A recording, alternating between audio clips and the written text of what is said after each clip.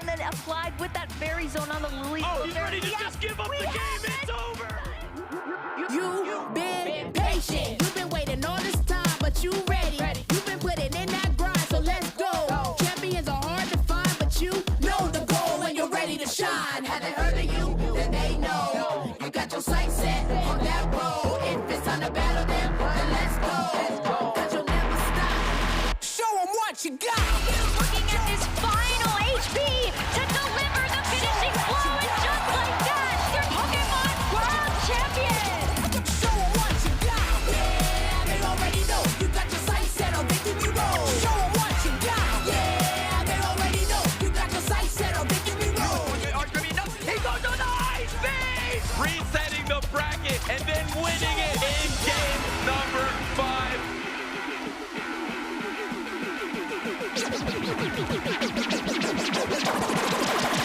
Show them what you got. Yeah, they already know. You got your sights set on victory road. Show them what you got. Yeah, they already know. You got your sights set on victory road.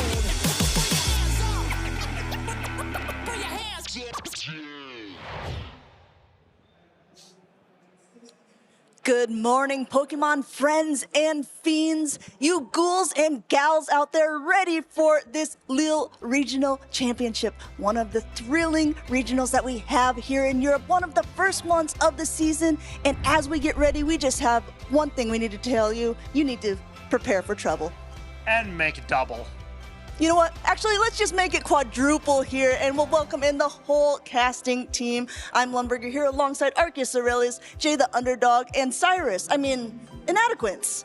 How are you guys doing so far? Well, actually, Amanda, I haven't had the best morning. I'm feeling a bit blue. Womp womp. But still, I'm ready to protect the world from devastation, and I'll be blasting off at the speed of light. So otherwise, it's pretty good. You know, Marcus, I'm really glad we coordinated our hair, right? We're so in sync here. But yeah, this weekend's going to be great. The meta has been developing every single time, I feel like. And yeah, this weekend's not going to be any different to see what everyone's going to bring. And not only that, we have a fresh new face to the cast as well. Big welcome in for Jay the Underdog. Jay, how you feeling? Well, thank you very much, Amanda. I have to tell you, I'm incredibly excited and a little nervous. Oh boy, we can already tell he's going to fit right in with the cast here, at least on my side of the bench.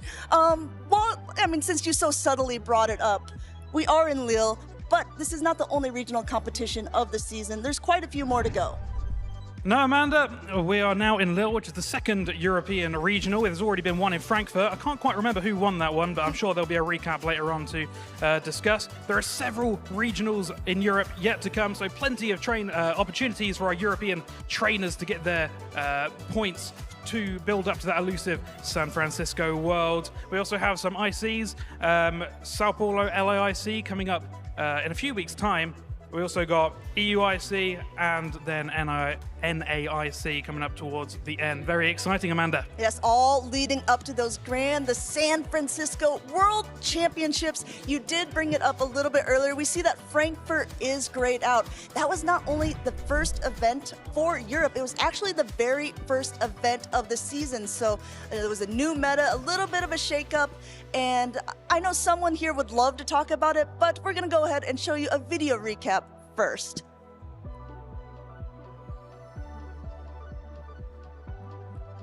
But we can talk about it in the meantime, I suppose, if you want to. Martijn, walk us through a little bit about it. Hello trainers, I'm Junkas and here's everything that you need to know about what happened at the first regional event of the 2026 Play Pokemon season. Over 100 players gathered in Frankfurt, Germany to test their skills in a brand new Tales of Transformation meta.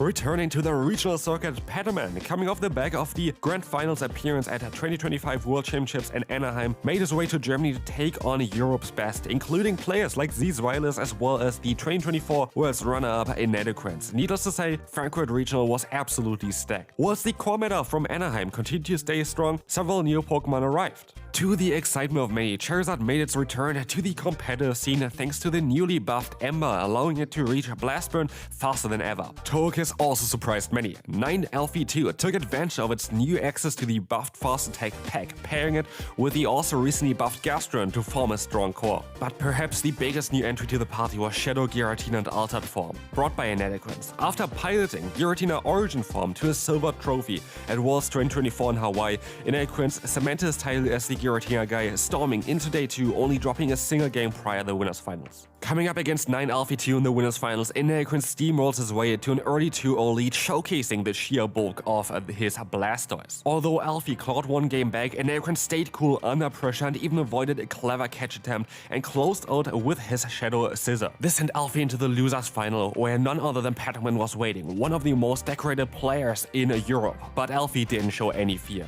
Alfie leaned upon his Gastron to bring home a commanding 3-0 victory as he booked his rematch with Inadequance in the Frankfurt Grand Finals. And the Grand Finals did not disappoint. Inadequance kicked things off by unleashing his Shadow Giratina, getting Galarian Corsair down to its last HP before sealing a shield-shattering KO with Gastrodon. Replicating the Winners Finals, Inadequance sailed to a quick 2-0 lead. Alfie returned fire in game number 3, taking the series to another matchpoint game where both trainers turned to their ace Pokemon once more, Giratina on Inadequance's side and Togekiss for Alfie. Despite Togekiss' valiant efforts, aligning multiple heavy-hitting charge attacks, Inadequance's patience paid off as he brute forced his way with Giratina and Gastron one final time. And with that, Inadequance was crowned the first champion of the 2026 Championship Series. What an incredible start to the season. We can look forward to even more thrilling battles ahead.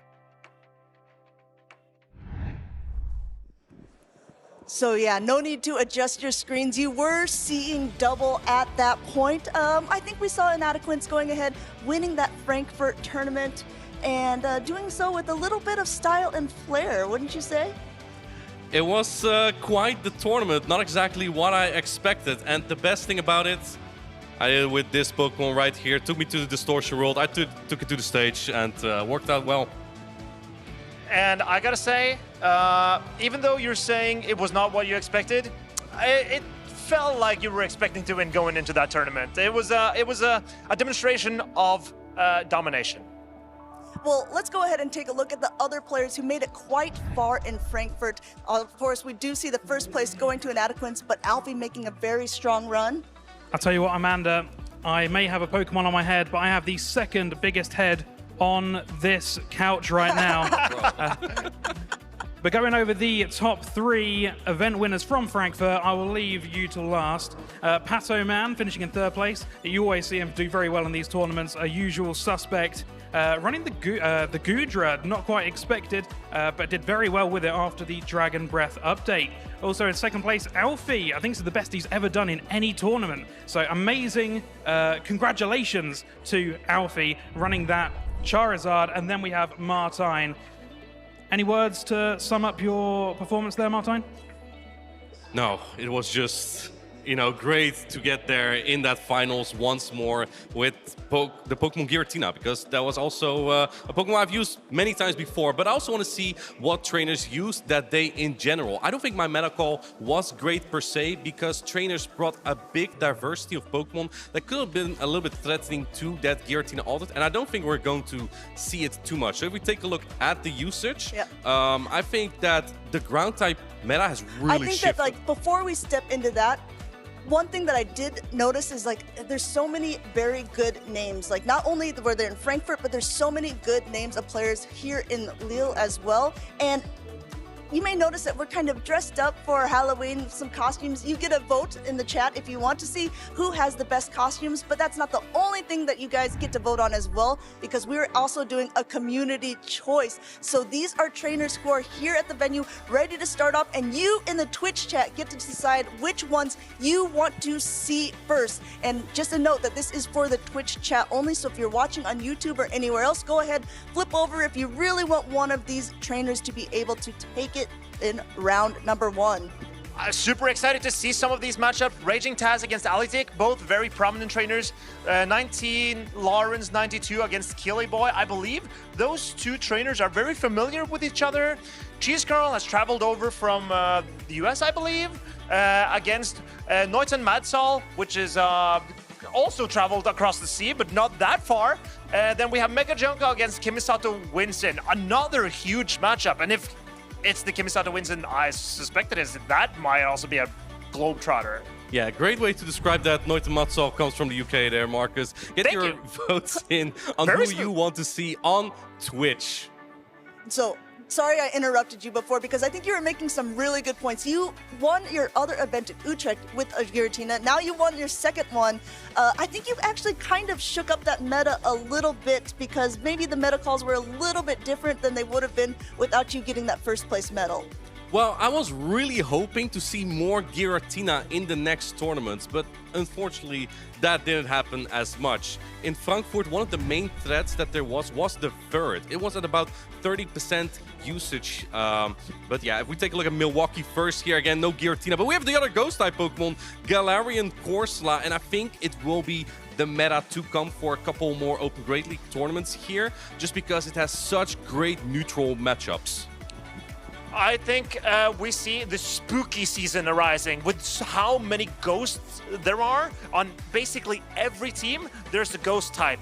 In Milwaukee, there was a ghost type on 15 out of 16 teams. So actually, we have a little, trick or treat going on here for the Halloween season. This is actually from the Frankfurt meta. It just says Milwaukee on the top of it. But I think that's maybe a foretaste of the feast because we're going to show the Milwaukee meta coming up as well. Yeah, because the Frankfurt meta had a lot of Shadow Kanto Marowak still. While when we progressed to Milwaukee, we saw other ground types make a Earthquake in the meta. We still see Galarian Moltres. It's been prominent since Worlds. It was Beelzebub's best Pokemon in his matchup against Potoman, and it's still going on so strong. So I'm excited to see how it will change up from... Well, you know, what I think the best Pokemon is on this graphic right here. Tell me. You know. Wigglytuff? It's gonna be the Wigglytuff, definitely. It is so charming, and it checks that Galarian Moltres that you just talked about, that Beelzebub won the World Championships. Jay, it also checks Galarian Corsola. How crazy is that? That is absolutely insane. A Pokemon that I've noticed in this graphic that I am interested in is the Charger Bug. Last season, we didn't see very much usage of it, but I feel like in these previous tournaments, we've seen it rise up again. The Charger Bug.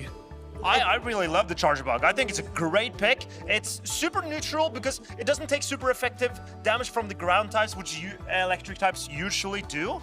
And it can hit back against those grass types that electric types also struggle to hit. So as a reminder, this was the very first tournament in the season. So I think a lot of times trainers are kind of deciding, what are going to be those meta picks. Sometimes we see things that are a little bit different than we see throughout the season. So keep an eye on that Corsola because it does look like it's been very popular, but there's been a Pokemon, I'm looking at that third place spot, Credilli, that seems to be popping up more and more as the season progresses. I expect Cradley to go nowhere because I think Cradley is perhaps the safest Pokemon to play right now. And we have Scizor is the only true hard counter to Cradley in all of this usage. And that's why I think with Corviknight having a community day, you see fire types like Talonflame and Charizard. Scizor is kind of risky, and that's why Cradley becomes even more safe. Well, let's pop on to Milwaukee and see how much of a difference that's actually made from these times. Go ahead, take a look. Looks like Credilli's already at that #1 spot. Cradilli is still there, but the thing that stands out the most to me is that Clodsire in Milwaukee was the most common ground-type Pokemon. Why is that so mind-blowing? It's because it is the ground-type Pokemon, weak to other ground-type Pokemon, and we saw Gastrodon specifically being so dominant in the regional championships before this. Yet somehow, Clodsire still got to that top 3 here. Another reason we might be seeing this and the Credilli so much is because of the sheer amount of flyers this season with the new move Peck generating so much energy. We've seen so many new flyers introduced into the meta, and it's quite essential to have this rock-type coverage to maybe smite them down. As you're saying, Clodsire being able to hit being a ground type to hit the flying types, but also it's a ground type that beats Cradily. Because it's poison ground typing, it double resists the acids that Cradily That's a usually great point you runs. got there, Marcus. Excuse me, what? That's a great point you got there. Thank you. I have several great points. Championship points, I also have those. Not as many as you, but I have them. Anyway, Clodsire being able to hit flying types, good into Cradily. It can beat Corsola, Azumarill, Wigglytuff, even Furret. It's so tanky. It even beats Forretress in a lot of scenarios. You know what actually boggles my mind? While we're talking about Clodsire, if you're looking at it, it doesn't do... I mean, Clodsire, Gastrodon, Shadow, Kanto, Marowak, we're seeing all of these on the top usage, but you know what took that #1 spot? It was a Bastiodon with Meteor Falcon's team, and that is a Pokemon that doesn't seem to do so well against those ground typings, but it does really well against the flying types. It's a bit of a divisive Pokemon. What are your guys' thoughts on the usage of it? I think North America meta is cooked. Like Cooked, Bastiodon entirely only cooked. wins there. It doesn't win here, so far at least. 2 wins in a row for Bastiodon. That's 2 out of 2 so far this season. And I gotta say, Meteor Falcon, he's been running Bastiodon since day one. It's a day one for him. They're OGs, they're true friends, and if there was one time to run Bastiodon and have success in an American tournament, it was right now. And Meteor Falcon, he ended up winning. He came on in from the winner's side of the bracket. He did take 1 loss in the grand finals, but then he managed to beat out Pranav and win Milwaukee. And he had a very unique team. Not unique to him, because he's always running that Bastiodon, but he's also running that Fearow. And Fearow just had its move update with Peck, and it increased the energy so much for Fearow, making it a very flexible flying type. And I love, if you're looking at the screen too, a lot of faces that have been competing in the seasons for a bit, but maybe haven't had their breakout moments yet. I think this was a big moment, not only for Meteor Falcon, but also for Pranav and for LW Josh. I also want to say, look at these teams. Outside of Corsola and Cradily, which are staples on every team, there are so many different Pokemon. I don't think there's even a single repeat. You see Bastiodon, Fearow, Blastoise. Then you see Fortress, Murkrow, and Corviknight. And then you have Moltres as the 4th flying type in the top 3. I think this snapshot is a perfect snapshot of the meta that we have right now. Cradily, Corsola, and then do whatever you want. Okay, take notes, trainers, if you're listening to Marcus here. Apparently he's making some good points, so maybe these are Pokemon that you want to bring to your next tournament. But once again, huge congratulations to Meteor Falcon. He is now the 2nd winner of the North American circuit. And we're going to crown our 2nd shortly after this weekend in Lille. That's when we're going to be able to see who will be taking it after Inadequance on our pretty little screen. I'm really curious to see. Like you said, it's kind of a snapshot that we had of the meta so far, but I'm curious to see how the European trainers will adapt to all the changes we've had so far. In Frankfurt, Corviknight with Air Cutter was not eligible yet. Now it is. And this is their first time to use that Pokemon. That Pokemon really has a lot of impact because it has play into that top meta of Cradily and Galarian Corsola. So I'm really curious to see. Maybe we're going to see some Talonflame again. Well, if you're curious to see the meta, you are in for a treat, my friend, because we have day 1 usage of Lille. Let's go ahead and take a look at it. It's also the first time that we're getting a look at it as well, so very exciting to see. Looks like, well, it hasn't really shaken up that much in the top spots, but walk us through, Yes, Jay. it is. The usual suspects. We have Galarian Corsola and that Cradily. Do you expect to see these? Of course you do. These are the 2 Pokemon, as Marcus said before, the staple Pokemon on every team. But what you have to remember when looking at all these Pokemon, the most used ones, including Blastoise, which was a little bit unexpected, I see, but it was in that winning team that we just saw from America. So this is very exciting.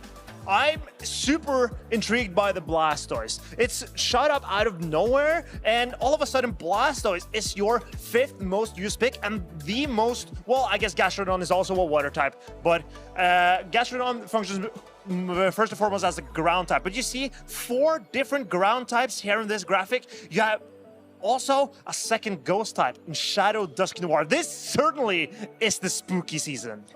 That Pokemon is so scary to play against because it has an excellent combination of fast attack and charge attack pressure. Blastoise, like you said, it's not a Pokemon you see a lot. It's kind of the Pokemon that never steals the show, but sets up the Pokemon that can steal the show. And then, Unova Stunfisk. Definitely a Pokemon that was not on my list, but because of the Thundershock buff a couple seasons ago, this sounds crazy because Thundershock is double resistant into ground. It actually does 1 more damage into Clodsire now, and it means it can win that matchup. You basically have another ground/electric type Pokemon to beat the Clodsire, and I think that's why we see a bit fewer than in Milwaukee.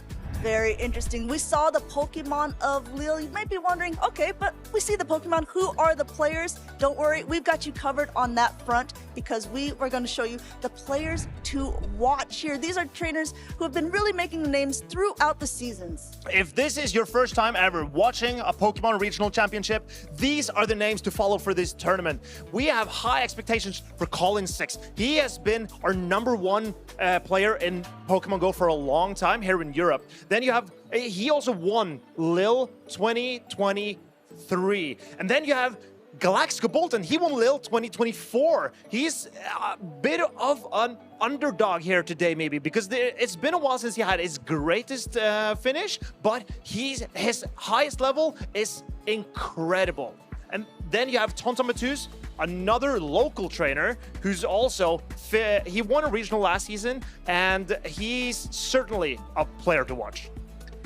The first 2 trainers actually have defeated me in Lille even. And I'm proud to say that I was part of their road to victory here. Well, this is not about you, Martijn. This is about the players to watch today. And even though they're going to be watching a lot of you, these are the players that you want to look out for. Yeah, that's why you're behind the desk this time. You're like, okay, Lille is not my spot, but there is something that we will kind of look to you for guidance for, Martijn, and that is we have some top player predictions from around the globe, you would say. These are all champions this season so far, and these are Pokemon that they think are going to be doing well in the tournament. So walk us through your pick. You kind of said a little bit about Corviknight a bit before.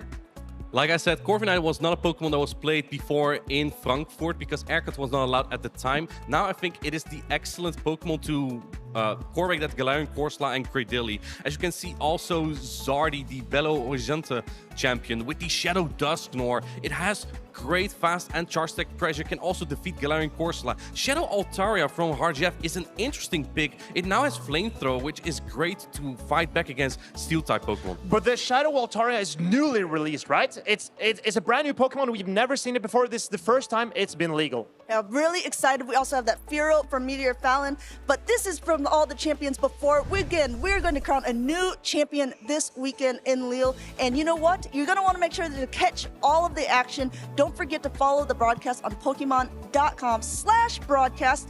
While you're following things, while you're checking things out, you might as well follow the channels either on YouTube or Twitch. That's where you're going to be able to watch all of the broadcasts, watch back the replays, see what's going on with everyone. And I know that we've been yapping a lot up here, but we're getting ready to yap backstage too, because there's players ready to battle, and we are ready for Lille. If you have not, really paid attention to this before, don't know how our tournaments go, don't worry. We got you covered with this format video. This weekend, the 2026 Regional Championships are bringing the electrifying action of the Pokemon Go matches to the global stage.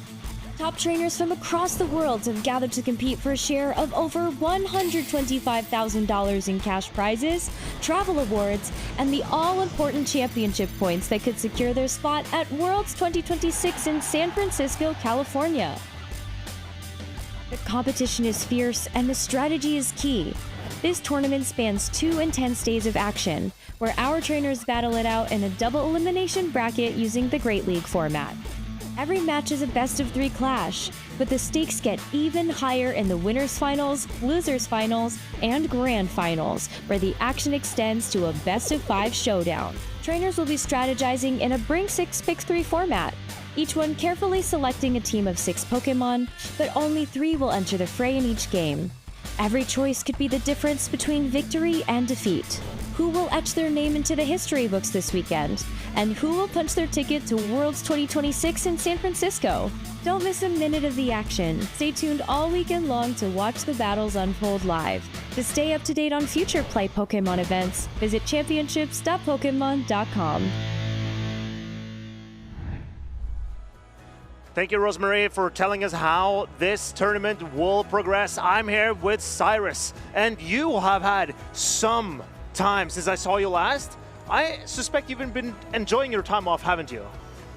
It's been great to watch just everyone play and just see how it's gonna go. And now I'm excited to sit here with you. We coordinated together, like you coordinated with me before you coordinated with Amanda. Important note. And Martijn came to me, asked, Marcus, will you please dye your hair the same color as I do? Because or else I'll feel so lonely and insecure. But you could be my friendly support. And you know what? For a friend like you, of course I'm here for you.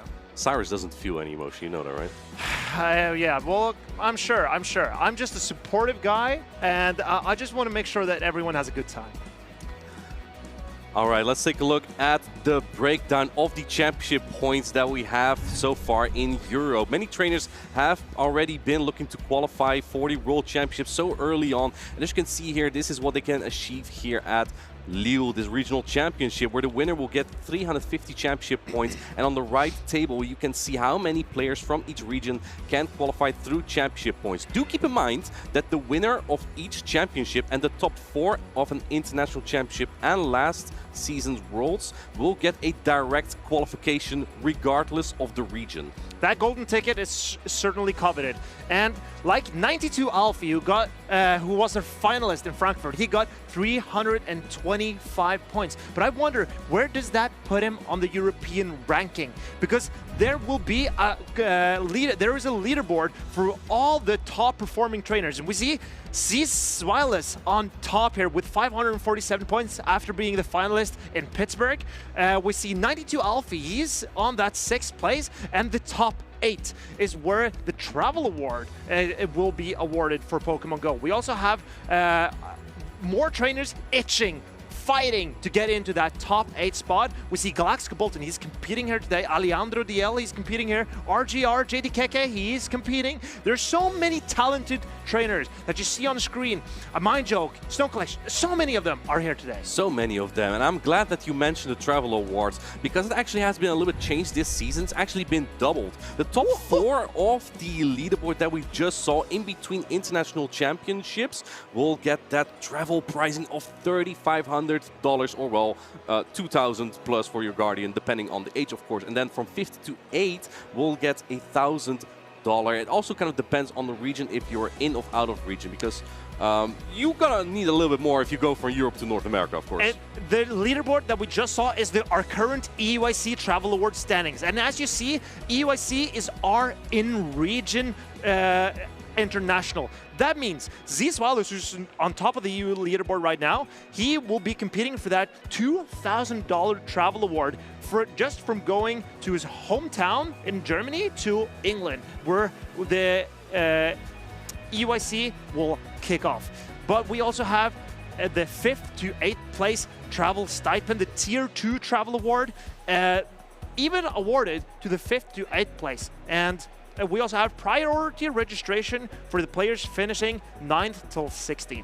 These are not the only prizes that trainers can earn from these regional championships. You can also get them solely on your placement right here, right now. As you can see, for that top 8, you can win straight up cash and then booster packs as well for the fans. So even though if you don't win this entire tournament, you don't need to go home empty-handed. There are cash prizes, there are booster packs, and of course, the memories that we make along the way. I mean, look how far we've come, right? And to say that as well, look how far we've come in the poll. You have voted which match you wanted to see. So let's take a look at who you picked exactly. I'm curious to see. The community has chosen 90 Lawrence 92 against Killyboy, and that will be a very exciting battle. We saw Lawrence get to, I believe, a top 16 last Regional Championship at Frankfurt, so he's already got that experience in him. I think Killy Boy, a Belgian player, doesn't have the experience as much as yet, but I know he's a very good player as well. I've lost to Killy Boy myself. I think You lose to a lot of people. I do lose to a lot of people, sadly, and I got to get my act together if I'm ever going to make my way back into a regional. But I'm here with Martin. Maybe some of his greatness can rub off on me. Okay, dude. But I'm very excited to see these players at least. 19 Lawrence, we've seen him on stage several times, and the top 16 from Frankfurt really shows that he's taking this seriously. Yeah, as we take a look here at their teams already, we see a Pangoro to start off the day on Lawrence's side. Love it. And on the right, we see, I wouldn't call it exactly spicy, but not a Pokemon we saw in the top meta usage, the Steelix. Both teams also have Cradily, Blastoise, and Galarian Corsola. And this is 19 Lawrence 92. You can see his team shirt. They're repping his team's colors, and he's come so far. And he really wants to make a dent here in Frankfurt as well, bringing some of the most used picks in Blastoise, Corsola, Corviknight, Cradily, and Stunfisk, but that Pangoro, as you mentioned. Really good matchup into Corsola, resisting Astonish and the Power Gem, and also pretty good into Cradily, being that fighting type, hitting it for super effective damage. I'm curious to see if we're going to see that Unova Stunfisk. It was a key pick for HK Assassin in Sevilla last season, and now it's going to be top meta here in Lille. It's got a pretty decent matchups into the Blastoise, the Golisopod, the Steelix, which doesn't pack Earthquake, and even against Cradily. If Cradily goes straight for the Grassot and you're up one Thundershock, you could actually win that two-shield scenario as the Unovan Stunfisk. You think that matchup is helpless? Unovan Stunfisk's pacing is really good because you need 5 Thundershocks for your first charge attack, regardless of Mud Bomb or Discharge, and 4 for your second charge attack. The Steelix looks difficult to use into the team of Lawrence because the Stunfisk is so good. Stunfisk, we don't have any immunities in Pokemon Go as we do in VG, so Ground is gonna double resist the Electric type fast attack from Steelix, and then Electric resists as well. So you have a triple resistance against Electric from Unova Stunfisk. And I think Killy Boy, he needs to maybe lean into that Gastrodon to control that Unovan Stunfisk, but Gastrodon does not look terrible, in my opinion, into Lawrence. It's not great into Corsola or Corviknight or Cradily, but it can hang on, and it's got neutral matchups to good matchups into Blastoise and Pangoro. So I think that Killy Boy needs to use his Gastrodon, or else that Unovan Stunfisk, as you mentioned, might get out of hand. The Gastrodon is a very solid pick indeed, because Acid is resisted as a fast attack, and even 2 Water Pulse will almost threaten a Corviknight knockout. Both trainers have locked in. We're getting ready for game number 1. We have Lawrence on the left, Killy Boy on the right, and it's going to be the Pangoro into Cradily. This is a great lead for Lawrence. And how does Killy Boy respond to this? He has softness to Pangoro in his team, but here he safe swaps the Golisopod and is met with Corviknight. This is a very good matchup for Lawrence because Corviknight, as a steel and flying type, double resists the Fury Cutters from Killy Boy. And that Aqua Jet neutral, though, still going to chunk a lot, but Air Cutter just comes out so quickly. It also has a 30% chance to boost the attack of this Corviknight, making it even more difficult to knock out. And keep in mind as well, because this Corviknight is a Steel-type Pokemon, you could not even get an Acid down with your Cradily. How would you play this if you're Killy Boy? Because now the Corviknight is in Rock Tomb range from Cradily, but Lawrence has the opportunity to overfarm here. This Air Cutter will knock out the Golisopod if it goes unshielded. Do we see Killy Boy shield up? No, he does not use his first Protect Shield just yet. The shiny Golisopod goes down, in comes the Cradily, but it's gonna take, I think, 2 charge attacks here. If Lawrence will go for the Air Cutter, he's already in the pivot, and he is going for the Dark type charge attack here. This will do much more damage than the Air Cutter. Does Killy Boy sniff it out? And he does not put up a Protect Shield.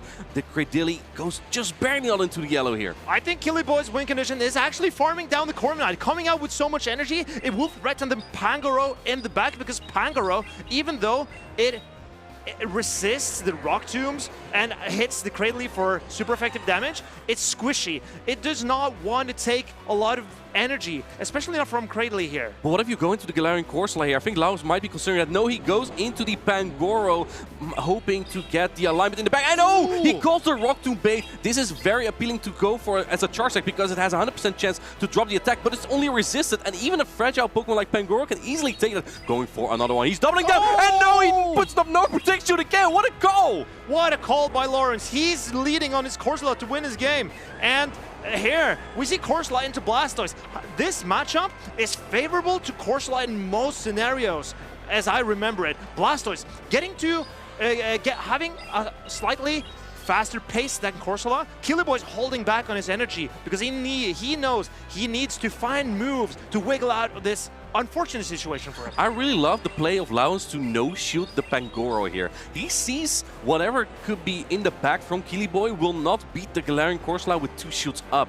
And as you can see here, Blastoise only puts out charge attack pressure. The Hydro Cannon will add up, but the rollout, as you can see, this Galarian Corsola has hardly noticed any of that. Meanwhile, the Astonish damage has really added up already so far. This is the pressure of Corsola. It's super tanky, it has heavy fast move damage, and it's just neutral into so many things. Oh, he predicts the combo play! What a play by Killyboy! Killyboy is not here to mess around. He wants to go home with a win in this first game of the day. But how can he farm down this Pangoro? Because Blastoise, okay, Blastoise gets to the Hydro Cannon. Perfect timing from Killyboy. This will knock out the Pangoro. But can it manage to take out the Corsola in the back too? I think Killyboy had to go for the Hydro Cannon there, or Pangoro will get to another charge deck here. But you need 2 Hydro Cannon for this Galarian Corsola. It is so bulky, and I think that the Blastoise is already or nearing Nightshade range as well. So this is looking very downhill for Killyboy at this point. And Blastoise needs to outpace the Corsola. It will win charge deck priority, but Corsola gets there first, and this Nightshade will knock out Killyboy's Blastoise. What a play by both players. Lawrence calling 2 Rock Tomb baits from Killyboy and his Cradilly, and then Killyboy predicting the close combat combo play. That was an incredible battle to start off day 1 with already. What a community choice we've had here. The community certainly know what they're doing. Excellent choice, community. Excellent choice, because this was certainly a battle. In my opinion, it looked so dire for Killyboy from the beginning, because he had the Cradley in the front and Blastoise in the back, and none of them can really easily damage that Pangoro. But that farm down with Cradley on the Corviknight, that made Killyboy actually gain some momentum back. If he threw the Grass Knot in one of those situations, then I don't think the Pangoro would have reached the close combat. So that could have been a different it definitely came to the moment which attacks they threw, right? Because if Killyboy went for the Grass Knot, would have been an entirely different battle as well. Perhaps you could even get that farm down with the Cradilly and just debuff the opposing Corsola. Because if you look at the team from Lowens, and then the team from Killyboy, right? Yes. You see Galarian Corsola from Laos. What? On the team from Killyboy, answers Galarian Corsola. There's nothing really. Cradilly can win the even shield scenario just because of Rock Tomb being an efficient charge deck that drops the attack of the opponent. But it's kind of wasted. That is not where you want your Cradilly. You want your Cradilly on pretty much anything else that is the Galarian Corsola or the Pangoro. You have Steelix with Crunch, but that still is not as good as you think it is against Galarian Corsola. Corsola is so tanky that it can even beat the Steelix, who still hit it for super effective damage. So Lawrence, realizing that Pangoro can get him shields because it's so threatening, gets to those close combats super quickly. If he can set up the Corsola with a shield advantage, there's really nothing on Killyboy's team that can deal with that Corsola. Yeah, you're right. I'm just looking at it, and I talked about Galarian Corsola not being answered. You're right. Pangoro's not answered exactly either. I think the best answer that Killyboy has to the Pangoro is the Goliath spot, so it did make sense that he did bring that. I think the Pokemon that might neutrally be the best into both of those might be the Goliath spot and the Gastrodon, but that's core broken by the Corviknight. So let's see how these trains are going to adapt. We're locked in for game number 2. Lowens on the left. He's got the Pangoro again, and this time it's lined up into the party hat Blastoise. And we see the same strategy from Lawrence, but Killyboy, has he adjusted? Can he make a difference in this game compared to the last one? And they're both farming up, and Lawrence immediately going for the close combat. He's going for it. He's looking at his opponent. Will he shield? And he puts up the shield. This is a very good play from Killyboy. Then going into the Galarian Corsola to soak energy. Killyboy holds on to this energy. I love that play because you need to throw that energy at some point into the Pangoro. Now swaps in the Cradilly, realizing, wait, if I just swap in my Cradily here, it won't be lined up into the Pangoro. I might be in a good spot here because Pangoro is so fragile, it will get into the red after even one Hydro Cannon from the Blastoise. And I'm noticing none of the players are bringing the Pokemon that we spoke about initially. So no Unoma Stuffers. This is the best place to put the Cradily for Killyboy. Great recognition by him. I like that play a lot. Another Night Chase coming through. Cradily will hang on here. The timer's almost going to be up. I'm curious to see if Killyboy is going to play this out or if he's going to stay in. Yes, he's going to expand his energy just still. However, if you stay in here, the Galarian Corsola will get the farm down with the Astonish. This was, as we mentioned, the strategy from Lawrence, getting a shield advantage on this Corsola. But here you see, oh! This Golisopod's not moving! Golisopod, your call to action. It was a few seconds ago, but here he comes. And now the Corviknight will outpace the Golisopod, who took a rest in the middle of the battle there. But we see Killyboy. Now he's got to do some. He's got to do some moves to bring it back because Lawrence is using that strategy that we discussed. Get a shield advantage with Pangoro and for Corsola to perform in the back. The shields are still up on Lauren's side. It's 2 versus 1 shields, and there's still a lot of energy on that Blastoise. Perhaps something can be done with that, but not getting to this second Aqua Jet here kind of hurts Killyboy in this matchup. Luckily, there's no attack boost from Air Cutter just yet, but this Hydro Cannon will not be able to knock out yet now, and I think that rollout, it's not going to do much damage before Lawrence will get to another charge stack. And we see dealing with the Pangoro will be the hard situation for Killyboy here, because the Pangoro behind 2 shields, it's not looking good. The Pangoro is super threatening when it's up energy and up shields and you don't have a fairy type. There's 1 shield down now. You have 1 more shield as Lawrence going for the Hydro Cannon immediately. I think Killyboy wants to stall the clock to make a catch attempt here, but Pangoro paces so quickly. I think Lawrence can just go for 2 close combat here and then go for the back-to-back. There's the attempt to catch, doesn't fall for it, gets the Karate Chop down on the Cradily. Now you have 2 close combat, 1 to pull the shield, 1 to get the knockout.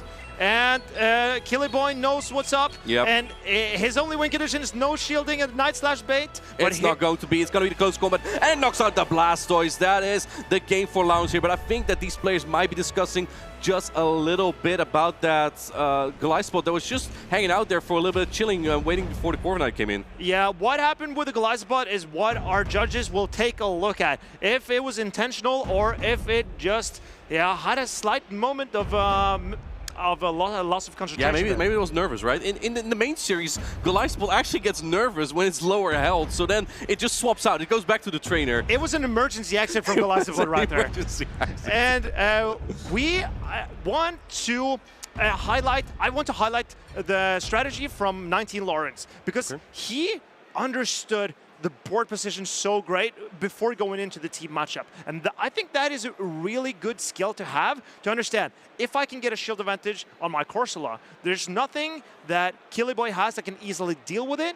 And how can I get that shield advantage? What gets me that shield advantage? Pangoro. It's super quick to a threatening close combat. Pangoro has an incredibly high attack stat. Not a lot takes a close combat on the chin. Giratina would. Oh yeah, but you don't enjoy those Night Flashes.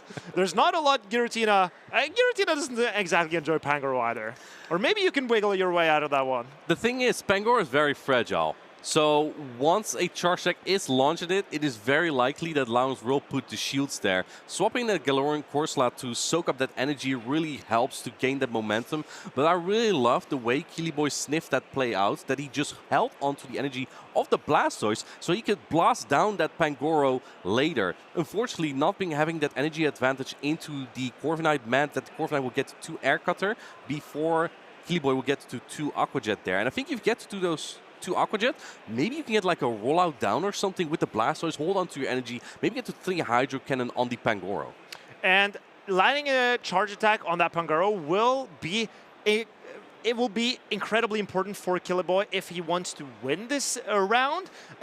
But he has a way with Golisopod to threaten that Pangoro, because the Golisopod is not weak to the Night Slash, and it also resists the fighting type close combat. And that means the Golisopod, with its pacing and with its typing, can really threaten that Pangoro. Golisopod, also with its pace and its damage output, can win the 2-shield scenario against Galarian Corsola. If you can get to 4 Aqua Jets. Aqua Jet, yes, correct. Then it doesn't have a tail. No, but it has a jet. Yeah, sure. It has a jet engine. I'm sure. And that means that the two Aqua Jets and the added up Fury Cutters will knock out a Galarian Corsola in most situations. And with the pace, you can outpace Corsola to 3 charge attacks. I do think, though, Allowance wouldn't care, because the Galarian Corsola is just there to soak damage. So even if you were to win that matchup, you have nothing to hard answer the Pangoro with either way. And that's kind of a tough situation there. Do you think that Pangoro is the fighter to bring in the current meta? Because we've hardly seen any Prime or Annihilate in the latest regionals at all, right? I think he's like, you know what? Bastion's not going to win a Europe on my watch. Okay, so I think Pangoro is looking incredible. Okay. That is the best fighter, in my opinion, right now. Okay. It's better than Primeape, even though Primeape is more consistent. Better than Scraft? I think it's better than Scrafty too. Well, maybe if we get, spoilers, Mega Scrafty, then maybe. But I also think that Chestnut would be a fighting type to bring because of how it walls the Gastrodon and also the energy from Cradley. But we are getting from our producers that Lawrence has won Winners Round 1, the community choice, and congratulations to Lawrence for winning that game. So we do not get the rematch. I think that the position for Keely Boy may have been a little bit dire at that point already. So congratulations to Lawrence, Galarian Corsola, and Pangoro Core advancing to Winners Round 2. Very well played. And I know what you're going to say, but this is a trainer that you want to take note of because he realized in Game 1, I found that incredible play to go for the farm down with the Cradley. I think the board state there, very, very great play from Killy Boy, but the Corsola of Lawrence and the Pangoro in tandem was too much for Killy Boy to handle. Lawrence, he managed to take home Game 1 with a combo play before Game number 2. The Pangoro was just too much to handle, taking shields and taking HP. And taking names. We'll see how Lawrence will continue in this tournament. He's come off a top 16 run in Frankfurt, which is a great start to come in this season. Previously, he hasn't gone as far in other championships in the previous season. So it will be great for him to see the development and investment to pay back to see in this performance, right? To perhaps reward it with a medal at some point. Oh, I'm sure he would be itching for that. I mean, it's early to say now, right? Because medals are awarded at top 4. But this is a great start and really boosts your confidence. Because something that I find tough about competing in regionals, it's hard. It's really hard to get warmed up for your games. But I think I agree. I wish we had a system where it would reward more games and it would give the players opportunities to get warm, as you say, because warming up is the struggle for a lot of trainers. And Lawrence has it now, so that's great. Exactly. We're gonna have more of these winners round 1 and 2 as well soon to come. Our next matchup is gonna be between 2 French players. It's gonna be Moches versus Caston, and Caston, I believe, is one of those players that has gotten a medal before. He's a 3rd place finisher in Dortmund 2024, and the player to knock him out of that tournament was I. So I know Caston well. He's an incredible player. I've also played Moches several times. I knocked him down in Lille 2023, but then he knocked me out in Malmo 2024. So That's tough. Yeah, we have a bit of history. Yeah. But I know both of these trainers very well, and this is going to be a very tough matchup for both of them. I believe they know each other pretty well. So this is going to be an exciting one. Let us know what you think. Use #PlayPokemon to tell us who you think is going to win, which Pokemon is going to succeed, why I have the best cosplay of the forecasters, and yeah, we'll love to show some of that on the broadcast as well. So make sure to use #PlayPokemon and put on your social post. We will talk about them. I want to see some social posts. Have you seen some social posts today? Not yet. I saw Paula say something about Cyrus. So, you know, Paula, if you have something to say about Cyrus, you know, put it on there, and we'll love to talk about it. I would like to see some X posts about Cyrus and Martine. Really a comparison of their hair, mostly, and how similar it is. Because the spikes, you really got the spikes going. Or would you say it's more wavy? Yeah, I've been a little bit going with some waves. The spikes would definitely look great as well. I'm just like a modern Cyrus, right? I've been in the distortion world for a while, that's why I have a beard now. But let's not yap too long about that. Let's go into our next match here. What do we see here? The distortion world did you well, but we see an Empoleon and a Zweilous from Gaston. And we also see that Shadow Talonflame that you piloted so well to win Frankfurt. Maybe that's the recipe for success, but on Munch's side, we see Shadow Feraligatr and Shadow Dusknoir. Oof, that is a scary Pokemon. Its pacing is so good, and Shadow Punch just comes out so quickly. What I really appreciate about Shadow Dusknoir is that it has two punch attacks, right? Shadow Punch and Dynamic Punch. And Dynamic Punch is such good coverage because we hardly use any fighters in the current meta right now. That is true. And what also inspires me so much about these trainers is that they also coordinated their outfits similar to you and I. Yeah, that's what they did. Yep. That's what the French did, yeah. Absolutely. It's white with black stripes, and the zebra outfit is what we have here. And also, Moches bringing that spooky season with his Gengar hat, which he's been known for. This is a trainer we've seen on stream before, and he is a veteran of the community. He's been around for so long, and now bringing that Shadow Dusknoir to the table. That Pokemon is looking very threatening for Gaston because it really punishes the Cradily.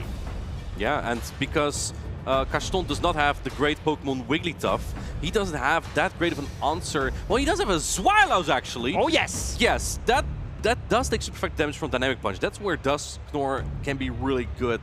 It's just that you resist Astonish. So that's going to be a little bit tough. I do think that Wigglytuff is going to be still a little bit better here because you core break the Galarian Corsola and Zweilous core here. Zweilous taking double super effective from Charm. I think it takes like 5 charms to take it down? In my opinion, this is the worst matchup to bring the Wigglytuff. Even though, yes, because, and I'll explain to you why. Because please do. Even though the charm was reworked, so it has a way better matchup into Cradily now because it can reliably get to Icy Wind in both the 0 and 1 shield scenario. There is a Shadow Talonflame and an Empoleon on Gaston's team. That means there are too many punishes for that Wigglytuff for Moches to succeed with it, in my opinion. This Feraligatr has Ice Fang. Ice Fang Feraligatr? It's Ice Fang! It's another chick to Zweilous! Whoa, that Zweilous is not looking too hot in this matchup, that's for sure. And when you have that Feraligatr with Ice Fang, it's going to be a little bit better into Marowak and Cradily. But there's an Empoleon. And Empoleon with Water and Steel type double resist that. I think that makes the Empoleon look excellent into the team of Moches here. You only really have to fear the Unova Stunfisk and kind of the Dusknoir. But even against Dusknoir, I believe you win the 2-shield scenario there is the Empoleon. It's a regular Empoleon, non-Shadow Empoleon. It is. It's non-Shadow. I think that is the way to go in this meta because a little bit more bulk is good for Empoleon in a lot of situations against Cradily, against Corsola. But here we go, trainers. They are locking in, getting ready. And let's see what we have. We have the Shadow Dusknoir versus the Galarian Corsola. Spooky, spooky. What a scary matchup here. The Dusknoir is not as bulky, but will have pace to 2 charge stacks here. And that means it will only win the 1 shield scenario here because Galarian Corsola is bulky enough to hang on to 1 charge stack here. So let's see if Gaston is going to force shield here. And yes, he is going to pull up the first protect shield, but you have to go for your own Nightshade to secure a knockout here. You cannot get the Astonish down before the next attack, and in comes the Nightshade. If Moches wants to win the 1 shield scenario here where both trainers use 1 shield, then he is going to put it up, and he does. And the Dusknoir will consistently win the 1 shield scenario, but Moches decides not to. He wants to save that energy and goes into his Corviknight, a load balancer, being able to play neutrally into the entirety of Gaston's team outside of that Talonflame, but there's no Talonflame here. I do like this play because you know that if you can get to a Dynamic Punch, it will be better on any Pokemon that Gaston could have in the pack. Going for the payback right away here just before the Rock Tomb because the Rock Tomb will drop your attack. So you want to make sure you launch your Charge Deck here before Cradily launch anything.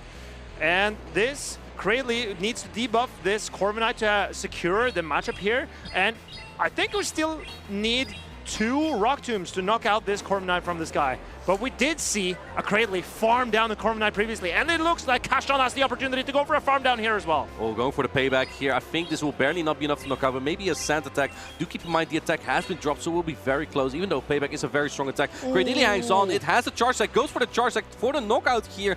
And let's see, Mochat is probably pretty happy with that. Now you can get an energy advantage on any Pokemon of yours in the back.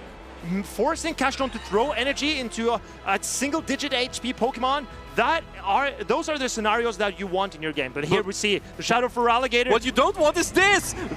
You really wish you had Shadow Claw here. It is Ice Fang. And Crunch! And Kashdon really read the team sheet here because it looks like he's not surprised with it. The Ice Fang does almost no damage. And oh, no shooting this Crunch. And I like that play because Crunch has, I believe, a 20% chance to drop the defense. The second one would do more. No drop here, though. Now going for the Drill Peck for neutral damage here on the Shadow Feraligatr. And now the Mochat can go for Hydro Cannons to threaten this Empoleon, but Empoleon will outpace.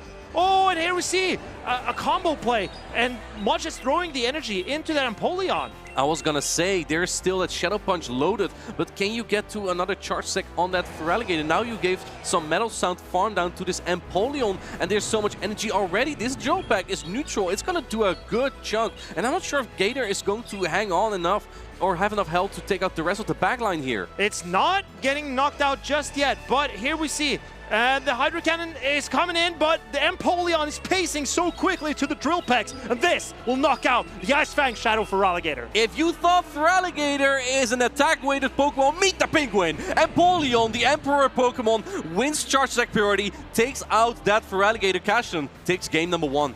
What a display from Kashdon. He did not have the greatest lead because Mochat could force a one-shield victory with his Dusknoir, but Kashdon, he ended up not dropping a single Pokemon in that game. All 3 were still ready to fight, even though they were low HP when the game ended. Kashdon is known to have possibly a really good start to a tournament. When he got to top 3 in Dortmund at the time, I believe he didn't drop a single game up until his winners finals. And now he is looking for a tremendous start already, keeping all 3 Pokemon alive. What we call in the community the 3-ball flex there. We just saw from Kashdon an excellent call on that Empoleon in the back. Even though Mochat probably was like, maybe he doesn't predict the Feraligatr come out, I can bring my my Feraligatr, so I could possibly catch the Zweilous off guard here, or the Shadow Marowak that usually can win the 2-shield scenario against Feraligatr. Cash. He can catch a good lead. Yeah. Maybe he can Kashdon can catch a good lead. Are you done? Okay, I'm done.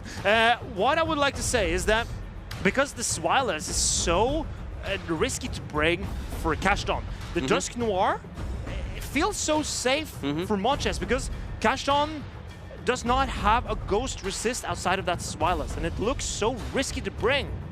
I would arguably say that the Dusknoir was in the worst position possible. Perhaps you even wanted to go for that, to play that one-shoot scenario, just go for the Shadow Punch and knock out the Galarian Corsola. But I think Mochat knew there was going to be 2 Pokemon in the back that wouldn't really appreciate it. Because if you see the Galarian Corsola lead, you know there's not going to be Zweilous in the back. So where does your Feraligatr gonna go? It's very unlikely it's going to be on that Zweilous.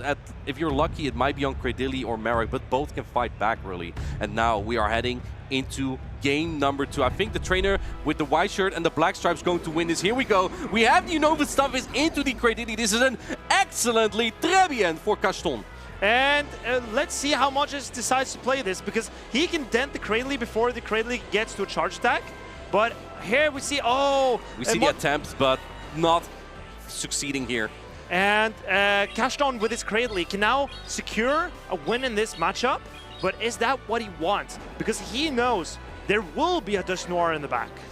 And now building up some more energy. Making the catch on the Galarian Corsola. I think at this point, Mochat needs to pray for an attack boost so he can undo the attack drop and then get to the payback. Does he get it? Yes, he does. That is actually quite big, but I do think Galarian Corsola is bulky enough to hang on to this super effective payback. It certainly is. And Corsola is threatening a knockout on this Corviknight with a Nightshade if he can get there. But this will come through. And, it does heavy damage to that Corsola. But look at the farm up from Gaston here. Perfect counting on the sand attack. Throwing right before the air cutting here. We do not see the protect shield from Molches. And now I think Gaston has enough health to get to another charge stack. If you can hang on to 2 Astonish from the Dusknoir, you may be able to get to another Nightshade. But for that reason, Molches shaking his head. He might go in with the Stunfisk here. And no, he goes in with the Dusknoir, trying to get the Astonish down. Does he get it? And yes, he does get it before the Nightshade from Gaston. And this is now looking... I think it's still looking good for Gaston, but Molches has an ace up his sleeve. That's Dusknoir. He can now outpace the Empoleon. I think at this point he goes for... Oh, he sneaks an entire Astonish there. That is actually great for Molches because you have an extra energy here and you need all the Shadow Punch you can get. But going for the combo play. I love this from Molches because now you have all the energy for the Cradily later. I think you have to put a protection here as Gaston, and he does preserve the Empoleon. But the Cradily still dominates this Unova Stunfisk pretty much. So let's have a look how this matchup is going to go. Molches doing everything he can to pull this back, even though he's had unfortunate alignment throughout this game. Here's the thing though, if you take too much damage here, you will be in Shadow Punch range. And Shadow Punch does cost less energy than Dynamic Punch from Dusknoir. In comes the Grass Ult, but you're going to need another one. As it has a fast attack, does not deal enough damage here. And now taking another Mop Bomb here. Now you're going to be in Shadow Punch range. And Molches knows this Dusknoir is his win condition. If he can keep energy and health he swaps though! And he has two! He has two loaded! Two. The first Protect Shield, or well, the second Protect Shield goes up there. All Protect Shields are down now. And do we go for the Charge Attack pretty tight? Oh, this is going to be dangerous. Did that Empoleon have a Charge Attack loaded? Because if it did, it will win Charge Attack Purity Tie here. You're going to put up the last protection, otherwise Dusknoir goes down. Does Empoleon have energy? It doesn't! Oh, and now but this is Shadow Punch, a debuffed Shadow Punch. This will not be enough to knock out this Empoleon. It's not, but what if the Empoleon will not be able to hang on to the Thundershock? I think this is a very tough situation for Gaston. He gets the Hydro Cannon here, but that Stunfisk is still around. It can potentially get to a Mud Bomb still on the Cradily. Who will win this race? Will it be Unova Stunfisk farming down this Empoleon, or will it be Cradily? It doesn't have the energy yet. How far is the Cradily away from another move? It's it will charge priority. This is the closest. This matchup could have been Molches pulling it so close, but Gaston and his Cradily, grass knotting this Stunfisk and knocking it out, taking a 2-game victory. Wow, that was an insanely close game there. I think if Molches might have thrown the energy just a little bit earlier, it could have been just the end. It's a fraction of a second that made the decisive outcome here. And yeah, that Empoleon showcase, I was really impressed just how quickly it gets there to the charge stacks and the resistances, the typing. It's just so good on this Pokemon. If Gaston was not able to get that Rock Tomb through, it looked dire. But he kept his composure. He knew his win condition. That was to get the Rock Tomb off with Cradily and then keep it in the back, preserve it for that Unovan Stunfisk. Molches, incredible gameplay, but Gaston, he proves what made him have such a deep run in Dortmund all those years ago. He's an incredible battler. Again, it's early in the tournament, but a beautiful showcase there. We didn't get to see any Z-Swallows there, but Sadly. It's a Pokemon that can really just break through, right? Did you call it Z-Swallows? I called it, the word Swallows was in there. Guzzlord is the Dark and Dragon-type Pokemon we've seen the most so far, but now Body Slam is a better charge stack. It made Gastrodon better again, but did everyone forget about Z-Swallows? It's a pretty good Pokemon actually. We all remember Z-Swallows, but Swallows, the Pokemon, has maybe been forgotten by a lot of these trainers. Swallows compared to Guzzlord does have a slightly better matchup into stuff like Cradily, and slightly better in the Zero Shield scenario because of the Dark Pulse. With the new Dragon Breath, it gets there quickly, and Dark Pulse hits hard. But here we see the Shadow Feraligatr with Ice Fang. It's a very interesting choice. Very interesting for sure. But into the Empoleon of Gaston, this is probably the worst matchup that you can see with that Feraligatr. I think that Molches basically picked that to cover Pokemon like Marowak just a little bit better. I don't think he really needed Dragon-type coverage because he already has the Wigglytuff. We didn't see it come in play though, and I think that was a good call. We still a catch here on the Galarian Corsola. Excellent play from Gaston because 2 payback probably would knock out. But like I said, great call from Molches on the team calls though, because Empoleon came out every game. And I think the Unovan Stunfisk was a Pokemon that could have flipped it from Molches, but this matchup was so close. As you saw, it finished on charged attack priority. And that means the Pokemon with the highest attack will win charged attack priority, and Cradley having more attack than the Unown Stunfisk, that was what decided this game. It's the moment when two Pokemon throw the charge deck at the exact same time. And a lot of trainers make good use of that. They know that their Pokemon have a higher attack, so they go intentionally for charge deck priority tie. But how do they know when the opponent has that energy? It's because they keep counting. You know, school was useful. School is useful. I don't use a lot of mathematics anymore in my daily job right now, but I use it for Pokemon, because if I can count the energy and the amount of fast attacks of the opponent's Pokemon, I can know when they get to that charge deck, I can get the charge deck priority time, maximize my own energy. But Marcus, I can also win those charge security ties, and then I totally lost track of what I want to say there. And that's why we have the Empoleon with high attack stat. It only needs 5 Metal Sounds to get to that Hydro Cannon, and with such a high attack stat as Empoleon has, it wins charge attack priority over, we saw it win over the Feraligatr, because even though it's a Shadow Feraligatr and a non-Shadow Empoleon, the Feraligatr might do more damage, but that's the Shadow bonus.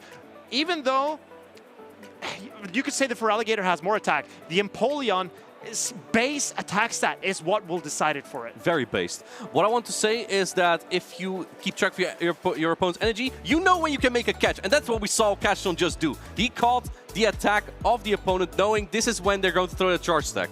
Excellent play.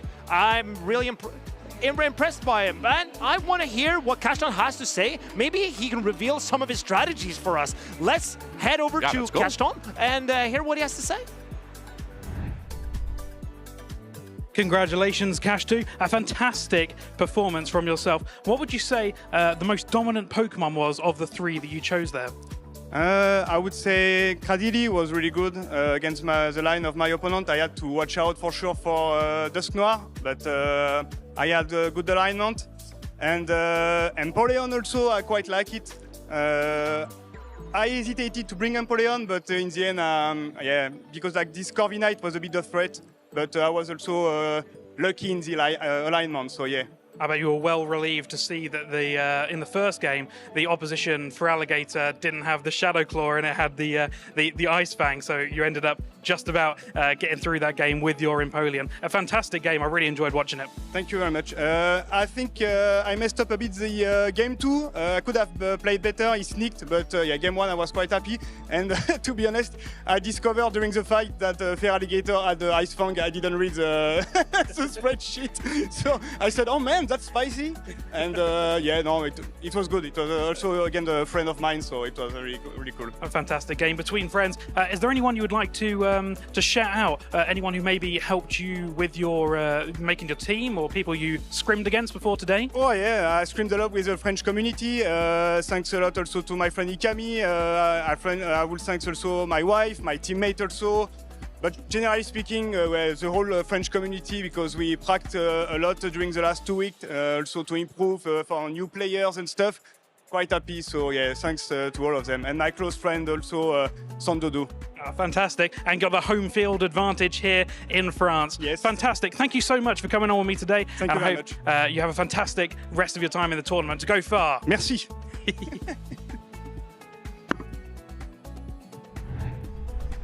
Merci beaucoup, Jay and Cashton. Cashton asked me to do a full coverage in French. I'll let you do that later, but for now we've heard how much confidence he had there. And yeah, practicing with some of the best French players, Sandoudou. I also know Vish.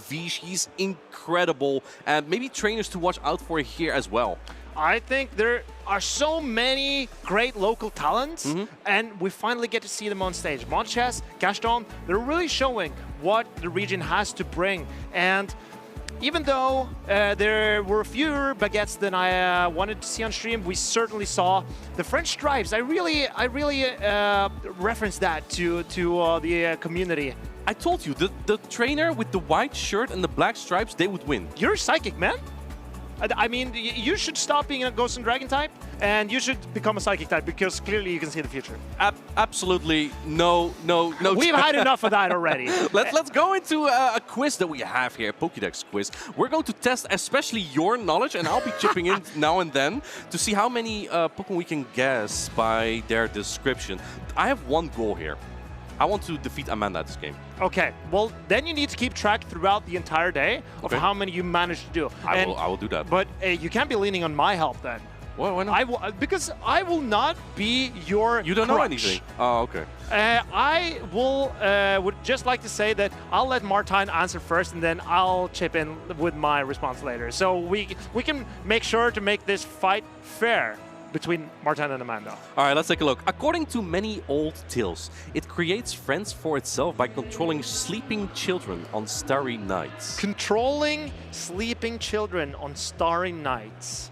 Wow, that is a tough one. I'm actually not as good in this game as I'd like to be. Yeah, you know, I only know Generation 4 Pokemon, so... Miss me with those. I've always been a Johto guy. But, okay, Martijn. Old Tales creates friends for itself. I think maybe some doll related, because it's creating dolls for itself. So what would your first guess be in that case? I might a ghost maybe type that makes friends. I would say maybe Shuppet. Shuppet? Shuppet could be a good one. Yeah, I like that. I like Shuppet. Yeah, but I'm not too sure. I actually I'm not sure on this one. Maybe Chat knows. Maybe Chat knows. Chat always knows. Oh, Chat always knows. But maybe I think we should just lock it in. Okay, I'm locking in Shuppet. Shuppet. Let's do it. And we see Gothorita. Okay. I thought it was going to be a ghost type Pokemon. Yeah. Oh, it's hypnotic, I guess. It's like a hypnotic style. I know Gothorita and that family uses hypnosis. Can you do that for 2 more minutes, maybe? Okay. Let's take a look at the next one. See if we can get at least one here. Let's make that the new goal. We have. It will use any means necessary to frighten people and absorb their life energy. It practices constantly to hone its skill in causing fear. Okay, this is... You know what? I'm going to read up on this. I have actually no idea what this could be either. It will use any means necessary to frighten people and absorb their life energy. Okay, so absorbing life energy. Maybe a grass Pokemon absorbing something? Like a phantom, maybe? Yeah, I think it's... practices constantly to hone its skills in causing fear. Maybe Phantom, maybe the Gorgeist. I don't think it's Gorgeist. No, I don't think it's Trevenant, because that's more forest related. Yeah. I would say I'm gonna go with Gorgeist here. Really? But yeah. I think Pumpkaboo? Nah, I think there will be more of a pumpkin description in there for either Pokemon. Fair. I still think that the Phantom might be one of them. I'm always thinking about ghost type Pokemon now, and we just got bamboozled with a Psychic type, so yes, that makes me very much sad myself. No, I'm gonna go with Gorgeist. Do you have any other pick? Phantom, yeah. Phantom. Let's see who's right here. Production, reveal it. It's Misdreavus. I wanted to say that, but I want to, give you a chance. Yeah, but even after I took my chance, you still didn't take yours. Let's do a final one more time. Let's see if we can get it this time. This is starting to get embarrassing. I just want to say that chat didn't get the first one either, so you know we're not as silly as we look like. Did they get Misdreavus? That's what I'm questioning. We'll see. Okay, but this is the third one, and here it's coming in. This Pokemon is said to devour anyone daring to ravage the forest. To the creatures dwelling in the forest, it offers great kindness. Easy, Trevenant. Easy, Trevenant. I was on this already at the previous one. This has to be Trevenant. It has to be Trevenant. Lock it in. Lock it in. No doubt about it. If this is not Trevenant, I'm causing a riot. Boom! And that's where it's at, trainers. We went 1-2. Unfortunately, we went negative. We're out of the tournament, but we're still in the game. My memory is not as great anymore. But I clearly remember vividly nailing Trevenant immediately. So from my recollection, we did pretty great there. Yeah, but you know what's scary? We actually have one more. Do we have even one more? I was Whoa. told we have one more. Now we're on a roll. Now we're on a roll. Because we were fast. It's Shell. Is overflowing with its heightened otherworldly energy. The ectoplasm serves as protection for this Pokemon's core spirit. Okay, I have a feeling about this. What do you think? No, I'm gonna let you go. It's Shell. I have something came to mind. Okay. And what did come to mind, Martijn? I hope it's relevant to the a ghost. Thank you. As a ghost type, it's not going to be Blastoise. No. This Pokemon is protected by its shell with a core within. I think it's Cosmoem or Cosmog. Really? Yes, because that no is ghost type Pokemon, you think? Is that not is it a psychic type? Yeah, it's probably it's a psychic type. I think this is Cosmog, the first one. Okay. Because I would say Cosmog. Cursula something? It also has like a little bit ectoplasm around it, right? Ectoplasm, but maybe this is Reuniclus or Solosis, because that ectoplasm will protect the core spirit. I think maybe it could be the Reuniclus family. So Duosion maybe. Or Solosis. Solosis. I'm gonna say Solosis. Yeah, let's look at it. Okay, I'm locking in Solosis. Yeah, let's do it. Locked in. If it's Cursula, no! I had it, Marcus, and you threw me off! Ugh! I had it! Cursula. Chad, you saw I had it, right? Well, ectoplasm. It makes sense with the Solosis, though. You know what I was thinking of, actually? Ghastly. Ghastly. But maybe not, because it's more like a gas around its like body, right? Yeah, I'm not sure what Ghastly I had the Cursula. Oh, did you? What do you mean, did you? I heard nothing about Cursula. Chad, I'm gonna follow the channel and look up in the VOD and just look it up and then send you the clip or post it on the social using #PlayPokemon. Wow, that was... Okay. What a line was. Show me that clip and I'll give it to you, but I can't remember anything about any Cursulas. Of course you don't. I remember you saying something about Blastoise, which is obviously not the right case, but here we go into Wolfpack versus Bowley 93, and we see another Empoleon on screen for Wolfpack and 2 Florges here. 2 Florges? Wow, that is an interesting pick. Florges just had a community day and it gained access to the water-type charge stack Chilling Water. This is basically similar to Icy Wind, but then a water-type charge. So it will always drop the attack of the opponent. And I think the moveset is what's going to be interesting with the Florges here, because Florges is running Fairy Wind, Chilling Water, as mentioned, and Trailblaze, so we can also boost up their attack stat with that Trailblaze. So Florges, if you remember Ariados at the start of last season here in Lille, it was running Trailblaze and Lunge, debuffing and buffing its attack or its opponent's attack. Florges is doing exactly the same with a buff and a debuff move. So Florges could be really a great neutral pick in this meta, but the Empoleon on Wolfpack's side is really gonna hurt that Florges. Empoleon really has been making an appearance so far already. This is winners round 3, and Wolfpack with a kind of inconvenient team of that Empoleon and Fearow core. It also has the Diggersby, which I find a very interesting pick. It's a Pokemon that is dedicated to countering Galarian Corsola, as it double resists Ghost, but also single resists Rock, and that's exactly the offensive typing that Galarian Corsola can output here. So interesting pick there. I'm not sure how good Diggersby is going to be exactly in this matchup, but you do have favorable matchups. You can defeat Blastoise in some shield scenarios, and you defeat Clodsire and Shadow Caesar. So perhaps we do see that ground-type Pokemon come in play here. This is Bowley's first tournament since EYC last season. And he is, yes, I believe he's had a stream appearance or 2, but this is, he's looking to make a name for himself. And to do that, he needs to take down Wolfpack. We've seen Wolfpack so many times on stream. He had a 3rd place finish in Lille 2023. Yeah. And he has been a consistent, great player. He also had a great run of Worlds, if my memory doesn't fail me. So Bowley knows he needs to bring out all his skills to take down the incredible trainer that is Wolfpack. Wolfpack, I remember in Lille he took down one of the veterans so tactical. I haven't seen him in a while.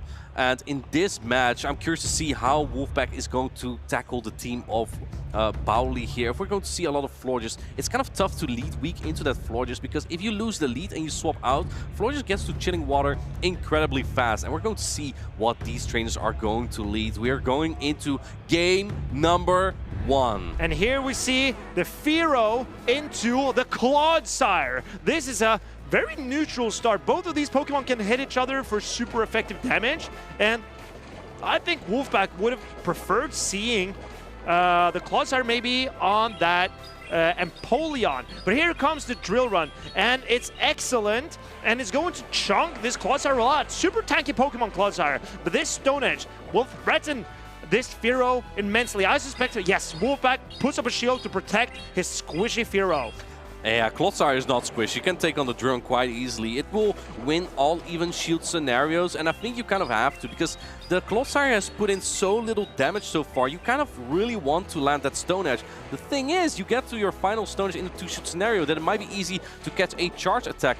But both Pokemon in the back, they really don't want to take an Earthquake on Wolfpack's side. And look at Wolfpack. He knows his Fearow very well. Can the Fearow farm down the Clodsire in the 2-shield scenario? That is the question. But it turns out no. Oh, and the catch on the Unova Stumpus. What an excellent play. Wolfpack is keeping track. He realizes that he can catch the Stone Edge on the Unova Stumpfisk. But this means giving up alignment. And here comes the Gastrodon. This is not where you want to see that Gastrodon on your Unova Stumpfisk. I think this is kind of the plan of Wolfpack, though. He needed the Fearow to counter Gastrodon at some point, because if you lose your Fearow, Gastrodon will annihilate both Stumpfisk and Empoleon. I do think that Empoleon might be a little bit of a better beta because of higher damage output, but look at how much work this Unova Stumpfisk is putting in as well. I think Pauli needs to throw moves if the Stumpfisk is not getting to a third Mob Bomb. So here comes a Body Slam from Bowley, and this will knock out the Unova Stumpfisk from Wolfpack, who I expect will come back in with his Fearow. Fearow comes in, goes for the charge attack immediately before Bowley can go for the Water Pulse. I think this might actually almost be Water Pulse range. We see the shield come up from Bowley. He is thinking there might be Empoleon in the back. I need to get rid of this Fearow. And here comes the Water Pulse. If this is not a knockout, it's certainly close. And we see the Fearow go down. It goes down. Here comes Empoleon, but it's not going to like this. Oh, it's certainly not going to enjoy any of these mud shots. But Bowley decides not to throw energy here and just go for mud shot damage. That means his Moltres is now ready to take on this Empoleon. And even though Empoleon is a Steel type and Moltres a Flying type, yeah, this Moltres is running payback. Just a reminder to everyone, including Marcus, that Gastrodon has Mud Slap and not Mud Shot here. Thank you. Hydro Cannon is coming through. This is going to do a lot to the Galarian Moltres, but as you said, the Dark type attacks are just going to do so much damage. You don't even need the Payback here. Payback really helps into Steel type Pokemon, but mostly for Bastiodon. Empoleon does not have a lot of bulk. Even resisted charge attacks could take out from this range, and Bowley takes game number 1. Wolfpack shaking his head. He realized that his position looked pretty bleak when he saw the Moltres in the end. And Bowley, he is doing just what we said. Even though he got a Stone Edge caught on that Unova Stumpfisk, he is bringing out his A game. He realized that just bring the Empoleon as low as possible, force it to throw his energy, and then the Moltres would be able to clean up in the back. Great recognition by Bowley. He played that super well. I think the problem Wolfpack, or maybe the issue Wolfpack had there, is that he stayed in too long with the Fearow. He needed to bait out the Gastrodon earlier on, so the Fearow would not be in Water Pulse range. If you can then safely take it out, your either Empoleon or Stumpfisk in the back would have much more play. He wasn't exactly weak into the Clodsire in the lead, so it was possible to swap out if you were to start. But if Clodsire has an energy advantage, it's going to be tough, because Clodsire would also hit super effective with Earthquake on either Empoleon or Unova Stumpfisk. So I think the strategy from Bowley was to have the Clodsire in the front, and if there's a Diggersby met by it, he can play both with Gastrodon and Moltres in the back. So Bowley has like a double ground strategy, and he also needed to save that Clodsire in case there was a Florges in the back, because both Gastrodon taking double super effective from Trailblaze and Moltres being soft to that Fairy type is not great against Florges. Well, let's see if they have adapted for game number 2, because here we go! We have the Empoleon from Wolfpack into the Galarian Moltres from Boli. And this is a pretty neutral matchup. The fast attack strong Galarian Moltres are going to add up way and way more here. I think that Wolfpack doesn't really like this because he has the Unova Stunfisk in the back. In fact, this is kind of a risky line from Wolfpack. If he faced the Gastrodon in the lead here, would have been really tough. But he luckily for him, it didn't. And I don't think Wolfpack will be shielding it. But Boli makes a counting error and lets Empoleon get to another charge attack. That means he will have to shield his Moltres if he wants to get off this energy. Wolfpack maybe will let this go and then come in and farm down with his Unova Stunfisk. This payback is a lot of energy. And we see Wolfpack shielded up, actually.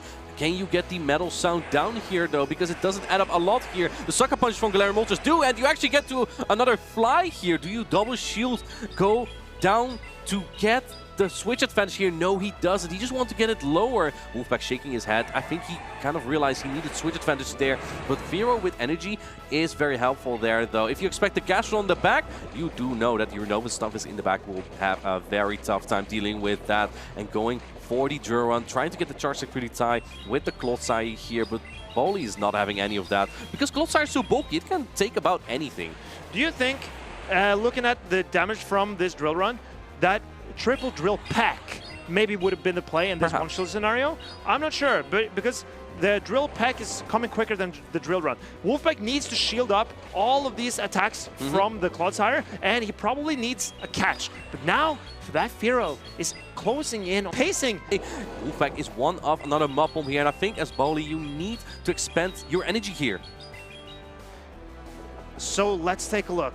Another Mud Bomb is not going to knock out this Gastrodon yet. No. It's not knocking out, but it's getting closer and closer. And Boli needs to make sure he has energy to threaten this Firo, because if Firo gets a farm down, it can unleash energy on that Clodsire, and it will always win charge attack priority. All right, well, looks like this Gastrodon took that damage on the left side, not on the right side just yet. Comes out with the drill pack. Gastrodon on the right side is still chilling, however. Now you do have the drill pack for the next charge attack, or for the next Pokemon coming in here. Finally, the Duran's coming through, which was a Mud Bomb earlier. Now drill pack is gonna knock out this Clodsire. This is definitely, we're definitely gonna take a look at this one, though. This one certainly up for review. I suspect Boli will not be too pleasant if this game stands, but let's take a look at what happened. But I think in that starting scenario, when Wolfpack had his Empoleon against the Moltres, Wolfpack got shield advantage because Boli decided to delay the throwing of his charge attack. That meant Wolfpack could have gotten a shield advantage. He could have gone for a farm down with his Unova Stunfisk against the Moltres and had his Firo up 2 shields against 1 against the backline of Boli. I think that would have been the play when you actually saw that you could get to get the shield advantage with Empoleon. Well, either you double down there, or I think you go for the shield advantage there. Especially knowing that it could be Gastrodon in the back, and you know you cannot win that alignment there. Perhaps going all in on the Firo. It is the Milwaukee Regional Championship Pokemon, after all, could really help, especially because if you just look at the team from Boli, there's just not really anything that takes the energy from the Firo very well. And yeah, I think otherwise in that end game, the Gastrodon just came out with too much energy there for that Firo to handle as well. Knowing that if Gastrodon would get that Mudslap down on the Stunfisk, come out with a Water Pulse, it would have been very tough for the Firo. It would need to hang on to the Water Pulse, get a pack down, and then get to a Charge Sack on that Clodsire. As we see here, we get a rematch of that game. And if we see the same leads, I suspect Wolfpack would not be shielding his Empoleon if a similar scenario arises. As we saw, Empoleon would be able to outpace, still, even if it got a payback shielded, the Moltres would reach the fly and still win the one-shield scenario against the Empoleon, because one Hydro Cannon and the Metal Sounds are not enough to knock out the Moltres. And what I also want to point out, by the way, we've seen 2 Stone Edge catchers so far on Wolfpack's side.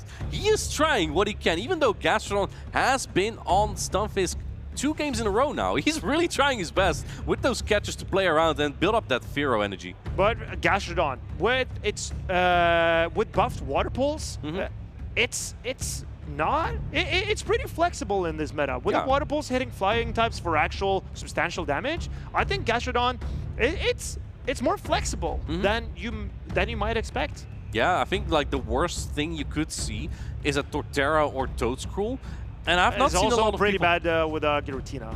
Yeah, oh, as we've seen. How could I forget? Yeah, but we'll see how these trainers are going to adapt for this rematch here. Boli is still 1-0 up. Yeah, we'll see how Wolfpack is going to adapt there. I suspect that Boli will probably rely on most likely the same Pokemon that he has been bringing so far. Moltres, Gastrodon, Clodsire, because it has brought him so close to a round win. But Wolfpack, he needs to go back in and check, what do I actually need to bring here? Because if he was leading Florges in that game number 2 into the Moltres without Brave Bird even, then you could debuff and start doing Fairy Wind damage, get some energy, and then potentially threaten the Gastrodon with Trailblazers in the back. So, very risky line for Boli, but Wolfpack... Just as risky, no? Because the Empoleon leads Stunfisk in the back? Yeah, it's still up for review, I think, but we're looking at what will go down in the rematch. In the rematch, if the rematch is confirmed, and I suspect Wolfpack will adjust. Because yes, the Empoleon is very good here. It's just the Gastrodon that it really has to do fear, but that Moltres too puts in so much work. It's so tough though, because I feel like as Wolfpack, maybe you're inclined to bring the Galarian Moltres to soak energy better, but then Boli shows Galarian Moltres. He's just not fearing any of that Florges or Stunfisk nonsense, so he just brings the Galarian Moltres, which has a lot of fast attack pressure into the first 4 Pokemon that you see on Wolfpack's side, and I really like that read of him. That is why I think Wolfpack should start to bring the Florges, because Boli has really adjusted his team for Empoleon. So the Moltres and the Gastrodon has pretty good matchups into that Empoleon. Clodsire is not knocked out one shot either by the Empoleon, so Florges. Good matchup into Moltres, good matchup into Gastrodon, but here we see Clodsire into Fearow, the trusted Pokemon for Wolfpack. Just like in game number 1, but this time we see the adaptation from Wolfpack. I think now he's a little bit happier to see the Clodsire here because he brought the Florges in the back. And Florges generally, even though it does have water type coverage in Chilling Water, it generally doesn't really like poison type Pokemon. So probably just get this Clodsire low. The Florges looks really good in the back. And Wolfpack, here go. Another Stone Edge Scat! That's the 3rd one he caught! Incredible play by Wolfpack. He's realizing what is going on the entire time. Boli shaking his head. And here comes the Moltres. He's saving the Gastrodon for a potential Unova Stunfisk in the back. I am not sure about this. I think, yes, the Gastrodon could be the counter to that Pokemon. I think Wolfpack really threw him off with that play. Now Florges gonna take the energy, though. But look at that Hydro Cannon coming through. That's a lot of very usable damage there. And going for the entire front on the Galarian Moltres. His energy is going to be good, but you don't have Brave Bird. But this is the upside of payback. If there is a Unova Stunfisk, you can hit it super hard with that payback. Moltres is getting the farm down here. Fearow, neither Fearow nor the Florges will enjoy taking these charge attacks. But Boli, he's throwing the fly. Florges, not the tankiest Pokemon in the world either. But the thing is, now you've revealed your entire line. I think at this point, Boli knows what to do. You cannot stay in this matchup. I think letting the fly through as well is definitely a choice, I think, because Florges is going to need to do a lot. But now hard swapping. And I think at this point, Wolfpack, if he's predicting the Gastrodon, he knows he's going to be in a good spot. Gastrodon is not going to like any of this Fearow. It's not going to like the Trailblaze that is double super effective from the Florges either. But this is very clever from Wolfpack. He played Fearow, Empoleon, Unova Stunfisk in game 1 in an ABA setup. Now he's ABA strong into that Gastrodon. And when Boli saved his Gastrodon for a potential Unova Stunfisk, because this lineup resembled that game 1 lineup for Wolfpack. But now with Florges. But Wolfpack now has Florges. And this Florges and the Fearow is looking so tough for Boli to win this game now. Yeah, Gastrodon is very healthier, but Mudslap is double resisted. Drill Peck's going to do a lot of damage. You cannot even put up a Protect Shoot here because the Florges is so close to a Trailblaze that would knock out almost the entire health of that Gastrodon. Boley knows that he needs to save his shields, but he can't. If this Drill Peck would land, then Gastrodon would be knocked out and all hope would be gone. And here comes the Florges. Oh, and he wanted to get a catch. He tried it, but the attack wasn't ready just yet. Going for the Water Pulse, but Florges, Fall is here, Flowers are blooming, it wins Charge Attack Priority tie. The Trailblaze double super effective is going to knock it out. This is why you play this community day. Florges ties up the score here for Wolfpack. Even though it's autumn here in Lille, the flowers are blooming, and Florges is showing exactly why it has come to stay. With water and grass type charge attacks, it threatens ground types, water types, fire types, and also rock types. It's such a flexible Pokemon, and with a fairy type fast attack, it also takes on that Galarian Moltres.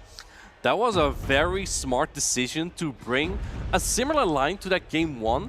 Throw your opponent off, make them think you have the Unova Stunfisk that you've been bringing the previous games. And then, surprise, there's the Florges. And this is the downfall, or the scary part about running only the same Pokemon over and over again. For Boley was a bit predictable for Wolfpack, because Wolfpack, he understood there is very likely a Gastrodon in the back. There's very likely a Moltres in the back. And you have the Core Breaker. And you have the Core Breaker in Florges. So bringing that Florges together with the Empoleon it's a very tough core for Boley to break. And I'm not sure how he's going to do it. Is it the Blastoise? No, it loses the Florges. It's not even great into that Empoleon.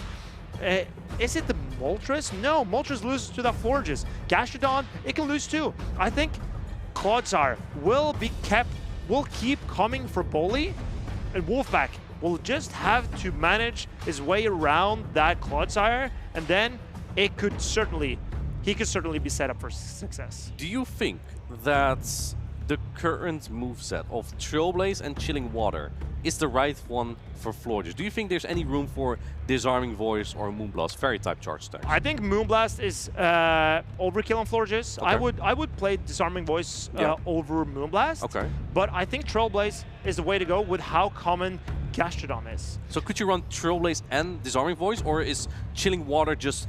You cannot miss out on it. You need to use an Elite Charge Team on it. You definitely need Chilling Water, in my opinion.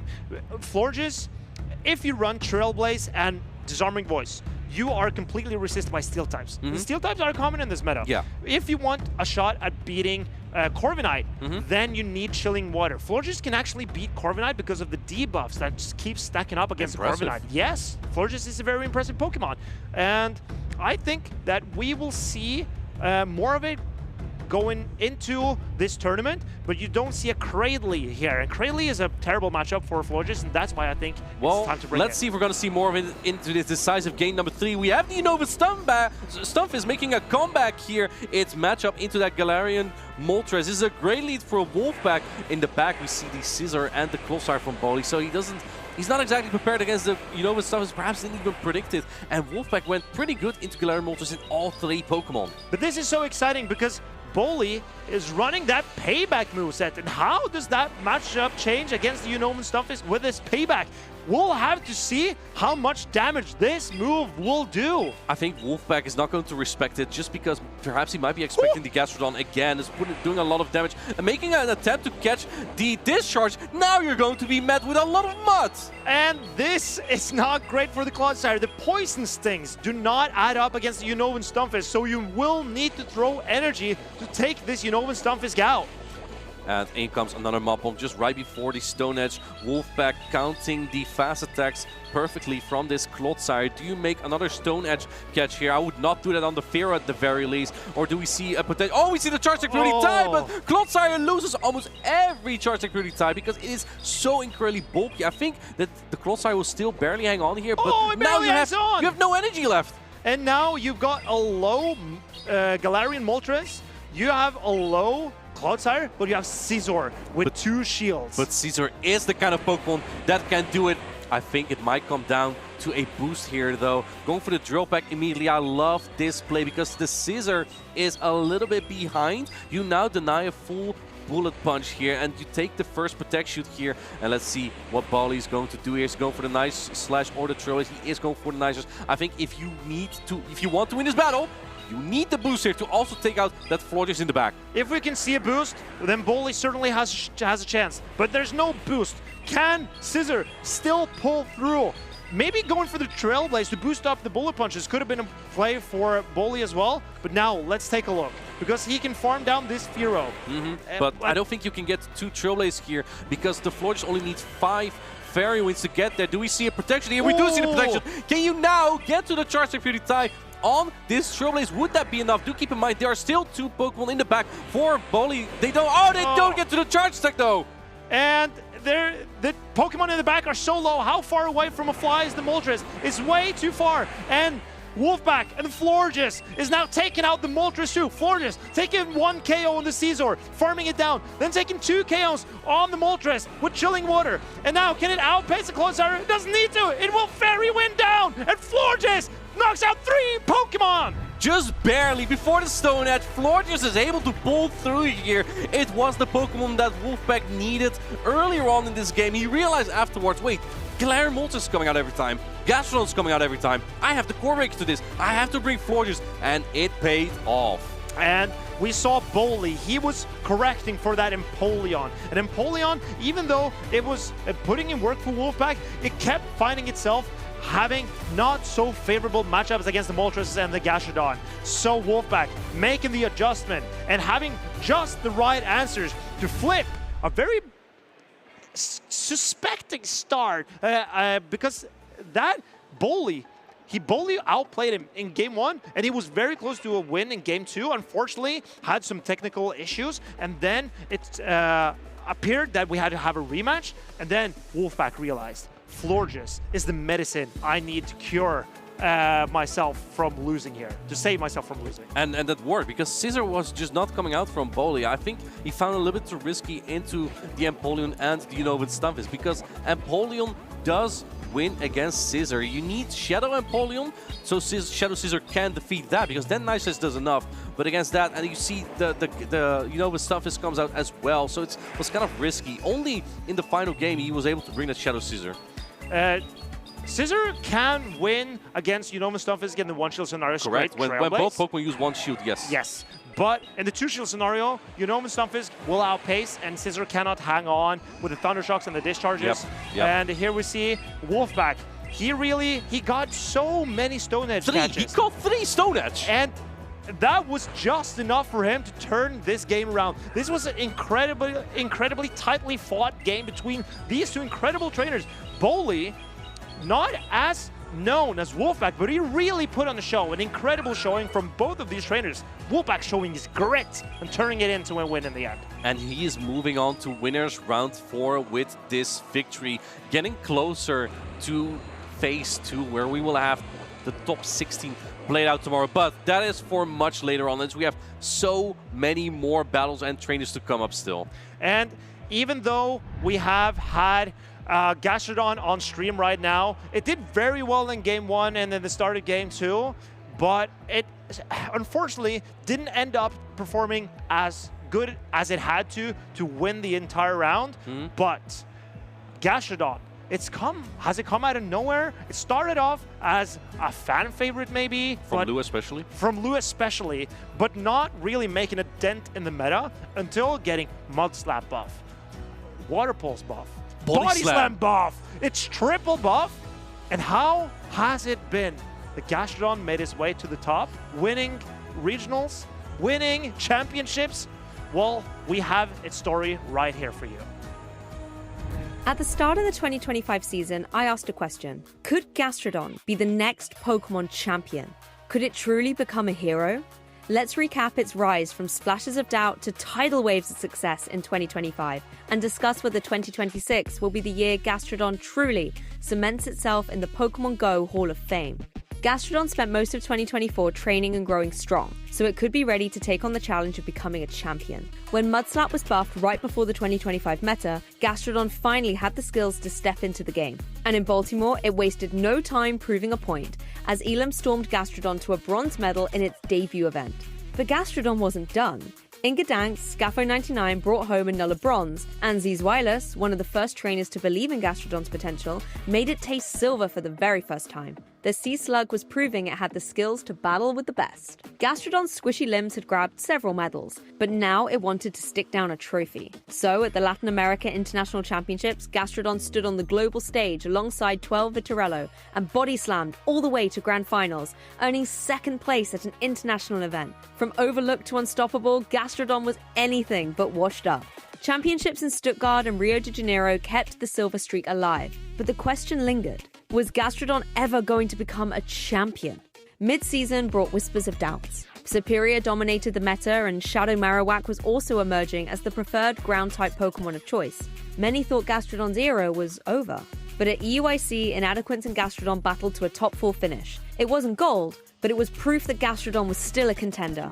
Then came March 9th. Rise to Occasion reset the bracket in Vancouver and won it all to take Gastrodon to its second regional title. And the wave just kept rolling. Monterrey Regional saw Gastrodon take its third regional title. No doubt about it, trainers, Gastrodon is a hero. Moving into the Tales of Transformation season and the 2026 competitive events, Gastrodon received 2 buffs, a damage increase to its bait move Body Slam, and a reduction in energy cost for its hard-hitting charge attacks Water Pulse. This gives Gastrodon faster pacing as well as even better coverage, now able to hit for efficient ground, normal, and water-type damage. In short, this makes it, once again, a force to be reckoned with. Already this season in Frankfurt and in Pittsburgh, Gastrodon drenched the competition and claimed both gold and silver medals. In Monterrey, it dominated the podium, with 2nd, 3rd, and 4th place finishes. A Pokémon once doubted now shapes the very shoreline of the meta. So from puddles to podiums, from overlooked to overlord of the meta, Gastrodon has proven itself not just as a competitor, but as a legacy. I, for one, could not be prouder of my best buddy Pokémon. So trainers, do you dream of being the very best? Go get stuck in the mud with Gastrodon and see what you can accomplish. Gastrodon once again making some big slug moves here in Lille. And I know that we just heard Luke Pikachu. She's a big fan of that blue and green Gastrodon. I gotta ask you, which one's your favorite? I'll tell you what, I don't think that the typing of the Gastrodon matters. What I really love about Gastrodon, it doesn't get to those moves super quickly. It's a workhorse. He puts in those mud... just slapping away. Mud slapping away. He throws them in. And he doesn't get all the glamour and the glory of throwing 1,000 charge moves a second. It's true. But he gets to them, and he gets the job done, as we've seen. Results matter. So color doesn't matter for the Gastrodon for you. It's the results, it's the attacks. And it's the pink one, yes. Oh, and it's the pink one. Looks like okay. Well, let us know in the chat which one you prefer. Also, let us know who you think's gonna win this next matchup that we have coming up to the stage very shortly. We got some phenomenal players coming in. We got RJR there up against Jamie McElwain. I'm very excited to see these two trainers. Jamie McElwain from Britain, like myself. I know this trainer very well. He is very up to date on the meta. He tests these Pokemon. He'll be scrimming all week long, and he will make sure he knows his team inside and out. Well, if we go ahead and take a look at the team of RJR here, he's a trainer that is bringing a Pokemon that we've already seen on stream, but we weren't really quite expecting, and that's at Pangoro, and it has been able to completely truck through a lot of teams with the rise of the ghost types and with that rise of Credilli. 2 pandas in the stream already. It's pandemonium out here, ladies and gentlemen. We're having a fantastic time. I am a fond lover of Pangoro myself. I love to use it. It's such a good Pokemon. To get that heavy-hitting, close combat move off on a Pokemon is one of the most satisfying feelings. Even if it's resisted, you know it will do a good chunk of damage. And we see that Talonflame, one of the birds of prey, many that I'm sure that we're going to see over this weekend. Wanted to know it's running Fly as one of its attacks rather than Brave Bird. But on the side of Jamie, you said that he's been scrimming, that he's been really working with his team. There's some pretty meta picks here, but also that Shadow Scissor. What are you thinking about it? I do love the Shadow Scissor. It is a bit of a glass cannon. It will deal such heavy damage, especially with its Shadow, extra damage bullet punches, which is stab, of course, and it will do the extra damage in towards anything. With a shield up on this Pokemon, you can go through a lot of opposition Pokemon. I think that's why we see so many Pokemon that has that fast attack of Mudslap, like those Gastrodons, like those Marowaks, but obviously having Trailblaze, not only does it boost the attack of the Scizor, it also can hit back against the water types in that way. So it'd be really interesting to see how he wants to play it, because I tell you what, with the Pangoro on the other side, even though those Karate Chops don't do much damage, like you said, Jay, Scizor doesn't have a lot of bulk to its name. There's a lot of play with that Pangoro. The opportunity to bait the move, to get that big damage off. It may force Jamie into shielding when it's not actually that move and you don't get the debuff. So a big opportunity for RGR to maybe play on that. And we are in winners round 3 on that winner's side of the bracket in a double elimination tournament. That means both of these trainers obviously want to keep their momentum up. They want to stay on that winner's side. It's a much quicker path to victory that way. But unfortunately for them, one of them will knock down to the loser's bracket after this. Still a lot on the line and a lot to play for. But even if you get knocked down to the loser's bracket, you are not out, because you can still make it to day 2 and you can still make it to the grand final. It just takes double the amount of games. So every single win in this winner's bracket is fundamental to less games played and less opportunity risk. Yeah, we call it hard mode, right? Maybe some players just want to play a little bit in hard mode. They drop down to the loser's bracket early, but we've seen winners of championships being able to knock down that very first round and still be able to take it all the way. So you're not down until you're completely out after 2 losses here. Both of these trainers just taking a minute to lock in, making sure that they have the team compositions that they're looking for, because again, like we said, Jay, this is a big matchup for them. This is the first time on screen for them today, and this is in the winner's side of the bracket. And I think they've both watched the video we just played about Gastrodon, of course. The Mudslapper, they both got it in there. Maybe this is going to be the Pokemon. Oh, then we're in the battle. We'll see. Oh, and a wild Zubat. Catch it, RGR. Oh, no, okay. Well, we'll come back to the moment here. Looks like there was maybe our little Meowth from Team Rocket just screwing up with the cables a little bit backstage. I have noticed, Amanda, since coming backstage, my hat seems to have disappeared. I cannot up against what it doesn't want to see in that Pangoro. Great call by RGR. A shiny Pangoro starting off the game here. This is a very good lead for Pangoro, because you got the opportunity to throw that big heavy hitting move and then getting out to lose the debuff effect. But we are seeing RGR going for the lower costing Night Slash here, which still would have done a decent amount of damage to the Scizor. Yeah, we call that a bait. Not only did he get the attack off a little bit earlier, he was able to get that first Protect Shield, but Jamie already out of Trailblaze. This is going to boost now the attack of the Scizor. Guaranteed buff here. You see that attack rise, and now it comes Talonflame, an immediate pivot out into the Corsola, because I think one Incinerate would be enough to basically knock out the Scizor at that point. Absolutely. It does so much heavy hitting damage. The fact it's Shadow, the fact that it's super duper effective, because it is super effective against both typings. Absolutely. It does seem to be a bit of a game issue here. Yeah, so this will probably go to a replay. I tell you what, these ghosts, they're so spooky that I think they both have scared each other a little bit. They're haunting the systems here. Oh, the game is continuing. We are going to watch this one go on. Jamie is now throwing the Nightshade.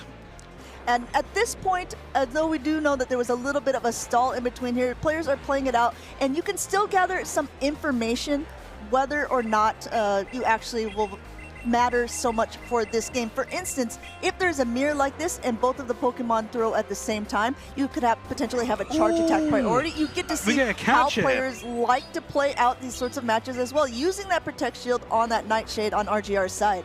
Fantastic catch. We have RGR in with his Talonflame now against Jamie's Gastrodon. And I tell you what, you said you prefer the pink. It looks like Jamie is preferring the pink as well on the screen. Good, able to easily tank one of these, and this is one of the reasons we see Gastrodon more often, is because it can quickly now pace to Water Pulse, and it can hit back against the flying type Pokemon or things that it normally wouldn't be able to do at such a fast pace. We see Talonflame ramping up his attack here with the Flame Charge, and that has now left him in a more powerful position, getting more damage off with his Incinerates. We do see the last shield now gone from RGR, taken by Jamie McElwain. Going ahead, trying to swap in at the charge attack, but RGR patient, not throwing quite yet. Now no Protect Shields remaining there. That Gastrodon, though it is quite beloved by Lou, is now going down, and RGR taking that game number 1. Fantastic play from RGR. I really, really enjoy watching Pangoro in action. What did you think of, do you think it was instrumental to that win?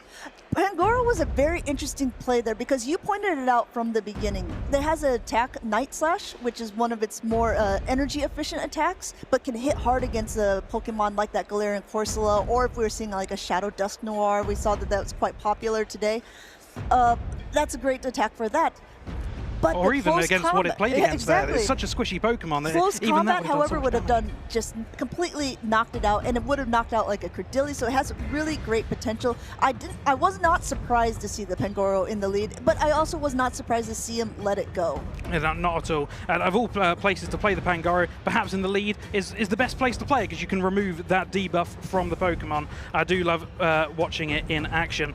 Jamie, what did you think of his gameplay? He did have his, as you mentioned, his pink Mud Slapper in Gastrodon, and I can see the plushie on his desk is also the pink one. Maybe, as we were talking about before, he definitely has a preference. Yeah, hinting towards a preference there. It looks like both of these trainers are kind of discussing with the judges to see if we saw that little stall in between with the Galarian Corsola on a Galarian Corsola. If that would have mattered, it was quite in the middle of the game at that point, but most of the Pokemon for both teams had been revealed.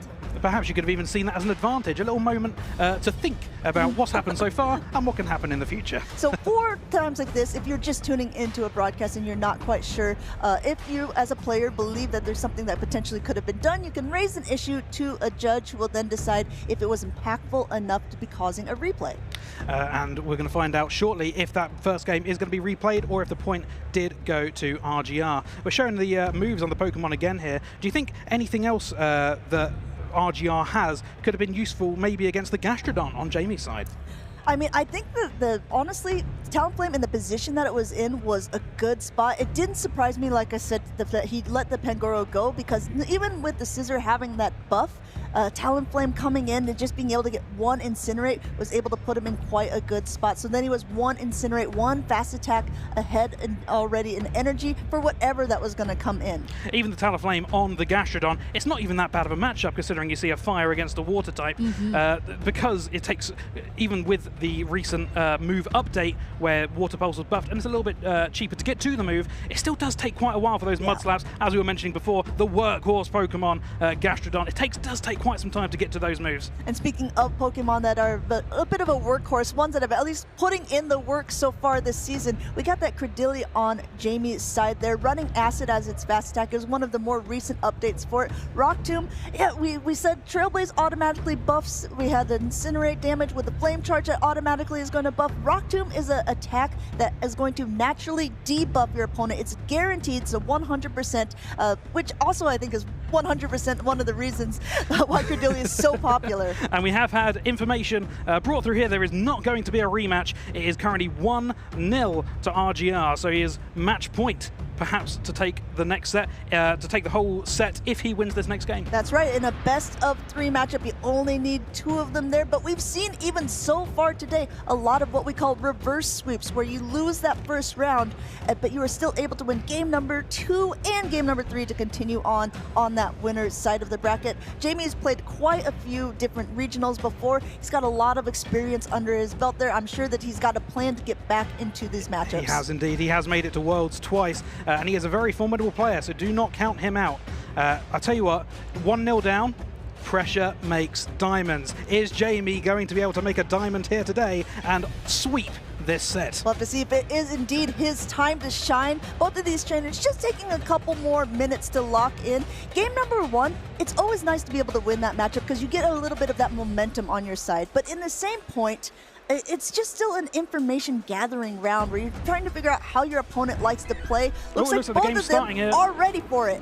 Oh, Pangoro. We're seeing Pangoro early doors again against Jamie's Corsola. This is not a good position for that Corsola, and he switches out immediately into his workhorse, his Gastrodon, who is chugging away at this Pangoro. Pangoro going for that heavy-hitting close combat. This will do a ton of damage, if not a shield. It looks like Jamie protects up that Gastrodon, recognizes it could be a big attack before moving out into the Corsola. At this point, this is actually not completely horrible because the Water Pulses plus that Mud Slap damage actually actually really add up on one of the bulkiest Pokemon we have in the Great League. And it is a very safe swap, Corsola. Jamie will have played this situation through time and time again. Is he going to be able to overcome this Corsola? Gastrodon ain't afraid of no ghosts here, comfortably tanking that Nightshade. He knows he will be able to get to another attack, just going and getting a little bit more fast attack, Mudslap damage. This would be enough to knock out, and it looks like RGR is letting it go down, and Jamie is now going to be able to at least line up something better against the Pangoro than his own Corsola. But in comes that Talonflame once again, getting another Incinerate damage. The Incinerate doing such heavy damage, even to a water type. This is some gaming. We've got Talonflame. What is Jamie going to pick in? He knows that that Pangoro is in the back. We're going to find out what he has in store. We know that Corsola isn't very good into Pangoro, but he is going to stay in, throw the move, and then perhaps switch out afterwards. My goodness, and RGR calling this here. This is a Nightshade. It's not going to be very effective. Not enough to knock out one of the squishier Pokemon, and just giving him an opportunity once again to get so much energy. Once again, a close combat. This is going to be so much. It's pandemonium here in Lille Regional event. Show 6, pick 3. This is amazing gameplay from the Pangoro. I'm really enjoying watching those big hits land. Going ahead, if you're wanting to see big hits land, you're about to see potentially another one here, because this Flame Charge is going to boost up the attack of the Talonflame coming in. But now we have a very low health Talonflame that just paces quite slowly against a Corsola with a shield.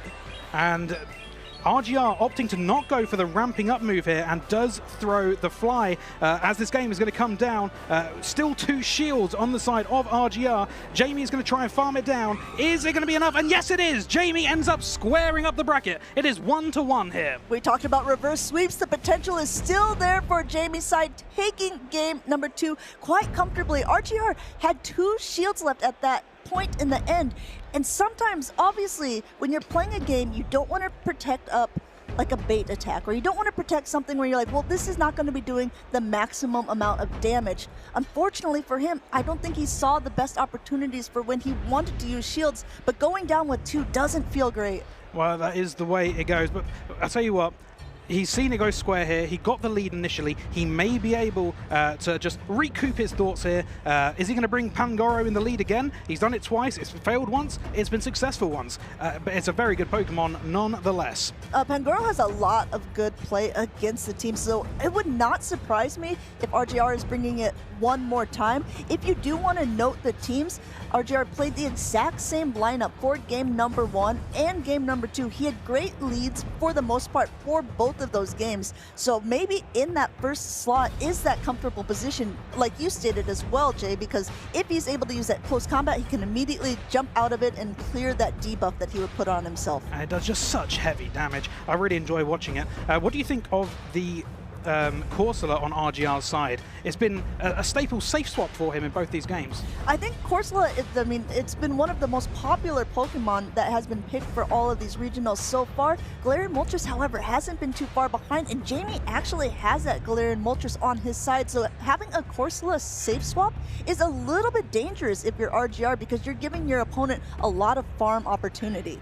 We'll see what both teams, what both players decide to lock in their teams shortly as they recoup their thoughts into this last game, the decisive game number 3. You love to see it as an audience member. You probably hate to play it as a player, because that's when your nerves are the highest. This is a big moment. You saw them shake their heads at each other. It looks like they are locked in. They are ready to go, and they're ready to see who's going to take game number 3. Game number 3, and it's the matchup we've seen before, usually in the middle of the game, currently starting Talonflame versus the Gastrodon. Who do you think is going to come up on top here, Amanda? I mean, normally it's actually slightly in favor of Talonflame. Being able to hit the 2 flies quickly is nice, but having to use these shields is not a very good opportunity either. This Water Pulse would have completely knocked out, and Jamie actually went straight for it and didn't go for a body slam bait. And having that 5-turn fast attack on the Incinerate, it does make it difficult to perhaps catch a move from the Gastrodon, so these shields are more than likely going to be used up in this case. going ahead, going for the body slam here. This, the range that the Talonflame is at would knock it very, very low. Both Protect Shields used at this very beginning part of the matchup. Looks like RGR is desperately wanting to try to align whatever's in the back. He wants to get this Gastrodon out of the way so he can decide what he has. And I think this makes a lot of sense. RGR really playing for the swap here, but Jamie does still have a shield when choosing his next Pokemon, going for the Galarian Corsola, which will chunk away with its Astonish fast type move. This is so crazy because now that the biggest counter for the Tinkaton on RGR's side is out of the way with that Gastrodon, it definitely has a lot more play and it comes in immediately. And if you're Jamie, you're probably thinking, oh no, this is exactly what I wanted my Gastrodon for. Exactly, and Jamie, this isn't the worst situation for Jamie. He will be able to get these Nightshades through against the Tinkaton. Tinkaton, a very tanky Pokemon. Now we're seeing a mirror match. We saw a mirror match of Galarian Corsola's game number 1, coming in now with the Tinkatons for game number 2. You notice he's going for that Bulldoze because it has a potential to debuff the opponent. Doesn't get it on the first one, and we also see that Jamie's is going to be able to throw first. He throws a Bulldoze of his own right back at you. There's a very big difference between the mirror matchup we saw in game 1 and this one in game 3. This one is a lot slower, Amanda, as both these Pokemon are very tanky. We know the Galarian Corsola is very tanky, but they hit hard against each other. Yeah, Bulldoze going through. Now, Jamie's did drop the defense, so an immediate pivot out, trying to just chunk away. He's able to get to an attack on RGR's side. No Protect Shields remaining. This Tinkaton has done a ton, but I might be going down at this point. This Tinkaton is Tinker gone, and Jamie is down to his final Pokemon, Galarian Corsola, against the world. And by the world, I mean Galarian Corsola, but he does have that energy advantage into this Corsola. Is it going to be enough? What he lacks in that bulk there, because he did take a little bit of chip damage for swapping out, does mean that he will be able to get to his attacks first. The big question is, how much can he survive I here? don't think this is going to be very close, Amanda. Towards the end of the game. Just swiping all the bubbles coming through here. Jamie's just about alive. He's going to get his last tap in, but that is it. RGR takes the set.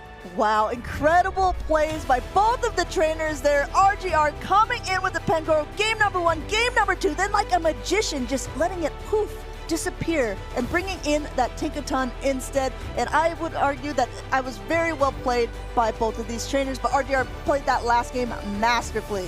Fantastic game, opting not to bring the Pangoro to game 3, but I'll tell you what, that will be a staple point of his team going forward. And Jamie, commiserations, he is a fellow British player. I'd like to see the British do well. Hopefully we'll do well in the losers bracket. So if you are following along, want to know how all the different trainers are doing, you can use that exclamation point bracket and you can see all of the different trainers, how they've been doing in this tournament. I've been kind of keeping my eye on it throughout because we've just started a couple of the groups. Not all of the groups have even started playing yet. We're in winners round 4, while some trainers haven't even started their day. There's a long day ahead of us and lots of exciting battles to commentate over. I'm really excited to see what the day holds. There's so many. I mean, we saw already on some of the players to watch. We had named earlier Galaxka Bolton. We had named a Colin 6, and we also named Tonton Batus. Colin 6, I believe he lost his very first round that he played today, so he's already in the losers bracket as well. But we've seen that name, and we know what he can do. He's more than likely to make it far in this competition. We're getting a replay here. We're watching Jamie versus RGR. I'll tell you what. This Pokemon here, the Talonflame, he played it in all 3 games. It was so good for him. Even in the game where he didn't bring the Pangoro, I just felt like the Talonflame was such a safe Pokemon for him against Jamie's team. Honestly, too, I think that was a really great point because at the end you noticed that he used both of his shields in that very first matchup, and a lot of times trainers don't like to do that because then you're saying, okay, if I'm using both of my shields at the beginning, then I really have nothing to hide behind later. But it really proved completely costly for Jamie to end up saving his shield because once a Gastrodon was down, he didn't really have a strong answer to the Tinkaton in the back. And we didn't really see the Tinkaton until the final game, and both trainers decided to bring it. That was quite exciting. Why do you think they left it till so late? I think that a lot of times when you're first looking at a team, right, you have a whole 6 to choose from, but you say, okay, not only do I want to play what I think will be strongest for my team, I want to play in a way that my opponent, it might surprise my opponent. No, but So, I mean, I think because Pangoro has been playing so well for him in both game number 1 and number 2 with such good matchups, benching it for game 3 was basically a mind trick of RGR there. and I'll say it one more time. The Talonflame did so well. It's a fire type attacker. You don't really see many fire type attackers in these tournaments. True. Do you have any idea why that might be?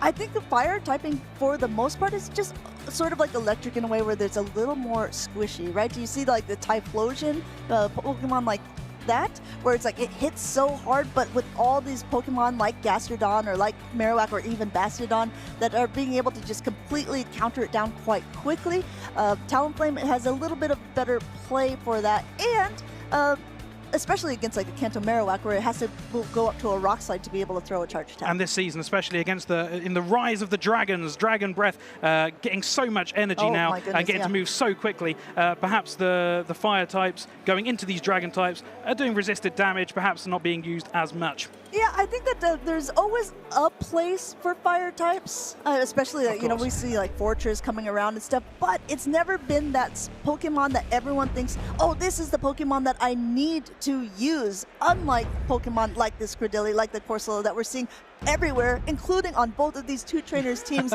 in Zepimastix and Alitic. We've got the two staple Pokemon on each team, the Galarian Corsola and the Cradily. The Cradily being used so often, and it's got that debuffing move, Rock Tomb. It's so good against so many, especially in the season, not just the dragons, but the flyers as well. I mean, you're talking about dragons, we were talking about Altaria, we were talking about all these different ones. We were not even thinking about Swilus, Oh but my goodness, what a nod to a dragon-type Pokemon that can learn Body Slam and Dark Pulse. Body Slam also getting a buff this season, doing more damage, and Dragon Breath getting to move so quickly, it will be spamming out those Body Slams and doing detrimental damage, perhaps, in theory, to Alitic here, who is bringing in, a Fearow. Fearow we haven't really seen before this season, but with the addition, with the buff to Peck, it gets energy so quickly. Drill Peck, Drill Run, two fantastic coverage moves will be looking good against the opposition's team. That one Pokemon that it's not a ghost type Pokemon, but does have a ghost type attack is that Primeape. And Primeape has been a Pokemon that has kind of taken some nuance for people to use, but good Primeape trainers, you absolutely love to see them because the destruction that this Pokemon can go through is just so much. You have the Rage Fist to boost your own attack, you have the Crotitops which make you generate energy so quickly, and a potential close combat to just knock out your opponent. If you thought you've seen it all with Panda, Pangoro, Pandemonium, this Pokemon gets to move just as quickly, and it can also ramp up his attack more consistently, where Pangoro can, but it's a random chance. This ghost type move will buff you up guaranteed every single time. So Zwilus on the side of Zephy, I think that was a good and interesting call for this meta. We know earlier on, like Pataman used a Goodra, which is another dragon type that's able to get to attacks quite quickly. The problem with the Zwilus potentially into this team is it's part dark type. So because there's Pokemon like that Primeape that hits with fighting type attacks, it could be a little bit less of an advantage, but there's not as many fighting type Pokemon. This is a Pokemon that we could expect to see perhaps as a save swap on Zephymasty's team. And I tell you what, there's no fairies on the side of Alitic to be seen, even though Wigglytuff has been able to wiggle its way into the top 12 usage. We just saw a bunch of Tinkaton in the previous matchup and on Zephy's team, but you know, I still don't hate the matchups. If he can avoid that Primeape, I still think Zwilus could have a lot of play. Zwilus does have a lot of play here against, apart from that one, as you say, the entire team. It can put in a good shift against anyone. It looks like the teams are just about ready to go here. Oh, well, let's see if we're ready to go too. Are you guys ready in the chat? Who do you think is going to win this game? We got that Primeape right away against the Galarian Corsola. A great lead for Zephy here because it's going to be able to resist those karate chops, but it doesn't want to take more than one Rage Fist. I would see this as a very neutral lead here. It could be anyone's game depending on where they decide to use their shields. Alitic going straight for the Rage Fist here, which is super effective damage, and for each one she throws, it will do even more damage. Zeppi going ahead and doing what most trainers do here. He's not going to shield up the first one because he knows any attack after that point is going to be doing even more. You even see him debating if he wants to shield the second one, thinks he can still outlast it, and he's able to get up to 2 Nightshades throwing that first one. But look at this, by fast attack damage alone, that Primeape is down to the red. We were talking about how good it is. You do have to bear in mind it is a very glassy Pokemon. Now, Alytic decides to shield that move and throw the next Ghost type attack into Corsola, which would at this point probably knock it out. Yeah, despite all of its rage, though, it is going down, and now Corsola is coming out completely loaded and gets to dictate in the back how he wants to play out these matchups, because once his Corsola goes down, he gets to decide what is going to come into this Credilli. And Zephy Master is feeling quite confident, perhaps, because as we were talking about before, he does have that Zweilous that no longer has to face the fighting type attacker Primeape. Absolutely. Using a shield now from Alytic's side there, wants to keep the Credilli nice and healthy because he's going to be able to get up to some more energy. Going ahead, throwing a little bit extra, getting a little bit more energy before throwing this Rock Tomb. It will debuff the Corsola, and at this range, it might even knock it out. Both trainers down to 0 shields now, so it is a straight battling contest between these two trainers. It's Credilli versus Credilli. One is shiny, one is not. That's how you tell them apart. They're spitting acid at each other, now throwing a Rock Tomb. And since Alytic gets to throw hers first, that means that all the attacks now thrown from Credilli on Zephy's side is not going to be doing as much damage. But I really like his counting. He's going for that heavier hitting Grass Knot because he knows I'm already debuffed. I don't need to debuff her Credilli at this point. I just want it out of here. At this point, his Credilli is low to the extent it probably wouldn't get knocked. Oh, goodness. We've got Gastrodon versus Credilli with no shields. This is going to be a very heavy hitting move. The Grass type attack into the Water ground type. Going ahead, connecting, saying, you know what, I'm debuffed. It doesn't even matter here. I do like this play by Alytic, recognizing, okay, I might not be able to win this matchup, but I need to see that third Pokemon. Any piece of information that I can gather is going to help me for game number 2, but Zephy, barely showing that Zweilous, says peekaboo with one of its 2 heads, takes game number 1. Peeks his head around the corner and says, have a little bit of dragon breath. But just about takes that game, number 1, with a whole Pokemon to spare. A fantastic game played by Zephy. He put his shields out straight away, and you may think at that point, oh, this is a bit risky, having given away your shields, but he knows that Alytic has that fighting type as the only real problem to his Zweilous. Yeah, and once that was out of the way, I guess the Corsola came out to play for sure. Being able to just be able to dictate what came in the back was really helpful for him. And you know what? We saw it with the last matchup with RGR. We saw it with Zephy in game number 1. Using 2 shields on your first Pokemon, maybe that's the play for this meta. It was a very good, well-played performance from Zephy, giving away those 2 shields and then dictating what's in the back, having that opportunity to put your strongest Pokemon onto whatever Alytic decided to bring in second. Yeah, very dangerous play. If there's a Pokemon like a Gastrodon, which you talked about, it just takes a while to ramp up to its charge attacks.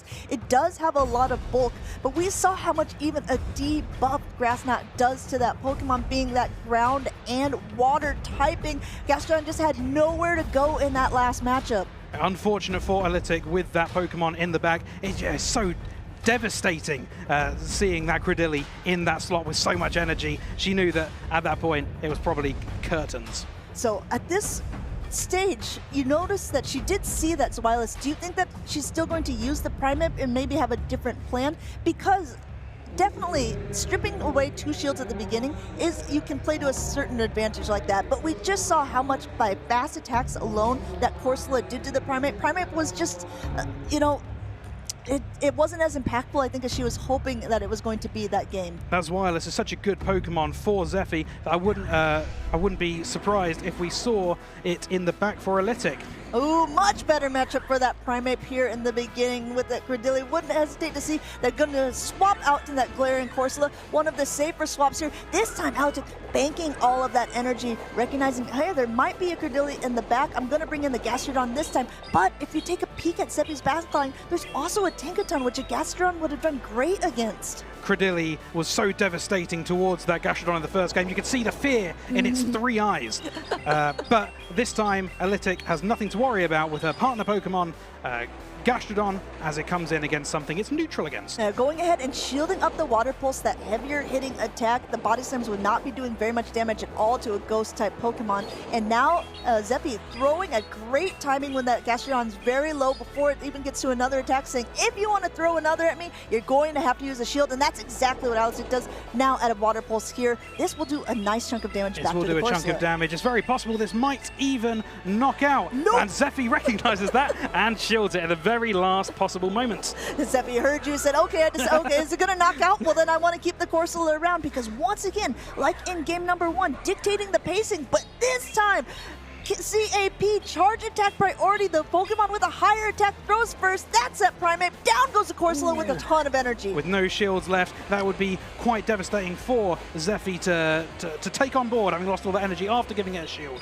Going ahead, ramping up that energy with the Rage Fist, now at a close combat. But even though it's Fairy, it is part Steel. And look how much that does. Now swapping into the Credilli. Such a high amount of damage. Alytic having a fantastic second game here. Credilli is going to take this Play Rough. As a neutral move, it doesn't do much more than a quarter of the health. Now, normally the Credilli against the Tinkaton favors the Tinkaton a little bit. Now coming in with the Credilli of his own, it is full health. We did see it at the beginning, but she's got a ton of energy once again and going to be able to debuff the Credilli, so whatever attack's throwing is not going to be doing as much damage. Just like game 1, Alytic manages to get that Rock-type attack Rock Tomb in just before Zephy manages to get to it, and it will end up debuffing, so this subsequential move will do less damage. Going ahead saying, you buff, I debuff as well at another attack here. This is going to double debuff, but not enough to knock out the Credilli. Keep your eye, everyone, on that switch timer, because the Primeape is ready, primed and ready to come in. Primeape is going to get some huge fast attack moves in here, and each fast attack is so detrimental because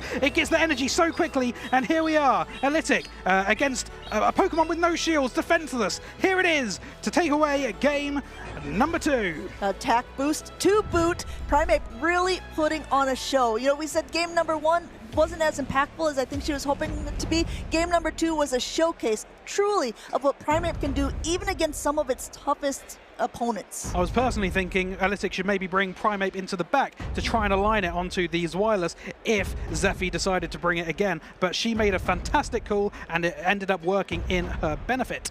I think a lot of times when trainers, especially trainers who, you know, are maybe a bit newer or not as good like myself, you see a Pokemon come in and you're like, oh no, I know this is a bad matchup, so I need to get out of it immediately. But what Alytic did was she noticed, okay, I'm going to save up my Rage Fist for later, because there's barely anything in this meta that is going to be able to win charge attack priority over the Primeape. So I'm going to be able to use this at a later point. Not only was she able to get up to that Rage Fist to hit the Corsola to knock it out, she was able to hit that close combat and almost one-shot the Tinkaton. Interesting, we haven't seen use of Stunfisk or Fearow yet on either team. Alytic, that Fearow, especially with its ground-type coverage, could do a lot of damage against a lot of the Pokemon on Zephy's team, but maybe she is scared of that... can't think of the name. Yeah, the Stunfisk. The Stunfisk, of course. Maybe feared a bit, but since it hasn't been brought, maybe she'll bring it to game number 3. Do you mean Fearowed a bit, Jay? Is that what you mean? I'm so fearowed of this conversation. You know, you're just so fear-overed this conversation. Oh, goodness. Going into game number 3. Both of these trainers, once again, we're in the winners round 3, just like the matches that we've seen previously. So as these trainers are continuing to move on in the tournament, other trainers from different groups are moving up. This is Group A, so this was the very first group that started out the day. Group A through D are the ones that are playing currently, but we're going to get a whole new batch of competitors later on. Very exciting, lots of battles yet to come. And just like last game, this one here has also gone to a tie. And just to remind people of the audience, even if one of these trainers lose the game, they are not out of the count. They could still make it to Phase 2, Day 2, and end up taking it all. It's very possible, but there's a lot more games to play. Speaking of games to play, let's hop into it. Leading once again. Oh my goodness. Same as game 2 here. Alytic has made a fantastic call here, again, to bring the Primeape all 3 games. This time, the same swap has been made by Zephy, but Alytic, instead of swapping out like she did last game and winning the game, she decides to throw the Rage Fist immediately. And once again, swapping into the Gastrodon. I think in her side, she's saying, okay, this Rage Fist that went through is going to be able to make this Corsola a little bit easier to manage. So I'm still going to be able to dictate the pacing, because if Zephy chooses to shield, the Gastrodon can also shield.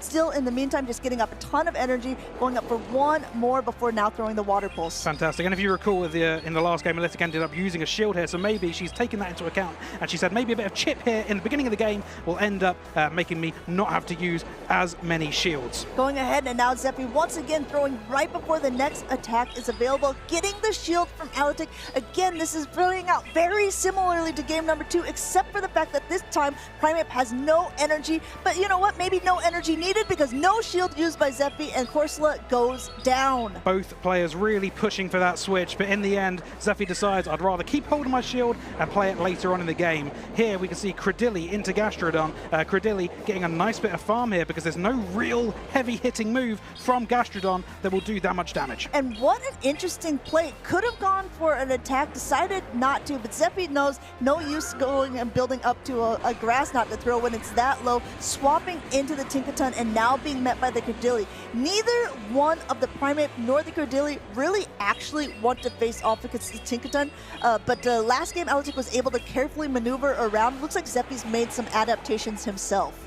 In theme of the ghostly vibes, a little bit of deja vu here with very similar matchups as the last game. We know how that went. Is Zephy going to be able to overcome what happened last game and end up flipping this to end up winning 2-1? Going ahead, throwing a Rock Tomb. It is going to debuff the Tinkaton while it's in play, and going for another one before Zephy throws an attack. I wonder, he's looking at the camera saying, did I overfarm? Am I trying to swap? Trying to get into the head of his opponent there. Still not very effective. Almost at 100 energy. Now doing the pivot like we suspected into his own Credilli. Taking the debuff and switching out, a very good play, but all 3 games here, we have seen the Credilli on the Credilli, and Analytic getting that first rock slide in, a rock tomb in, pardon me, to get that debuff off early doors on Zephy. Oh, pay attention. This is the grass knot. This is the heavy hitting attack. There's no protections remaining, and this could be enough to knock out that Primeape. Just about hanging in there. Here we go. Analytic has got the move. Is going to throw it against Zephy. Zephy still holding onto that shield, deciding I'm going to use this for my very last Pokemon. It is coming down to the wire, ladies and gentlemen. Hold on to your hats, because we have a full health Tinkaton with a shield left on its side against a very healthy Credilli, but there's not as much energy on this side. Play rough number 1 coming through. Play rough number 1 is going to hit, and it does over half the amount, meaning if he gets to this second play rough, it is going to be enough to take out, and yes, it does. This Tinkaton's not playing nice. It's playing mean. It's perhaps even playing a bit rough as it knocks out this Credilli. Zephy Mastix taking game number 3. Well played by both the trainers, but Zephy is overall crowned the victor of round 3. It looks like a trainer who is very popularly known to use that Gastrodon that you see on the stage with the that was what to help win him an earlier event in Malmo. You can see there, Gliscor is getting a little bit of a piggyback, but no piggyback needed for Zephy Master as he ends up taking the victory. I really enjoyed that game. I think there was a really masterful plays on both sides, and also kind of showing how different things can play out. A lot of times when trainers are playing against each other, or maybe us in the audience are watching, you say, they played these 3 Pokemon. We know how this game's going to go. I think that last game was an absolute showcase of how different maneuvers, different decisions that you make in just 0.5 seconds can really shift everything. Like a butterfly wings, you know, flying, it just kind of shifts momentum and changes the pattern of things. Exactly. We saw these same matchups in lots of the games there, and we saw different outcomes each and every time, which is very interesting. You know, these trainers have practiced with their teams over and over again, and they know that they can switch situations upon what they do. Yeah, going for a little bit of the watch of the replay. Both of these trainers pretty well known in the circuit, have been playing for a while, very good players. And I think that this was like a big moment for Zephy at the beginning, being able to almost not even show that Zweilous. And you know what? It actually didn't really matter that much to begin with, because he didn't use Zweilous for game 2 or game number 3. It's so satisfying seeing that big grass move. sink in to the big squishy, the big squishy slug. Oh goodness.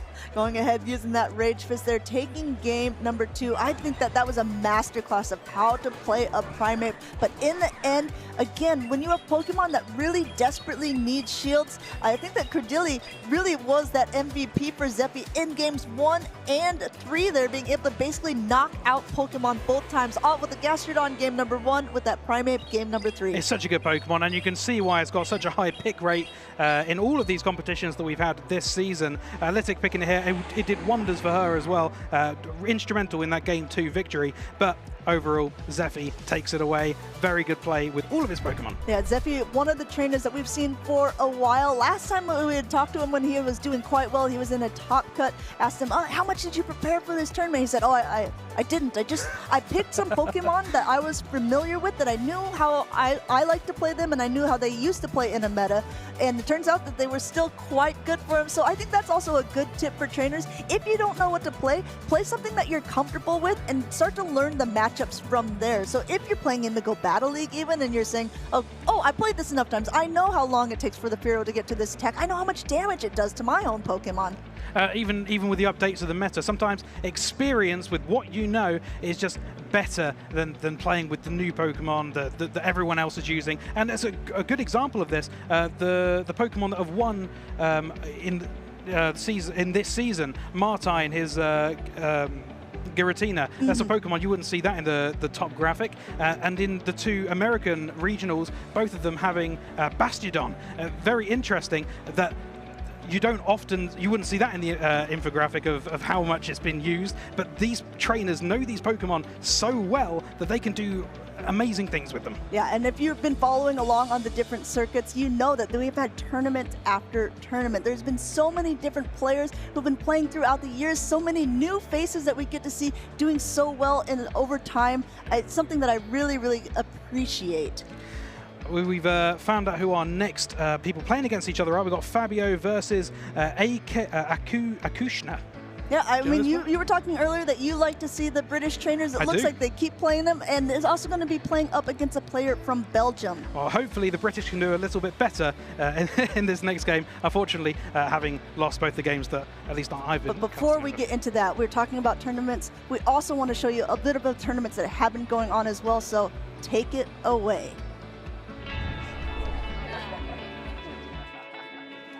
Hey, do you want to play? Yeah.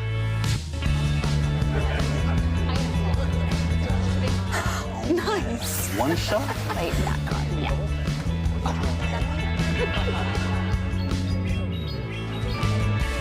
I'll use twin cannons. Great game, guys. Bye. See you next week. Come play at your local Pokémon League.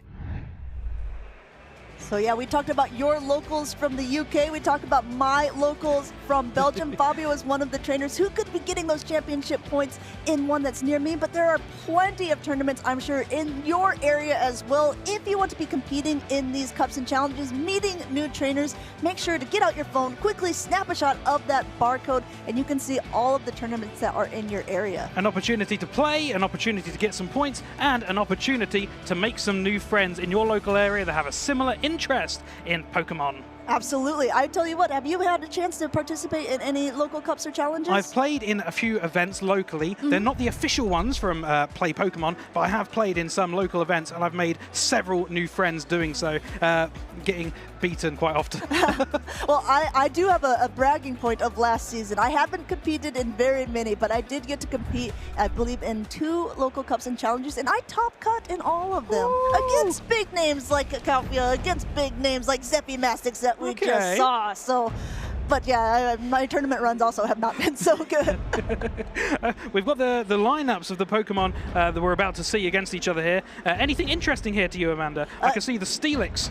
Definitely. I think Steelix is one of the Pokemon that I don't know if you were familiar, but last year's champion, Boom20, was not able to make it to this tournament, but he was doing some practice tournaments, some grassroots tournaments, and Steelix was one of the Pokemon that he said, this is going to make it go really, really far. And it looks like Fabio has decided something similar, that Shadow Steelix, being able to just really pack a punch. Perhaps took some advice on board from a friend. Yeah. I do love that. Trainers finding something a little bit niche and sharing it with their friends, and then that going all the way in these tournaments. But if you want to talk about things that we're not seeing very often, let's take a look at Kushner's side, because there is a Jellicent on that team. With so many Ghost-type Pokemon, we're adding one more to the fray, being able to hit with the Water-type attacks, Surf and Shadow Ball, but a little bit dangerous, especially against Pokemon like that Shadow Dusk Noir, or like a Moltres or a Galarian Corso that we've seen so often in the tournament already. It is truly haunting to see another Ghost-type Pokemon appear here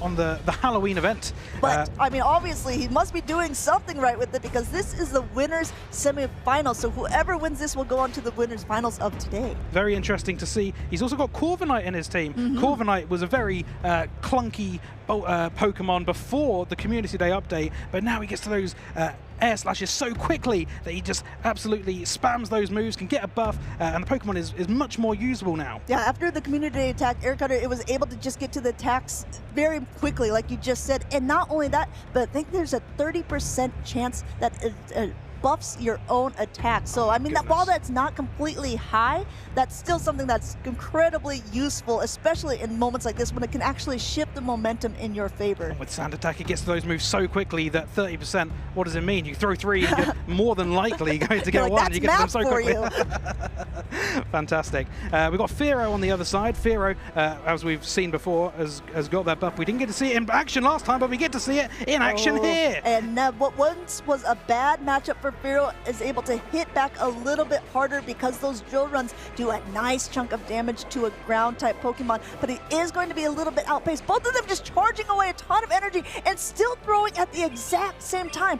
Fabio going for sort of a bait here with that drill peck, maybe expecting a swap, but no shield and no swap, and now also may have to put up a protect shield of his own. It's a slightly cheaper move, and it is a stab, but it's not the super effective move that he could have gone for. It goes unshielded, but he does shield the move in return, knowing that this Clodsire does have Stone Edge, which would do detrimental damage. Trying to come in, trying to get a catch with the Cordillera, but still Kushner is just as patient as ever. They're getting a ton of energy on the Clodsire before throwing that heavier hitting Earthquake. No Protect Shield on Fabio's side, knows that he can comfortably tank at least one of whatever is coming in. And though that Clodsire is low, this Rock Tomb is not even going to be enough to knock it out. Not at all, but it will get that debuff that Fabio wants. And I'll tell you what, Kushner has been playing through respecting the Clod. The Clod can take so many hits from all these different Pokemon, and it is still hanging in there, dealing out the damage. And just like this, the momentum shifts. You see Fabio nodding his head because he got the shield for thinking it was going to be a Grass Knot, and now actually going for the Grass Knot against a debuffed Clodsire.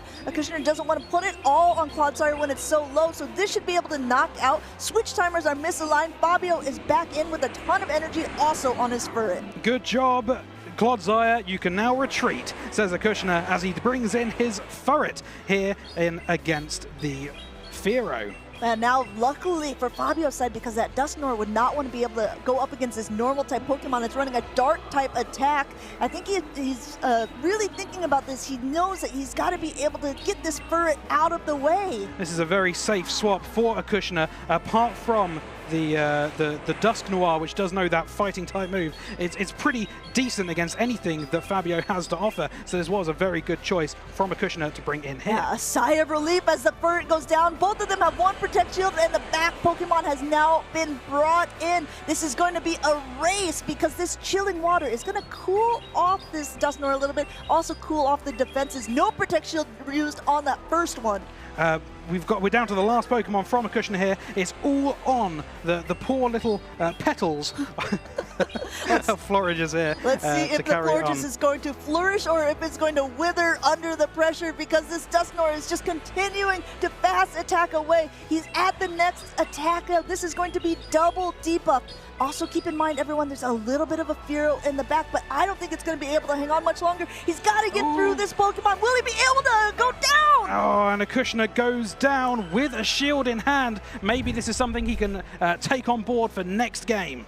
Quite astonishing plays here with the Dusknoir being able to completely farm down. He did throw an attack earlier on, but Jay, I know a lot of trainers are probably wondering, why didn't he throw his second Shadow Punch? Why did he just go straight for that farm down? Because he had that shield left at the end of the game, he decided instead of wasting the turns where he could get extra moves in from Acushna on his Fairy-type Pokemon, he decided, I'm going to try and farm this down with fast-type, oppressive fast-type attacks instead of wasting that extra energy. Yeah, well said, and exactly played out the way Fabio was hoping to. Even though there was 2 Chilling Waters that went through, which ended up debuffing the attacks, it was still enough to power through, still enough to take game number 1 despite a shield deficit.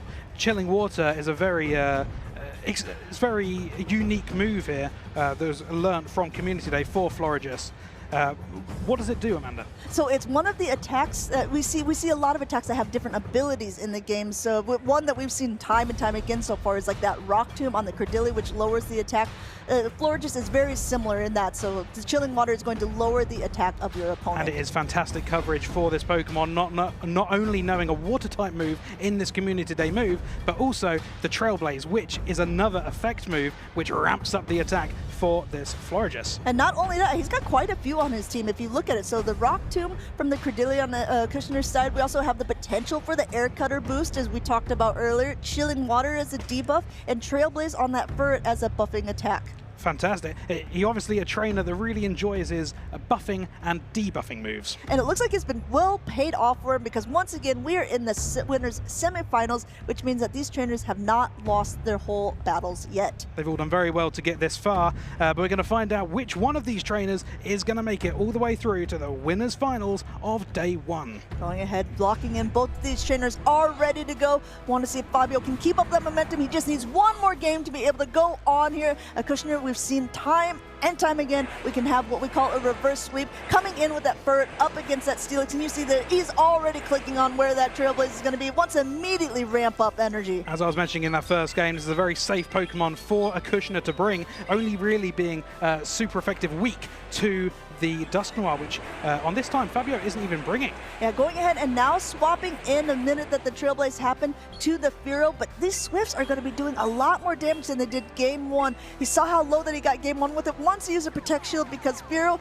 gained energy so quickly. You see he's already at a Drill Peck, and it's going to win Charge Attack priority here, so I see that he will throw right before the next Swift. He's throwing it on the Swift to go for Charge Attack priority here, and it looks like Fabio will be getting this move off, and it is going to be shielded by Acushna, who now decides to get his Swift off, but will he be able to shake this one off? We'll have to see. The shield is there, so he's not going to be able to get much damage through. Already one more Drill Peck loaded, and I do love this play, just getting up a ton of energy, but he might be going for too much here, and you see Fabio recognizing, oh my goodness, if he shields this, I think I might go down, but no Protect Shield from Kushner's side. Fearow does end up staying up in the sky, gets to dictate what comes in, and he gets to throw the next Drill Peck.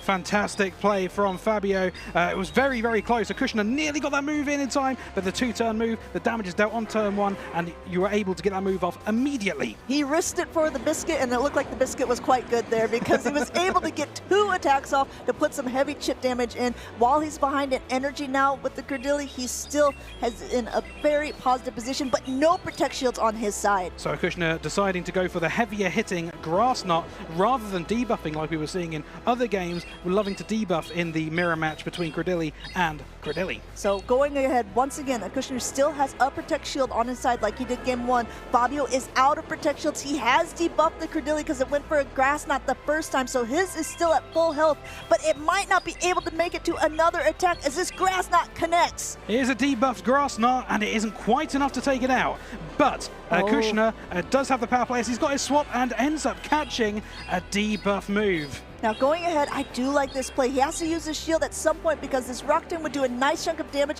It's also going to debuff it here. He says 1 debuff, not enough, having to go for number 2. But this is the problem with the Florigis and with the fast attacks of the Steelix. It's not going to be doing too much pressure while that Chilling Water is just rapidly approaching. The Chilling Water is super effective against this Steelix, and you can see Fabio shaking his head here. He knows this is going to be a heavy hitting move, but is it going to be enough? Not quite enough, but does a lot of damage, and we're coming to towards the tail end of the game here. Going for one Psychic Bank to debuff the defenses. This is the second Psychic Bank, so it's going to be double debuff. Not only that, the attack is debuffed, but will the Florges still be able to pull through because it's gaining energy so quickly? And just about makes it to the move. It looks like this Steelix is going to go down.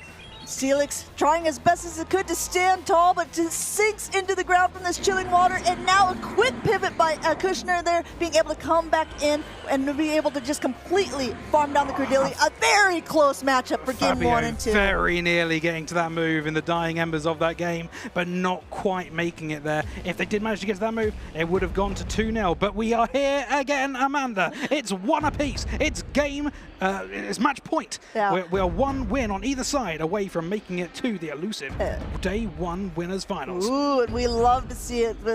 We like to see the players who thrive under pressure, the players who will buckle under pressure. There's so much on the line for both of these trainers. And I tell you what, like, again, I'm just so astonished to see a Jellicent on a team. We haven't seen it in action, but if you look at the Pokemon that are literally the top 2 usage in Lille, basically in every tournament so far, we have a Cordilli and we have a Corsola. and then you're like, okay, I think I'll bring a Jellicent. It's just like, okay, I would love to see how much play this Pokemon has actually had for a Kushner's side. Sometimes you have to think against the grain, and it's clearly worked for a Kushner to get this far. I would also like to know how many games it has played. You might be the opponent and think that, have that mindset, not bring one of those 2 Pokemon, and it may end up being in his favor. Yeah, we'll have to see what he wants to do for game 3. We've seen a lot of players so far just completely changing up their strategies for that 3rd game, thinking, okay, my opponent has maybe figured me out a little bit, so now I'm going to do something to shake it up, shake it off, as you said. And I don't know, what do you do if you're in this position? You have one game where you felt like it was a comfortable win, even though it still went down to the wire, and then the next game, the exact same thing happens for your opponent. Very, very close game in the second one especially. It's anyone's game to play for here in this, the decisive game, and the players are still locking in their teams while they're giving it a moment to ponder over what could happen, what might my opponent bring. What do you think? I think that it's one of those things where Firo was something that Fabio brought game 1 and game 2. I would expect him to bring it again game 3 because it hits so hard and can get energy so quickly. But like Pangoro in that other game, maybe we see it. We're going to find out. No, here never we are mind. again. We see it right away. It's a repeat almost of game number 1. Going for the 3-peat here. Firo playing in here again. Fabio trying to make the most of it like he did in game 1. This is the very same matchup from then. We're going to find out as this time Akushna ends up throwing the move first. Is the very hard-hitting, super effective Stone Edge. Going ahead, using that Protect Shield. He knows he has to Protect Shield whatever that Clodsire is going to be throwing, and going once again for that Drill Peck. We saw it does a nice chunk of damage, although it isn't as effective as the Drill Run is, but you still need 2 no matter what. Going ahead and just using both of his Protect Shields up in the Firo at the very beginning of the matchup. Clodsire, one of the bulkiest Pokemon, shiny at that, being able to strip away the shields, and now quickly pivoting out into a Furret. Furret catching the move from Furret here, the flying type attack. Drill Peck is going to do a decent amount of damage here, and Firo does have another one in the locker. Are they going to throw both? Is it going to be detrimental for Furret? I like this player by Kushner saying, okay, he keeps on throwing on charge attack priority, so I'm going to go for another fast attack instead because I know that I lose this, and now just continuing to pivot up, but now in comes the Azumarill to soak all the damage. There are no protections left on Fabio's side. There has a Trailblaze loaded on the Furret, but not a lot of health left. Azumarill, a very tanky Pokemon. It is a water type, and this move thrown by Furret is a grass type, but it doesn't do all that much damage because of how tanky it is and the fact it's not a stab move. This time opting to throw the Swift. Swift connecting there with the Azumarill, and now a quick pivot out into the Forges. But at this point, there's still a lot of energy on Azumarill. What Azumarill lacks in pacing with that 3-turn bubble, it makes up for it with its heavy hitting attacks, being able to already put that Forges barely into the green. And the Forges is going to have to go for a Trailblaze itself if it wants to knock out the Azumarill. He's waiting just in time, just before Azumarill gets to that move, knowing that there are no Protect Shields remaining, trying to get maximum farm for Florges in this decisive game. Going ahead, I like, the thing about Florage is it has 2 attacks. That Trailblaze to boost itself, the Chilling Water to chill out your opponent there. And this is a hard call for Fabio because while the Fast Attack Acid is going to be able to do a nice chunk of damage, I was going to say he's got to be able to do something with these debuffs, and he's cleared it completely as he's put it onto the Fearow. But will this Credilli be enough to knock out both the Ferret and the Clodsire in the back? Credilli is here, and he is ready to fight for that spot in the winners finals. We have Credilli throwing the Grass Knot. Oh, and a catch onto Ferret here. Ferret didn't have that much energy, if I do recall correctly, so this is a very good catch for Acushna. Yeah, you see that was a small undercharge, but it wasn't quite enough. He's got to throw an attack here, and he's throwing the Rock Tomb, just hoping that no matter what, that the next attack that the Clodsire will throw is not going to be enough to knock out now that it's been debuffed. But I don't know, that Earthquake looks pretty loaded. It's all coming down to the wire, ladies and gentlemen. It's all coming down to this. How much damage will this Earthquake do? Fabio shaking his head. The debuff movie does just quite about live. Credilli. Oh my goodness, he's able to make it! Oh my goodness! Credilli makes it to the grass type move, but is this enough to kill Amanda? We'll have to see. This is going to be able to connect. Clodsire's in the red, Credilli's in the red, and that's Clodsire it! goes down! 1 HP and a dream. A fantastic game from this Credilli, from this trainer. Amazing gameplay. Wow, incredible plays coming up from the back end there from Fabio's side. Acushna did everything he possibly could in those last moments. He caught an attack on that Ferret. He was able to use a shield on that Clodsire, but in the end, really fantastic plays, was able to cinch the deal for this trainer. Those last 2 games came down to the wire so intensely. It was anyone's game, Amanda, and I'll tell you what, these 2 trainers, very, very well played. But both of these trainers kind of playing it out to the end, and both times, if you notice, actually not both times, the times of all 3 matches just came down to the absolute wire. I mean, the first time there was be able to fast attack down through a shield. Second game left, Acushna just had like 3 HP left on his Pokemon before he was able to win. And then both at the end were like, which charge attack is going to be the one who knocks out? I think these trainers may need a minute's rest after these 2 games because pulses were flying. I'm racing, just watching. Yeah, I think at these points, a lot of times, because it's such a fast-paced game, right? So you don't know, am I making the right decision in this moment? You see a lot of times, like trainers like Fabio, even himself, he was shaking his head, he'd put his head down, he wasn't thinking that he was making the correct decision. But even if you don't think you're making the correct decision, it's already been done. You have to now play with the hand that you've been dealt, the hand that you've been given yourself, and to play it out the way he did, masterfully, to be able to take that game by the narrowest of margins. Even games where you feel like you're making the wrong play, the opponent might see that and think, oh, they're thinking of something that I'm not. And you can get in your opponent's head, play a few mind games, some spooky mind games at this time of year.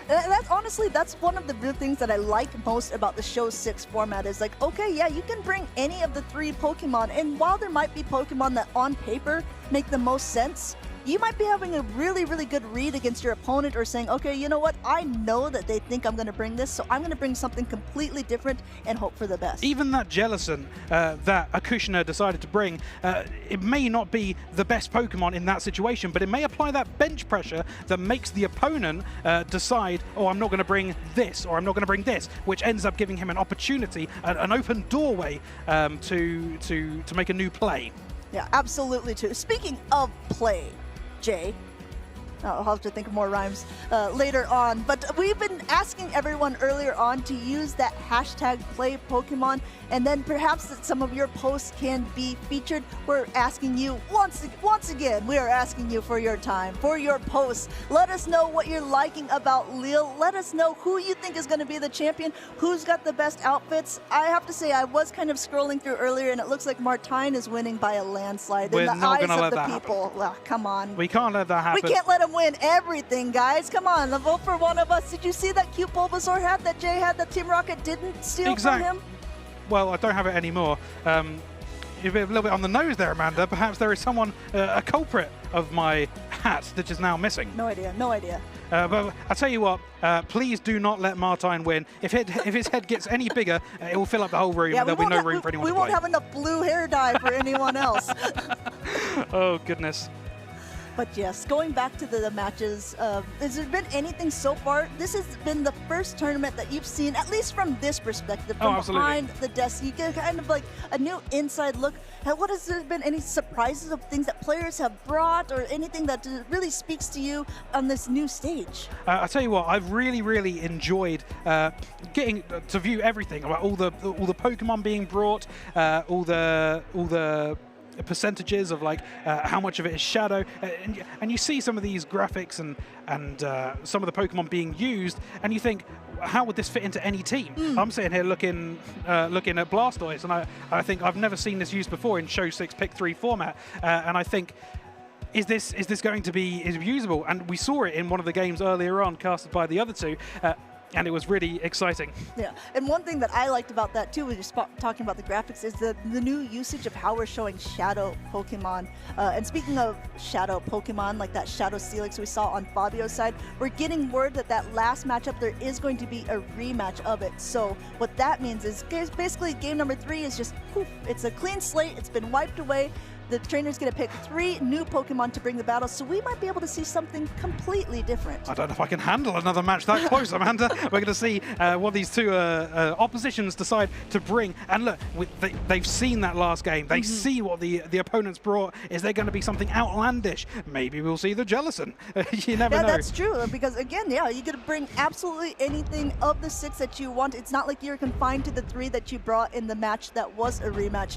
As a reminder for everyone, that was just a game that had the closest of margins. We saw a Pokemon that even if you missed one fast attack, it really could have proved detrimental in those games. Looks like the judges decided something did happen that was going to prove a little bit costly, and that's why we have judges, right? That's why we get to make these decisions, see who's going to be able to move on in the most fair and reasonable manner. Absolutely, Amanda. And I'll tell you what, I didn't see what the problem was in that last game, but there will be something small, better than my eyes for sure, that made that game worthy of a rematch. Yeah, definitely. And then we're going to see how these trainers adapt in moments like this to see what they want to bring forward. Because again, this is now a new decisive game number 3. Oh, here we go. And the players have locked in their Pokemon. And this time, we've got Credilli on the Fearow. Credilli knowing that debuffing Rock-type move that will be so heavy-hitting into the Fearow. We haven't seen this matchup yet. And going ahead and throwing first on Fabio's side, he wants to be able to put some chip damage into the Credilli, but Credilli is a Pokemon that's going to be doing some heavy-hitting things to basically everything on the field. On the Fearow side, it doesn't want to take these Rock Tombs. On the Azumarill side, it doesn't want to take the Trailblazers. And obviously, if Fabio swaps in his own Credilli, he's going to get debuffed because the Credilli is ahead in energy. The energy advantage is big there for Acushner. Fabio deciding, I really just want to get rid of this Pokemon, so there is less to worry about in the back. Going ahead and using that Protect Shield early on from Acushner's side because he is almost at that next attack, trying to catch, but coming in with the Credilli. I do like this play. I think it's the safest bet for Fabio. And Acushner, it's not even fooling around saying, I'm not even bothering debuffing this. I'm going for the heavy-hitting attack. I'm going for that do as much grass damage as I possibly can as Acushner, and then swaps in the Corviknight. Corviknight, as we were talking about before, now with this Community Day move, Air Slash, it does so much damage. Well, it does so much. You get the move so quickly is what I was trying to say there. Yeah, oh, well, he's about to do even more damage because the attack rolls on this attack. But you know what? Fabio says, I see your attack race, and I'm going to go ahead and just lower that right back down with that Rock Tomb. No shield used on that, but he's able to get to another Air Cutter before he's even close. And I like this, going ahead, just throwing on perfect timing right before the next charge attack was available. Perhaps it does do so much damage when buffed 6 times because of how many times you can get this Air Cutter off. Going ahead, now hopping in with the Azumarill, so Fabio's whole team has been revealed and coming back in with the Credilli. But this time, the Azumarill is a little bit ahead on energy. He was able to get to this Ice Beam, and it would be enough to knock out Credilli using that shield. And this time, Acushner has been the first trainer in these battles to use both of his shields. Fantastic, potentially a fantastic decision here from Acushner because this Pokemon is so good against the entire team of Fabio, and Credilli has played through the entire game so far, doing so much damage, taking both the shields, and is still just about hanging in there, maybe even getting off another move, and just about does. He does indeed, hanging on by a thread, going for that heavy-hitting Grass Knot. It does connect, and this puts Fabio a little bit on the back foot because there is a whole health fur in the back. He wants to throw immediately, try to get as much damage off as possible. Throwing off this ice type attack is not stab, it's not going to do the most damage in the world, this Ice Beam, but Akushna's going to happily take it and then continue farming down. Now swapping as the opponent swap because he wants that lineup in the back. Now you told me before, Air Cutter comes in fast, and indeed there's one more already, third one thrown. At this time, he's able to get yet another attack going through, and Fabio looks like he has maybe stopped tapping. He had so much energy on the Pharaoh, but he wasn't quite sure where it was going to go. Had the opportunity to throw the move, but the resisted attack, so he just decided at that point, it's probably enough for me. He's tapping through at the end of the game here, but I think this has to be a game set match for Akushna. And Kushner's showing off what the Corvin Knight can do. Air Cutter after Air Cutter, wonderful timing. He always knows where his opponent is at in energy, throwing right when they are there, and now actually the Credilli being able to at least put down the Corvin Knight from the sky at this point with the Rock Tomb, but it's just got so little health left on its side. But you got to remember, we do have this turret in the back. Trusty Ferret there to finish off the game, and that has actually changed the decision of this game, and now Akushna wins. Akushna taking game number 3 with masterful plays with this Corvin Knight, showing just how much energy management and knowledge, how far it can take you in this tournament, right past that winner's semifinals into the winner's finals. I was particularly impressed with the gameplay from Akushna with the Credilli. The Credilli did so much in that last game. Really, really good call from him, being able to put it there, and also recognizing when to use shields. In game 1 and game 2, he still went down with the shield basically at the end of the game, but this one he was like, okay, I'm recognizing how strong that Credilli is, I need to save this around. And being able to get to that grass knot at the end to knock down the Azumarill was the turning point in the game for Akushner. Sometimes playing these extra games gives you the mental note of what my opponent might do. You get a grip of their play style, and getting that extra game in that they otherwise wouldn't have got can maybe give him that indication of how my opposition is going to play this out, and that made him use that extra shield. The tale writes itself. And you know what? I keep saying we don't want Martine to win everything, but he did have that player prediction where he predicted that Corvin Knight would be doing well, and I think that if you wanted to showcase, if you wanted to have a good case for why it's doing so well, you could look at the team that Akushner just played, because he really was doing such a fantastic job, not only with playing it, but also in managing all that energy. Very interesting to note. On the other side, Fabio was using Azumarill, played it in the second game. We don't often see Azumarill played as much this season. We used to see it twinned all the time with Shadow Drapion last season. Yeah. And we don't really see it at all anymore. Why do you think that is? I think that honestly, with the rise of all of the, I can't speak for Azumarill. Azumarill is one of those Pokemon where I think like it might pop out for a little bit, but it will always be back. But Drapion, why it's not around as much anymore is because you look at all of the Pokemon that just hard counter it so much, like those Gastrodons, like all those Mud Slap users as well. But not to take away anything from the winner of this game, Akushna. A fantastic game played, well done. Moving on to the winners finals. Absolutely, and Fabio knocked down to that loser side of the bracket, but won't have quite as many more games to play, because the later you're knocked down in the tournament, the less of a gauntlet you have to go through. Once again, as a reminder, if you're following along, you might want to use that exclamation point bracket to see how your favorite trainers are doing in this tournament. We gave you some players to watch at the beginning, but there are quite a few players in this tournament. We're going to have a full phase 2 on day 2. Really excited to see. Very exciting. You think you've seen a lot so far? Well, this is only half of it. We're going to have so many more battles to play. But we were kind of talking earlier on about the different usage of the different Pokemon, and I really liked what you were saying, that you're like, okay, you know, you're looking at it from a new perspective, and you get to see all the different trainers from here. And we briefly touched on it before we got back into the game, but we have some updates like to our graphics, and so we're like, now we can be able to tell there's a Pokemon like that Dusk Noir, if it's going to be more used as a shadow, and if it's more used as a shadow, you'll see like the purple flames around that Pokemon, and you'll also get to see in the purple boxes the percentage of the Pokemon that is going to be used. So that's really cool updates and things that we like to kind of, you know, tweak and tailor as the seasons go on. Much like many of the Pokemon being used to play here today, the stream is constantly evolving. Very exciting updates, just like the one you've just mentioned yourself. I don't know about you, Jay, but I'm final form. Sure. Sure, yeah. No one else believes it either. Oh, dear. What is your favorite Pokemon that you've seen here played from what we've seen on screen today? What have you enjoyed watching? Interesting. So I would say, not that I would like it the most, but a call that a couple of trainers I've been talking with have made that has surprised me, but I've already seen on stream, is Empoleon.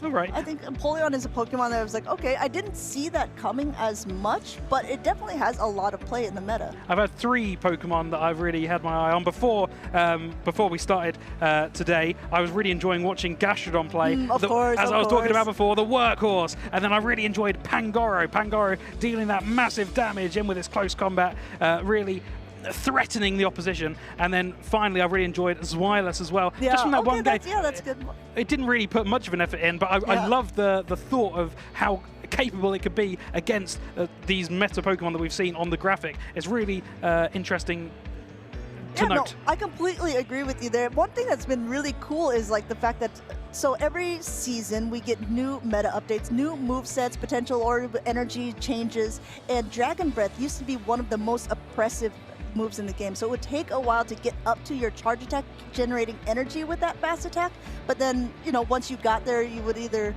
have to shield or whatever, but now it doesn't do as much damage, but it's able to generate energy so much quicker that it kind of forces opponents into a new line of thinking when you're going against the dragons. Well, we've seen it twice already this season win. Do you think we're going to see any Bastiodon today? Well, it's definitely not in our top 12 usage, but I don't count it out. They did say earlier on that they thought that North America was cooked with winning both of the matches. We'll have to see as the tournament progresses how many Bastiodon users we have. But if you look at how many of the flying type Pokemon, like Vero, we just saw used every single game by the last trainer Fabio, Bastiodon does put in a nice amount of work against a Pokemon like that, or like a Talonflame or a Galarian Moltres. I'll tell you what, with this new season, with the update to the Flyers, you see a vast array of different flying type Pokemon used in the current meta, even like Murkrow and Galarian Moltres and Altaria with its new move update as well, and it has access to Dragon Breath, and it gets to the move so quickly. To have a Pokemon that can just knock it down like Bastiodon, and it's so tanky as well. Perhaps that is the reason it was so good in these other tournaments. Yeah, I mean, I definitely don't count it out. It's a Pokemon where it wins very hard, but it also loses very hard. So if you do see a Bastiodon, it's usually going to be in that lead position where you can immediately swap out if it's not a position that you want to be in to your safe swap position. Or it could be one that's used in the back. It's kind of hiding there because there's no way that it was going to be used as that safe swap because it's not very safe at all. And I'll tell you what, a Pokemon that we've seen time and time again in nearly every team, Galarian Corsola. Yeah, tell me more. It's a very, very good Pokemon, as we've seen in nearly every battle that we've watched. And we have a spotlight here for you now.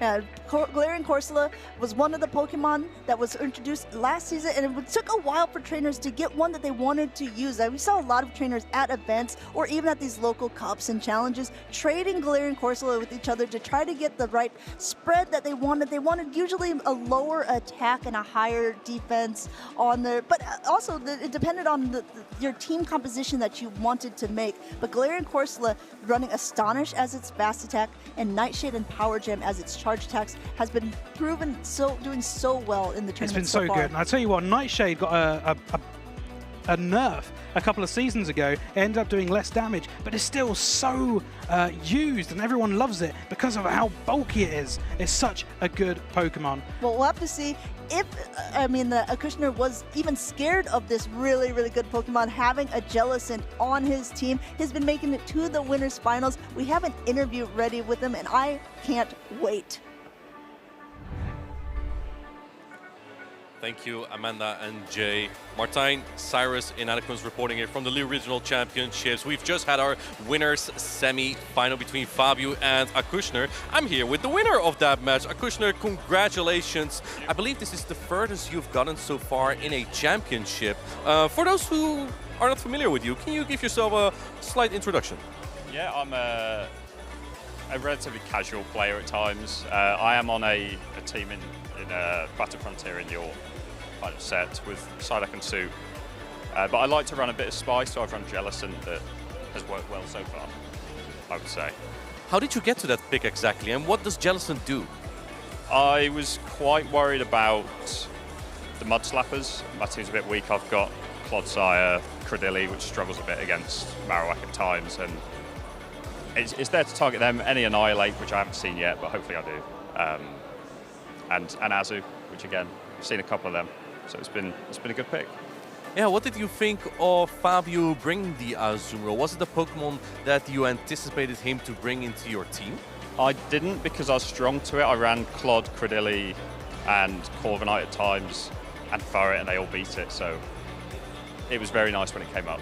I enjoyed that with the Cradilly getting the grass knot off, I think twice on it to knock it out, and yeah, didn't expect it, but it was nice to play against. Yeah, as we saw. Yeah. Which Pokemon has been the best for you so far? What Pokemon would you recommend for viewers to bring as well? Furret has been quite safe. I faced a Pangoro, which was a bit awkward, but I had Floor just lined up against it. But Furret's been surprisingly safe. A bit bulky, so it can take some of the Fearo's drill pecks, but it just hangs in there and helped me a lot with the games against Fabio. Furret, chat. If you don't have it yet, you might want to have one. I'm going to wish you the best of luck against Ghana WWW in the winners final. It's going to be super exciting. Do you have any final shout-outs that you want to give? I'd like to thank my girlfriend for putting up with me playing all the time, and my mum for playing all the events with me. Awesome. Well, we wish you the best of luck. Perhaps we'll see you soon again. Let's head back to Amanda J for more action. There's no J. Prepare for trouble. And make it double. To protect the world from devastation. To unite all peoples within our nation. All right, that's all we're going to do for now. We got to save some for a little bit later. Welcome back in. Once again, congratulations, Roy Kushner, for making it so far. And welcome in my Team Rocket compadre. Thank you, Jesse. I'm very happy to be here. I've been searching for some of my favorite Pokemon to put up here, and I think we have some great company right now. Yeah, I told Jay I had no idea what happened to his Bulbasaur, so it's certainly been. It's a case going on, and it's being investigated. Yes, we'll get to the bottom of it. But in the meantime, let's go ahead and jump right to the stage to get into these next matchups going on. We got Pine Tree versus Chris, and some Pokemon that we saw on that usage chart that kind of surprised us, but we haven't really seen it much already. We got that Blastoise now coming in. Blastoise on both sides, together with that Cradily, a ground type. We see the spooky Shadow Dust Noir, but also there is a King Gambit on the screen. Are you watching what I'm watching? King Gambit with Metal Sound, Foul Play, and Iron Head. It has a great matchup into Ghost types usually. It has a great matchup into Cradily, Corsola, Galarian Moltres, resisting all of its attacks. And also the Wigglytuff that we see on Chris's side. This is Pine Tree 6626, and this is only their second ever tournament, because the first tournament they played in was Lille last year. Wow, okay, and already making it to the winners semifinals of day one. That's a pretty fantastic feat. Also with a Pokemon that is a little bit spicy, a little bit different, but like you called out, a really great meta call. Undefeated with the great meta call so far. But on the other side, we have Chris LB7. He was our 5th place finisher in Frankfurt. This is a player with not the most tournaments under his name, but he rarely finishes outside of the top cut. He's an incredible battler, so Pine Tree knows that this challenge that he stands in front of is going to be a massive one. He's going to have to bring his A game here in Lille. Chris is a trainer that, like you said, has been around for a while. He's also a trainer who's very good friends with Pato Man, one of the most renowned trainers in our region. And you can see that a lot of times they're bringing very similar, if not the same teams, but they also have different unique playstyles. So Chris is going to be able to make a name for himself. He's well on his way to do it here. Winner semifinals, Cradily up against Zafiro. And Firo here outpacing the rock type Cradily to charge stacks. Have a deviously okay matchup in this situation, but Firo needs to throw immediately before the Cradily gets in the Rock Tomb debuff. What the problem is with the Firo against the Cradily is you need to use one Protect Shield if you're the Firo no matter what, because these charge attacks are going to hurt way more. So it does put you in kind of a disadvantaged position, recognizing, okay, maybe my opponent is not going to shield here. Not only am I debuffed, but I'm also down in shields. But what I am is now up in energy, but still a catch by Chris. And this is not that bad for Pine Tree either. either. The Blastoise naturally doing super effective rollouts against the Fearow, but this Drill Peck is also chunking a little bit. And here, Pine Tree gets to align the Cradley onto the Blastoise. A Blastoise with Ice Beam. Yes, and if you're Pine Tree and you're paying attention to the movesets on that sheet, you have to be a little bit wary. But Pine Tree's counting was great there. He recognized wasn't even at that Ice Beam yet, didn't bother putting up a Protect Shield, and going for his own Rock Tomb bait. The Grass Knot would be enough to knock out, but not only does he get the shield back, he also gets to lower the defenses of that, or attack of that Blastoise. Excellent play by Pine Tree. And now Chris is going to throw the Ice Beam with his Blastoise. I think this is a very brave play by Chris. Oh, the Cradley even hangs on. Can he get to a move? No, barely not. But this is a very brave play by Chris, because if Pine Tree were to match his own Blastoise into the Ice Beam Blastoise, that could have been detrimental for Chris's chances to win this game. Now coming back into a rollout user, able to get to another attack first, and using that last shield of Pine Tree here, hasn't even revealed the Marowak in the back. And now he's about to see what's going to come in, going to go for a combination play here. Quick plays by Chris, going for one Hydro Cannon to get the shield, Rock Tomb to knock the Fearow from the sky. And we see the combination play is what takes out the Fearow, but here comes the Marowak. It farms down the Cradley before it manages to get to an attack, but there is a Corviknight waiting in the back. I don't know if Chris is even going to reveal it. If the Blastoise can get to an attack, it could take out the Marowak, but no. Here comes the Corviknight. And yeah, Marowak needs to throw the Rock Slides here. I do like that play by Chris, because he recognized that rollout damage is not going to be doing very much at all to the Marowak, saying, okay, I'm not even going to risk getting Mudslap down or giving this Marowak any more energy. I'm going to come in with the heavier hitting a Pokemon. No Protect Shields remaining. Payback coming through. I think this is a great recognition by Chris. He doesn't need to take a risk with coming in with a Blastoise. He has a shield on the Corviknight. The Payback loaded. It does so much damage. And Pine Tree, Marowak is going down thanks to the Corviknight of Chris LB7. Chris takes game number 1 with a combination play that really put it well on the map for him, saying, okay, I'm here. You know what? I'm making it to that winner's finals. But Pine Tree says, not so fast.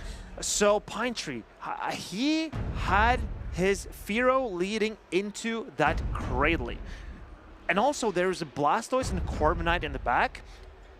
The Corviknight's energy does not do anything to that King Gambit, but resisting Flying type, resisting Dark type. The King Gambit was also incredible into the Cradley. So I'm curious. Chris has decided to disrespect the King Gambit a little bit, but Pine Tree knows it's a little bit of a risky Pokemon to bring, especially against the Unovan Stumpfist. Sure. But can we see the King Gambit? That is what we all want. Chat, I know you want it. Chat, where are you? Let me hear you the King Gambit screams. That's what we want to see. We're just praying. Can we see King Gambit? You know, honestly, you bring up a good point, because the last winter semifinals we saw, there was a Jellicent on the side of Kushner. So to make it farther on in tournaments, it's not like you need to bring the cookie cutter staple things that everyone's bringing. Sometimes you just need to make a good meta call. But another good call that trainers are making is recognizing when to actually use that Pokemon. So is it too much of a risk to bring it against a team like this? Looks like we'll have to see as they jump into game number 2. Not a great lead here for Pine Tree. Great lead for Chris. We'll see if we see an immediate pivot out, or just going to try to get a little bit of energy before the Grass Knot comes through. This is a very neutral matchup, actually, because Kanto Marowak, if it lands the first Bone Club, Marowak can farm down Cradley in the 2-shield scenario, because acids from Cradley aren't doing a whole lot to this Shadow Kanto Marowak. The big risk is, although we've seen it now a lot of times in this tournament, using both of the shields in that first matchup to get the alignment that you're looking for in the back. Should Pine Tree choose to do that, yeah, he looks like he might be able to, but Chris goes for, once again, a good catch here, just taking all that energy that the Marowak had and releasing it into the sky. And here we see this is what Chris, the Pine Tree, probably brought his Charjabug for, and here it comes, because now Charjabug is aligned to this Corviknight. It can try to farm up a lot of energy and then maybe also threaten the Cradley in return. But Chris, he's up a shield and he's landing a payback. This is going to hurt the Charjabug. Going ahead, the heavier hitting attack of the Corviknight is getting awfully low, but there are 2 Protect Shields remaining. Maybe he doesn't really care for the alignment as much, but it looks like he does. He's going to use that shield because he's got a lot of energy now on that Corviknight, but when he has an energy, he's lacking in health. And this Charge Bug is putting on so much pressure for Chris. Will Pine Tree decide to shield? He cannot easily farm this Corviknight down. It's still in the yellow. Going ahead. Not only is it in the yellow, it has basically another air cutter almost loaded up for whatever is going to come in. Last time we saw so good of energy management with these Corviknights, and now we're going to see it throw immediately onto the Marowak here on Pine Tree's side. I think Pine Tree knows he cannot shield this Marowak because then it would be susceptible to this energy from the Cradley. And this is slightly unfortunate for Pine Tree, but great play from Chris, realizing that the Marowak would throw a 3-turn Mud Slap so that he could get his charge attack through. Yeah, not only did he do it game 1, he did it game 2 as well, saving energy on that Credilli to throw a rock to him and either threaten a shield or threaten the knockout here. Now comes in the Credilli on Pine Tree's side, being able to try to get a little bit of energy, but look at this, counting by Chris right before it's loaded, throwing an air cutter. He tried to go for the payback, but he realized that he couldn't outpace the Cradley, so we wanted to get some damage in at least, but this allows Pine Tree to farm down the Corviknight without the risk of taking a payback. So the Cradley can now farm up, and come out fully loaded into the Blastoise in the back. Now coming into that Blastoise, that last Pokemon has been revealed. No Protect Shields on Pine Tree's side, going for that heavy-hitting Grass Knot right away and immediately stripping away that last shield from Chris's side. I think it's now Pine Tree that needs a combination play to win this game, because Pine Tree now needs to also land some energy from the Marowak into the Blastoise, because if Blastoise can double up, then this is looking bleak. Going ahead and just not even trying, going for it straight away, a catch! Pine Tree recognizing when that was going to be thrown, and Blastoise is releasing all of that water energy onto a low health Pokemon, and Credilli now, it is a race to the next. And this is incredible play by Chris, because I think Pine Tree wanted to go for that combination play, but Chris, he realized what was going on and threw the Hydro Cannon immediately. He waited to see if there was a switch, and in came the Marowak. He had the Hydro Cannon ready and just blasted the Marowak out of the field. Yeah, what looked like to be a catch for that Marowak actually proved detrimental, as Chris was able to still get a ton of energy, be able to not only not have to use the Ice Beam against the Credilli, but use that Hydro Cannon to knock out both Pokemon in the back. And I would really like to take a look at that last part of Chris's game at the end there, because it's such great awareness, realizing what is going on and what your opponent is planning to do, because he knew that the Marowak in the back had a lot of energy. He needed to be ready. He needed to leave with energy on the Blastoise to snipe the Marowak if it was coming in. Right.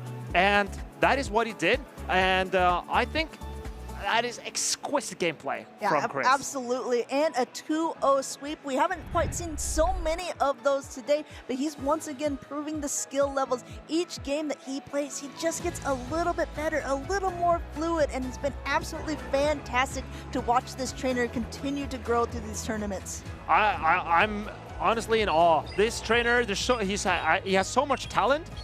And even though Pine Tree, with his great team, and he put on a real show, he really demonstrated his skills, but Chris, such a formidable trainer. It was too steep of a climb for Pine Tree in this occasion, because Chris, incredibly talented, and you see, like, when he practices, if he practices with Potoman, I'm sure that I can understand why they are always making it this far. Yeah, I completely agree. Pine Tree, though, no slouch. Only second tournament that he's ever played. Been able to get to the winners semifinals in his group is absolutely incredible. I'm sure with as much time and training as Chris has put in, he's going to be just as formidable. Also bringing a very unique and spicy team. He's not out of the tournament yet. He has been knocked down to the loser side of the bracket and will continue on in this double elimination tournament. We might still get to see some King Gambit play later. Who knows? I would love to see some King Gambit play. And what I also would love to see is my charged TM stack after this event. Because trainers, I gotta tell you, there's so much going on in Pokemon Go right now. There's a Go Battle League weekend. Yes. You at home could also participate in the Go Battle League weekend right from your home. So you have 100 battles today, which is 5 times more than you usually do. Yeah. Or 4 times more. And then we have, if you're here at the venue, the Pokestops here will grant you charge TMs. And I know I'm in dire need of some charge TMs. As a PvP player, everyone who's been playing in any grassroots formats or who just wants to test out different Pokemon, it's like, oh, maybe I want to actually try my Blastoise with Ice Beam instead of Skull Bash. You're going to need those charge TMs to be able to flip it, because then when you say, actually, you know what? I'd rather have it back the other way. But I've tried to TM my Hypno recently, and I'm all out of charge TMs right now. Again, well, we'll have to mark Marcus's words now, because, as you said, been able to spin all the stops here, these regional Pokestops that have a little special photo disc on it. By the end of today, I'm sure he will have plenty. But I just want to take a quick look at the last moments of that game again between Pine Tree and Chris. Because take a look here. If we move back, I hope I can move back a few seconds here. Because here, Blastoise knows it is taking a Grass Knot from the Cradley. And then take a look in the top right corner. Here you can see the ground type showing. And Chris is waiting. He is not pressing that the charge tag. He is not pressing it because he's waiting to see if the typing shows up here. That is the Marowak. Blastoise has a higher attack than Kanto Marowak. So Chris knows that if the Marowak comes in, he needs to leave with the energy that Blastoise has. He needs this energy to go into the Marowak, not the Cradley. And that is why he waited. He just watch Chris wait a turn after the Grass Knot lands. And this is high level play. I think this is incredible from Chris. Watch here. He notices the type up there show, and then he throws his Hydro Cannon, winning charge deck priority and winning the game, moving on to the winners finals. I could watch Marcus do this forever. You're very excited, like a kid in a candy store almost. This Halloween season, all these treats that have been given to you, this game was absolutely one of them. But also this was a nice trick. And some players who have a nice trick coming up for us, I suspect that is Kashton versus Snowman. Both of these trainers are so tricky.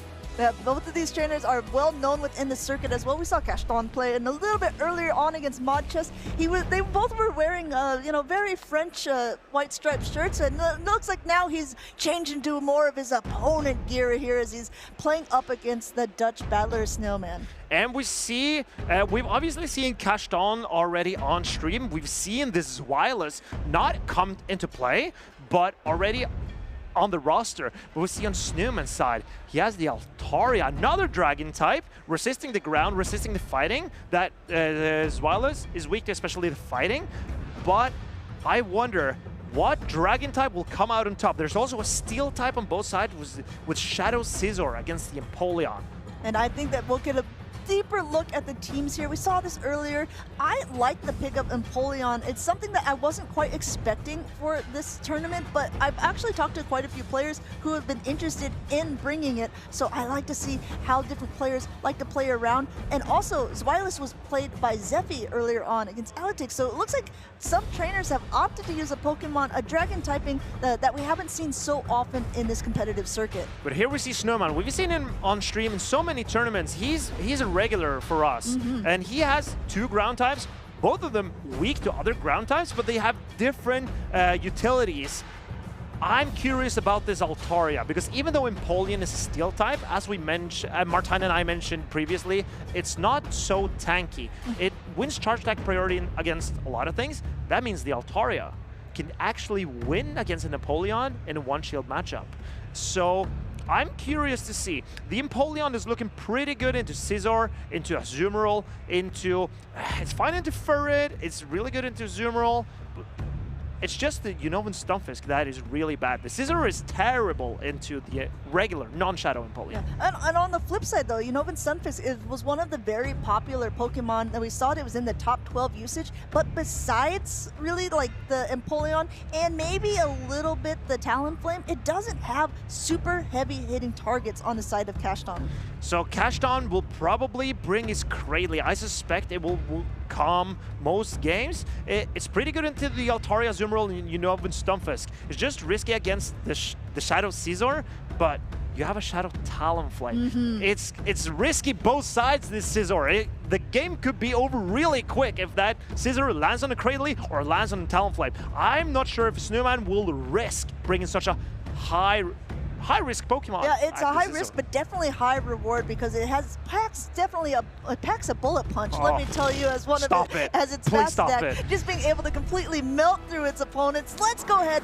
jump into game number 1. We saw it before. We have that Kanto Marowak up against a Furret on the Snowman's side, and it looks like both of these trainers are opting to stay in and just gain a little bit of energy and take a bit of damage. Even though this is a surprisingly neutral matchup, the Furret will threaten the shield with the Trailblaze, the Grass Attack Trailblaze. Marowak, if it shields up the Trailblaze, can win this one-shield scenario, but Furret gets the bait here.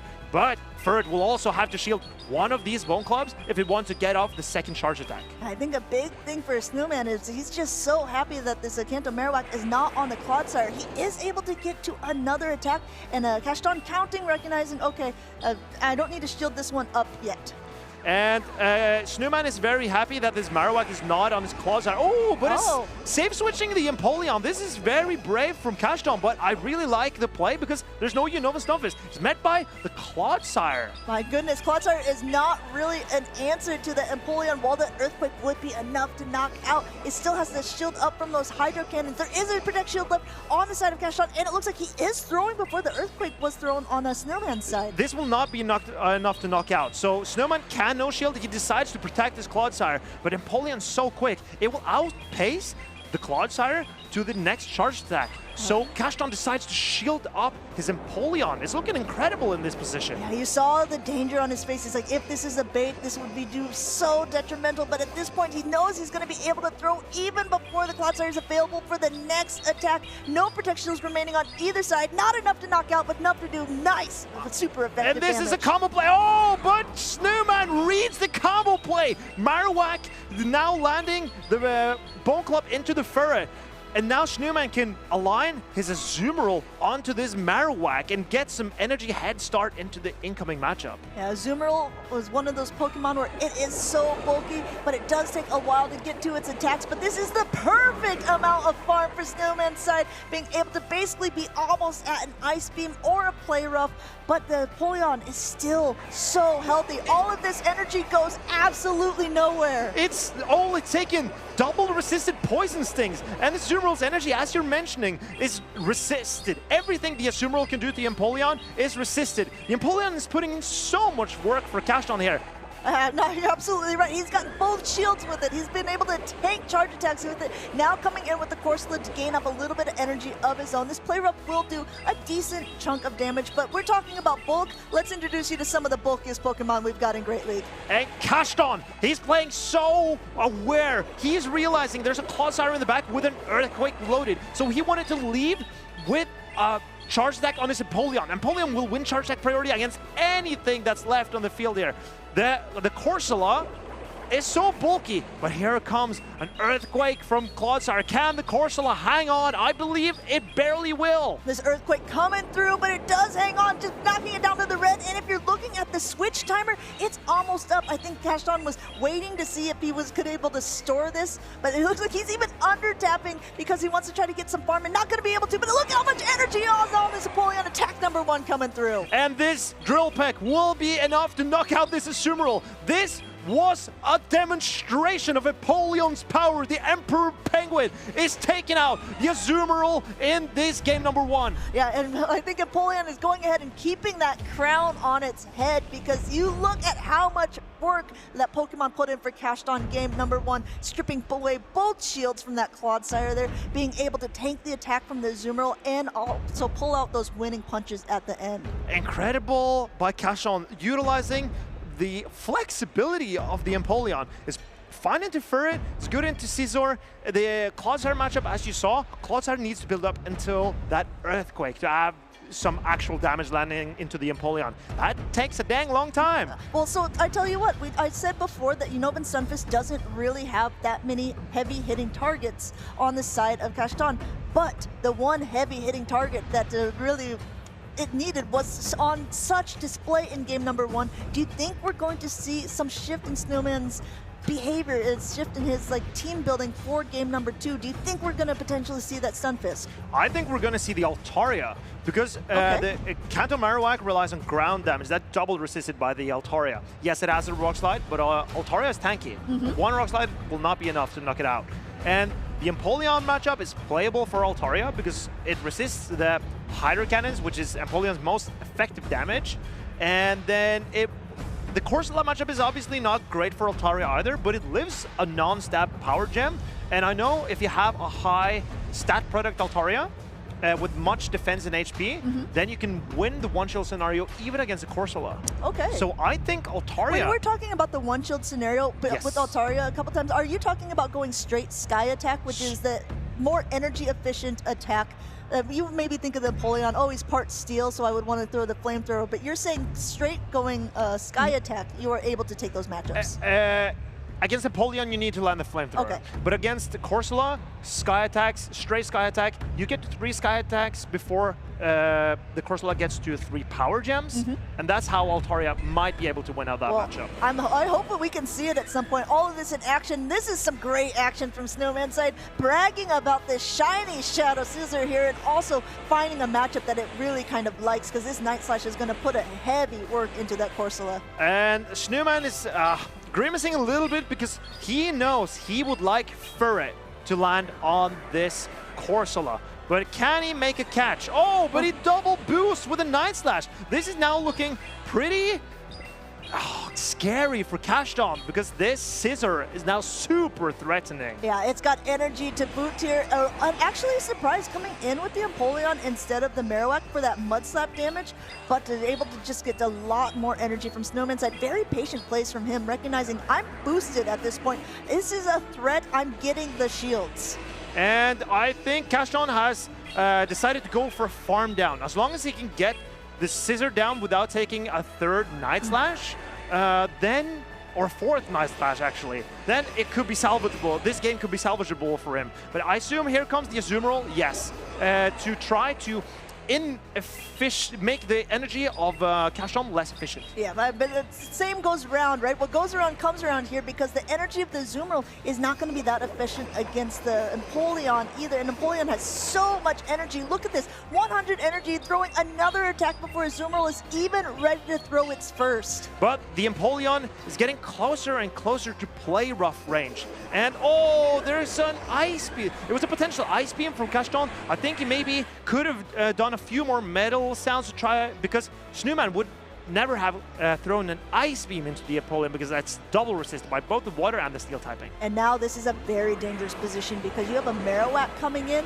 and a Trailblaze is going to be enough to put a heavy damage into the Pokemon. There's no Protect Shields remaining. Furret doing what Furret does here, boosting up energy, looking cute while doing it, and just getting some more, being able to try to knock this Marowak down desperately low. Marowak not finding its target here in game number 2. It's up against a Furret and then a Azumarill, and it's not looking great. Snowman will farm down, no shield, the Bone Club, and have energy to spare against this Empoleon. And here comes a boost to Trailblaze. No Empoleon, I will take it at this range. Empoleon maybe taking off of its crown at this point as Furret comes in, being able to do this damage here, taking game number 2 for Snowman. Very brave display by Snowman. He led the Scissor, which does not have a really good matchup into that Empoleon. Bullet Punch has actually been double resisted, and then having a Azumarill in the back, not particularly efficient against the Empoleon either. So he took a risk, but it paid off because he got the boost on that Scissor, and it put in tons of work. Yeah, so there's a way, or at least if there's a Night Slash boost, there's definitely a way. Something that, I mean, I'm sure as a competitor, you love to see it when it's on your side, but if you're seeing against it, you're just like, okay, well, there's maybe not much I can do in this scenario. I do like the point that you made earlier on about Kashdom, maybe swapping out a bit too soon, trying to catch an attack that was not or even going to be coming yet. There was still 2 bubbles away from the play rough at that point, and what he did was just give a ton of extra energy and farm to that Furret. And that is Kashdom's adjustment. He will need to find a way to be more safe into his matchups. And I think he will continue to lean on the Empoleon, which from how I see it will be a good choice. But Snowman, he has decided to bring it back. he's not giving up without a fight. Yeah. And Azumarill not going anywhere. This, if anything is inevitable, it's Azumarill. That's the move. It's just talking with Jay about it. He said, you know, like Shadow Dropion and Azumarill used to be everywhere last season. Where did they go? And I said, you know, I can understand why Dropion's not around as much anymore because of the ground type attackers. But Azumarill, it comes and goes. But I think Azumarill is a staple pick that is almost here 100% to stay.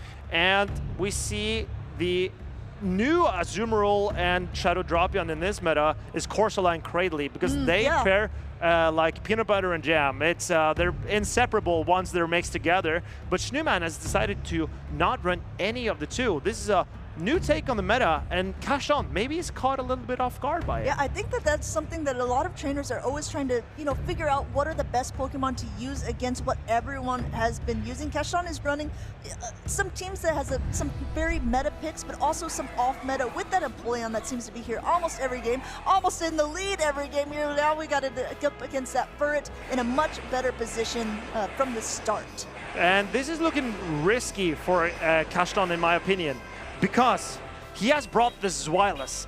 The Zweilous is not good into the Azumarill, and is not particularly good into that Shadow Scissor either.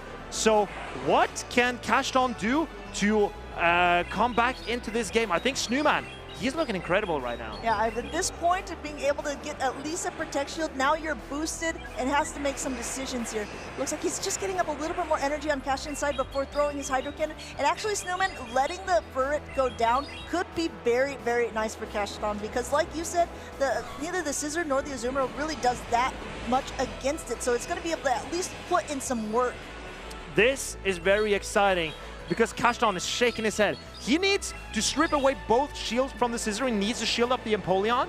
He needs to get Zweilous on the Scissor because the energy from Scissor is not what makes that matchup good for Scissor.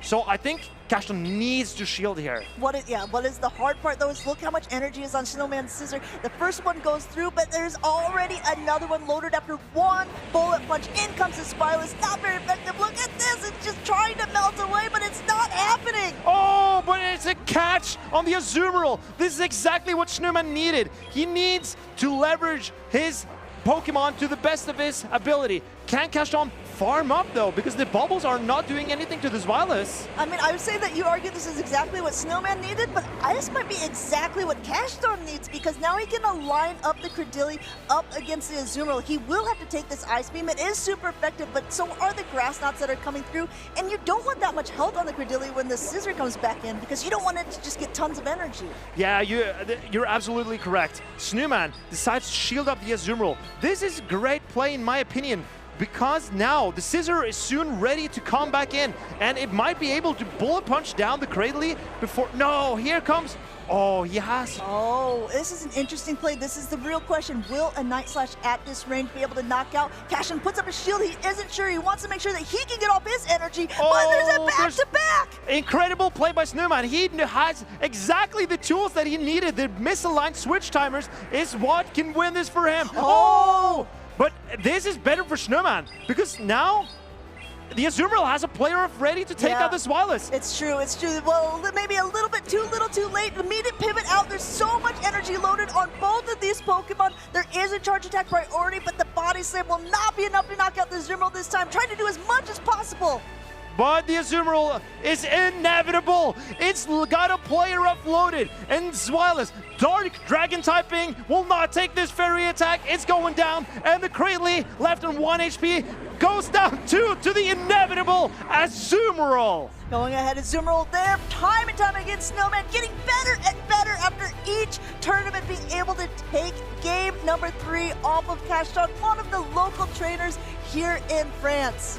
And Snowman and Kashan are having a good talk about the game. You can tell about the good spirits on stage, and this is what Pokemon is all about. It's the friends you make along the way and the battles that you have with them, and we're all here to have a good time, and I'm happy to see that these trainers are making the best of their time. I mean, how can you not have a good time when you're up in that winners matchups here in the winners semifinals? Snowman going on to the winners finals for today. There are a lot of really, really good competitors here. We've seen some of really great matches, and I can't wait to see more as it continues to progress. And Snowman just told Cashton, you're no match for my Iron Will. And that Scizor, it really stole the show. It didn't steal the show. Man, you're out. Yeah, you're really, you got it today. I've been practicing. Really great matchups. And I think you made a good call when you were talking about when you're seeing some Pokemon, even if it's a neutral lead, taking a look at the back lines, you can also see who maybe has the advantage. But of course, Cashton couldn't see that the Zweilous really had nowhere to go in the back versus that Scizor, versus that Azumarill in game number 3. As long as, if Cashton had avoided that catch from Scizor onto the Azumarill, then the timers wouldn't have been as misaligned. And then Cashton maybe would have been able to keep his Cradily healthy to deal with the Azumarill in the end game. But because he could nullify the Scizor's energy on that Zweilous. Yep. This was a huge part too. The back-to-back, being able to throw, because Scizor, we talked about Pokemon that can win charge attack priority, the ones that have the higher attack stat. Shadow Scizor is definitely one of these Pokemon, so it doesn't matter how much that the Cradily had. Being able to throw both of those off was like the winning point. Absolutely. And then in game 2, when you hear that, that is the noise you as an opponent know. And then that's a noise that you go, wow. Because that means the Scizor, already having such high attack stat, double boosted on a Night Slash. And, well, there's going to take a lot of resistance to withstand Scizor's bullet punches. Yeah, it's a lot of attack, a little bit of luck, and a lot of skill too to be able to make it this far in a tournament with a team like this. And really congratulations to Snowman being able to make it on to that winners finals.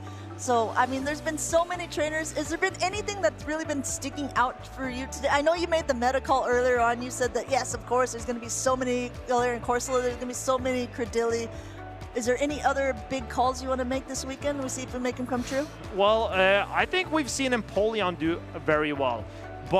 And I haven't been really impressed by Blastoise's performances so far. Okay. Chris did put in work with his Blastoise. So maybe Blastoise can continue to do well, but I think that Shadow Dusknoir is one Pokemon that is looking to make its, put its stamp on this meta and make its mark here. Well, I tell you what, we're definitely entering spooky season because there are quite a few ghost-type Pokemon or dark-type Pokemon and countering each other. It's really interesting to see how this meta is continuing to evolve. I tell you what, I haven't seen any of yet, at least over Bastiodon. Oh, yeah, Bastiodon is not showing up here in EU. I mean, I know you guys over in NA love your Bastiodons, but here in EU, we're prepared for it. We've got our Empoleons, we've got our Gastrodons, and I'm just saying, if Bastiodon's met up against a Gastrodon, it's going to be beaten to the ground. No. Okay. Well, Marcus, you've been so on about everything so far. I'm wondering if you will continue to be on. Do you want to play a game? Of course, I love to play games. Okay, I saw you earlier on, I mean, I think everyone heard Inadequate's shout when you threw him off of his game when he got the wrong answer for the Who's That Pokemon Pokedex thing. I want to have a chance to play this as well, so let's go ahead and bring it up. Are we just, we're Team Rocket, so we're a team, right? So this is a team performance. I'm completely with you. When Martin blamed me for his own mistakes, I'm done with that. So this friendly Pokemon doesn't like being alone. Pay it even the slightest bit of attention, and it will follow you forever. Okay. So it's a scary but friendly Pokemon. How scary? This Pokemon doesn't like being alone. So it's a cuddly Pokemon, maybe something that or something that wants friends. Yeah, but I mean, it's got to be still kind of scary. Like, as if you're thinking about it, like it's following you forever, you know. And so then it's like, oh. Yeah, I'm not sure. Pay the slightest bit of attention and it will follow you forever. So yeah. I assume this will be a ghost Pokemon because forever, etc. Whenever I don't know, I always say Mimikyu. Yeah, but this is probably not Mimikyu. Okay, so now I'm going to say probably not Mimikyu. Yeah, but I could be wrong. I've been wrong before. Chat probably knows. I wish I had chat available. That'd be great. But I actually, I don't know. This friendly Pokemon. What's a friendly ghost? The solution's already there. Oh, we didn't even see it. Graveyard. That makes sense. It's super cute. It's like a dog, you know, like it's a dog because it will follow you forever friendly. because it's your best friend, of course. All right. That was just a warm-up round. That was just warm-up. Yeah, we'll get one. Yeah, go ahead. Give us one more production. We're ready for it. Are we though? When it finds humans or Pokemon it likes, it freezes them and takes them to its chilly den where they become decorations. Okay, I think this could be a Frostlass I was just going to angle. say that. It's a Frostlass. I know there's also some Pokédex entries where Frostlass is a woman that's frozen in the mountains, but I think this is looking like a Frostlass angle Yeah, to me. I agree. I agree. We're going to go with Frostlass. Okay, we're going with Frostlass. Lock it in. Yeah! Okay. Team Rocket. We're 1-1 now, Yeah, and yeah. Martine was only able to get one as well, I believe. Okay. So you're still up over Martine. Okay, excellent, excellent. Well, no. Now we're tied. We're Now we're tied, tied. we're So tied, maybe we're we tied. have time for one more? One more? Okay, let's see if we can get one more. These Pokemon arose from the spirits of people interred in graves in past ages. Each retains memories of its former life. It's like a Cofagrigus or like a. Oh, yeah, Yamask maybe? I bet it's Yamask. Yeah, because interred in graves in past ages. It has to be a Yamask or a Cofagrigus in my opinion. Yeah. But so it could be These Pokemon though makes it sound like it's more the little than one. ones. Yeah. So it's a Cofagrigus inside a Yeah, soft. it's just a lot of Yamasks inside a Cofagrigus. What is Or there a do we Pokemon that's like made up of a bunch of like other Grave Pokemon? or Pokemon made out of graves? No, but in past ages, spirits of people. I think it's Yamask. I'm also gonna go out on Yamask. So and it's Yamask. All right. Okay, Martine, I didn't know where you are, but you need to be catching up. Yeah, no, I don't know where you are either. Behind us, because I'm not looking back. Just adjusting the rear view mirror to have a great look at Martine. Don't give him any more of these questions these weekends, because I want to keep. Now I'm done. Now I'm done. We I need to finally move on beat him in something. But I think that we have the matchup that we have coming up is between that player we already seen on stream. That's is right. A. Kushner against Dana WW. In Stockholm last season, he was the third place finisher, only losing to PvP David Yep, in the losers finals. Yeah, Donna is a very strong battler. Another one that we've seen throughout the ages, getting better and better, doing very well in tournaments after tournament. Kushner and Bear being able to make it now to the winners finals, which is the farthest that he's made it in a tournament, I believe, is what he said in that interview with Inadequate. Also doing it with a really unique team. I know that there's a Cordillea on the team, that #1 used Pokemon, but no Galarian Corsola. And not only that, but something that Galarian Corsola is kind of like does pretty well against a Jellicent on this meta. Tell me where this fits in. The Jellicent fits in against the Fortress, so I think A. Kushner likes Jellicent for its fire type resistance, for example, because he's also got that Corviknight, and we know Shadow Talonflame can win the 2 shields against most Pokemon, but the Jellicent can resist at least the fire attacks. But here we see Dana WW. He's a trainer that we've come to get to know quite well, and he's bringing that double ground and that Murkrow. Yes. That Murkrow, he actually showed me his team before we went to the tournament. He had a Shadow Murkrow initially, and I said, he told me, roast my team. And I said, regular Murkrow. Because I think that you do enough damage with regular Murkrow over the Shadow. Interesting. Okay. I mean, it has a squish level value. I know it has a very similar usage, or at least typing, as a Galarian Moltres, but a lot of different utility because of its fast attacks and its charge attacks hit in a much different manner. One thing that I really liked that I was seeing more of than I expected was the Florges. I've been seeing that because it's like, you watch it in the Go Battle League almost all the time now, ever since that community day, having chilling water to be able to lower your opponent's attack and also a Trailblaze to boost your own. There's a lot of play, I think, for the Pokemon in the meta. I completely agree. I expect Dana to bring his Clodsire. There's no Mud Slapper on A. Kushner's side. It's just the Corviknight that is a really bad matchup for the Clodsire. Also, Jellicent, obviously not great. But that means that Dusknoir also is pretty good into both Jellicent and the Corviknight because of the improved pacing on Shadow Punch for Dusknoir and its increased damage output. The Corviknight doesn't take it as well as from the Corsola, and it's a long way up to payback to hit the Dusknoir for hard hitting damage. One thing I also want to note is that there has been a rise of Clodsire usage again. In seasons past, it's kind of gone back and forth of its different charge attacks. Earthquake has always been the attack that you wanted on your Clodsire, but it's alternated seasons between sometimes people want to use Sludge Bomb, sometimes people want to use Stone Edge. If you're Stone Collection, you're running a Sludge Bomb and Stone Edge, but you're literally the only person in the whole league to be doing so. So, I mean, like, do you think it's because of the rise of all the flying type Pokemon that's why we're seeing that shift back to the Stone Edge? I think it's Clodsire's bulk, its great charge attacks and Poison Sting, and also its ability to beat both Cradily and Corsola. Actually being a consistent answer to Cradily is what sells Clodsire for me. Dane has chosen the two bulkiest ground types in the entire meta, in Diggersby and Clodsire, but I think the Florges from A. Kushner is looking so good because it can hit, I believe it is on Trailblaze, yes, so it can hit the Feraligatr for super effective. The Clodsire and Diggersby also for super effective. It resists the bug bites from Fortress, and the Murkrow is weak to Fairy.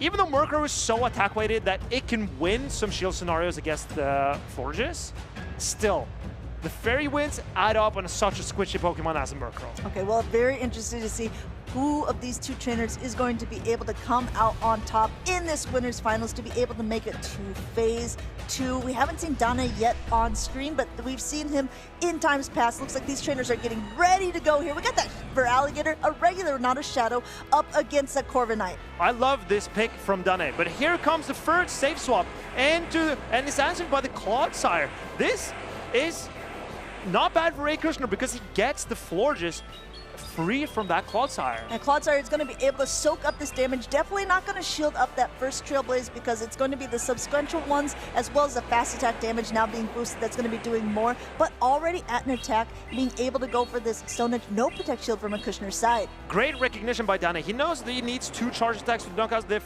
Furret anyway, so no point in going for the Earthquakes because he will need 2 attacks anyway. So the Stone Edge will be more efficient in this matchup. Yeah, all about that energy management, and if he's able to take it, he wants to be able to throw something that comes in the back. Just going ahead, you see, yeah, going for a little more energy before throwing. He doesn't want to throw right away. And actually, Kushner using up a Protect Shield wants to be able to keep this middle game here, recognizing how bad that Corviknight was up against the Feraligatr.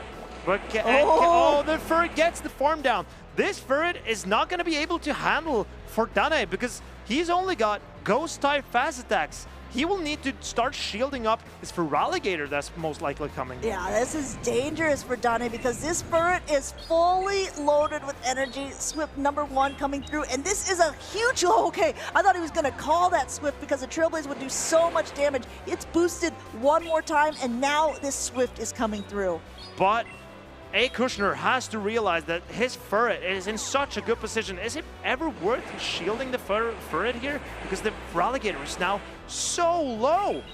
I don't know, this is the Furret show. I think we're all just living in it at this point. He does let it go at this point. I mean, I guess you can maybe get some decent farm in, but I agree with you, Marcus, that maybe recognizing that, okay, if a Shadow Feraligatr came in, maybe there's nothing that can really do much damage to my Furret in the back. And Dane needs to rely on his Shadow Dusknoir to clean up this matchup, but A. Kushner lets a fully neutral Hydro Cannon go. This Florges takes a lot of damage. I don't think Dane can shield up this Chilling Water because then he would be susceptible to the payback from Corviknight. So he needs, I think Dane needs to throw his energy soon because now he needs to shield up this Dusknoir. Yeah, he was hoping that he could put on a show similar to the Furt, just get a ton of energy on this Dusknoir, but be able to knock down, but he wasn't able to do so without using both of the Protect Shields here. Now going for this Shadow Punch bait. It's still going to do a decent chunk, but Kushner is just calling everything here. It's like he's a Psychic type. He's just letting this go. This is a double debuff, the Shadow Punch. It's not going to do a whole lot to this Corviknight. Corviknight is so bulky. It takes these moves very comfortably. Dane, not looking great here. Going ahead and just trying to get up as much as possible. At least he's cleared the debuff here with this catch onto the Shadow for Alligator, but once was a great matchup at the beginning has now proved quite costly for him in the end here as this Dusknoir comes in, tries to do as much as possible, but there's still a protection left on the Kushner's side, finally using that last one up. But insult to injury, Corviknight also gets an attack boost just to make sure that this Air Cutter will be enough to knock this Dusknoir out. A Kushner 1, Dane 0. Going ahead and taking it. Both of them are in the sky. One of them's flying, one of them's hovering, but the hovering one falls down. Dusknoir going down to that Corviknight, and it looks like a Kushner taking game one quite comfortably. I would say it came down to that Ferret. Dane deciding not to shield the the boosted Swift from Ferret made Ferret able to just farm down that Clodsire. A Kushner clearly being aware of the matchup between Ferret and Clodsire, and Dane, he will need to realize that he needs a better answer for Ferret than he currently has. Maybe that Fortress. Yep. Because the Bug Bites will do a lot of damage to the Ferret. It completely resists the charge attacks, so the energy goes nowhere. But I think, and it's also got a very playable matchup into the Florges. So I think Dane maybe needs to bring that Fortress. Yeah, I mean, we did talk earlier about is there ever any targets for that Jellicent, and Jellicent would do very fantastic up against that Ferret, actually as well against the Diggersby. So if there was any time to potentially bring it for a Kushner side, I could see it potentially being now, when you're recognizing, okay, they have to do something to stop my Ferret, what's their best answer, and how am I going to counter their best answer? In my opinion, I think Dane should bring out the Murkrow. Okay. Mostly because I want to Yeah, see mostly because it. you just want to see it. I just want to see it. But I think it's got a pretty good matchup into the Ferret as long as you're on equal energy, because you will win charge attack priority. And it's pretty good also into some of the other picks. But here we see, oh, there's a Dusknoir into Clodsire. This is a fairly, and we see an immediate pivot from A Kushner. He really likes to switch out immediately. Yeah, going ahead saying, if it's not the exact matchup that I want to see, I'm going to get out of it and try to negate anything that's going on. This time that Shadow Punch is going through, and it is not double debuff, knocking that Corviknight down to the yellow, and now in comes that Murkrow. You wanted to see it, Marcus. You got it. It's taking the field, but it's going to have to take this Air Cutter as no Protect Shield by Dane's side. Very interesting to see Dane going into Murkrow against the Corviknight, because I assume these sand attacks are doing 1 damage each, and that means Murkrow as a flying type can take these ground type attacks. No shielding, 2 charge attacks on the Murkrow. How often have we seen Murkrow taking 2 charge attacks in living? Wow, yeah, we know that Murkrow is one of the squishier Pokemon. It hits hard, but it also gets hit pretty hard. Now taking out that Corviknight. Still has a little bit of energy behind it, but that Clodsire coming in just to tank it all. Murkrow trying to do everything it can and going for that heavier hitting attack. No Protect Shield used on a Kushner's side. Going for Foul Play, which is slightly less damage than the Drill Peck, but I assume Dane, he was guarding for a potential catch on a Jellicent maybe. So we'll see. Here comes a Stone Edge from the Clodsire. I don't think Dane is in a position where he can shield this. And he realizes. Yeah, recognizing he can't shield it up. And now immediate pivot, simultaneous swap by both of these traders. But this is where we were at in game number 1 when a Kushner was able to get ahead by throwing that Trailblaze and shielding up the Ferret to get through that Clodsire. I think no shielding the first non-boosted Trailblaze and then starting to spend shields on the Clodsire. That is the play you ideally want to go for. He goes for an Earthquake. As we mentioned, this play surprised me a little bit, but maybe Dane is realizing that he needs to play the 2-shield scenario, and then an Earthquake might be enough. If Dane is aware of that and is going for it, then all bets are off. I mean, yeah. I think Dane has to double shield because the Ferret is so strong against that Dusknoir in the back too, being able to just use that fast attack damage to hurt it, and also nothing that besides the dynamic punch that the Dusknoir can throw is going to be doing that much damage. Going for Earthquake number 2, it knocks it down to the red, but still already so much energy on a Kushner's side. This Ferret is at yet another charge attack. And Dane needs to shield up here because the Dusknoir, it has a lot of energy to take care of this Ferret. Oh, going up a little bit extra. Oh, and Dane catches the Stone Edge. Dane, you could have seen it coming, but no. A. Kushner gets the Stone Edge on his closer. Oh, but he decides to shield still. Great bait by Dane. Yeah, well, let's turn this around. That was pretty good. And great counting as well by Dane, recognizing he's got to throw this before the next charge attack goes through on the Clodsires side. That Stone Edge is almost ready. This knocks it down into the red. This will knock out the Dusknoir. It's going to be a race, but is it going to be a race in Dane's favor? I don't think so. He's got to get through both a Clodsire and a Furret to win this matchup. And Dane is ahead against the opposing Clodsire, but he will also need... Oh, but he losing charge attack priority. This Stone Edge from A. Kushner. Is it enough to knock out the Clodsire? It looks like it will be. A. Kushner going through undefeated against Dane WW. A. Kushner, a veteran of a Pokemon player. He's been to a lot of tournaments, but this is already his best finish of all time. He has won his winners finals and has made it. Our French trainer ready for day 2. How incredible is this, and what a story to call behind a trainer like a Kushner, someone who, like you said, has been to so many tournaments, who's tried his hand a little bit. All it takes is one breakout moment, one really good play, one time to say, yes, I have what it takes, and that's exactly what he's done in this moment. Lille will remember him now. He's our first one to make it into phase number 2. And what a story for him. Coming in, having tried himself a little bit before, as you mentioned, and then all of a sudden, it's just swiping the competition left and right. Out of my way, because I'm coming through to day 2. And A. Kushner, really impressive performance, not giving a single game to Dane.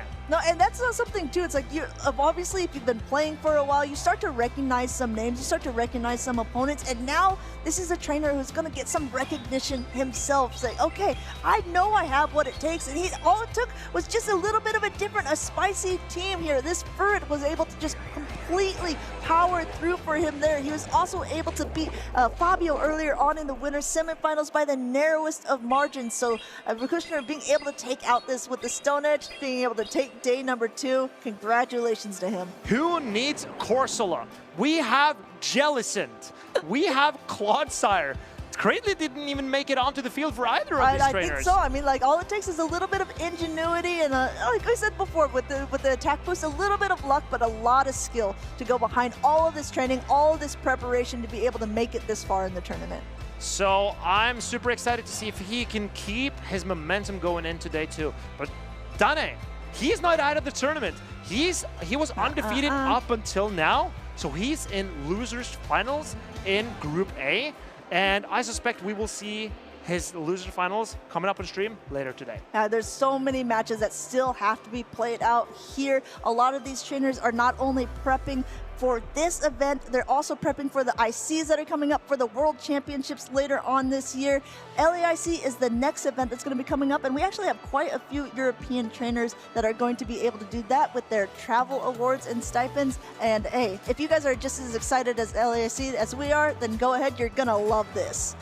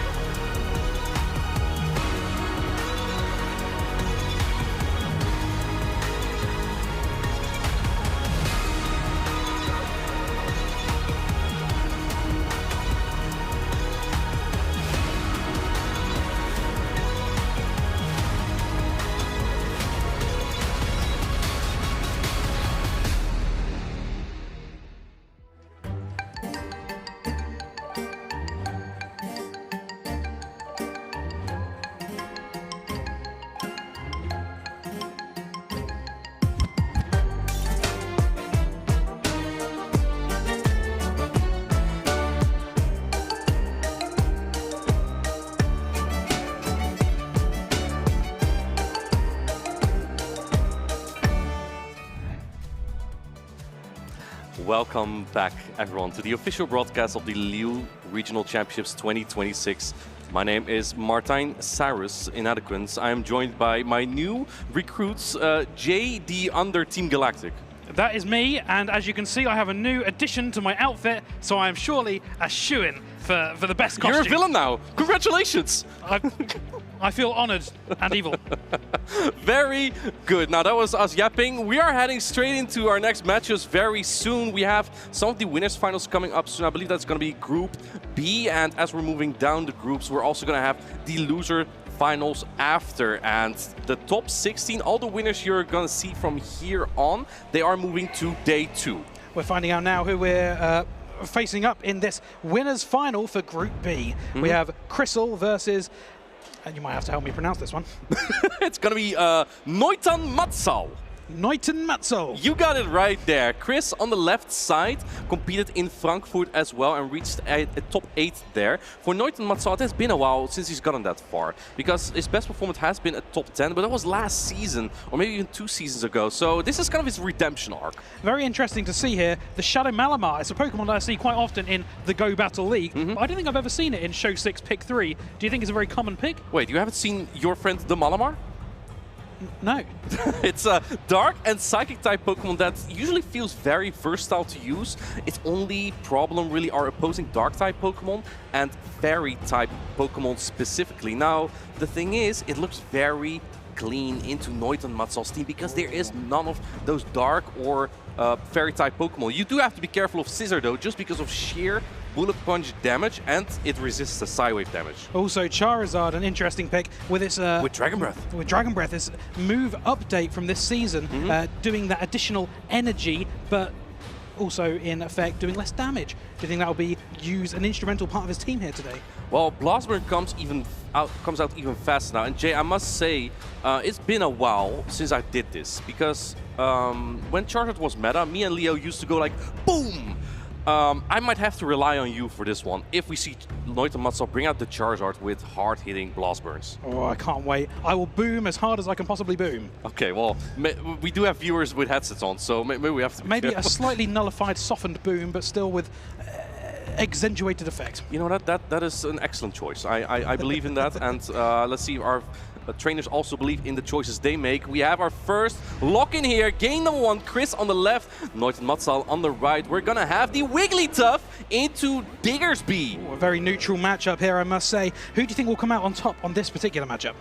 Well, Wigglytuff now paces quicker to Ice Wind. Ice Wind is super effective, but on top of that, it also drops the attack of the opposing Pokemon. Scorching Sands also does this, but it only has a 10% chance to do so. So not very not likely, very 100%. Not yeah. very likely to happen, but still there's that chance. So we'll be looking out for that exciting moment.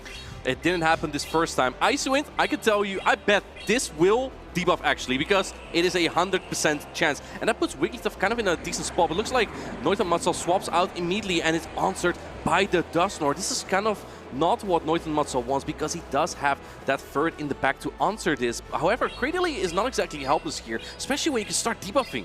Debuffing this early on before Dusknoir is able to get its move off is fundamental, so that it can maybe resist one of its moves coming forward. Not that I'd say from this much health it could potentially be resisted. This might knock out if it goes unshielded, and it goes through! Dynamic punch! My boom, boom, boom! Takes out the Cradily! Unshielded, but now Noitan Matsal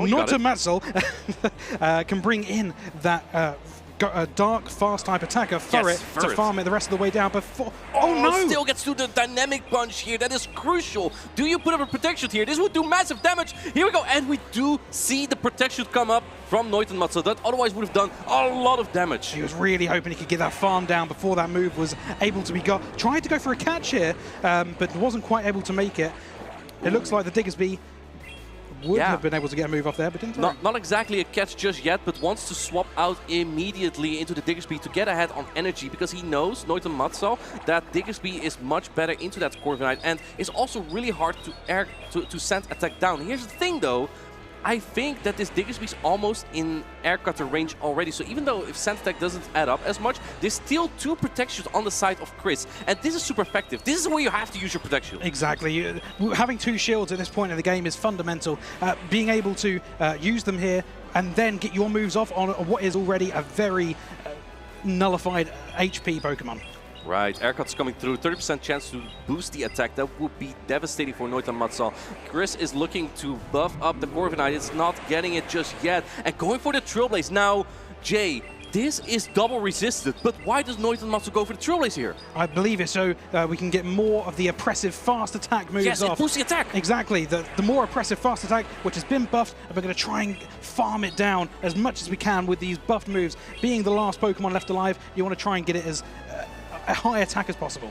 I agree with that. Ferd is still hanging on, but you're almost in Air Cutter range. It's only 4.5 seconds to get to that Air Cutter. Ferd might barely hang on, but I don't think you get to the 2 Swift that you need here. We've seen this Corviknight being used time and time again today, and it is about to be absolutely dominant again in this matchup. Your prediction, I must say, has been true so far. Yeah, you know, Team Galactic is always right on these kind of things. Yeah, shout out to Marcus and Amanda, who are not as good as that as predictions.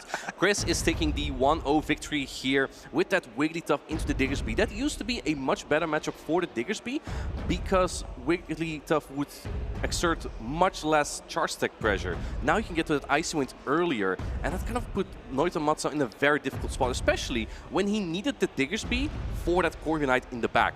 Interesting we didn't manage to see the Shadow Annihilate. Do you think that'll be useful against this team in the second or third game? It's going to be a little bit tough to use that when your opponent shows Wigglytuff. Wigglytuff has a normal and fairy typing to it, so the counter damage that is fighting type would be neutral.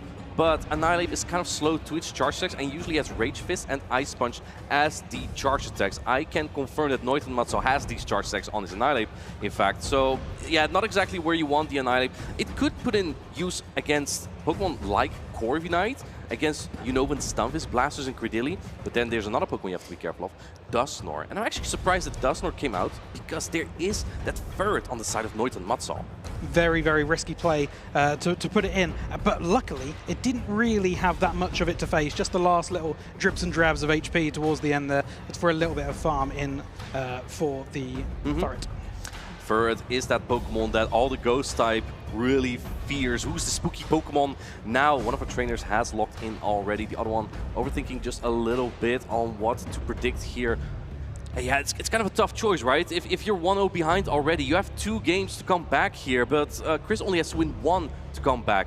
The loser of this match, however, would not be out of the tournament. They would be moving on to the losers final, so they still have a chance to get to day 2. Still a large opportunity to get to day 2, phase 2, and potentially make it all the way. Even if you lose a game on day 1, you can still make it all the way to the final, and we all hope the best for everyone. I just hope both trainers have fun. Here we go, game number 2. We have the Wigglytuff. It's met against the Shadow Charizard. Now, do keep in mind, this Charizard has Dragon Breath. It's double resistant. We actually see Chris staying in because he has the Corviknight in the back. But what we spoke about earlier is that it's not all about the damage that the Dragon Breath does. It's also about how quickly it gets to a move and is about to throw this is it fire. Going shield? Oh, barely put out the Protect Shield. Goodness gracious me. I felt my heart racing after that one, Martin. Yeah, I can actually feel it right there. And now going for the Swift. This will actually knock out. Look at how much this resisted charm damage does on the Shadow Charizard. Just shows how fragile it is. But it looks like Noita Matsuo wants to get to another charge. Like he knows that he needs shields down if he's going to face that Corviknight in the back. And Chris doubling down on the Wigglytuff. And now Charizard, can you even get to a 3rd attack here? The charms add up so much. However, Dragonite allows you to pace quicker. Yeah, very, very close. We're going to be seeing a Swift here from the Wigglytuff, which goes shielded. He is going for this 3rd move. Do you think he's going to get there? Yes, he will get to the Blast Burn right and he here. does get it. And this Blast Burn is going to do massive damage. It's been a while since we've seen Blast Burn from a Shadow Charizard. Here it comes to the Wigglytuff. Boom! Goodness me, such high damage. This has been responded to by Corviknight from Crystal. What do we think is going to happen here? Well, what we first saw there was the perfect sand attack down. In comes the Dusknoir right away, but answered by the third. But this is kind of optimal for Chris because now shields are down. You can land the Dynamic Punch. This is going to be super effective damage. Are we going to get a back-to-back boom? Well, we can do this. We can do this. The punch comes in super effective on the third. Boom! Such heavy hitting moves in this game, but it looks like the Furry is going to be able to get to a Trailblazer. It did live that move, and now the Astonishers are coming in. It is resisted. It's not going to do too much damage, so perhaps some extra farm on the Furry can be had. I think that a Swift might be crucial. Can you get there? No! The Corviknight gets the sand attack down. It has much more energy than this Cradily. Goes for the payback right away. I love this play from Chris because you want to output as much damage as possible first for his Rock Tomb. Perhaps just going straight for back-to-back paybacks to try and get that done, rather than going for the chancy, the air cutter, yeah. The chancy air cutter move there to try and get the buff. But we are going to see on the other side from the Cradily, we're going to see the Rock Tomb, which is going to debuff and do just under half the amount of health. How do you think this is going to go for the rest of it? I do think 2 Rock Tomb will knock out, but I think you need 2 air cut here. This payback might just not barely be enough after that Rock Tomb debuff here. And can you actually get to the air cutter after this if possible? Cradily bangs on. Can he get to the Rock Tomb? But this is going to be enough. I don't think it's going to be enough. We saw how much the first one did. I think it's going to be very, very close to the wire in this winners final. Cradily throwing stones at the bird. Oh my goodness. It does knock out Jet. Can you get to pass it down? Yes, Noiten Matzo ties up the score. It's all leveled up, 1 apiece. Martijn, this has been... I don't know, I can take it anymore. I've been screaming. We still have a lot of battles to go, you know this, right? I'm fully aware. But that was such a well play, and it was so fun and interesting to see how the Shadow Charizard played in that game, throwing the big move every time. Perhaps if they didn't throw the big move, would they have shield for the air cutter? Yeah. Yeah, and you possibly would get to another charge deck on that Corviknight as well, because the charm damage did a lot there. Chris kind of took a risk there, going ABA weak to the Charizard with Wigglytuff in the lead, right? Because Fairy is, Fire resists Fairy. And then you have the Corviknight, which really doesn't want to see the Charizard in the back. Chris was just going to double shield, get that Charizard low, and then farm down the Charizard, so it's no problem for the Corviknight anymore. Because if you look at the team of Noiten Matzo, the Charizard's really the only thing that holds back the Corviknight. You've got to have a look at Chris and what he's thinking here, and you've got to see that he has got a lot of answers to that Shadow Charizard, and he may be thinking, oh, I'll happily go ABA weak to it because I'm not very likely to see it.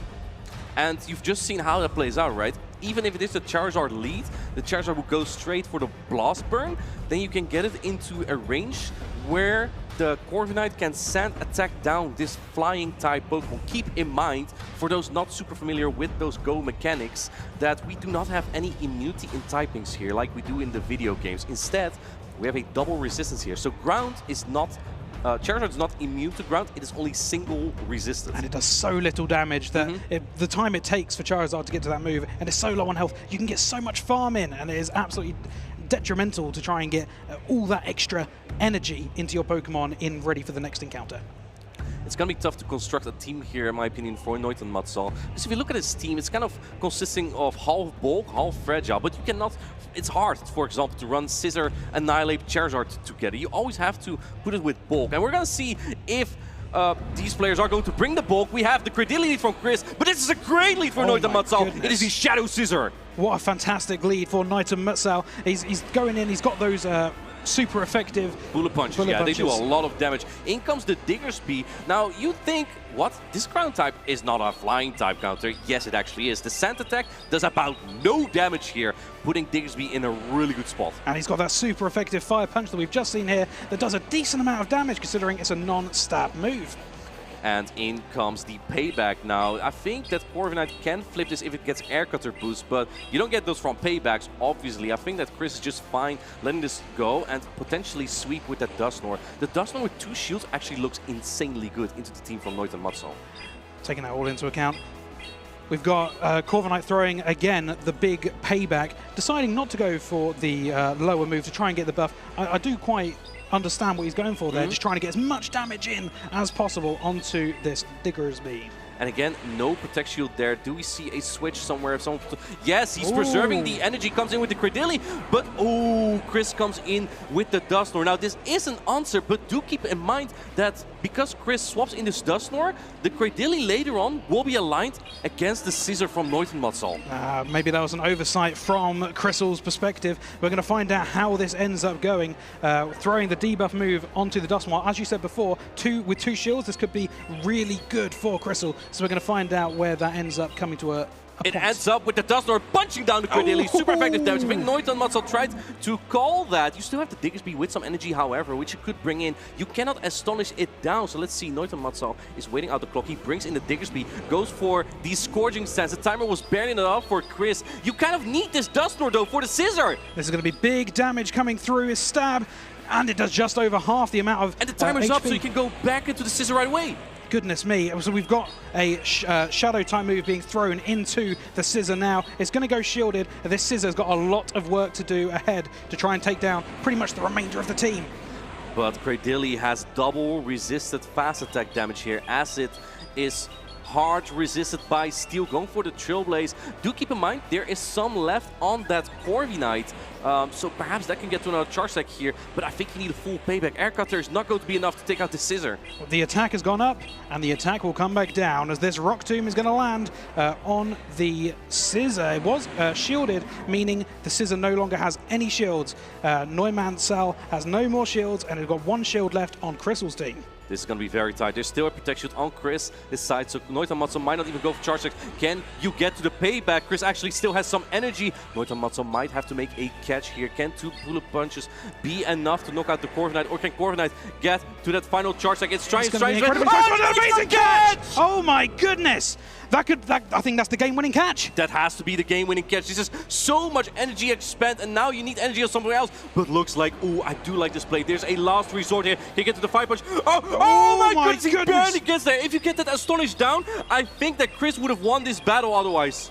Goodness me, it's really coming down to the wire here, and it looks like this Shadow Scissor is going to be the game winner. Not even that. Not even that. It triggers me because the sand attacks deal no damage. Noit and Matzo taking game number 3 there. That was absolute insanity. You know, you're British, your English is better. How would you describe this match right here? This match was fantastic. Fantastic. I really enjoyed watching this game. It was such a close one, and for it to come to such a blow at the end there, that catch, it felt like such a rush moment. I really enjoyed the feel. It's my first time casting. I really enjoyed the rush feel. I'm sitting right next to you. The excitement. What a game. What a game. Have you seen Lau Jeffs compete before? When he made like a when he got a decisive win, he made like this expression of, yes, I did it. And it became an emote, the success kit. That was kind of the feeling that it gives when you catch a payback on your low health Diggersby. And then get to the fire punch as well, right? Because if that got astonished down the Diggersby, then Chris would still win the game. Oh my goodness, there was so much scope for either player to just pinch it right in the end, but it ended up in the hands of Noit and Matzo, indeed. Yeah, Noit and Matzo was down 1-0 in that first game there. Dusknoir seemed so tough, especially when the shields are down third, cannot really handle it reliably because Dynamic Punch deals so much damage. Even Cradilly, a rock-type Pokemon, it deals so much damage. That's the strength of the Dusknoir that Corsola does not have. And there's so much mental fortitude between these two players. Is he going to bait? Is he going to throw the big move? And the decisions you have to make sometimes are so in the moment. You have to be on the ball 24/7. This game is so fast-paced and intense, and it is very, very difficult to make that decision in the moment.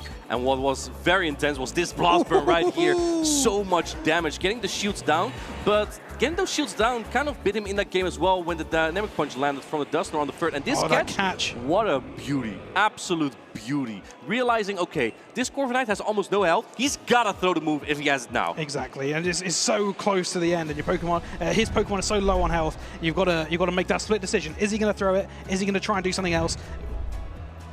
You got to make that decision.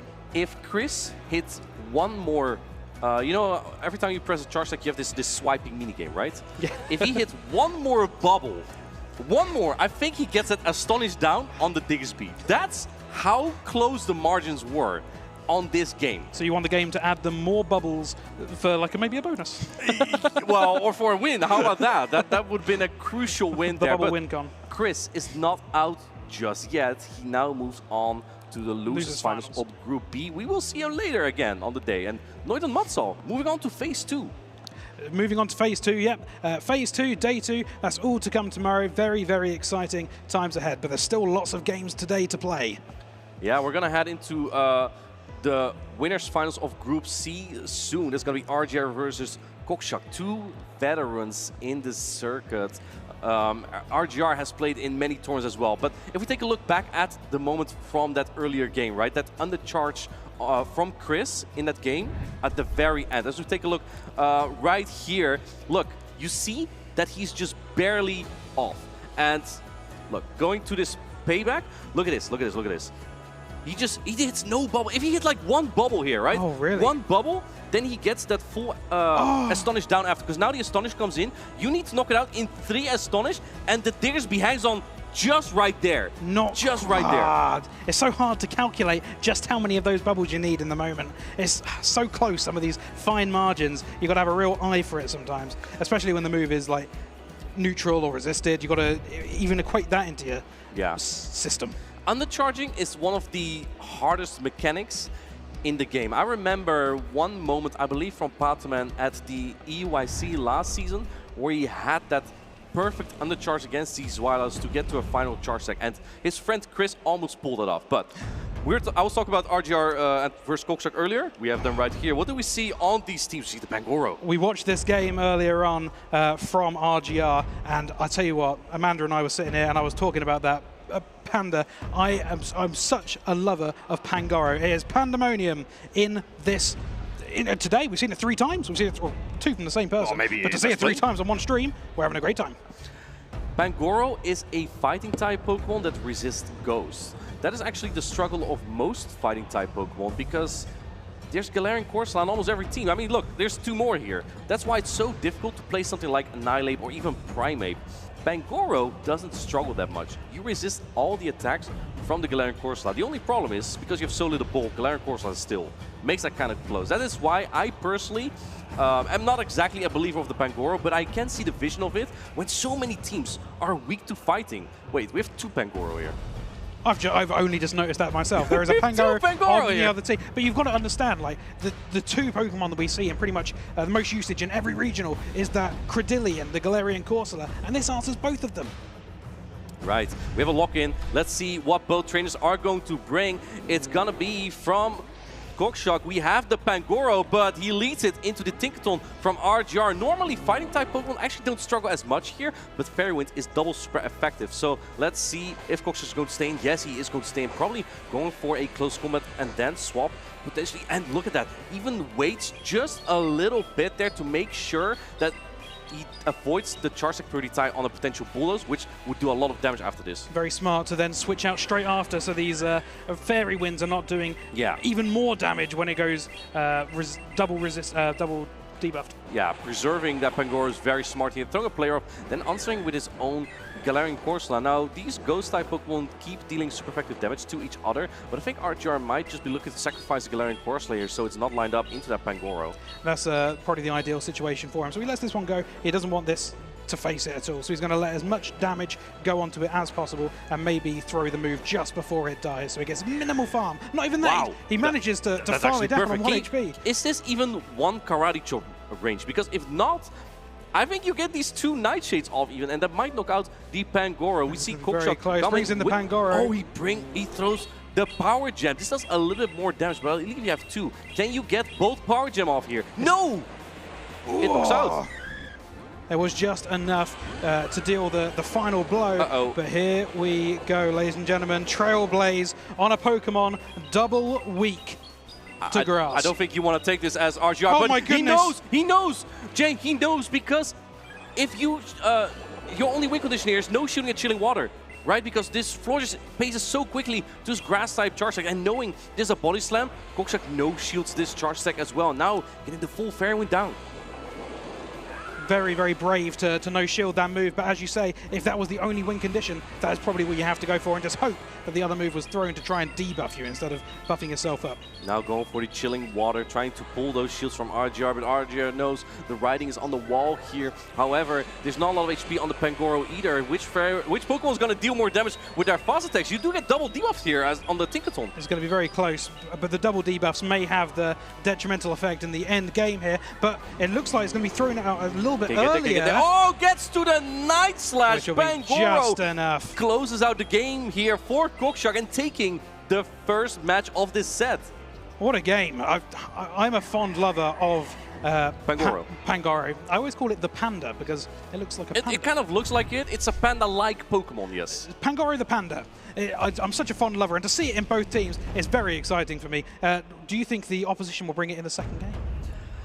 I mean, it was very impressive, right? Even though Kokshok led Pangoro into that Tinkaton, he was still able to win that. So maybe that does make you think, wait, maybe Pangoro's better than I thought it was. Maybe I should have more faith into my own Pangoro. Here's the thing, though.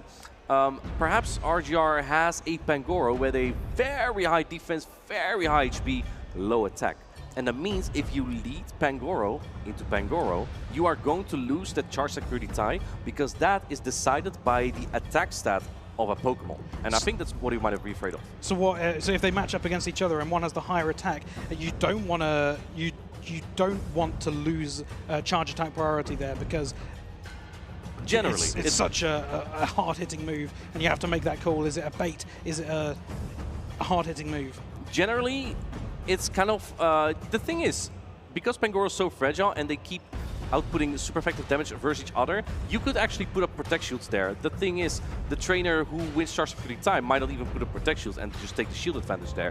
Let's see how both trainers are going to play it out. Do we see more Pangoro? We're going to see doubling down on the Tinkaton RGR, and it's lined up against the Galarian Corsola this time. It's very, very neutral-looking lead here. It could go either way. A lot of scope to maybe dance around with your team a little bit and make some plays here. What have we got in the back?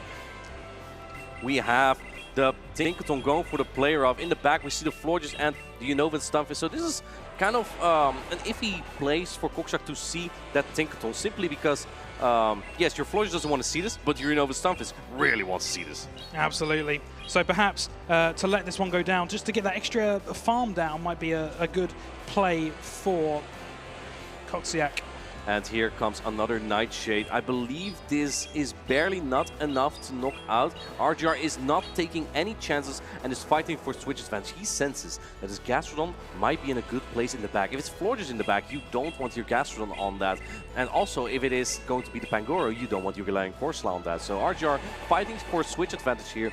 Kokshok doesn't mind. In comes the Unova Stunfisk. RGR is probably going to stay in this matchup because he wants to align his Gastrodon to this Unova Stunfisk. We've seen Gastrodon do so well overall today. It's the powerhouse. It really puts along the work that needs to be done. So by letting this one go down, by letting the Tinkaton go down, it gives you full ability to swap out and make sure that this is aligned in the end game. Yep, and swapping out into the Florges. RGR staying in just a little bit, going for a Body Slam first. Now, the problem with this is we have a 45-second switch clock. That means that with this charge stack, you already stalled the clock by 10 seconds, and that might prove very useful to Kokshok later because his timer will be up sooner than that of RGR. And the extra time it took for that move to go through gives Kokshok the opportunity to swap in, and we've seen all the energy that his Stunfisk has to be able to throw one, maybe even two moves. Right, now Troll is coming through. It's going to boost the attack of Florges, but it's not going to do as much because Galarian Corsola has so much bulk. We still have a protection on RGR's side. The timer is almost up for Kokshok here. He could potentially save a Trailblaze and then swap into his Unova Stunfisk, which has a lot of energy. We know that the Trailblaze will do so much damage onto that Gastrodon, so maybe to save that, this is a very good play. As you were mentioning earlier, the timer, this is exactly the play that you predicted. Mud Bomb coming through, probably going to knock out this Galarian Corsola. It's very bulky, but not bulky enough to hang on to that. In comes the Gastrodon. Here's the thing, you cannot use any Protect Shield here as RGR. Trailblaze will take out an entire family of Gastrodon at this point, so you cannot shield any of these Mud Bomb. RGR knows exactly what is built up in the back, and he is making sure that every single one of these is let go, ready, preserving that shield to try and end up winning the game in the final moments. It's going to be very close here. This Mud Bomb, oh, it doesn't get to the Mud Bomb. Excellent counting from RGR, throwing a Body Slam right before that Mud Bomb with his eccentric swiping of the bubbles there. No one does it like RGR does, but can he also close out the game like RGR usually does? He steals a Protect Shield. Florges does not have enough energy here. I don't think Florges is going to be able to get to another move before the move from RGR is going to get off just after one. And no, that's it. It's a tied game where it will be one apiece after this, surely. Gastrodon is going to close out this game for RGR. Even though you have Trailblaze, it doesn't matter. With that alignment, switch advantage is sometimes so important, as you can see in this game. RGR just let his lead Pokemon get farmed down entirely so he could align his Gastrodon on the Unnovan Stunfisk and basically just play it out from there. And Cockshock, he was just kind of chasing behind that switch advantage there. Even though he built up all that energy and he was able to stall the clock there enough, it was not enough to put Gastrodon in a tough position there because Gastrodon was locked on the Ufisk. Very smart plays from both trainers, both knowing exactly what they're aiming to do. RGR fortunate enough to read the play from Cockshock. Yeah, that's an excellent play, what you need in these winners finals. You see some of Europe's best on the stage right now here, and now they have to think through what they're going to use for their next game. I'm curious to see if now we are going to see the Empoleon from Cockshock. You kind of have to answer that Tinkaton better. It's been really proven to be a nuisance for his team so far. The Tinkaton lead has been very good for him so far. I think he used it in the last game of the game we watched previously. Tinkaton... it's 50-50. You lost and you won one. Yeah, but he's very good, and he likes that Pokemon. So will the team building from Cockshock reflect that he likes to use Tinkaton? Here's the mind game that always comes with these kind of games, right? As the opponent, as Cockshock, now you're gonna think, there's no way this geezer is gonna lead Tinkaton 3 times. And then as RGR, you're gonna be like, there's no way he's gonna call it. I'm just gonna lead it again. It's possible, right? But we're gonna see decisive game number 3 is gonna start right now. We have the Galarian Corsola from RGR this time, and it's met with the Galarian Corsola from Cockshock. How spooky! I am absolutely petrified looking into this lead. It's going to be a pretty even match. We're going to find out which one is going to win charge attack priority pretty soon, I'm pretty sure. And that's going to be the Galarian Corsola from Cockshock. So this is the Pokemon that Team Galactic needs to steal from this matchup right here. This Galarian Corsola winning charge security could be detrimental for winning switch advantage if Cockshock wants to. And looks like he puts up the first Protect Shield immediately. I expect RGR to swap out right away. A very good play here. This pretty much secures that you're going to win the swap. And that's exactly what it does. This is not a great situation to be if you're a great big slug, because you will be on the receiving end of a super effective move. Because the slug is actually a water and ground type Pokemon. I expect RGR to use up some protections here, trying to keep his Gastrodon around and maybe swap out the Galarian Corsola at some point in again. Really trying to stall the clock here, perhaps, RGR, as this isn't the best situation for him to be in. And it looks to be another Trailblaze coming through. RGR really evaluating his options here, taking another shield, saying, I want to keep this Gastrodon alive towards the end of the game. And he needs to wiggle down this floor just right here. You have to throw the Water Pulse right now before this floor just gets to another charge. Like, shields are down, so you will knock it out. Gastrodon now is still hanging on, and you kind of need this Pokemon because look at what's in the back. It's going to be that Empoleon, and Gastrodon's really good into that. Swapping into the Galarian Corsola, but now you get Astonished down! Oh my goodness. RGR making a slight misplay, perhaps, because we didn't quite get to that move, meaning RGR's one got all the energy wasted, and Cockshock ends up with more energy. And on top of that, the timer is up for Cockshock, so he could swap out at any point he wants, while RGR is still going to be stuck for a little bit there, expending some energy because the Galarian Corsola is almost maxed out on energy already. And I believe now you come in with the Empoleon, but this is not exactly Hydro Cannon range just yet. You do have super effective Bulldoze, but Bulldoze is not exactly a strong charge stack. It's not a strong move, it's not stab, but it does have that chance of debuffing your opponent, which may end up making a difference towards the later stage of this game. And Empoleon still hanging on there. 2 Bulldoze won't knock out just yet. Not going for the charge security tie here. I think Cockshock at this point has to be careful at a potential catch. The timer might get close to being up. As you can see, the timer actually already is up. In comes the Gastrodon. We see the defense drop. If this Gastrodon hangs on, that Mudslap will land. It will do a lot of damage on this Empoleon. I'm really excited to see what's going to happen. Oh, it knocks out. That is huge. Oh, it's not looking good for RGR. That would have been so much damage. And then you would have had the Gastrodon onto the last Pokemon here. And now this Hydro Cannon is coming through, and Empoleon's gonna wash away the team from RGR. Cockshock moves on to phase 2 tomorrow. Well played, both trainers. You got to remember at the end of the day, RGR is not out. We've seen him twice already. We may end up seeing him tomorrow, depending on how this last game goes for him today.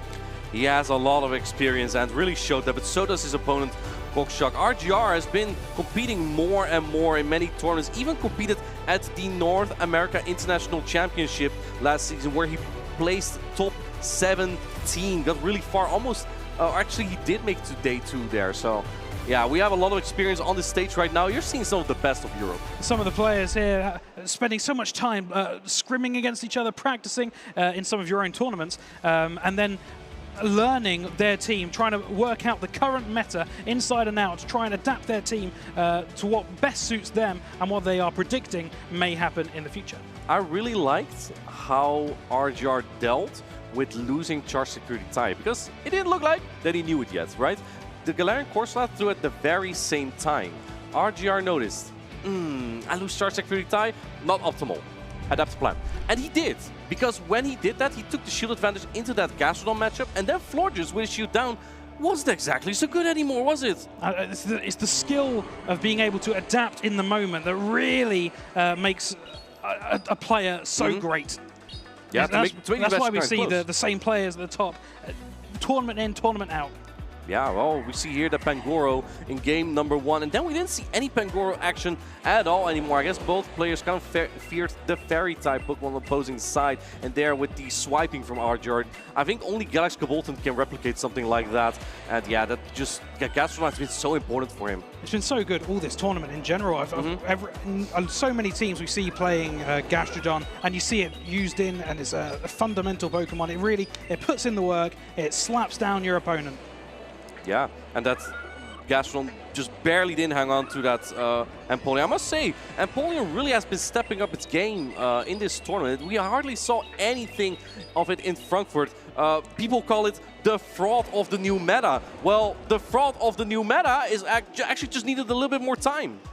Well, anything can happen. Everything is one move away from being maybe the best Pokemon in the game, and you never know. So it's always good to have a favorite Pokemon, a Pokemon you really enjoy using, and anything can happen. Make sure you catch all those Whismers. They're gonna be really good one day.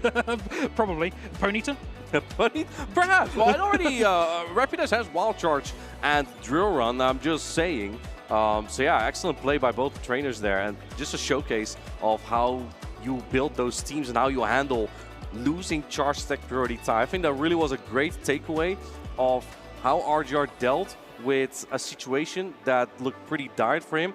And even though he lost that game, right? Because now I'm saying it as if he won, but he lost that game, but he made it so close because the way he played that. If he stayed in and let the Galarian Corsola from his opponent farm all the way down, that opposing Galarian Corsola from Kokshok would just come out with even more energy, and it would look even more difficult. So I really like that quick switch and recognition from RGR there. I did notice on the other team, they do have Goodra, a Pokemon that we don't see too often, but there are so many different dragon types that have been positively affected with the most recent season update. Yeah. What do you think the best dragon type Pokemon in usage at the moment are?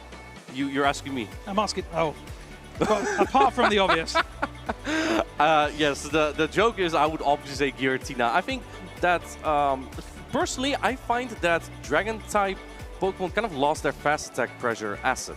That was usually the thing of like a Dragonite. You just Dragon Breath something down. You just melt Pokemon. That was the strongest thing they had going for them, and now they don't really have it anymore. Goodra excels in its coverage, right? Yes. Dragon Breath is not what you have Goodra for. You have it for Aqua Tail and Thunder Punch, and that is really good coverage into flying and ground-type Pokemon, which are about everywhere. The problem with Goodra right now, however, is that the most common ground-type Pokemon is not Marowak anymore. It is, well, let me correct that to Mudslap user. It is now Gastrodon, and Gastrodon doesn't take significant damage from Aqua Tail. It's very interesting you say that. We in terms of Mudslappers, we often see, especially Gastrodon, but also we do still see Marowak occasionally. We used to also see the evolution of Boltoy.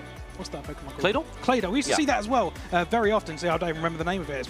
It's been used so long ago. It's been a while since we've seen it. But what do you think's happened to it that people don't use it as much in the current meta?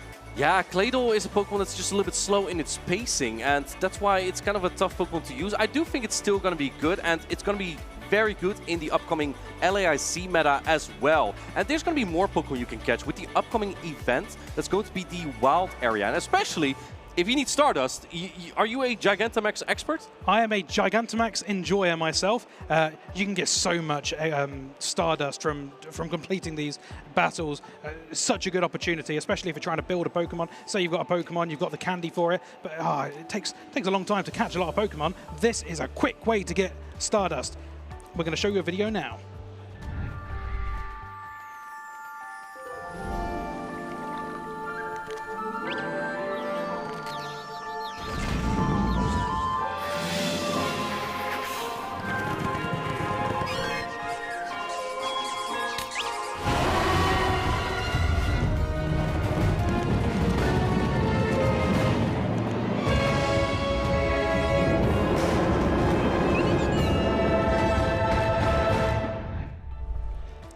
Exciting, and the wild area is also going to introduce Grimmsnow. It's going to be a dark and fairy type Pokemon. But before that, of course, get all the starters that you need.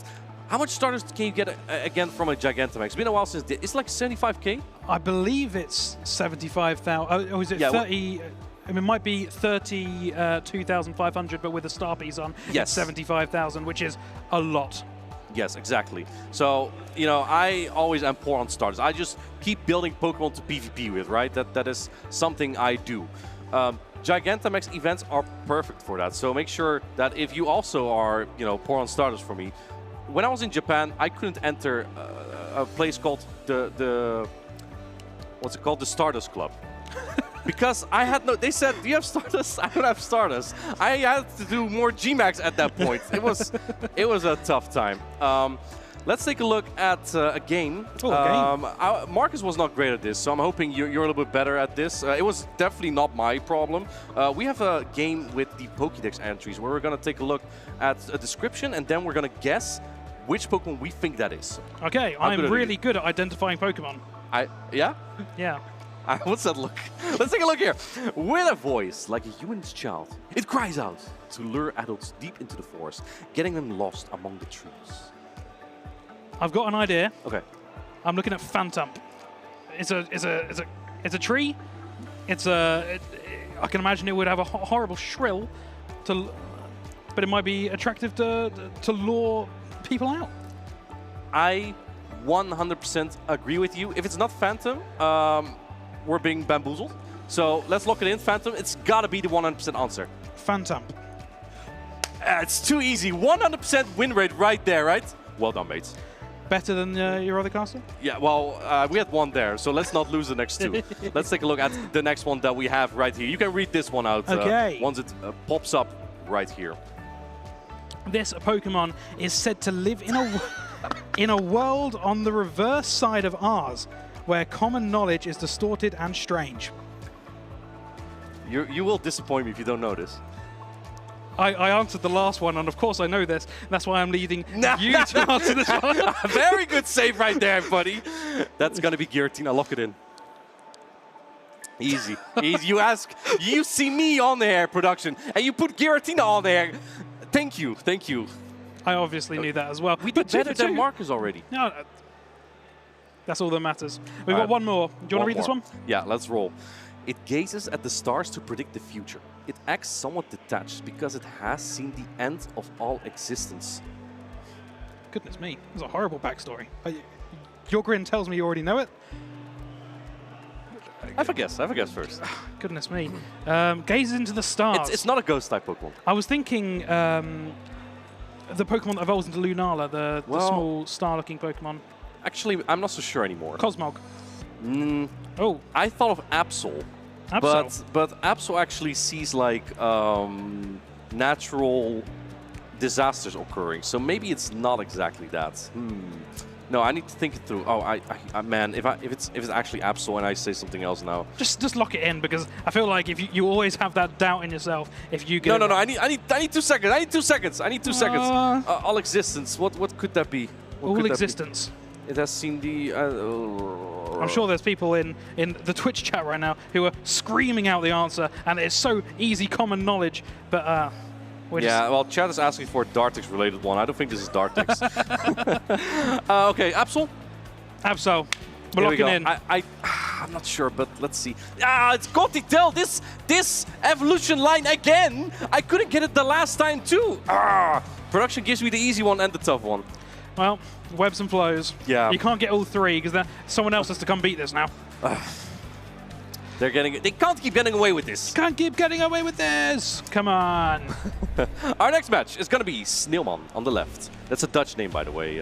So just in case you don't know how to pronounce it, say Snowman. Snowman. Snowman probably sounds better. Yeah, that's the literal translation. If he doesn't like that, I'll tell. You can tell him I instructed you to, because I know the Dutch pronunciation might be a little bit difficult for non-Dutch. And on the right, of course, Wolfpack. We saw him earlier with that Diggersby as well, and the Firo. We saw both these trainers earlier on the stream, and both trainers obviously won to have got to this point. So it's very exciting to see them both facing off against each other. A Pokemon that I like to draw attention to here is the Altaria. Yeah. Altaria having now access to Flamethrower, and to get to it so quickly now that Dragon Breath has been changed to get to energy so much faster. But do you think that the Altaria might be good here? Let's see if these if he's gonna bring it. We have the Ferd instead. It's gonna be up against Unova Stuff. This is a very positive matchup for that Ferd because you have access to Trailblaze, and it looks like Wolfpack is gonna stay in a little bit here.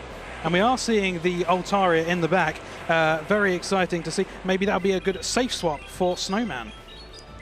Mud Bomb is coming through. This is not going to put the Ferd at half just yet. You're going to need 3 charge attacks. Looks like Wolfpack now swaps into the Florges, answered by the Clodsire immediately. Now, you'd think this Poison-type Pokemon is really good into Florges. It kind of is. But however, it now has Chilling Water. And this chilly attack is going to drop the attack of Clodsire. It doesn't like this Cold Shower. The recent Community Day has really spiced things up for Florges. And we're seeing it find its place in the meta now. It has all this coverage. And the super effective in conjunction with the fact that it also debuffs your opponent. It makes it very good. We're letting an Earthquake go here, and a lot of damage there dealt to the Florges. But Florges can hang on just a little bit better because of the attack drops here. You don't have Sludge Bomb on this Clodsire. Most Clodsire users prefer Stone Edge to hit Flying-type Pokemon back, and I believe this will be charged like pretty tight on the next attack here. It is Clodsire loses that because it has such a low attack, but Snowman's just fine letting this go and get some more energy on one of his other Pokemon, because now that the Florges is out of the way, the Altaria in the back is somewhat free from it. There's the drawback of having such a bulky Pokemon. The defense is very high,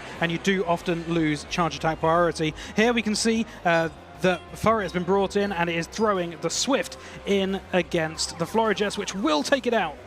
And that Swift, I'm kind of surprised because Trailblaze would have boosted the attack otherwise. Now coming in with the Empoleon, I think Snailman is just fine with this because you can boost the attack, and now the Sucker Punch damage on this fragile Empoleon will deal even more damage. Oh, goodness. And you've got to remember that isn't super effective damage from the Trailblaze because it is neutral because of the steel typing of the Empoleon. Correct. Very sharp from you there. And this Hydro Cannon, also neutral, would knock out because it does a lot of damage. Ferd is still having a lot of value here, though. You don't have a lot of fast attack pressure, so you need to knock out this Ferd with a charge attack. There's no in between. Absolutely, and to throw, to catch a Trailblaze maybe isn't the most ideal situation. We're going to see Wolfpack throw up a shield here to try and salvage as much of his Stumpfist as he can. Coming into Altaria now. Yeah. You'd see the Flying type and imagine the Discharge is going to be really good against it, but the Dragon type attacker and the fact it gets to move so quickly shows but that this maybe it's the resistant. best.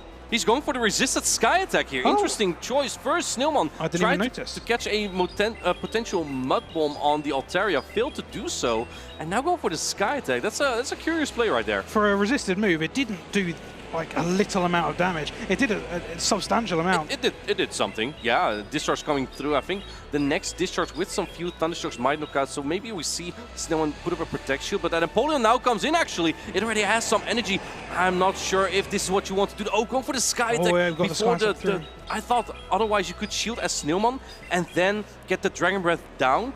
Get the 2 charge attacks into that Stumpfist. Looks like he opts to keep the shield here. And now you need to get the 2 charge attacks on Ferd versus 2 charge attacks on the Unova Stumpfist. It looks like the move's going to go through and the Altaria doesn't quite go down. Going to swap out quickly to try and get as much energy in on the Furry as possible before Stumpfist gets to many moves. Going for the Trailblaze. I thought perhaps Snowman's going for the Sucker Punch down here. No, he wants to get as much fast attack pressure as possible. Altaria is still hanging around. They can get some Dragon Breaths in, but now this Stumpfist is at 2 charge attack. You shield this attack because shielding this means that the Sucker Punch that snuck through from Ferd will still land. But I think the Sucker Punch won't be enough to kill the opposition, to knock knock down the opposition's Pokemon, and it does get the move off onto the Furret. But do you get the Dragon Breath down here, or is it going to be a Thundershock down? Let's see. Altaria hangs on just a little bit, and who goes down here? It is going to be Altaria. Stunfisk hangs on by 1 HP. The suspense was unreal. Sitting there watching the two Pokemon. Which one's going to be the one to go down? Oh. And it was anyone's game. It just keeps us in suspense a little bit more when it takes a few seconds before they go down, right? I'm like ready to yell it out, but I have to hold back because I'm not sure at that point. In that moment, do you know who's going to win in that moment? No, I had no clue at that point. It was so close between these two trains. I thought that the third was really going to pop off there, that Snowman would stay in a little bit longer in that matchup because the Sucker Punch boost just did so much damage to all these Pokemon, and you couldn't get fast attack down. So I think if you shield up that third at the moment it was boosted, instead of swapping out, because if you swap out of that matchup, you lose your attack buff. So Wolfpack does end up going 1-0 up in this winners finals. To go through to day 2, we're going to find out if Snowman is going to be able to reverse sweep and end up taking that winner's place, or if Wolfpack will continue the good run and end up 2-0 up. It wouldn't be the first time, because Snowman also had reverse swept his previous opponent Gaston in this tournament, so he's definitely capable of doing that. The last performance where Snowman did quite well was a top 10 in Utrecht, his home country. That's the furthest he's gotten so far. So getting this, if he would win this matchup right here, he would secure a top 16 and possibly get even as close or further as that performance back then. For all these players to get this far in the competition, they have done so well to see out their opponents. Even if either player loses here, they've done so well to have gone so far. Yeah, Wolfpack, of course, already has some experience with success in Lille when he reached top 3 in I believe 3 seasons ago even. So let's see if he can do that as well here. We have a lock-in. We have the Diggersby from Wolfpack on the right. It's going to be met up against the shiny Shadow Scissor on the left from Snowman. Now, this is not exactly the worst matchup for the Scissor, but you need to avoid the Fire Punch somehow. So we see the catch attempt there on the third, and it's answered by the Florges immediately. Now, third is not exactly terrible here because Swift still adds up, but obviously the Sucker Punch is resisted. I'll tell you what, the Shadow shiny Scissor is so good looking, but it wouldn't have been as good looking if that Fire Punch had gone through. Yeah, that would have dealt a lot of damage. I would have expected Snowman to shield if that would happen, but obviously now he kept the Night Slash, and I think Snowman, this is exactly why he brought it. He's kind of sick of the Florges, but this is also maybe his plan. If you look at the team from Snowman here, Scissor lead, third safe switch, Altaria in the back. It's a textbook ABB strategy, where you bait out Florges with the Ferret, you let Ferret go, and you can then clean it up with the Scissor. Altaria in the back will be free. Very good strategy, and the fact you've even seen this so far ahead of time. Let's see if that does come into fruition. And I think that you cannot even get the Fairy Wind down here as Wolfpack. Can you get the Fairy Wind down? He has to. No, he actually doesn't throw the charge attack here. Do you shield for a charge attack, or do you let this floor just go? He lets it go. Goodness me, and that means... That's so important. Look at this. Look at that Diggersby.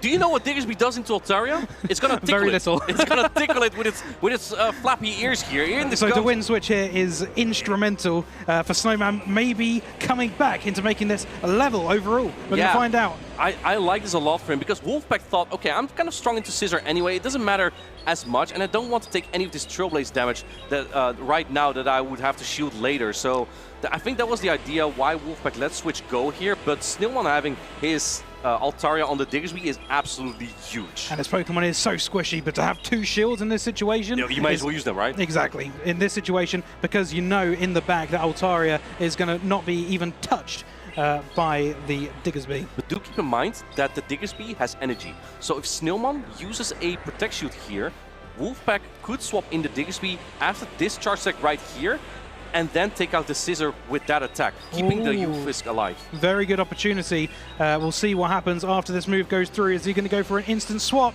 He's predicting it. Snowman's predicting it. Oh, and he catches the Fire Punch. What a terrific play here from Snowman. Snowman sees it coming and he reacts in time, ready to catch that Fire-type move. Maybe it was Wolfpack's only opportunity to maybe make a big move in there. It definitely was. And a huge insight here from Snowman to predict the swap here. Now, this time he goes for the Sky Tech that is the correct charge tech this time into this ground type, because Sky Tech is a more efficient charge tech than Flamethrower is.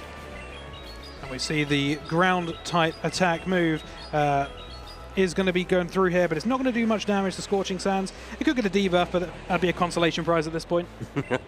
Sky Tech's coming through. Gonna knock out this Diggersby right here. I think at this point Snowman wasn't fearing the charge tech damage at all, but it's more to make sure that this that he couldn't swap out anymore. So now you secure the knockout on the Diggersby, and it looks like Wolfpack has to farm up a lot of energy. He needs 2 discharge to knock out Altaria alone, and then another attack for the Scissor, which I believe has a nice slash stored. Not the Trailblazers yet. So we're coming down to the tail end of this game, and Altaria is, oh my goodness, a swap and throw here for Snowman. Is this going to be enough to knock out the Stunfisk? Because Stunfisk is close to 2 moves. It's not enough just yet, but I don't think that's the play you want to make here, because if you threw energy before an Altaria, Scissor definitely wins charge security time. I'm not sure between Altaria and Stunfisk. Both Pokemon are very bulky. It's going to be very close. This is going to come down to it. It's all come down to the wire. It's Altaria wins charge security time with the Sky attack on this Unova Stunfisk. That was a very close game, a lot closer than it could have been. Yeah. Snowman was in the power play, and it came all the way down to a charge attack priority, which, whew, my heart's racing at least.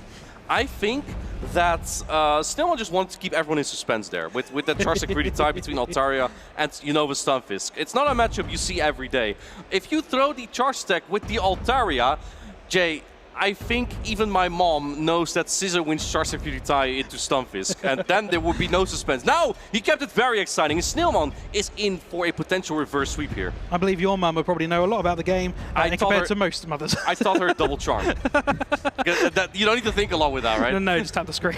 Right, exactly. I hope you see one of the many Dragon-type attackers that we see in this current meta. We haven't seen many Dragon-type Pokemon We haven't seen as many today, but in general, in this season, you do seem to see a lot more than perhaps what we saw before.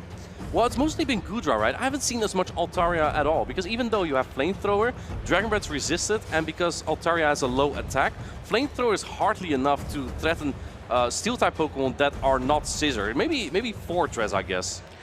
We see the Azumarill picked on Snowman's side. We used to see that in a classic pairing with Drapion. You don't see that as much anymore. What do you think has taken the place of Drapion? Well, the Drapion is a very neutral Pokemon that used to be safe because there was hardly any Mudslap users, and now ground-type Pokemon, there's sometimes 2 or 3 ground-type Pokemon on one team. That makes Drapion really tough to use. I know that Elam, a player from North America, he posted a meme the other day where he was missing. He basically had Drapion leaving a tier and wearing all his medals because it can't do that anymore. Drapion is a very tough Pokemon to use that now. I don't think it's bad though, because it's Galarian Corsola everywhere. Drapion still has some use there. It can soak that damage very well, even though I know that Galarian Corsola can win that 2-shield scenario. As long as you're not seeing that Gastrodon that every team, apart from these 2 teams, seems to have in this. The Gastrodon, the Marowak, the Unovan Stunfisk, those are pretty much, and Diggersby, those are kind of all Pokemon Drapion does not want to see. And let's see what these trains are going to bring. Into decisive game number 3. We see the third from Snailmon into the Florges. He went kind of ABA weak to this Florges, leading third into it. But now that you're not ahead in energy, you will get to these charge attacks at the same time. But still, Snailmon didn't throw immediately, needed it Wolfpack, and now we still have the charge attack pretty tie, even though they went over their charge attack there. We are going to see the chilling water land on the Furret. Doesn't do a lot of damage, but does get that debuff that we have seen so often in this tournament. It's the cold shower. It's a cold shower that drops your attack. It cools you down a little bit. Yeah, it cools down the Pokemon, the match, and now let's see if Snailmon's going to try and catch or not. You kind of cannot even catch, because you have Unovan Stunfisk in the back, and still, we get the charge security type. Snailmon throws just a little bit earlier here. He avoids this double debuff. You are ABA weak in terms of Altaria in the back, but you've got to remember that the charge attack moves, the Florges knows, doesn't really do that much damage into it. It's just the fast attack. And I don't think you can even get a fast attack down here as a Florges, because Wolfpack is using Pokemon that rely on charge attacks rather than fast attacks. Do you let this go? Yes, this Furret has been weakened way too much, but what can you farm down with? I would actually say with the Altaria, because even though you're going to struggle, no, it looks like he's going to the Unova Stunfisk, but the charge attacks from the Florges would have been resisted. Exactly. But he does catch it though on the Altaria. But the thing is, now you are stuck in this matchup for another about 35 seconds. Well, we'll see what happens here as Empoleon is brought into this Altaria. The Sky Attack isn't effective. The Flamethrower neutral because of the Steel typing. We're going to see if Wolfpack decides to let this go, and he does. It's going to do a substantial amount of damage. Flamethrower neutral because Empoleon's also that water typing. 2 Drill Peck will knock out this Altaria. And I think for Wolfpack it was kind of easy to make the choice of what to bring in because Snillman already had revealed his Unova Stunfisk. The timer's not up just yet. You can secure the knockout before the timer is up and just throws right before the timer is up. Excellent play there from Wolfpack. Excellent counting from Wolfpack to know exactly when Snowman is going to get to that move and throw just before to optimize the amount of energy you can get on your Pokemon. Oh my goodness! This is such an amazing play, because I was going to say, maybe Snowman is not even in a great spot here if he has so much energy on this Unova Stunfisk. You just undid all of that energy, and now you still have the Empoleon with energy for later. You got to bear in mind that Snowman is still slightly ahead on energy. Losing out on that catch is bad, but it's still possible for Snowman to come back in this game. Jay, I saw you the other day throw a discharge in this mirror match. Why did you do that again? I think you might have been watching the wrong person, Martin. Oh, was it Marcus? As I know what I'm doing, perhaps. Discharge is triple resisted, so if anyone is going to throw it here, they're just memeing. But looks like we have some serious competitors here going straight for the Mud Bomb here. It's going to be super effective. Do keep in mind that the Empoleon from Wolfpack is still around. It might be able to get to another Hydro Cannon, and that would knock out the Unova Stunfisk. You're not going to get a Thundershock down here. Both players down, still got 2 shields. We're going to see the first one used by Snowman here. It's going to be very close towards the end of this game. A catch, what would that do? What would that do for Wolfpack? I think actually that you want to land a Hydro Cannon at some point, and I think Snowman knows he cannot use a Protect Shield here because a Hydro Cannon would do way more damage. You do know here, look at this, just 2 Protect Shields by the way, that all the fast attack damage from Wolfpack, they don't do as much because Metal Sound's also resisted. Exactly, and if it ends up going down to the fast attack down? Yeah, fast attack down. Yeah. It will end up going in the favor, effective-wise, of the Stunfisk. But the HP is already so low, I don't think it's possible at this point. I think Snowman is a very tough spot here to win this game. You're not going to get... Can you get a Thundershock down? It looks like Snowman has less health. Can you get there? Oh, you have to go for the charge attack priority tie. Just about won the charge attack priority. But you have so little health. Look, there's no protections remaining covering the health right now. That's how little there is. It's going to be so close at the end of the game here. He's one off, trying to scramble for a move. And there's the Empoleon. Not quite enough. We saw it coming. Wolfpack ends up taking this game number 3 and end up advancing to winners side of the bracket in day 2. That catch won Wolfpack the game there. What an excellent but also risky play. If that catch fails, Snillman will be able to farm up more energy with the Thundershocks. And that's why this play was so impressive, because it was perfect. Like, there's no in-between, right? There's no in-between. You have to catch the attack or you lose this game. And at that moment, he was already so much energy ahead. It was looking very likely that he had all the opportunity with his 2 charge attacks, super effective into the 2 remaining Pokemon from Wolfpack, that he could have ended up doing it with all that extra energy, but it just didn't quite work out. You know what I also find kind of funny in that match? Both trainers never threw that charge stack in the lead, right? The third versus the Florges. Immediately, they both threw like 1 or 2 over the charge stack, and they got charge stack pretty tight like every time. That's the mental games they're playing. They know exactly when they're going to get the opponent's going to get to their first charge move, and they think, oh, are they going to try and catch a move from me trying to throw on charge attack priority? There's all these mental games going on in their own heads, and they end up the same mental games thrown at the exact same time, a little bit over on energy.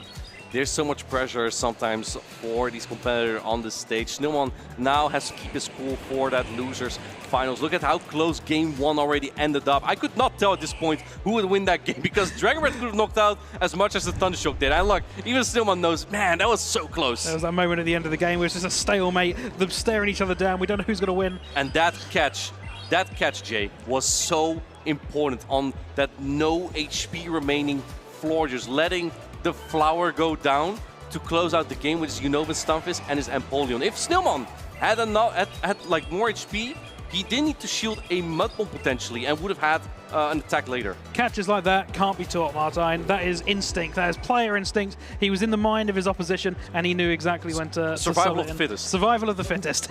Yeah, and Wolfpack was the fittest in that game to proceed to phase 2 here. That's a top 16. Perhaps can replicate his performance from 2023 Lille when he took down players like Tone Tactical to get to top 3 at that tournament. So yeah, a play that I wanted to highlight real quick was in that second game. Not necessarily because it was that Altaria here, but if you take a look here, right? This is that Scissor, which has a charge attack at this point, and he kept the charge attack here. Now, I'm not sure if this was actually the moment that I clicked on, but it was more... Oh wait, no, this was. Look, the simul swap. Look at that simul swap. The simul swap. That was so good. Because if you think about it, right? You have to look ahead already. You are basically thinking ahead. Okay, the timer is almost gonna be up, right? Maybe I can rewind a little bit here. Look. Yeah. If we can rewind it just a little bit there, thank you. I'm using this for the first time, so that's why. Look. So at this point, you see the timer is already up, right? Can I draw on it as well? Yes. Where? Well, not. Yeah. Let me do this. Yeah, let's refresh this real quick so I can draw on it. Look, the timer is... Oh, yes, it works. It works! Okay, see, the timer is up there. And Snillman already knows here. Snillman already is thinking. He's already thinking, right? His mind is blowing up. He's like, okay, my opponent's going to make the 5-head call. I'm going to make the 6-head call. I'm going to predict that my opponent swaps to knock out my Scissor.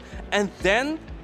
he also swaps. He predicts this. And that's the beauty of this game. It works perfectly here. Even Wolfpack waiting just a turn, it didn't matter because he didn't wait long enough there. And then, yeah, just the play there was just excellent. I think this moment won Snillman this battle. This was very well played. It was such a good play, and he's in the head of his opponent. He's thinking, what can my opponent do to perhaps make this game even closer? What can my opponent do to really get a close game out of this? Because it's not looking good for me at this moment in time.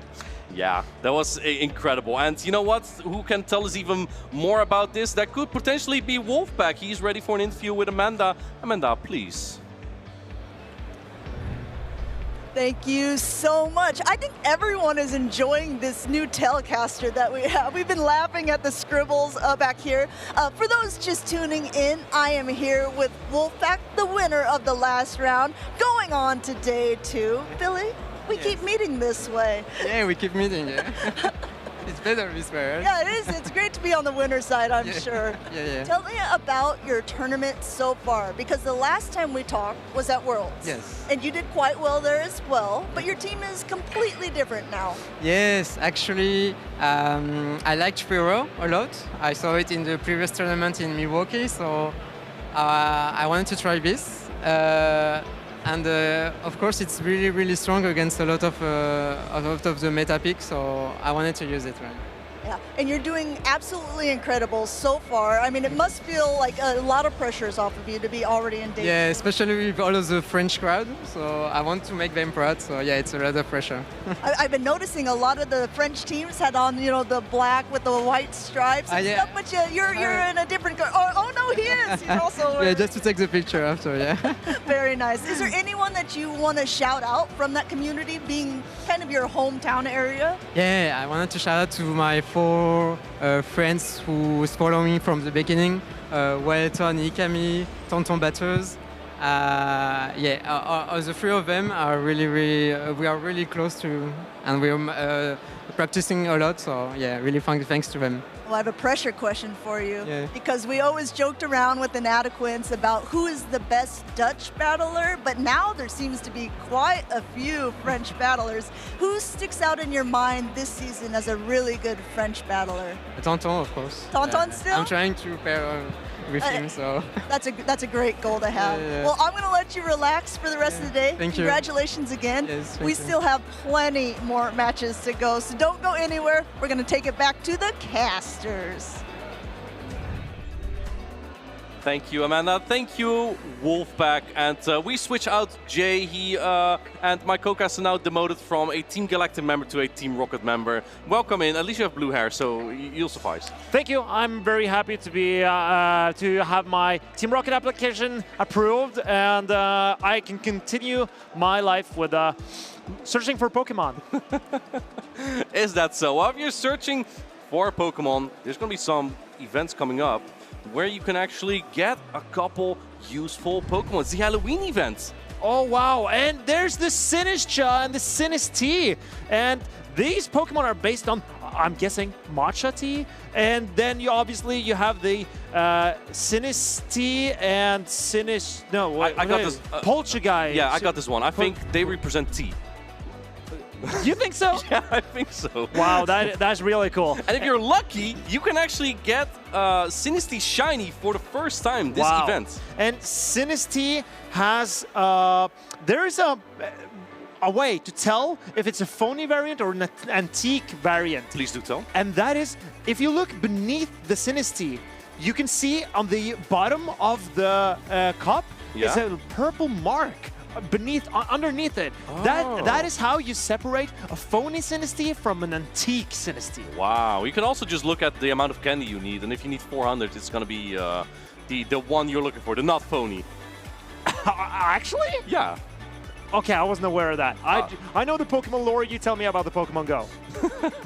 There's also extra bonuses that you can get here, of course, with extra candy that you get per catch, and also transferring candy. So make sure that you take a look at all those bonuses and make the best use of it as well. And these are some of the wild encounters. You told me the other day you were going to bring a Hisuian Zorua to a next tournament. Why would you do that? Because I just want to have a Pokemon that you don't really know who is or what is, and it could be any Pokemon. And but why don't you evolve it to Zoroark? No, I prefer the Zorua. It's so cute. But I actually was the first person ever to bring Runerigus to maybe the second person ever to bring Runerigus to a tournament, and did well with it. I was the first top cup with it, and Galarian Yamask is in 1-star rates. I traded with a friend of mine, Lyle Jeffs III, to get... Oh, Lyle Jeffs, the success kid. Yes. He traded me a Galarian Yamask that I ran at NAIC, and I finished top 16. So get your raids in next week, trainers, because that Galarian Yamask, it can also be shiny, and then 3-star raids. You see anything interesting for you there? Well, what you don't see just on here... Oh, it is actually the Spiritomb. You can actually... So here's the combination play.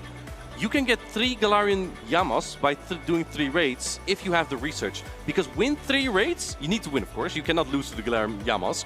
Then you get a Spiritomb out of field research. And I think that Spiritomb is one of those very promising Pokemon. If it has like a lower cost energy charge attack, it could very well be super meta one day. I think the trainers at home, they really need to keep a Spiritomb in case it gets a cheaper charge attack. Just in case. It has Sucker Punch, an incredible fast attack. Rock Tomb. Rock Tomb is incredible as well. You see Cradley. If Cradley didn't have Rock Tomb, Cradley wouldn't have been as good. But talking about Cradley, there's none of it here. Who needs Cradley when you can have Kanto Marowak? It's superior. Of course superior. It's a signature Pokemon. If there's one thing that's constant, it's Galactica Bolton and his Leaf Tornado superior. Well, actually, last time I saw him play on the broadcast, he had Aerial Ace on that superior. That can't be true. I'm not kidding. I'm going to show you at one point if I don't forget again. If he has Aerial Ace in this matchup, I'll be surprised. But here we see Stone Collection. He finished 9th place in Frankfurt with a very similar team. He had Dragon Breath, Shadow Charizard then, but he's keeping the Shadow Dragonair with Body Slam. I actually prefer Dragon Pulse on the Shadow Dragonair, but Stone Collection here. He's an incredible trainer. He is, I would like to call him the boss from Hinterhof. The what? That is the boss of kindergarten, because he is the one that plays with all the toys, and he is the boss of them. But here you have the Timekeeper. This is Galactica Bolton. He brought a Chansey, a Bumblebee Mantine, and a watch. And a watch. Yes. A mechanical watch to keep track of time in Stockholm. just to try to time out his opponents. This is the timekeeper, and he's here to take the time of his opponents. And he also has Mirror Shot on that Fortress. That is an interesting attack to have. It's the lowest energy cost Charge Attack Fortress can have. It's also Steel type. It hits the Fortresses of this meta. Okay. It's a bait move to actually get sooner to Rock Tomb. Right. Could be a great call. I'm curious what usage he has found for the Mirror Shot there. So am I. We do see a much different approach from him than usual. He usually has like a very specific strategy. I feel like he's just going in a little bit more aggressive with Pokemon like that Shadow Talonflame, with Galarian Corsola, a little bit meta in there, and of course the Superior. Superior has to be there, and by that it is also no surprise that there's a Fortress to hard check Credilli. I think Galaxico Bolton knows exactly what he's doing. He's been saying over and over that Shadow Talonflame, in his opinion, is the best Pokemon in the meta. So if it lines up against the Shadow Dragonair, it's not going to be great. But otherwise, it could put in some work against Stone Collection's team, who has both a Corviknight and a Tinkaton. Yeah, you know, did you know that he did bring Shadow Talonflame to Frankfurt paired with Bastiodon? Yeah, definitely the timekeeper. I remember the gatekeeper. Yeah, he's keeping. I mean, he's gonna drain all his opponents out of their time. That's what he does. He swapped out the Bastiodon for this tournament for the Unova Stunfisk instead. That is his flying counter this time, and so far it's been working well for him. It's going to be pretty good to do this team from Stone Collection as well, as there's a Tinkaton and a Corviknight. The other four Pokemon kind of, I mean, the Mirror is okay. Shadow Counter Marowak is also fine for. Wait, are you? Unova Stunfisk? Not for Unova Stunfisk. Oh no, I thought you were talking about the. But anyway, let's go. We have the first game here already, Marcus. And we see the Corsola into. Oh! This is great for the boss form hinter of Furret lined up against the Corsola is exactly what you want. In Germany, they would say sehr schön, as that was probably the best lead you can get as the Furret there. And he safe swaps his Unovan Stunfisk into the Furret. What's the strategy here, you think? Taking this attack, perhaps just staying in and boosting up here, because Stone Collection is not exactly weak to the Galarian Corsola in the back, but you can definitely count on a Pokemon strong into the Furret in the back. So I would not be surprised if Stone Collection is just going to play this out. I think Galaxico Bolton needs. I think the Fortress is looking very bleak in the back because it doesn't. Further staying in, that's why. Yes, and the Fortress against the Unova Stunfisk, it doesn't have a ground attack. It has Mirror Shot and Rock Tomb, so Unova Stunfisk resisted entirely. Corviknight is also good. At this point, you could even swap out, keep the Furret, and Galarian Corsola still cannot farm it down later. So I would not be surprised if Stone Collection does that, or he just gets Let's Go getting farmed down here. I actually don't dislike this play as much because you still get a good amount of Sucker Punch damage in. Barely not getting to the Swift there, though, kind of hurts. I think Stone Collection should have kept his Furret. But well, the thing is, now you have Switch advantage, and this Fortress doesn't have Sand Tomb. It only has Mirror Shot and Rock Tomb. But still, the Bug Bites will chunk this Unovan Stunfisk. So, and Corsola has a very playable matchup into the Corviknight if you can shield the paybacks. Well, let's see who's going to call the charge attacks here that are going to be thrown. Payback is actually coming in, and we see the Protect Shield coming through there from Galaxico Bolton. An excellent call. And Galaxico Bolton, he's slightly ahead with his Corsola, so he's outpacing the Corviknight. If Corsola can land the Nightshade and farm down before the third payback, if Stone Collection goes directly for the payback, then Galaxico Bolton is still in this game. The timer's also almost up. We might see a catch attempt from Galaxico Bolton. No catch attempt there. A Protect Shield yet again. Galaxico Bolton realizing this is by far the hardest hitting charge attack if I can shield a payback here. So great call there to shield that charge attack. Can you get to another charge attack here though? Marcus said you can't. Oh, the Simul switch! This is so good for Stone Collection, but immediate debuff from Galaxico Bolton. So maybe his Fortress can still put in some work here. If the Galarian Corsola can come out with the attack, I believe it still kept the attack. Stone Collection needs to make sure that his Corviknight can outpace the Corsola and win charge attack priority. There's no way though, because I think the Galarian Corsola will always hold back on the energy. The only job this Fortress now has to do is get the Stunfisk to a point where it's no longer a threat to Galarian Corsola, because Galarian Corsola has so much energy still.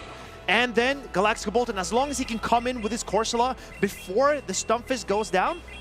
Do we see another Simon swap here? I think they both will be swapping. Oh, we see the Simon swap! And Galactica Bolton is launching his Nightshade. He suspected the swap from Stone Collection. The Timekeeper is going to take down this Corviknight. This Air Cutter is not enough to knock out. But Galax doesn't realize I think he's thinking it's a payback, but it's only the Air Cutter. And yes, he didn't count apparently. That is not a payback that would have done a lot of damage. Can this Pokemon close out though, because I think there's too much fast attack pressure from both the Fortress and the Galarian Corsola. And the Unovan Stunfisk will have to launch both attacks immediately into the Corsola, but it won't be enough to knock it out. And Galactica Bolton has the 4th Nightshade of this game. Wow, 2 simultaneous swaps. Stone Collection winning the lead incredibly hard. Galactica Bolton manages to get the first game here. What an incredible start to the set. And not what I expected. The Timekeeper, he used the time of the battle and used the switch clocks to his advantage. Well, they both kind of did. Oh yes, but Galactica Bolton was the one that got the advantage at the end because he managed to keep his Corsola away from the paybacks. He shielded up the paybacks from the Corviknight. If Stone Collection got off one bait, then he would get there. Then he would have gotten there. But in the 2-shield scenario, Corviknight does not get to 3 paybacks. That's why Corviknight, if you want to land a payback in the 2-shield scenario, you need to land a successful bait. I think that's why that's what Stone Collection now definitely has figured out. You need a bait there, and Galactica Bolton with the correct Protect Shield, I think that also, besides obviously the very flashy simultaneous switches, just shooting the paybacks there, the hardest hitting charge attacks, I think that was crucial for him in this battle. But look at how impressive Fortress was. Even though all the energy was going to waste against the Unovan Stunfisk, it's still put in some work. It's still put in work because the Bug Bites do so much damage. And then Corsola managed to shield up the paybacks. I mean, the fast move pressure is just incredible with Galactica Bolton, the Timekeeper's team. So how do you adapt to that strategy there? Stone Collection won the lead probably as hard as he could, and Galactica Bolton still managed to win that battle. I think you need to make to adapt here as Stone Collection to tackle that Fortress. If you're Stone Collection, if you are the boss from Hinterhof, then the Kanto Marowak plays fairly well into Corsola, it plays fairly well into Fortress, and it plays really good into that Unovan Stunfisk. That line that Galactica Bolton just brought was very weak to Kanto Marowak because he has those hard counters to it. And here we see Zweilous on stream, at least for me the first time today, but against the Kanto Marowak. Now, keep in mind that with the Dragon Breath rework, they're not going to add up as much here. So Mud Slap dealing more damage, but Body Slam or Dark Pulse will come out much faster than it used to. Zweilous is not the most fragile Pokemon, so it will be able to get to 2 charge attacks here at the very minimum. And I think that Stone Collection is kind of happy with this alignment here because it does have the third in the back. But will he shield? Yes, he shields up his Kanto Marowak. I think this is a good situation for Galactica Bolton because he has a Shadow Talonflame in the back that really enjoys getting a shield advantage here. In comes the Dark Pulse. Oh, that knocks out! Wow, that does so much damage. He's down his shield and still lost that matchup. That Zweilous putting in so much work for Galactica Bolton. Is so good. It's so good. It got the bait, it got a shield and switch advantage for Galactica Bolton against the boss from Hinterhof. And Superior is tanky. It can take these Swifts from the Furret. This is excellent alignment for Galactica Bolton. He doesn't know it yet. Obviously, he's bringing in Superior because much bulkier than Shadow Talonflame. Trying to catch a Grass-type charge attack on the Corviknight. In comes Shadow Talonflame. Galactica Bolton looking at his opponent. That got you up, and he concedes! Yeah, it's a game there, and the boss from Hinterhof, Stone Collection, realizes that that's the game he's done for. When Galactica Bolton got that great start to the match, and there was a Shadow Talonflame in the back. I just wonder if Galactica Bolton has practiced this exact situation before, that you can get to a Body Slam bait and then a Dark Pulse without shielding anything to win that matchup. That was mind-blowing, and from that scenario on, already put him at a win. You win switch plus the shield, That's crazy. Svilo's put in so much work for Galactica Bolton, but I did notice Stone Collection did not throw his second Bulk Lump immediately. He thought he could get the farm down before the Dark Balls, but with Dragon Breath's new rework, it charges up energy much quicker than before. It does a little bit less damage, but you see the pace coming in play here, where Galactica Bolton got to the hard-hitting Dark Pulse. And let's take a look again at the replays here from these two very successful trainers, veterans of the competition. In that first game, Galactica Bolton making all the correct shield calls and the simultaneous switch. This was the first one where Stone Collection predicted that switch and caught a Rock Tomb on the Stunfisk, but he didn't know. That would only lead to his demise because that Rock Tomb put Fortress actually pretty much ahead in this matchup. But at the same time, he couldn't take the Rock Tomb on the Corviknight because that would have been the end of Corviknight. If you didn't do the simultaneous swap here at Stone Collection, would you win this game? I think a payback still would not have been enough to knock out. I think the payback knocks out. For other Galactic course, okay. Yes, I think it barely, maybe barely does knock out, but you would get the Sand Attack down afterwards. So if you would have taken the Nightshade on the Unnown Stunfisk, then Corviknight could have closed out the game because it's a pretty good matchup into the Fortress, and the Fortress was very low. So preserving the Corviknight was probably the play for Stone Collection, but it was so tough. Probably a prediction from one side in the first catch or first simul swap, right, where we had the Stunfisk into the Fortress. But that was a good swap. That was a prediction from Stone Collection, and then I think the second simul swap was a prediction from Galactica Bolton. Yes. Where he would try, because he knows that Stone Collection needs to get to that payback as soon as possible. So he wants to get that energy advantage, and Galactica Bolton's like, nah, not happening on my watch. Immediate Nightshade, Astonish down. Corsola, it's doing so much damage with its fast attack, and even though Nightshade is not the greatest charge attack, it still does so much damage because just Corsola can just hang on and get multiple of those. Yeah, I'm really impressed with that. And of course, congratulations to Galactica Bolton, the 2024 Lille Regional Champion, now moving on to Phase 2 in the 2026 Lille Regional Champion. He wants to take back his crown. With Leaf Tornado Superior. This is like the first tournament where he used it and also succeeded as well. Last year, he was 4th in Lille. This year, he wants to take back the crown that he got in 2024.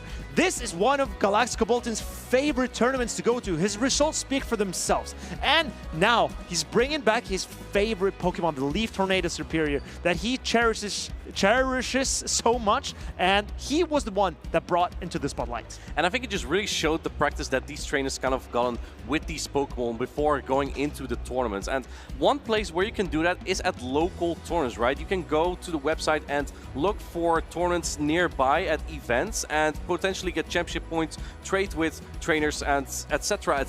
And you know, to prepare, how about we show you a little video about these local tournaments that you can find.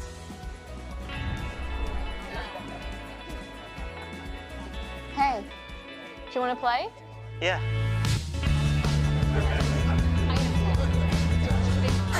Nice. One shot? Wait, that card, yeah.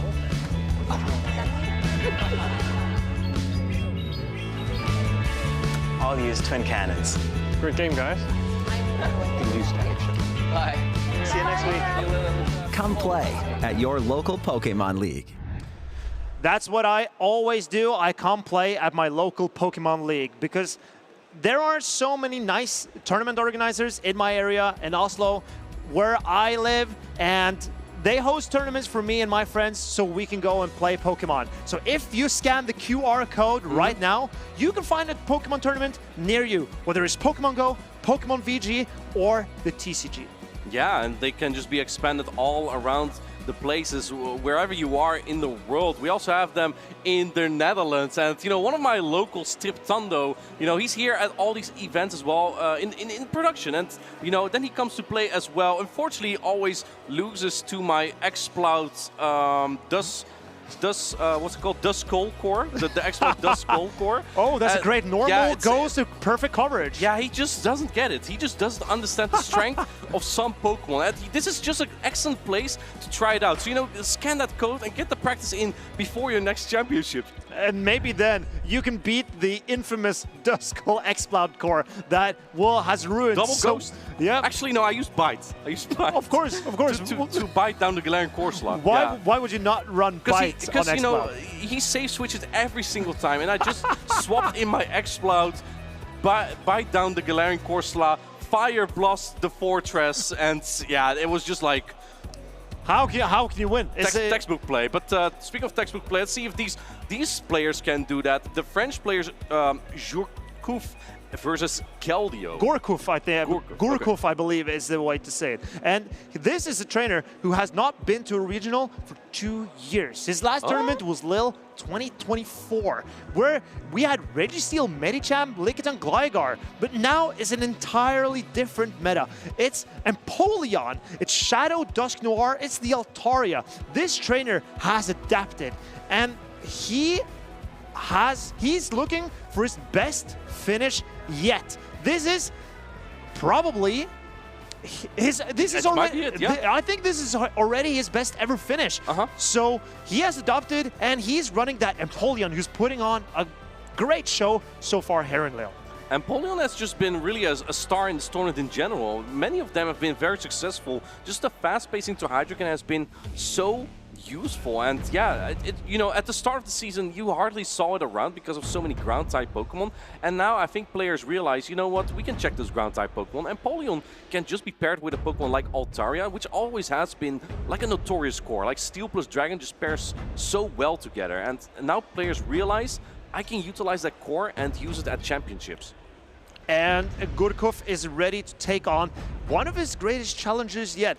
This is Keldeo, and Keldeo has been a force to be reckoned with for so long. He's running a very interesting team, in my opinion, with Florges, and we've seen a lot of Florges do well so far today. With Scizor, puts on a lot of pressure as always, and then Blastoise. I think Blastoise, it's not impressed me as much as I hoped it would. I really like Blastoise. I think it's a cool Pokemon, but it just doesn't have like those superstar knockouts, right? It's not like exactly a Blast Burn from Shadow Charizard. Blastoise is just there as a wedge to basically set up other Pokemon on the team, and that's what it's been really good at. However, we've not seen it succeed as much so far. Obviously, every team has like a Cordilli Corsola core, and Blastoise does not do well into those two.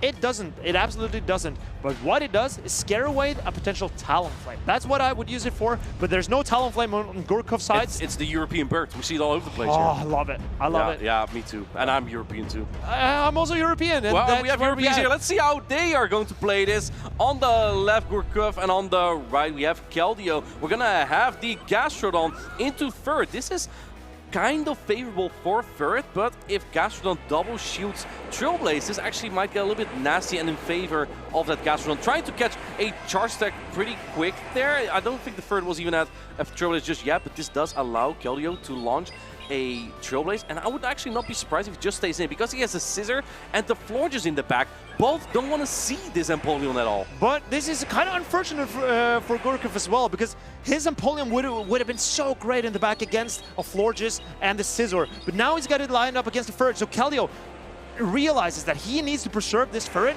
and get rid of this Empoleon.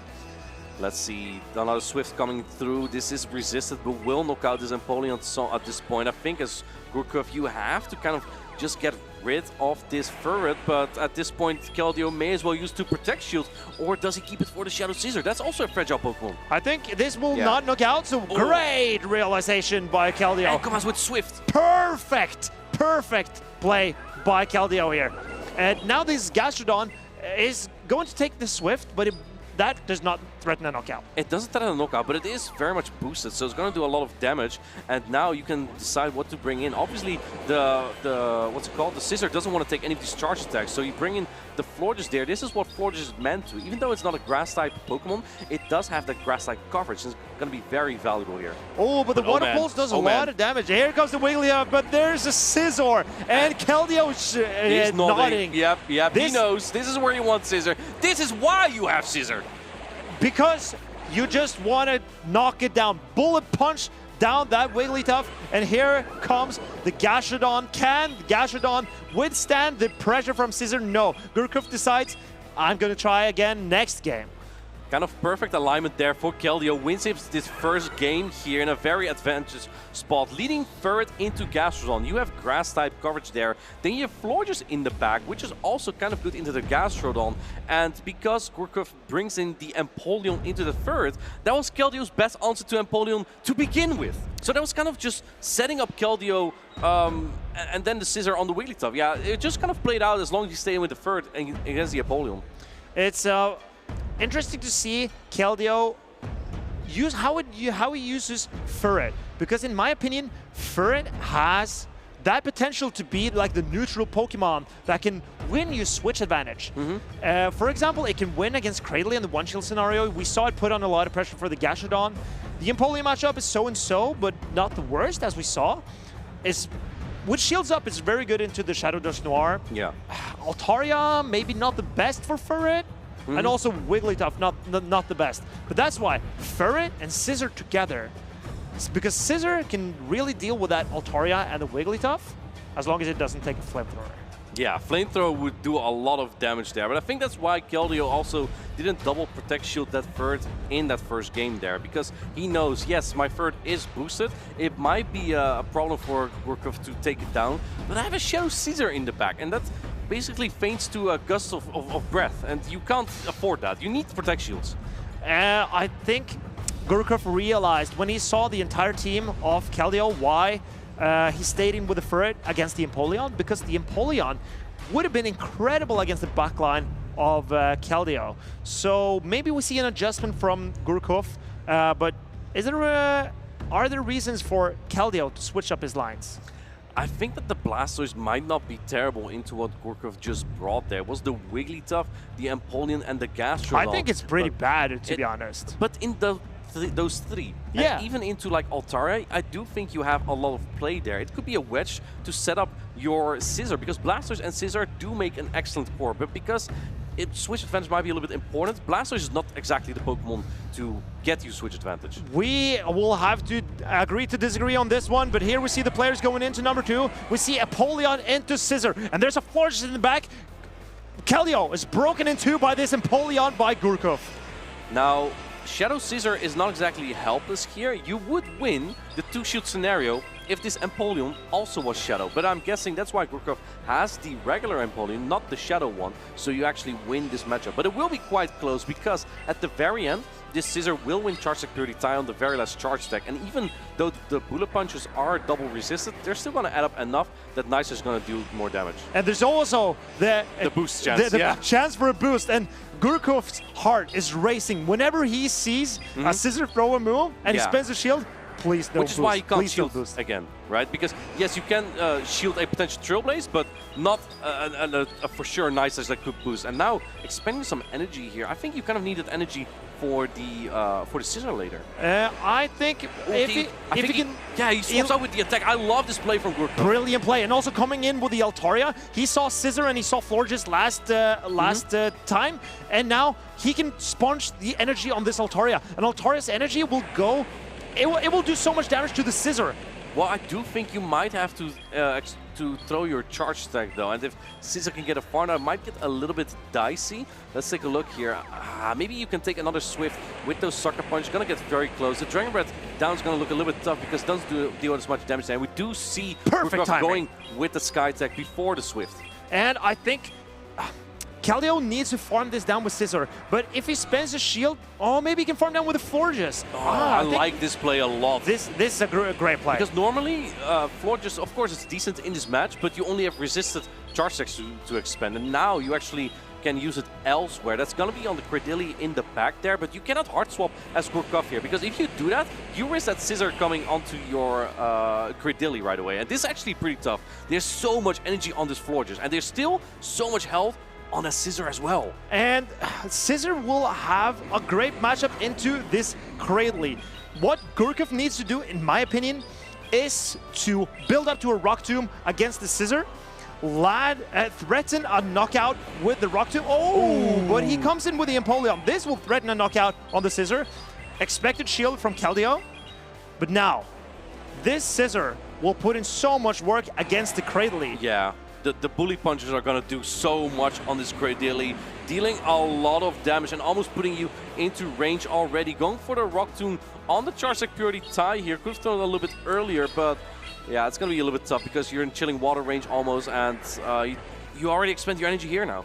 And now the Florges is closing in another charge attack. And this Cradily has been taken so low by the bullet punches of the Shadow Scissor. Can Keldeo knock this Cradily out with a Trailblaze? I think it can. I think Florges is gonna show Cradily, who's a real grass type here. Trailblaze is coming through. It's gonna knock out, boost the attack, but it doesn't matter. Keldeo takes game number 2. He's moving on to day 2 here in Lille. The flowers are blossoming in the autumn here in France. Keldeo, he is hugging his opponent. The Florges taking out the Cradily with the poison type fast attacks, better stat product, and also more efficient charge attacks. Florges proving that it can overcome any obstacle that you set in front of it. Keldeo just really cooked up with that Florges farm on the Altaria. I thought that was an absolute brilliant play. It just put Gorkov in such an awkward position. You don't want to let that farm down happen. It's not always ideal. But what if you swap into Cradily there, you just lose immediately. Because then the Scissor comes out, he's gonna bullet punch you down, and yeah, you just lose then.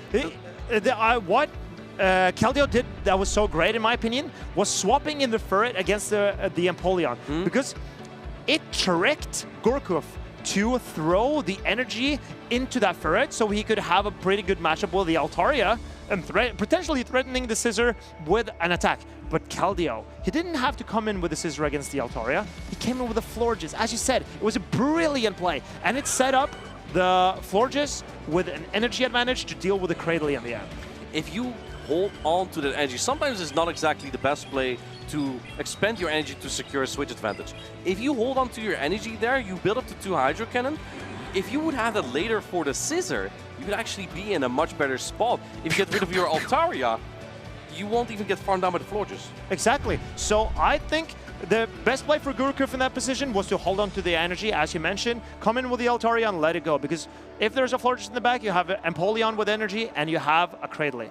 It is very situational though, right? Absolutely. Sometimes switch advantage is important, but if you see like a fragile Pokemon, do always keep in mind that perhaps your opponent wants you to throw energy into something else because that's bulky, and you need to think for yourself, is switch advantage so important? Can I just throw in another Pokemon and make sure that I'm not weak to this Pokemon later, exactly? And that is what Keldeo did so cleverly. He tricked his opponent. This is the Halloween season, and he got the treat. He got both the trick and the treat. It's a Halloween special. Exactly. I mean, you couldn't do it better for this season than Keldeo did.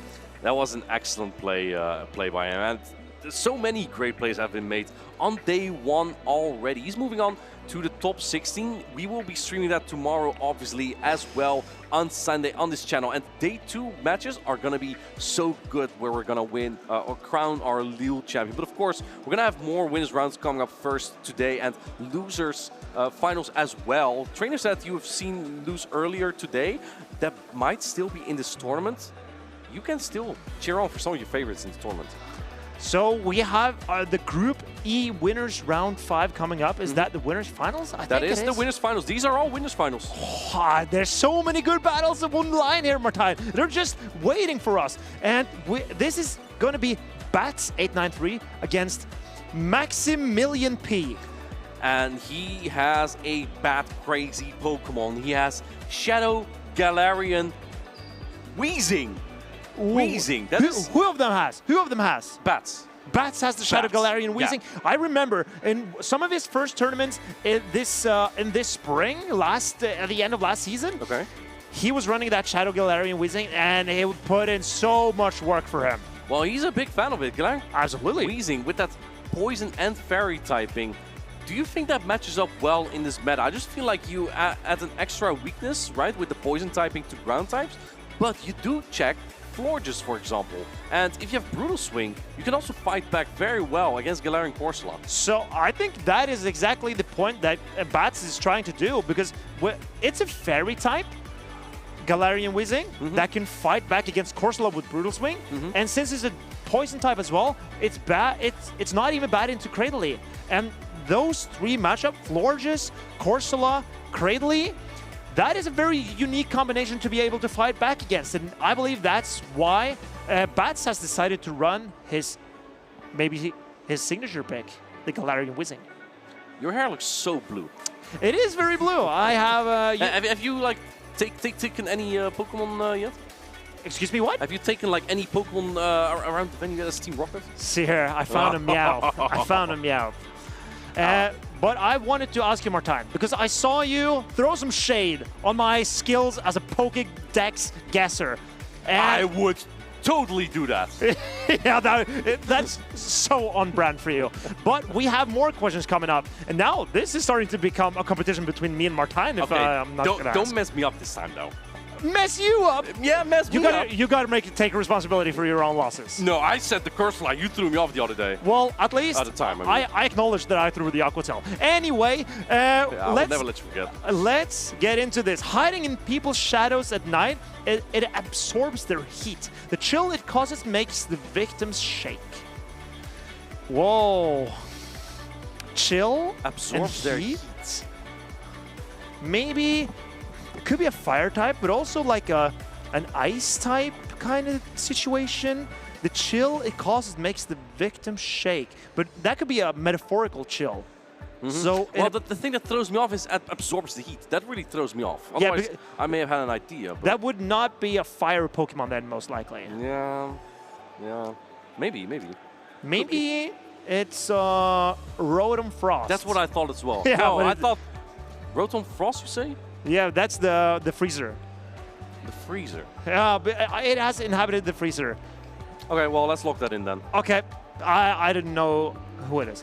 What? Gengar? No, Gengar doesn't absorb heat. Does it absorb heat? Well, I know it goes into people's shadows. Oh, yeah, I've seen that in the anime. Well, why didn't you say that then? Because you didn't know. I try. Anyway, let's move on. This was not... None of us can be proud of that one. Let's have another one to see if this can settle the score. It lays traps, hoping to steal the lives of those it catches. If you can stand in front of its mouth, you'll hear your loved ones' voices calling out to you. It lays traps. Okay, I am ready. But I'm not going to tell you. Why not? No, because you're running around. I think this one's for you to guess. And I'll lock in my answer once Martijn has locked in his, because I'm not giving away mine. A Pokemon give me a hint. Is it a Ghost-type Pokemon? I'm going to guess a Ghost-type Pokemon. A Ghost-type Pokemon. I was thinking, what's the Sandygast? Could it be that? Sandygast. Let's go with Sandygast. I don't think it is, but let's see. I don't think I have it, though. But I'm going to guess... Yeah, I would not describe if you don't have I'm going to guess Bramblegast. Okay, go for it. Let's see. Gigantamax J, are you kidding me? Someone's trolling us right now. Nah. This is not real. Who's responsible? Who can I hold accountable for this misuse of power? Okay. Let's go into the last one. See if we can get one at least, okay? Okay. All right. It can pass through other dimensions and appear anywhere. It casts a stir one time when it's stuck just one leg out of a wall. So it has legs. It has legs. It has legs. Oh my. There's Dialga and Celebi that are affiliated with dimensions. Dimensions? This is a Phantom Forcing Pokemon, isn't it? Passing through other dimensions. Yeah, Phantom Force. I am going to lock in Dragapult. Dragapult? No, I'm not. I'm going to lock in... Pokemon goes through other dimensions. With legs. Man, you think... I'm just going to say Dragapult. I tell all my friends I know everything, and now I feel so helpless. Yeah, I feel really helpless. I'm looking in Dragapult. Yeah, I'm just curious if chat also gets it. I see. Come on, Martijn. We don't have all day. Okay, it can pass through other dimension ghost type Pokemon. Let's go with Hoopa. Hoopa. I mean, Hoopa does other things. Mega Gengar! Gengar! Of course it is! You know, I was thinking it could be Gengar. I was onto you, but then I was... No, it doesn't have legs, does it? It kind of does. It kind of does. You know, this is outrageous. I'm going to find you who's responsible for this. It's the work of Tristan. I'm telling you, he's getting back at me. When he lost to that Duskull, he got really mad. I'm done with this. Let's go into the battle. We're playing Bats against Maximilian P. Let's get those two up on stage. I'm not going to forget about this. This is going to haunt me at night. Someone. This is going to... They can't keep getting away with this. This is outrageous. Yeah, Maxi versus Bats is a very exciting match. Maxi got to top 2 at Utrecht last season, and I believe also top 16 at Worlds. Was he not top 6 at Worlds? Perhaps, yeah, yes, you're right, top 6. I think it was fifth at Worlds. And Maximilian, he's been known to have these incredible runs. He was 3rd in Barcelona a couple seasons ago. And then he had that Utrecht incredible run and also at Worlds. This is a player who is incredible when he has his day. Right, and we'll see if he can do that again. Of course, Maxi is a player that has experience with... I always tell him, right? I'm always joking with him. Either you do everything perfect and you're the best player in the world, or you just throw so hard. Like, that's what Maxi really has done many times, that he just outplays to like no one else does. And then he also has battles where you're like, could have done a little bit different. He's also one of my favorite players to have on the stage, because whenever he can throw a move that is not the preferred move to throw, he goes for it. He has thrown superpower into Dusclops to win games. He did in Utrecht or Stockholm last season against Sefi Mastix. So I think it must have been Utrecht. Maximilian P is an entertainer, so keep your eyes peeled, folks. You know what that reminds me? You know what I like to do in the GO Battle League? When I have like a poison-type Pokemon and I play against someone who's running a very respectable team of like Wigglytuff and Bastiodon, I would love to lock in my Clodsire against the Bastiodon and go straight Sludge Bomb. I'm not even sorry. If that was you, I'm not sorry. So, yeah. But you'd be losing that match then. Look, you would lose. Triple resisted sludge bombs. I'm baiting. Okay, sure. Okay, well, if that's what floats your boat, I'm happy for you. Against Wigglytuff, do you also throw sludge bomb, or do you just top left because you don't want to hurt your favorite Pokemon? I throw Dragon Claw with your team. Okay, that's great to hear. And here we see Bats against Maximilian. Two formidable battlers, and I'm noticing the Lapras on Bats' side. It's looking pretty good. I love Lapras. I don't know if you're aware, but Lapras is an incredible Pokemon. Of course, it's very bulky, very flexible. Now, the Galarian Weezing, it doesn't look Shadow on this, but we just confirmation that it is a Shadow variant. So that's what we can expect here. Both trainers are already locked in. We're heading into game number 1. From Bats on the left, we have the Shadow Annihilate. On the right, we have the Gastrodon from Maximilian. Not a terrible matchup for any of these trainers. You don't want the Annihilate on the Steelix, that is for sure for Maximilian. But Bats is fine having his Annihilate here maybe, then he's not on the Corsola. But at the same time, this Gastrodon is not a problem for Bats' backline, is it? Yeah, I actually like this matchup more for the Annihilate, because this Gastrodon has to go for full Water Pulse, which just takes a little bit too long. Go for the Body Slam bait, surprising, because you don't get 2-0 Charge Attack here, but we do see the switch. So maybe Maxi does get 2-0 Charge Attack later, and now, oh no! There is the Diggersby. It's going to eat all this energy from the Galarian Corsola. Ghost is double resisted, Rock is single resisted. Diggersby is doing a laugh. Let me do a Diggersby laugh for you. Diggersby, the 5th most popular ground type. It's Clodsire, Unomostuffis, Gastrodon, and Marowak are all more popular than it. Maybe Maximilian has forgotten what a dominating matchup this is for the Diggersby.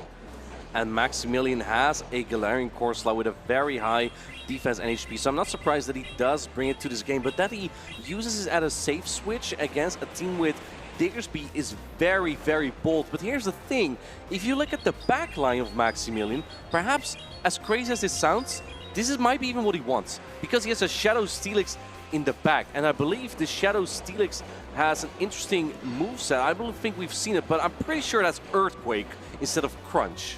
If it still has Thunderfang, then Maximilian only has double resist fast attacks left when that Gastrodon goes down. So Bats can farm up here, and this Diggersby is going to be so tough for Maximilian to get rid of. You kind of have to shield, but you can't because it doesn't do enough damage. You can't. You go in with the Gastrodon here, but now Bats can just swap. No! Expense the Fire Punch here. Perhaps that is a very, very small opening for Maximilian, but yeah, you have to shield here. Now you have a Body Slam. Bats can just swap into the Annihilate. No, doesn't swap, takes the Body Slam. And Bats let it go. This Diggersby is now so low. The Corsola has really put in a lot of work against this Diggersby, but Bats is relying on his Lapras in the back. And here comes the Steelix. This Fire Punch, though, will put Steelix in Sparkling Aria No, range. it doesn't. Shield it. Never mind. but 2 Sparkling Aria would knock out the Lapras, but this Annihilate is still around, though. You do get a Psychic Fang, a Thunder Fang down now, but I don't think Psychic Fangs plus Earthquake will be enough to knock out the Lapras. You might need a catch here as Maximilian, but look at how low this Steelix already is. And there's still a shield, by the way. And the Sparkling Aria will threaten a knockout on the Steelix. Maximilian needs a catch, but here comes the Lapras, and it outpaces the Steelix. And now the Sparkling Aria is going to apply detrimental damage on the Steelix. In fact, it's going to knock out. It's knocking out, and there's a Corsola barely hanging on, and Lapras secures Bats game number 1. Bats, excellent play there with that, and just good predictions there. I do think that Maximilian overestimated the Galarian Corsola's power a little bit because he went with an ABB strategy, but that strategy kind of just fell in the water. I don't know if that's also an English expression. It's definitely in Dutch. Fell on his face. Okay, yes. Okay, there it is. But because he led into Annihilate, he couldn't even swap in Galarian Corsola just yet because you cannot have Steelix on Annihilate either. So that was just kind of a tough team composition there for Maximilian to deal with in the first place.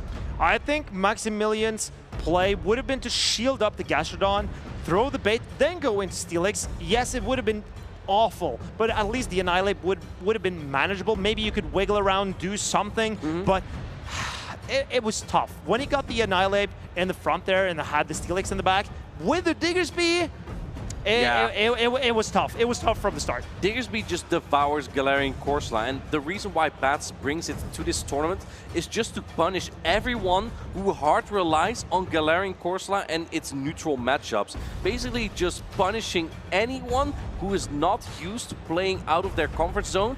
And, you know, if you're kind of a lazy player, if you're like, you know, Galarian Corsola safe, which always works, Bats is the person you do not want to face. It does not work against the Diggersby team. That is for sure. That's why they have it in the first place. Exactly. So, Galarian Corsola, if you face up against Diggersby, maybe stick to the bench. Yeah, both trainers are still thinking it through here. Again, this is a winner's final, so the winner of this will move on to day 2. The loser will still be having a chance in the losers finals as well. We may see the loser of this matchup later today still to, you know, reach that day 2 in the top 16. I really want to see the Weezing from it would be cool, right? To see the off-meta Pokemon. That would be great. But let's have a look what these trainers are bringing. They are locking in right now, and they are bringing out their strongest picks for their lead. Maximilian sticking to the Gastrodon, and Bats is putting his Lapras in the front. Oh, and look at this. I love this call from Bats here. Didn't bring the Gastrodon this time. Now swapping into the Galarian Corsola, but I think you pointed this out earlier today. Goliathspot can win this matchup with 4 Aqua Jet. But Bats will be very fine letting all the energy go on this Corsola because his Lapras and his Talonflame are looking so good up shields. The European bird. My European bird. The European bird. I think Bats, if he gets what he wants, he gets shield advantage, and then he can farm down with either of his Pokemon and start to unleash his energy on either the Gastrodon or the Galarian Moltres in the back. Here's Maximilian shielding up the first Nightshade. He's gonna go for switch advantage here, likely. The Fury Cutter down is maybe possible, but catching on the Galarian Moltres, plus the Sucker Punch coming through. That's gonna secure the knockout on this Galarian Corsola. How do you deal with this as best? Do you go into Lapras or into Talonflame? I believe the Talonflame is probably coming in here. It's up shields. Oh no, here it comes with the Lapras. He does have Ice Beam though, and since Maximilian already used 1 Protect Shield, it's kind of difficult to justify not even using a shield here. It will do so much damage. But if you don't, what? Okay, Maximilian. Yeah, you kind of have to. It would deal too much damage. And now, how does Maximilian go around this matchup? He goes for a fly. That means Lapras can hang on through this fly and get to another Ice Beam. And let's take a look here. The fly's going through on that Lapras. The timer is barely not up yet. Bats knows he wants to get his Ice Beam off as soon as possible to secure a potential knockout. This is going to get really close. I think it barely knocks out the Galarian Moltres, and it does. Oh, and now you have the Shadow Talonflame. Oh boy, up with two shields. up against this Gastrodon and the Golisopod. I think what you want to do here as Bats, you need to double up. Let's see. Is he going to use a protection here? He knows that the Golisopod might have energy. Oh, he knows shields! That's so gutsy, but he knows his lose condition is taking that Aqua Jet off of that Golisopod as well. This fly is barely not going to knock out, I think. You might be able to get to another charge stack on this with this Gastrodon, but I don't think you get to 2 here. And 2 is exactly the amount of protect shields Bat still has. Bats, he's making the call. He's looking ready and primed for tomorrow. He wants to go on to day 2. And he can shield up this Aqua Jet. And then his Talonflame can hang on and he can get to his fly. He goes even for the Flame Charge to boost up his attack. Hold up. How many Incinerates do you now need for your next charge stack? Because I know that Only otherwise you need... Let's see, because if this was the 3rd charge stack, are you... it But doesn't it even does not matter. You get the He's Incinerate boosted up down. the Incinerate, and Bats is going through. The Wincinerate takes down the Gastrodon, and wow, Maximilian taken down by Bats. That was pretty much an upset, but Bats, of course, top 16 at Frankfurt as well. Just like his friend Laurens is really making that climb in this at the start of this championship already. Talonflame facing up against 2 water types. Does it care? Absolutely not. It's the European bird. It's the European bird, and it's wincinerating through even the water types. Gastrodon, Golisopod. Take this fly and flames, and what are you gonna do? You go down. And now Maximilian is gonna have the British battle potentially in the losers finals, as in the losers semis it's now Smeetix versus Tomahawk UK. Do you know him? Who? Smeetix? Yeah, Smeetix. Yeah, I've heard of Smeetix. Yeah, he's pretty good, right? What's his opponent? Tom the Hawk? Nope. No, absolutely new to me. Yeah. If there was a player named Tom the Hawk, yeah. I assume Skarmory would be their favorite Pokemon. Yeah, you're totally right. That does sound like someone who really likes Skarmory. I think so. Incredible display by Bats here. The way that his composure when facing up with the Lapras in the end. Yeah, and it looks like it's gonna be Tomahawk in that losers final. Whoa, Tom the Hawk has knocked out Smeetix and is ready for losers finals against Maximilian P. That's a British face-off. Yeah, the British battle, as I call it. And as we saw here, the catch from Maximilian was a great play, but Bats kind of didn't care. He kept 2 shields for the European bird, the Shadow Talonflame, and in Europe is actually where it's at its best, because that's where it's used the most, and it shows, because these trainers have experience using such a good sweeper. Look at Bats here, the composure of no shielding and body slam. That sealed it up, because then he could fly on the Gastrodon, flame charge the Golisopod, and just Wincinerate down. I think that having that call just made it was the way, because otherwise you have to shield another attack, and then you cannot shield the Aqua Jet as well. You cannot shield 3 charge stacks because you only have 2 protections per game. Exactly, and the 2 water types went down in flames. It's not often that you see it, but do you know how hot Pokemon's Fire Breath get? Oh, tell me. Incredibly hot. In Celsius? Smoking. How much in Celsius? Probably 1,500. Okay, and now how much in Fahrenheit? It's 300,000 probably. Wow, for the Europeans and Americans. Now you have both of it. Very, very well done. I gotta say, I'm not an expert on freedom units, but I do believe that it's exponentially. Very, very increasing. Yep. Very good. Thank you so much. So I am really looking forward to the final. I think it could be one of the final winners rounds of today. It's from Group H, and it's a mind joke against Ikami.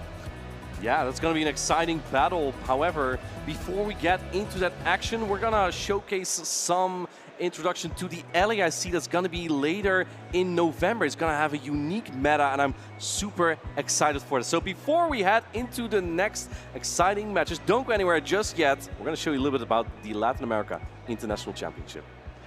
It's time for a quick recap of the Latin America International Championships 2025. I'm Tomahawk UK, and I was in Sao Paulo when Mato Galde took Brazil by storm against many of the best Pokémon GO players in the world.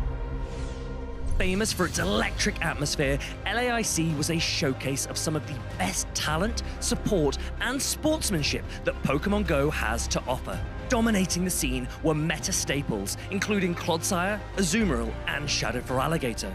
However, LAIC was also ripe for spice, as Primeape, Jumpluff, and even Shadow Alolan Marowak found their way into trophy placements. Championship Sunday kicked off with a face-off between friends, which saw fan favorite Mato Galde take a quick victory over his teammate Richie1409. Richie dropped into the losers finals for a sensational set of 5 against local hero 12 Vitorello. In fascinating fashion, Vitorello and his Galarian Moltres recovered from a 2-game deficit to secure his place in the LAIC Grand Finals. Vitorello went on to stun the crowd as he steamrolled his way through the first 3 games against Mato Galde, resetting the bracket and leaving everything to play for. In one of the most closely fought finals the game has ever seen, Mato Galde and Vitorello took the series to a final game of 5. An immensely climactic charge attack priority event saw Azumarill and Galarian Moltres exchange heavy blows, with Mato Galde coming out victorious. Mato Galde is your 2025 Latin America International Champion! Give it up for the Tercero del Mundo! Off the back of his 3rd place finish at the 2024 World Championships, his 1st place finish at the 2025 Lima Special Event, Mato Galde sealed his name as a legend of the game, as he became the 2025 Latin America International Champion. Make sure to keep up with all of the incredible action and Pokemon champions this season at Pokemon.com/compete. And we are so back, ladies and gentlemen, in ready to cast this next game. I'm back here, partnered by Amanda, and we're ready to watch a mind joke from Italy versus Hakimi from France. How do you think this game's going to go, Amanda? These two trainers, I tell you what, it could be either one of their games. Both are very strong competitors. Both have been in day 2 plenty of times. Some could say that Hakimi has the, the home field advantage, the home turf advantage being here in Lille, France. But a mind joke, he's been a trainer who's been on the leaderboards, been doing so well for so long, but still has not gotten that gold medal. He could be well on his way, and this is that first step to be able to make it into day number 2. And we can see the teams here. A Mind Joke running that Shadow Steelix, and Hakimi running that Zweilous that we saw earlier on in the day today. We heard that it was going to be a bit of a runner in this cup, and we can see someone here, a prime example of someone who's gone all the way. Yeah, I think there was like a secret sauce that has been cooking, and it must have been shared among some of the French competitors, as well as with Zephy, who I believe is also running a Zweilous on his team. Dragon damage, of course, not being able to hit as hard this season, but being able to generate energy so much quicker. It's no surprise to me that we've seen the comeback of Altarias, of these new Pokemon like Zweilous. Very interested to see how they will play out in these matchups. When there's a Steelix on the other side, however, it does sort of like put a wall to that Dragon typing. It does potentially, and we have seen one in the previous game to show that this Pokemon is getting quite far in the competition. We didn't really see them earlier on, and it isn't the most popular Pokemon, but we are seeing it in the later stages, which is showing how prevalent it has been in the meta today.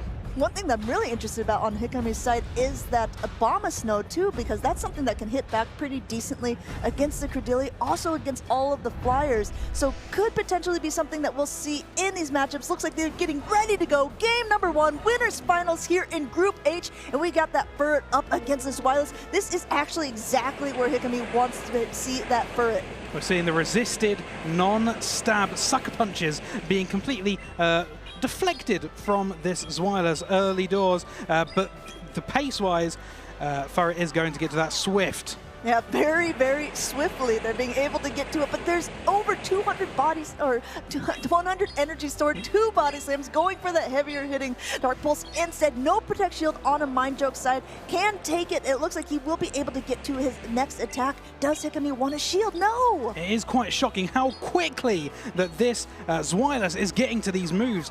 Just watching it, it flies up as we get the Dragon Breath through, and just before it gets farmed down, manages to get that last move off, leaving a Mind Joke with a choice. Does he want Switch, use the shield? Decides, no, I don't. That's actually perfect for Hikami because there's not even much of a farm down to give either. Only one Incinerate for the Talonflame, and he gets to line up what's in the back. This is a bit dangerous because if you look at it, he didn't know quite what to do. Not only is a Mind Joke ahead on energy on that Talonflame, but that Gastrodon is looking for a yummy, yummy snack in that Empoleon. He didn't, maybe not read the line maybe as nicely as he's going to find out later on in the game, but that Mud Slap damage is going to absolutely truck through the Empoleon. Here, using one of his Protect Shields on that Flame Charge. Both of these Talonflames are now boosted a little bit. Another thing to note, both of these are both Shadow. That means they're hitting 20% harder because of that Shadow damage, but they're also having to take it.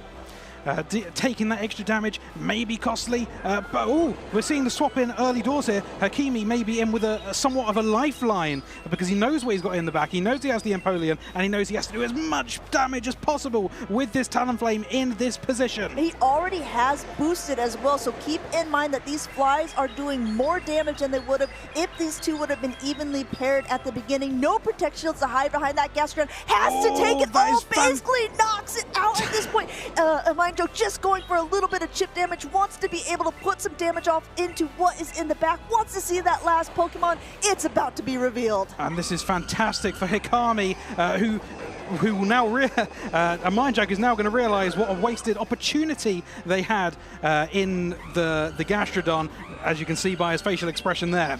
Yeah, he recognizes, ooh, maybe I shouldn't have swapped out. It's so hard to call, especially when there's 6 Pokemon to choose from. Seeing which 3 there would be, really, really great plays by both of these trainers. It looked like it was kind of in the hands or the wings, or I guess the talons of the Talon. But at the end, really, Hikami proved to show what a great trainer he is. It was a very, very close game, and it could have gone any direction. No one can quite, and you can see it in their minds, they're trying to surmise and work out what would they potentially put in this team, and it turns out on this one instance, a Mind Joke just wasn't able to work out what was that key element in the back. Well, and if he had known, then he would have had the perfect Pokemon to play against it in exactly. the end. It's so hard to call, right? So you've seen 2 of the 3. You know that the Talonflame is already in. You know that the Zweilous is out of the way. That leaves a potential Abomasnow in the back, which, of course, if you're Hikami, you're not going to be bringing that into a Talonflame, or a Corsola, or, of course, that Empoleon in the back. So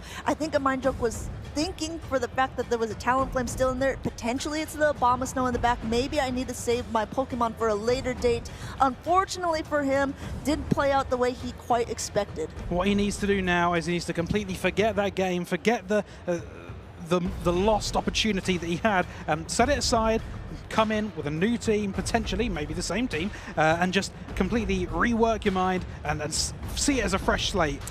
Yeah, I'm honestly looking at the Talonflame on Hikami's side, and it has so many targets there because, okay, the mirror, it's neutral, right? It depends how you want to play it out. Corsola is okay. It's not great. Corsola is better. Gastrodon, similar story. It has to be able to hit that Water Pulse, but I'm looking at that Florges, I'm looking at the Steelix. I mean, these are heavy-hitting targets that Talonflame would love to see. Exactly. There's no clear answer on a Mind Joke's team. It does...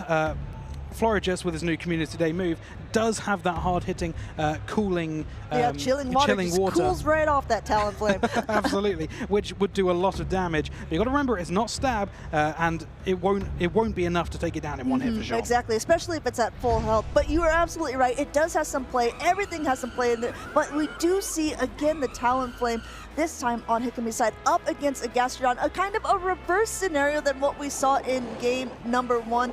A Gastrodon continuing going to just stay in, get a little bit of energy, and we'll see if he goes for an actual water pulse or body slam bait. No need as another Gastrodon swoops in, and now comes the Furret. Hikami switches first, but it's given a Mind Joke a perfect opportunity to bring in Furret, which knows the grass type move Trailblaze, which would do so much damage to Hikami's Gastrodon. Yeah, and not only that, it boosts your own attack, so going ahead, charging up a lot of energy, going over the amount that it actually takes to get to the Trailblaze, because he doesn't want this to get caught on anything. And Hikami uses his first shield here, very good shield that would be enough to knock out, and it may be enough to actually force a shield in return, because this body slam will knock out the Furret should Mind Joke choose not to shield, and that's exactly what happens. Fantastic play from Hikami, managed to getting the alignment they might potentially want in this game. Gastrodon being brought back in here, lots of energy on the side of a Mind Joke, so we're going to see what Hikami decides to do. It seems to be letting it go. Yeah, Water Pulse going through, definitely enough to knock out, and now we see actually the Empoleon coming in, trying to get as much energy as possible, but this time the Gastrodon has two shields to hide behind. First one going through. I wonder if we're going to go ahead and see a shield here from a Mind Joke side. He's got so much energy, he has to use it at some point. Although, as you can see, these Mud Slaps are absolutely chunking away at the Empoleon. And Gastrodon is absolutely laughing all the way to the bank with this. He is putting through these ground-type moves. They're doing so much damage. Even a Water Pulse, or resisted Water Pulse, is enough to do so much damage as to knock out the Empoleon. I say Gastrodon's being very generous. There's a Water Pulse for the Empoleon. There's a Water Pulse for the Talonflame. It looks like he's just willing to hand them out to anyone who is ready, and just almost able to make it to another. Hikami forced to throw, try to get this Gastrodon out of the way. And it will land and knocks down the... Yeah, the Gastrodon here now comes in, but there's so much energy on Hikami's side. He's basically at 2 flies, using that last protect shield on a Mind Joke side. Will he be able to get to another one? It has to see, because this is going to do so much damage. They're both at its charge attack priority! And Hikami has managed to win the charge attack priority, meaning this will be enough to knock out and win overall the winners finals here in Group H. My goodness, sweeping through that bracket in Group H, 2-0 against a Mind Joke, coming down to the absolute wire. This charge attack priority, these two Pokemon, they're the exact same typing, so that means that the one of the two of them that had the higher attack was able to go first. This was information that was hidden to both trainers, and both trainers played to their absolute win condition. What an absolute time to find out which one had the higher attack than in the very final tap of the game. It could have been either trainer that ends up progressing to day 2 straight from that in the winner's side of the bracket, but we found out in the end it is Hikami. Yeah, Hikami is going to be able to go on to day number 2. Congratulations to him. You know, I was joking around with Wolfpack earlier when we were doing the interview, and I said it seems like all of the French battlers are wearing these, like, you know, white with the black nautical striped shirts, and he said, oh yeah, I'm wearing it under my jersey. We'll have to see if maybe Hikami is also wearing that under, because he is a French battler, and I know that that community is very, very close-knit. They do a lot of team building together, and I think that's why we see some of these interesting off-meta picks like that Swilus or like this Empoleon, and how it's been doing so well for so many different trainers. There's definitely something in the French water with all these very similar Pokemon I think being it's brought mud in. from the Gastrodons. Absolutely. in the muddy waters, perhaps. Or the chilling waters, I guess, on the Florida side. Well, okay, we'll stop. We'll go ahead and focus right back on to the games, because these were absolutely incredible matches. You see the emotion on both of these trainers' faces, recognizing it could have been either one of them. It basically came down to a coin flip moment. Both of those trainers playing to their absolute best win conditions, and congratulations to Hikami being able to make it to day 2 on the winner's side of the bracket. It was absolutely anyone's game in that second game, but I tell you what, a Mind Joke isn't out, Amanda. No, he is Going not. down to the loser side of the bracket, it is still possible to go all the way to the end. And you just have to win double the amount of games from this point. Absolutely true, and so many of what I would call, like, the quote big names, the ones that have been around the circuit since almost the very beginning of our Pokemon GO Championship series, a lot of them have been actually knocked down to the losers bracket or already out of the tournament, because there are so many fantastic newer players, people who have just started playing more recently that are really into it, and it's so exciting to see. Looks like we've got the next game up on the screen for us. Yeah, if we wanted to talk about the winners finals, we're now dropped down to the loser side of that bracket in this double elimination tournament. So this is literally a go big or go home moment for both of these trainers. We got Dane WWW looking to maybe pick up another W for him here against the German trainer Zephy Masters. I'm sure that Danny has got plenty more W's than 3 in his career, especially to get to the losers final here in day 1. Now remember, whoever loses this game will be going home, but whoever wins will be progressing to day 2 in that loser's side of the bracket. Absolutely true. And let's go ahead, take a look at the team that Dane has, because it is something that is a little bit different than everything else that we've seen so far. Yes, we know that you know, the Cordelia is everywhere and that the Galarian Corsola is everywhere. Some of these Pokemon are on that top usage graphic, but I would say that Murkrow, being the actual regular and not the Shadow, a Feraligatr hasn't been around for a while, and also that Fortress running Bug Bite with Sand Tomb to debuff your opponent's defenses and also Rock Tomb to debuff their attack is a very interesting strategy.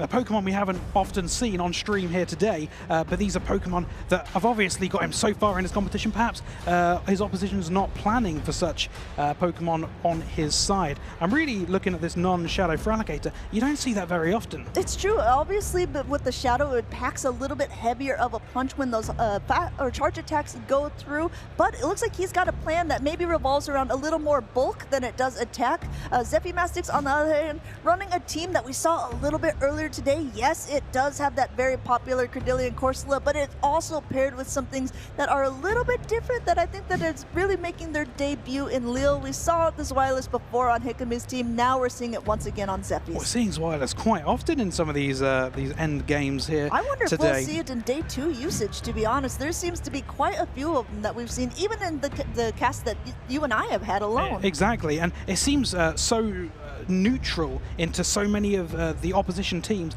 Very, very few Pokemon being able to do that super effective damage onto it that perhaps, and it gets moved so quickly that perhaps it's such a good safe swap for a lot of these teams. I think that with the downfall of fighting type Pokemon, we don't see as many Primates or Annihilates or anything like that that can really pack a punch. Guess maybe the dark typing of the Zweilis isn't as detrimental as it would have been a couple seasons ago when we saw Primates everywhere. Absolutely, and you can see in this specific example there are no fairy types on Danny's team. The only Pokemon with access to a fighting move is the Dusknoir, which it does take a little while to get to, but as long as it doesn't pair against that, it looks to be a very safe swap in this game. Yeah, I mean, what do you do if you're that side? Dane, honestly, the Fortress has like a pretty decent matchup because it is running Bug Bite, and since the Zweilis is part dark, it's going to be able to do some nice effective damage. Plus, it's not going to be able to hit very hard with those Dragon Breaths because of the Steel typing. So maybe if you're Dane, you're really relying on that Fortress because otherwise that Zweilis might go unchecked. Anyway, it looks like we're locked in here, Amanda. We've got Zweilis into Dusknoir. Okay, well, this is the exact situation I said perhaps Zweilis doesn't want to see, but we're going to find out. Look how fast these Dragon Breaths get through to these moves, already building up to back-to-back body slams. We're going to find out what Zephy decides to throw, and it will be the Dark Pulse. Going ahead, just throwing the heavier hitting attack, Dark Pulse for that Diggersby. I wonder if we'll see a swap out or if he's content to stay in this matchup because honestly, at this point, he can do whatever he wants. Ends up taking all of that energy with him, swapping out into the Gastrodon to just negate all the energy that Dane's built up with this Diggersby. The Scorching Sands will connect. It does have a potential to also lower the attack. We'll see he doesn't get that attack. Absolutely smart to keep that move saved in his back pocket for Zweilis, and then swapping into the Gastrodon. Gastrodon, very tanky Pokemon. We've seen it time and time again here today, and I tell you what, I'm sure we're going to see a lot of it more tomorrow. Throwing the body slam here, and it should be enough to knock out from this point. We're going to see if Dane decides to shield. I mean, really, really great play. Really great counting by Zephy there, throwing on nice timing and gets to see what's coming in. He still has a body slam actually stored, even though I don't think it will do too much to either of those Pokemon, but he might even be able to get to it. No, he's not able to get to it. Tried to build Fortress to the Water comes Pulse. in. Almost got to that Water Pulse, but the Fortress was just enough to end up bug biting it down. But this is kind of a precarious precarious position for Zeppi now because this Dusknoir has so much energy, and if you are as wireless, you don't want to come into a Dusknoir that can potentially dynamic punch you, which is exactly what happens here to this Unovan Stunfisk. Unovan Stunfisk were able to take one, but it would not be able to take two. Zeppi has been counting the moves though, and decides to shield here and take shield this Shadow Punch and swap back out, knowing that he's got this Dark Pulse saved up. Yeah, knowing that, okay, that Dusknoir is now plenty out of energy. Let's see what we can do. Still 2 Protect Shields remaining on the side of Danny. Ooh. Lets it go because he knows the Fortress has such a good matchup with this Wireless, hoping he just can completely farm it down, and that looks like exactly what will happen. Potentially seeing, I've got 2 shields here, I'm just going to let it go anyway because I've got a good answer to it in the back, and if he does decide to bait me because I have all these shields, it would end up benefiting me. Yeah, look at all of this energy on this Fortress going for the first attack here, but not before the Unovan Stunfisk gets to throw off its own. So much energy on Zeppi's side still. Don't count him out yet because you can see he's basically at 2, and this second one is going to put that Fortress in the red.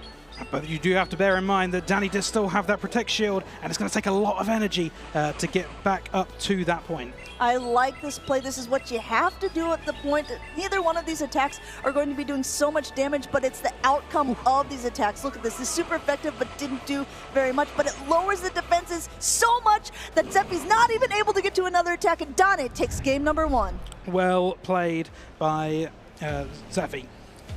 Indeed, both of these trainers really putting it all on the line, and kind of like we discussed right before this matchup, Jay, Wireless can potentially go unchecked against this team, except for the Fortress and the potential dynamic punch from that Dusknoir. So I think that both of these trainers really tried to play it out to their win conditions, recognizing what their opponent might be trying to do. I think, as you mentioned, the Fortress there, I kind of underestimated how good that would be against Wireless. It was absolutely chipping at it so quickly. It was absolutely peppering its health down. And I'll tell you, so there's 2 decent answers for it, but it's still such a safe Pokemon in general, I think, in this game. I think it's a really, really interesting call, and I'm very excited to see how many dragons are going to be able to make it in that top 12 usage, because we know that we've seen a couple of Gudras earlier on in the tournament. We saw some Altarias. Seems like the dragons are back and ready to attack. And it's so exciting that we've got such a diverse array of dragon-type Pokemon making it this far, whereas we look at fire-type Pokemon, there's what, 1 or 2 between like Charizard and Talonflame. You look at dragon types, we're seeing such a diverse amount getting so far in this competition. You know, I mean, you're talking about diverse Pokemon. Go ahead, everyone, and take a look at the bottom of the screen here where the teams are listed out. There are 12 individual Pokemon there, so there is not a sort of any overlap in either one of these teams. This is a very unique team composition, and this doesn't happen all that often, but it does happen more and more often in our Tales of Transformation. Absolutely. This season has been such a shift in the meta for so many different Pokemon. We're seeing so many different flyers, so many different dragon types making it so far in this competition. Just look at that, look at the little yeah, little Murkrow.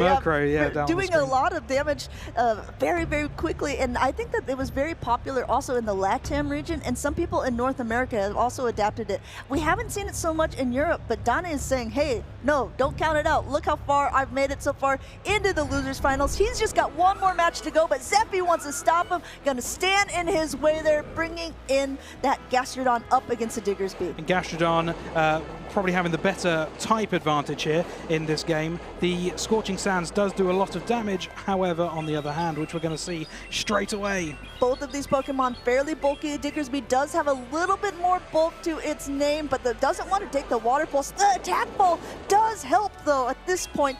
Zeppi's still wanting to throw because he wants to try to either get a shield or some chip damage, and the shield, indeed, that he's going to get. Zeppi with his trusty partner Pokemon, you can see it's shiny, it's best buddy. He has a lot of faith in this Pokemon, and he is going to see if he's going to, is he going to shield this second ground type attack from Danny, and he says, no, I'm not going to. Oh, and just about living in there. and getting the normal type attack off on this steel type. So it's not going to do a lot of damage, but it was still very cool that he lived that move. Yeah, also very interesting because Dane's swap, yes, that attack's not very effective, but now he is switch locked into this matchup. So while he does have a quite healthy of a Diggersby, this Fortress is stuck in this matchup, which means if you're Zeffy, you get to completely avoid that Fortress on this Wireless, which happened last game. You're going to have much better matchups against that Diggersby and the Dusk Noir. You absolutely do not want to see it in the back there, but it's not a great situation for this Tinkaton. It will happily take these Sand Tombs because they don't do very much damage, but the damage dealt on the other end is also very small, with Bulldoze not doing that much damage at all. Yeah, Bulldoze has the potential to debuff the opponent, but meanwhile, Sand Attack is a guaranteed debuff. Neither one of these, absolutely what you said, they're not doing so much damage, but it is starting to wear off over time. And keep your eye on that switch timer, everyone, because these switch timers are going to be misaligned soon. That means that one of these trainers should be able to swap out. Looks like already able to do so. Both of them getting some defense drops here, but going for one more Bulldoze. Could this be enough? Still sticking in there with a war of attrition. These two Pokemon head-to-head doing very slow and stable damage to each other. Oh, poor Dane. They're not quite able to get off that last Sand Attack before going down, and now has to come back in with the Diggersby to be able to hit this harder hitting play rough. Does he recognize this is a bigger attack, or does he think it's another Bulldoze? We're going to find out, and he lets it go, meaning it does over half the remaining health to that Diggersby. Diggersby now opting to throw the Fire Punch, which is a super effective move here, and it will be the one to knock out the Tinkaton. Now going ahead, we'll take a peek at that back line there. That does not an immediate counter swap by both of these trainers. The ghost typing of this doesn't do too much for the dark, but the dynamic punch would hurt so bad that I think it will threaten the shields on the other side. Does Dane want to use his last shield here? Yes, he protects it up for that Dark Pulse, which is a great call. It would have done so much damage. We're going to see some mind games here in the mind of Danny. He says, am I going to throw the smaller move, the bigger move? He opts for the smaller move. Zeffy says, I am absolutely reading none of that essay, and I'm going to shield this move, and ends up making the incorrect call, but it's such a dangerous game at this point. What do you even do? He says, I'm not reading all that. I've got two shields. I'll just shield everything up no matter what. Shadow Punch, it doesn't matter. Charging up energy so quickly. Once again, keep an eye on that switch timer. This is exactly what Zeffy doesn't want to get. Patient as ever. 100 energy, going for the body slam. Absolutely fantastic play here from Zeffy, making sure he will not be caught on here, and ends up getting the normal type attack off on the first Pokemon and the dark type attack off on the second Pokemon. It's found its targets in both cases here. One little one for the Diggersby, the big attack for the Dusknoir. Zeffy Mastic's taking game number 2. Locked on and let fire. Fantastic play, again, as we've been talking about, from that Zweilous, a Pokemon we maybe didn't even expect to see very much of before this tournament began, but we're seeing it at the high end. We're seeing some fantastic plays from these trainers using their Pokemon, and it's been a very enjoyable experience. You know what's very funny is most of the time in the Pokemon GO competitive scene, if we're talking about Zweilous, we're talking about Z Zweilous, the German trainer who's been able to make it so far in so many tournaments. The one tournament that he is not here, it looks like the Pokemon says, I would like a chance to be in the spotlight as well. I would perhaps like to be on screen just as often, and it looks like it is getting its wish because it's putting on some master classes. ZZ is not here in person, but Z Zweilous is here to play. Yeah, it's definitely here to play, to take a game number 2 in this losers finals round. As a reminder, these are best of 3 matches. That means this next round, whoever wins will be the deciding factor of who will make it into day 2. We'll begin to play tomorrow and have a chance to take home that Lille crown. Both these trainers have proved time and time again that they are worthy of making it to day 2, but which one is going to be able to take it all in the dying embers in the decisive game number 3? It's so exciting to see so many good players here. We showed a graph earlier on today about like the best trainers, and I would say that, you know, Colin 6, I think, is already out of the tournament. Glasgow Bolton, we just saw him win in his winners final, so he will still be going on. So there's still potential of a Lille regional champion of previous years to come back and take that throne, but we'll have to see for sure. And if I am a Glasgow Bolton, I'm already taking notes of all these other really good trainers, because it's like, okay, I'm definitely going to have to defend against some really big titans. Lots of opportunity for young blood, as someone who has never won this competition before, to go ahead, step up, and take take the glory here in the Lille Pokemon Regional Championships. Now, Zephy Mastix has been a champion in the past. Dane has always made very far runs, but hasn't claimed that title quite yet. This could be his tournament, but he's got to get through this Tinkaton first. Will he be able to do so? This is a big game for both of these trainers. Both of them staying in, just gaining a little bit of energy here, going for that play rough right away on the Tinkaton, and I think that we'll probably see a Protect Shield on Dane's side. No! Ooh! Last second. Leaving it to the last moment there. I do enjoy watching the Astonishes just chomp away at any Pokemon that is put in front of it. Going ahead, and this is the heavy hitting attack. It is fairy, but it is part steel. Dynamic punch from a shadow Pokemon puts that Tinkaton so low, and he might be able to completely astonish down before the next one happens. That's exactly what he does. He might be down a shield, but he is up some energy. Zephy had an opportunity to throw the Bulldoze there, but opted not to, and then let the Pokemon go down and straight into the next one to get the farm straight away. Listen here, Dane's going for the 1-2 punch, but it's the big ones there, going for a dynamic punch right after dynamic punch, going for yet another before it even gets knocked out. This is Dane's first Pokemon, and it is putting in so much work. It's knocked out Zephy's first, and it's taken both shields. What a play from that Dusknoir. We're going to see what Dane decides to bring in here against the Gastrodon. You'd expect to see the Murkrow, and we do. The flying type completely ignoring all the mud slapping damage.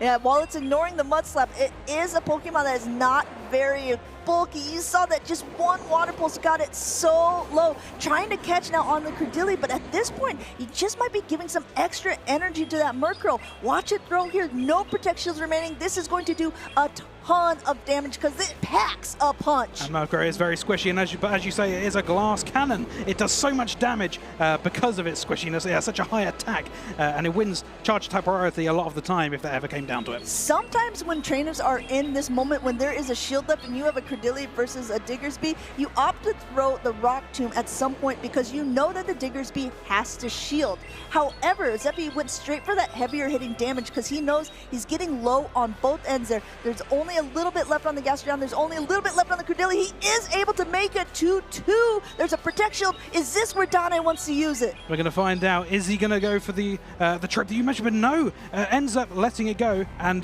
the Diggersby ends up going down. He knows that he has a Protect Shield this up. Like you pointed out earlier, Jay, these Mud Slaps aren't going to be doing too much, but Murkrow doesn't have a lot left in the tank. Will he be able to get to another one? Going for the Drill Peck here. No Protect Shields on Zephy's side.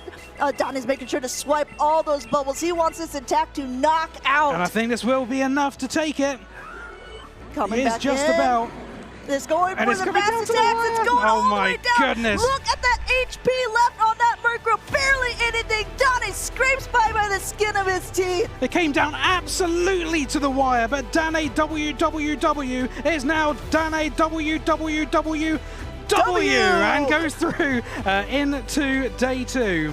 Congratulations to Dane, our Swedish trainer, going ahead and showcasing the power of prediction, the power of different Pokemon. If you remember, too, all 12 of the Pokemon used in those matchups were completely unique, and he is using a team that is rather unique overall to this entire tournament meta. Going into that game, we were surprised to see 3 of those different Pokemon, and for that team to end up winning and going through to day 2 is very exciting times ahead. One thing I would love to point out is when I was talking with Marcus earlier, he was talking about Dane's team, and a lot of people, when they're opting to run Murkrow, are choosing to run Shadow Murkrow because Shadow Murkrow has a lot heavier hitting damage. We saw how much damage that did to begin with, but now just imagine that 20% more. Absolutely. However, Arceus Aurelius, his counter argument was, you already hit pretty hard with this Pokemon. You need a little bit of bulk to it because it's not very bulky. And I would argue this very last matchup, if that was a Shadow Murkrow instead of a regular Murkrow, I think it might have gone to Zephy. I absolutely agree. At the end of the day, it's one of those situations where it really is the dealer's choice. Depending on what team you're running, the little bit of bulk extra may have that extra detrimental effect, which it has in this case. Do you mean the Lille bit? Oh my goodness. I've made that joke already, Amanda. Come on. Generous, I'll have to cross it off the list. Sorry. You're going to hear a lot more of them. But look at this. This is the moments that I'm discussing here. So Murkrow doesn't have very much health left. And think about all the attacks that it had already taken. So now it's really coming down to the wire. It's coming down to the fast attacks. And Murkrow just barely hangs on by one fast attacks being able to take that third game. It's these fine margins we're seeing nearly every game. It's so exciting. It could literally go down to anyone. These trainers are so strong. They all know what they're doing. They're very clever. Sometimes we see some fantastic catches. There weren't as many catches in that game, but the skill level of these players are absolutely unreal. I mean, we saw in game number 2 that Zephy took. There was a potential win condition, a catch condition for Dane, and he even tried to get it. But Zephy just knew that the only way my opponent can win this matchup is if he catches the right attack that I'm trying to throw onto the Dusknoir. So I think you're absolutely right. Not only are you playing to your own win conditions, you have to play to the win conditions of your opponent, and you have to be thinking that far ahead, all in these split-second times that it takes to make a move. Absolutely. There's so many different thoughts that you go through these trainers' heads in these split seconds. You have to make the right call at the right point. Sometimes it can be a bit overwhelming, but these players, they're calm, cool, and composed, even on camera, and I feel like that is a lot harder. Well, speaking of being on camera, it looks like we're about ready to have an interview with our last winner, Dane WWW, with Inadequate, so go ahead and take it away. Martijn Cyrus Inadequate here with the winner of the previous match that was Dane WWW versus Zephy Mastix. I'm here with the trainer who just got another W to his name.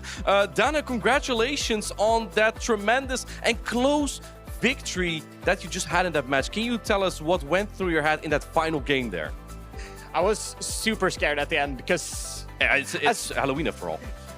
True, I've been fitting with the team, but yeah, also because... As most people know, Murkrow isn't the tankiest Pokemon, so I was very scared that we would end up like either in a tie or that I would just get farmed down by the acids, but luckily it worked out. Murkrow is a very interesting Pokemon. It's a dark and flying type Pokemon. We've seen Galarian Moltres mostly. Why did you choose for the Murkrow? I tend to lean towards Pokemon that are a bit more spammy, and it feels like even though Moltres isn't the slowest Pokemon out there, it's not the fastest either. So I tend to like the things that have like around 10 turns to charge moves. I play a lot better with those, and aside from like, as opposed to Bastiodons and stuff, that's not really my jam. You don't like Bastiodon? No, not a big Bastiodon fan. Oh, that's unfortunate. I'm a really big fan of Bastiodon personally. Which Pokemon was the most important for you so far in this tournament? It has to be either probably Murkrow or Diggersby. They've both been very good, and yeah, has lots of neutral play into most things. Even against the rougher matchups like Cradily and stuff, you can like play around with it, catch them here and there, and then yeah, you can make it out there. Yeah. How did you get to Diggersby after all? Were you like so sick of Galarian Corsola? Yeah, kind of, and it has play against most things that aren't or like Cradily is pretty bad, and Ferret, as we saw, yeah, and yeah, superior, yes. But besides that, it has play into kind of everything. It's one of the few ground types that can sort of hang with the flying types, as opposed to like K-Whack, which unless you're ahead on a lot of energy or they're down shields, then you really don't do anything. But Diggersby can kind of hang with the likes of Moltres and stuff decently. Yeah, that makes sense. It's always been very good. Do you have any shout-outs you want to give to family, friends, fans? Well, yeah, of course I'd have to shout out my teammates, the Snover Tappers. Oh, okay. Yeah, I mean, you should know them pretty well. Yeah, I think our co-caster Marcus played against he does, and a Rocket yesterday. Yeah, and we've had pretty all right showing here as well. A couple of people that have made, or well, Galax that made day 2, and this RGR that's coming up shortly. So yeah, shout out to them, and thank you for helping me with practice and stuff. Yeah. I mean, you are now day 2. Galax Gabolt has been doing really good, so congratulations to that, of course. And speaking of teams, would you like to join a new team? I'm looking for people to join Team Galactic. I don't know if you're like interested, maybe? I could be. I've always been more like a Team Magma, Team Aqua kind of guy, I suppose. Really? But like Team Galactic is pretty cool. They're definitely better than Team Rocket, as some of your other co-casters are representing. You definitely have the upper hand there. Welcome to the team. Thank you. All right, thank you so much, Dane. I wish you the best of luck tomorrow. Have some rest, have some good food here in Lille, France. We're gonna go straight back into the battles, back to Amanda and Jay. Oh, what's that I heard from production? Donnie's just been kicked from the tournament? That seems so sad.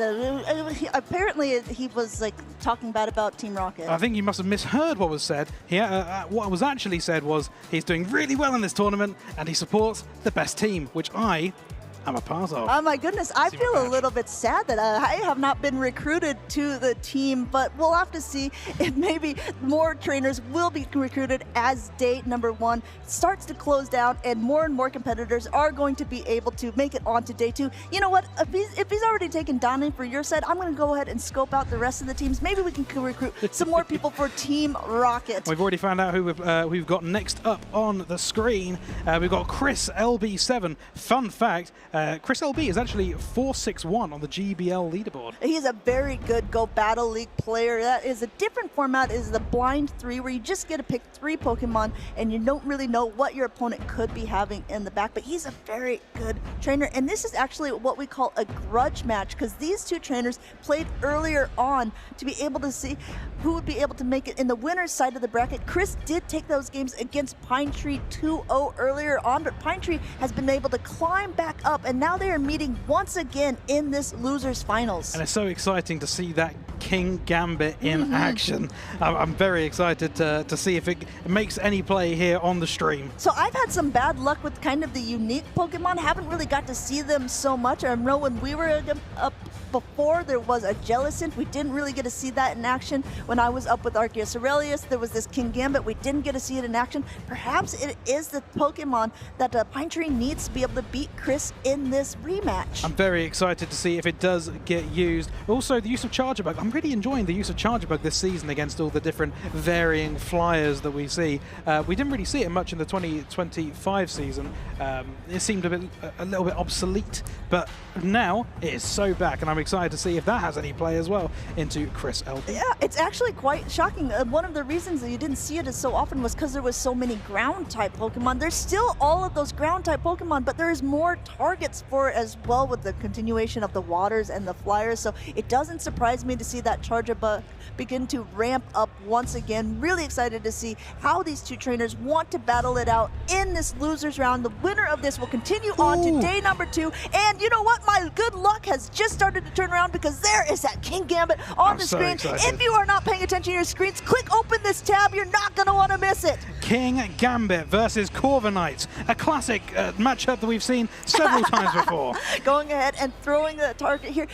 Honestly, if you're Pine Tree, maybe you're not exactly wanting it to be on the Corviknight, although it is hitting for some decent damage. What you would more want to see it against is probably like that Dusknoir. But you know what? Beggars can't be choosers there, and going ahead and just comfortably taking this payback, because it's not very effective and still has a ton of energy, throwing right before the next air cutter. Payback did do a decent amount of chip there, but for once in his life, Corviknight is doing a lot of fast type damage onto his opponent. Yeah, going ahead and just being able to get to another air cutter. King Gambit has put in quite a chunk.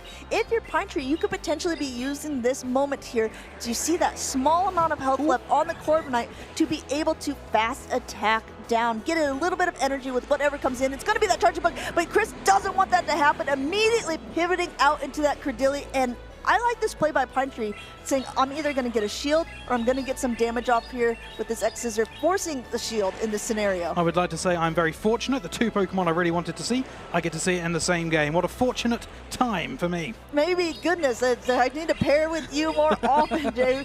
Shield coming up on the other side. This Rock Tomb from the Credilli would definitely hurt the Charger Bug. Not only that, it ends up debuffing it a little bit, so a quick pivot out into Pine Tree's own Credilli. We've got a mirror match going on, but Chris's is a little ahead on energy, and that means he's going to get to debuff first. Yeah, as you say, that little bit of energy ahead really means that Chris can get that first debuff in, meaning the subsequential moves that Pine Tree throws will do less damage. So from this point, Chris does have the advantage. Going ahead and throwing that Rock Tomb as well. Grassnod does do a little bit more damage, but I think he wants to also be able to lower the attacks a little bit, but in comes that Corviknight again just to completely refresh everything, able to make it up to this payback. This will do a nice chunk of damage. There's only one Protect Shield remaining, and it is not used. Oh my goodness, Pine Tree had the opportunity to throw the move beforehand, but didn't take it. Now throwing the move afterwards.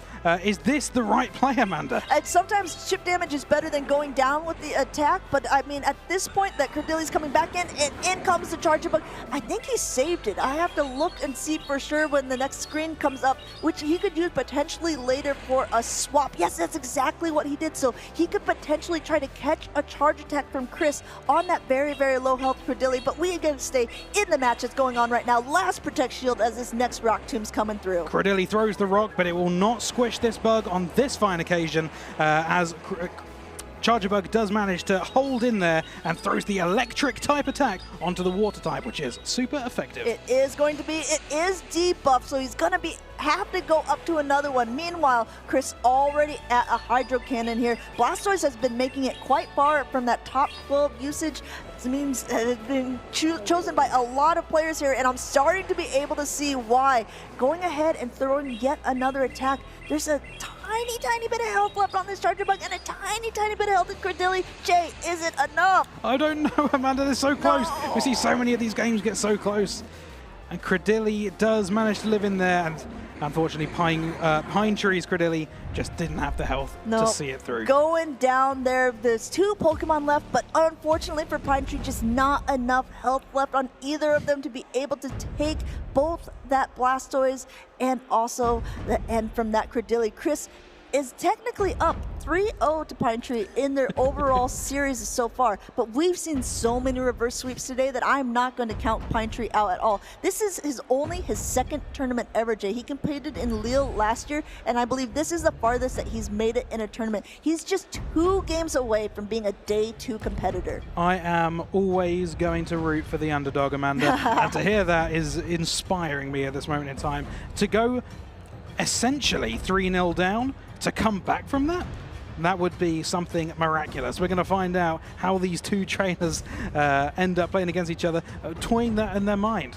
Yeah, it will indeed be an underdog story for Pine Tree. The tree is still growing. We'll have to see if it will be continuing to do so after these matches. He just needs 2 games to be able to win. And a lot of times, I mean, you might feel that the momentum is in favor of one opponent, but it really is all about mindset, right? It's all about taking some chances, playing a little bit differently. We saw the King Gambit this time, which we didn't get a chance to see last time. Perhaps we'll go ahead and see him play this out one more time. It's so interesting how this team, especially with a player that hasn't played that many of these tournaments, can get this far with King Gambit. I've also I've been told that Pine Tree actually beat Tauntaun earlier today. That's a big accomplishment for a trainer that is so well accoladed like Tauntaun, but just being able to take someone down of that caliber has got to boost your confidence a little bit here, saying, okay, if I can topple one giant, surely Chris cannot be that difficult. Let's see if he's able to take him this time. This is not the route that he needs to be going here.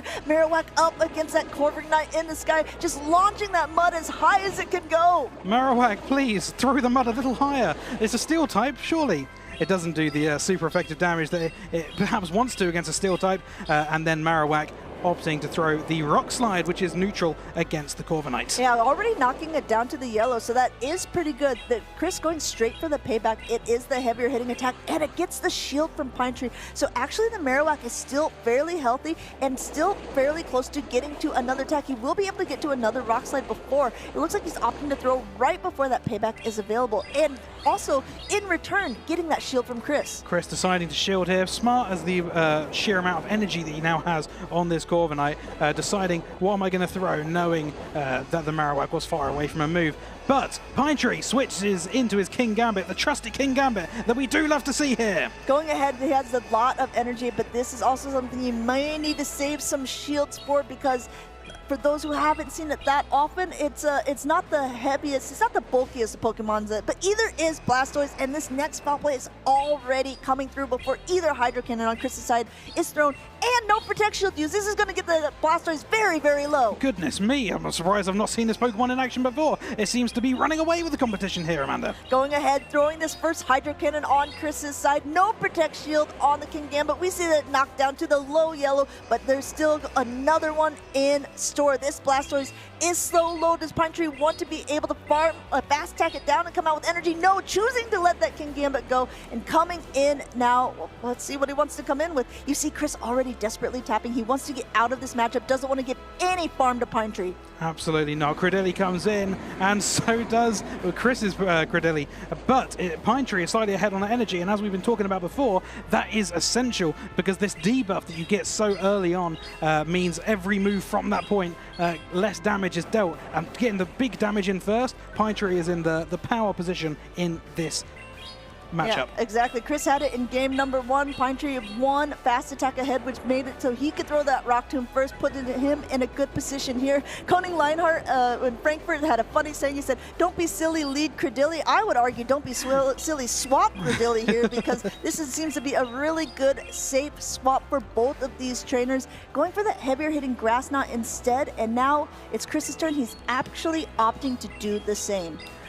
Monkey see, monkey do. No, they're plants actually. Oh, they're sorry. not The plant see, plant do, as they say. And a big swap here for Corviknight coming in and throwing the heavier hitting payback against this Credilli. But Credilli just hanging in there. Hanging in there, goes for one more attack, but the Corviknight just has so much energy. You thought that maybe it was just an air cutter. You thought it got to do it so quickly. Going for a payback after payback, knocking out the Marowak and coming back in with that Credilli.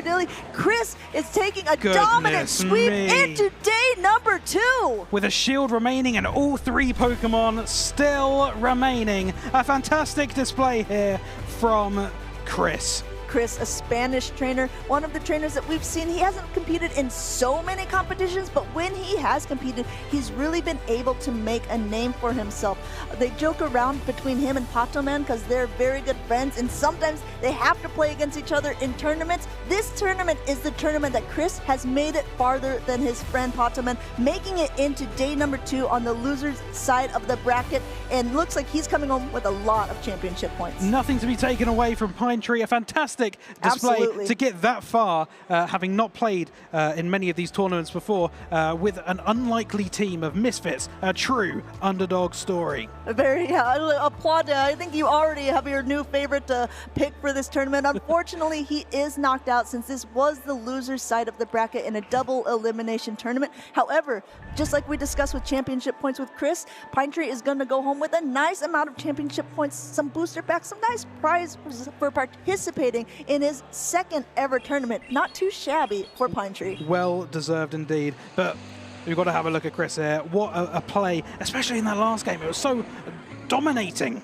Yeah, you see, like, he's not so expressive, but what you see is determination in his face. He knows his counts. He's been practicing. He knows the Pokemon he wants to use, and he sees his win condition after win condition, putting himself in the driver's seat the entire time, and he did not let his foot off the gas. Some people, you see their face and you think, I can read exactly what this person is thinking. But Chris, he's got that poker face, and he's locked in, determined, and he is not letting on to anything on his mind. Yeah, I think that Chris is one of those trainers where I've been liking to see him develop more and more throughout all of these tournaments. He's been playing absolutely incredible, and I think that also just showcasing these shows how good of the players that are in the loser's side of the bracket still are too. So there's the people who have gone through the brackets on the winner side who haven't dropped their matches yet. This was loser side bracket. I mean, this is still super high caliber players. Absolutely crazy.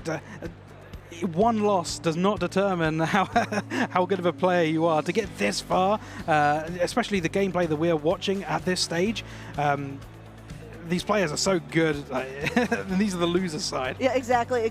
And we're not done yet because there are still a few more matches. This is very, very big tournament, and we're going to go ahead and keep it on that loser's side of the bracket. We saw RGR playing a little bit earlier on when he was knocked down, and he is playing up against someone that, I mean, we know him from casting. We know him from playing in the regional competitions in both NA and Europe. We have Nighttime Clasher on the other side.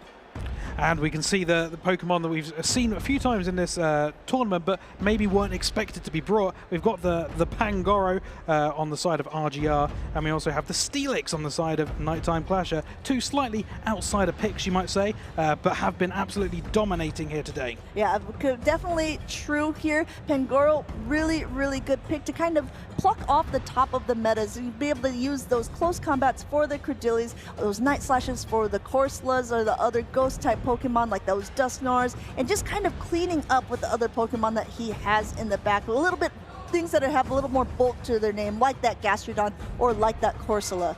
Absolutely. I'll tell you what, I've said it once, I think I've said it probably about 5 or 6 times. It's pandemonium today, and I've absolutely enjoyed watching playing. It's one of my favorite Pokemon, and I do love to give it a little shout whenever any opportunity that I can. In last games, we saw Murkrow and the Inadequates and Donnie kind of discussed it. Moltres doesn't have slow pacing at all, but Murkrow just has a little bit faster of it, but Moltres has a little more bulk, has a little bit more stability, and it's very interesting that this Moltres is running Fly and Brave Bird. So of course, the Brave Bird being able to hit very heavy, but also lowers your own defenses. So you have that option of what you might want to do. The Fly does do a lot of damage in itself, but Brave Bird, it does so much damage. And if you can land one of those and then swap away to remove the debuff effect, you can get such heavy hits in against your opponent. So Nighttime Clasher, another fun fact about him is he was the first NA trainer to take a gold medal here from us here in Europe a couple seasons ago, playing against Tomahawk UK in the finals. He's been doing rather well throughout the tournaments, throughout all the seasons. He's been competing at the international championships. He's been competing at regional competitions, usually making a far deep run. It looks like he's on his way to try to do that again here in Lille, but he's got to make it through RGR first. These are the losers finals. Just a reminder, the winner of this game will be progressing to day 2. The loser will unfortunately be left here in day 1. But to have got this far in general, absolute fantastic players. We've seen RGR quite a few times today. He has done absolutely fantastic here on stream. Yeah, a great player who was shouted out by Dane as well. Him, Galaska Bolton, and Dane are teammates and friends. So how incredibly fun is that 3 of them potentially could be making it on to date number 2. Nighttime Clasher as well has a lot of backers, people who he team builds with, who he team builds for. So it'll be very interesting to see how far he's going to take it with this team composition, most likely of his own creation. Here we go, going into the first game here. We see the Panda, the shiny Panda. Very exciting. Pangoro versus Dusknoir. Dusknoir usually having these Astonishes do so much damage, but these ones are resisted. But you can see this Panda is taking still some quite heavy hits. You know, I joke around that RGR and Galaska Bolton are friends, and I think it's very obvious by the way that they swipe their buttons. I only see 2 people with this sort of format, and it's those 2. So it'll be very interesting to see if he can make it on tomorrow. Then we can see how they play against each other. But continuing on in this, just getting a ton of energy, going for a Night/Bait. Look at this zigzag pattern. Very excitable, making sure not to miss a single bubble here. Nighttime Clasher decides to shield the Gastrodon, and maybe a little bit scared of a potential close combat, but he has definitely got to be scared if he lets this one go, ends up shielding it. That's a smart call, recognizing, okay, if that first one was a bait, he definitely has the energy for the next. But while now Gastrodon has a ton of energy, and he's going for a bait of his own, and he gets that last protection from RGR's side.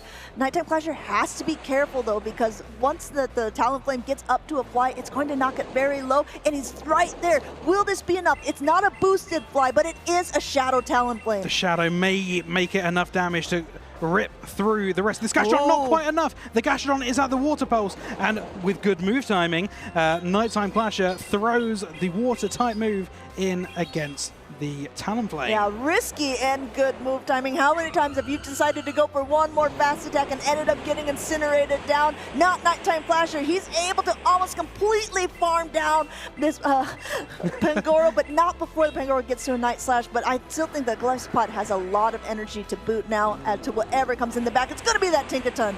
Tinkaton, a very tanky Pokemon. It may be able to make its way through the rest of the Pokemon here. We're going to find out as the game progresses. Tinkaton's got a lot of uphill battle to work through. This is going to be an uphill climb as well for Nighttime Clasher, because if you take a peek, neither that Dusknoir nor that Gastrodon has very much health left. He's got to make as much out of this Glyphosate as he possibly can, but this Tinkaton is already up to a player up here. This will be enough to knock out. It's going to come down to pins and needles to the end of this. Will be enough fast attack damage from either the Pokemon or Nighttime Clashers side. You do have to bear in mind this Dust Noir's fast attack Astonish. It just does so much damage. Oh no, okay, I thought it was the other way around it. But it turns out RGR ends up going down 1-0 to Nighttime Clasher in this first game. Tinkaton did all it could. It lifted its mighty hammer, but in the end, the swings were too heavy as Dusknoir was able to take it from him in the end there. Game number 1 going to Nighttime Clasher. One more win on his side puts him into day number 2. In the meantime there, if you're RGR, you have to think about what you need to do to get yourself back into these games. This is a big moment for these trainers because you think to yourself, okay, I'm down, but I'm not out. I'm in that loser side of the bracket. This is my opportunity to be able to continue and make it on. Interesting fact here, Amanda. Nighttime Clasher is running the Credilli, whereas RGR is running the Galarian Corsola, 2 Pokemon that we see very often put together in the same team, this time maybe separated. Yeah, see, between these two trainers, we've gotten to see RGR a couple times on stream already, like you pointed out, Jay. So we're getting a little more familiar with his play style and the Pokemon that he likes to bring in. While we do know Nighttime Clasher because he's been performing on the mainstream a lot of times in different opportunities, we actually haven't seen him so far in Lille. We haven't seen him this competition, but no surprise to us. We've seen when we are seeing him, it is in the losers finals. Usually, maybe you'd expect to see him in the winners finals, but to see him in a final regardless is no surprise to us. Yes, great player. Talking with him earlier, he wants to continue to get those championship points, to see him at Worlds, and now this is a great lead for him in this position as well. This Corsola has nowhere to go against the Moltres, and you see an immediate pivot out to the Talonflame, but this isn't really a direct answer. But Nighttime Clasher stays in the matchup because if you take a peek at that backline, neither one of those Pokemon actually really want to face Talonflame either. It's kind of a soft matchup. It is a soft matchup here, but you've got to bear in mind what in the back would potentially want to see that Galarian Corsola. Nothing in particular, so he is saving a bit of it, leaving it in the back, ready to try and match it up against that Corsola once again. Yeah, that's a smart decision. You have to take a look of your whole lineup of 3 and saying, okay, well, I still know that the Corsola is going to be somewhere. What do I want to come into it now? Protecting up this next flight would be enough to knock out the Gastrodon at this range and just continuing to get a little more energy.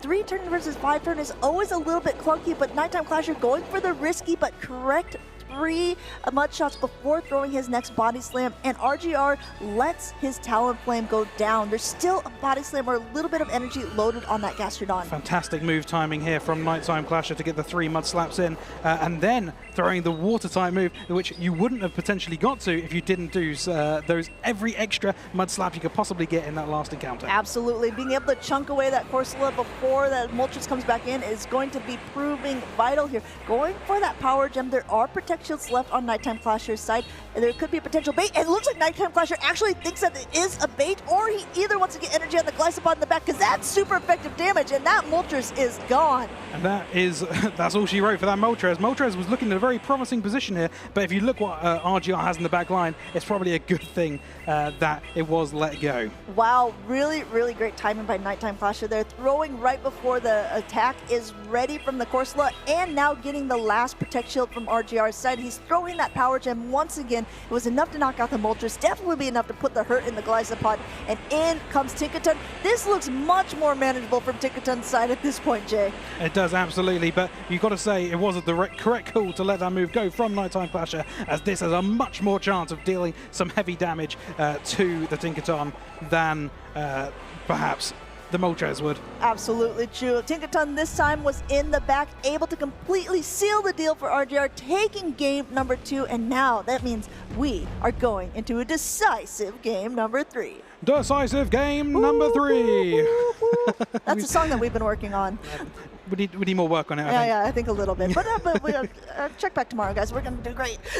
Day 2, second version of the song, shortly. With more beeps than whoops. Beep, beep.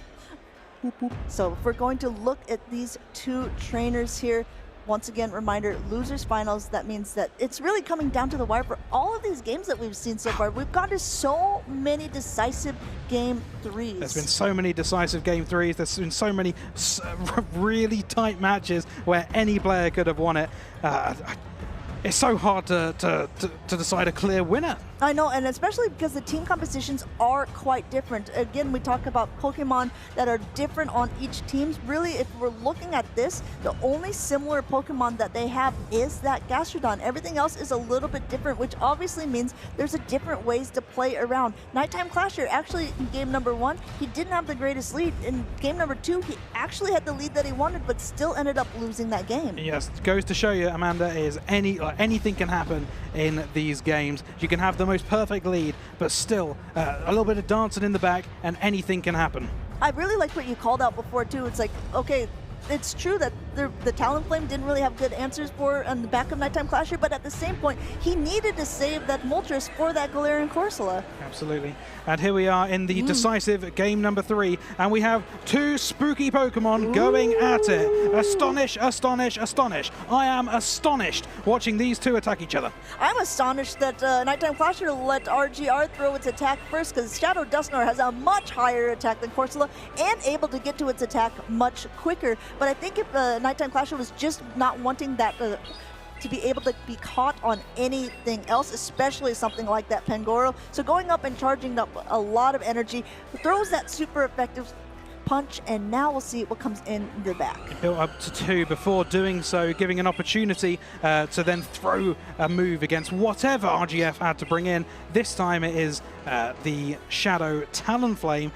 Nighttime Clasher appropriately reacting with 1 fast move, good move timing, and then throwing again. It's very interesting to see how Gastrodon has now become a bit of a Talonflame counter, and that is, even though it is a water-type Pokemon, it does have a water-type attack, but those ground types fast attacks are really not doing too much. Going for that heavy-hitting Water Pulse. Water Pulse is the more effective attack, and it does get that last shield from RGR's side.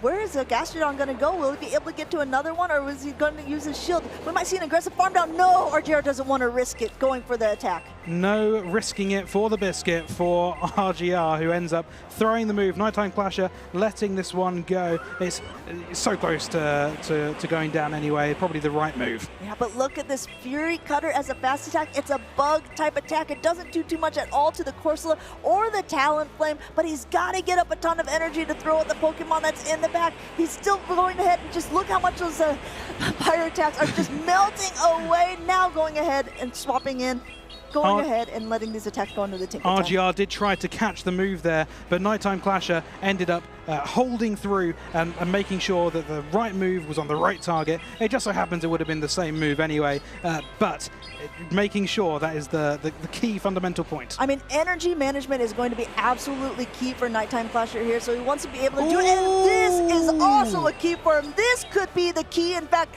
to victory, because this heavy-hitting play rough is hit onto this low-health Dusknoir, giving Golisopod all of the extra time and energy it needs to be able to get to its next attack. What a catch from Nighttime Clasher, and this could be all she wrote, as Nighttime Clasher goes through with the Aqua-Jet and lands on the Tinkaton. Being able to get to this next Aqua-Jet, he's not able to make it quite in time. RGR is able to make it to the fly. No Protect Shields, all of the bubbles being swiped. Oh my goodness, Amanda. RGR, I thought this could have been over. Nighttime Clasher with the overfarm to try and get the extra energy that was needed to take down that Talonflame, but it wasn't enough. RGR had the right amount of energy stored on that Talonflame to take it through. Only 1 Incinerate away, and it just about pipped to the post.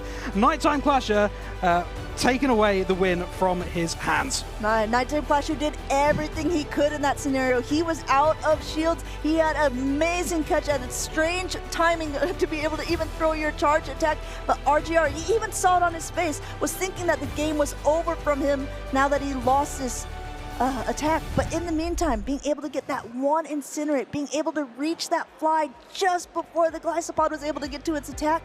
Congratulations, RGR. We'll see you in day number 2. I was also thinking it might have been over for him when he was tapping those extra, getting the extra energy in. Yeah. I thought surely he's going to get this move in before the Talonflame gets to the move, but fantastic play. Well done, RGR. Congratulations on my behalf as well. Yeah, really, really well played. Unfortunately for Nighttime Clasher, he is out of this tournament, but going home with a decent amount of points and a decent amount of pride. He said himself, he played very well in this tournament, but in the end, not quite enough to be able to take it from the jaws of defeat there. Really, really fantastic plays by both of these trainers. You really do expect Nighttime Clasher to get this far in the tournament, and he's such a formidable opponent. For RGR, this is a very, very good win, and he should be proud to be going ahead to day 2. I know that I've said it a couple times in this, but I'm really watching like the North American circuit, the LATAM circuit here in Europe as well, and we have a really good mixture of players who have been around for a very long time,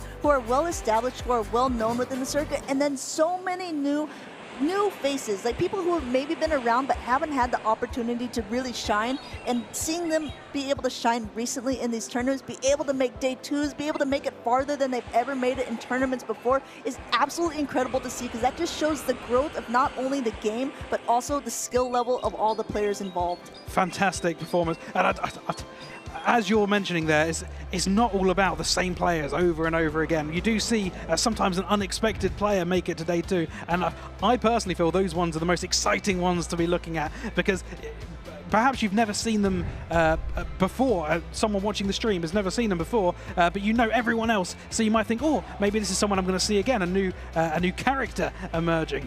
And even so, like, that's what we try to do at the beginning of the stream. We give the people at home some players to watch in the bracket, some players to keep an eye on. But even it goes to show that some of these really, really great named players, they just don't have the tournament. Sometimes it's just not in their favor because someone else has played better, has brought the one Pokemon that ends up wrecking their whole team composition or their whole idea. And I tell you what, like, we love to see all these new fresh faces.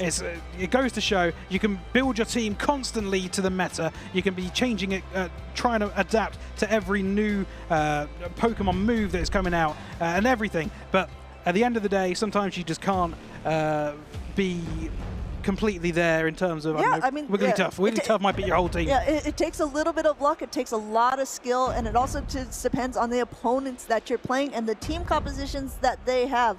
Speaking of team compositions, these two trainers played earlier on in the day. This is the second grudge match that we've seen, and this is going to determine who will be making it on to day number 2 in Group D between Snowman, which we believe we discussed. I also can't say it very well because it's a Dutch name, so I usually just call him Snowman, versus Cashton, player from France. If you do recall, Snowman, I call him Snowman, didn't manage to win this last time, but Cashton, a real formidable opponent here. I did an interview with him earlier, a really nice, sound man. Yeah, but was anything that you could glean from his plays from the interview that you had with him? He really, really liked his Empoleon, which I would say is maybe a bit of an outlier in his team. I would previously say that it was the Zweilous, but we've seen so many of them now that it has to be Empoleon.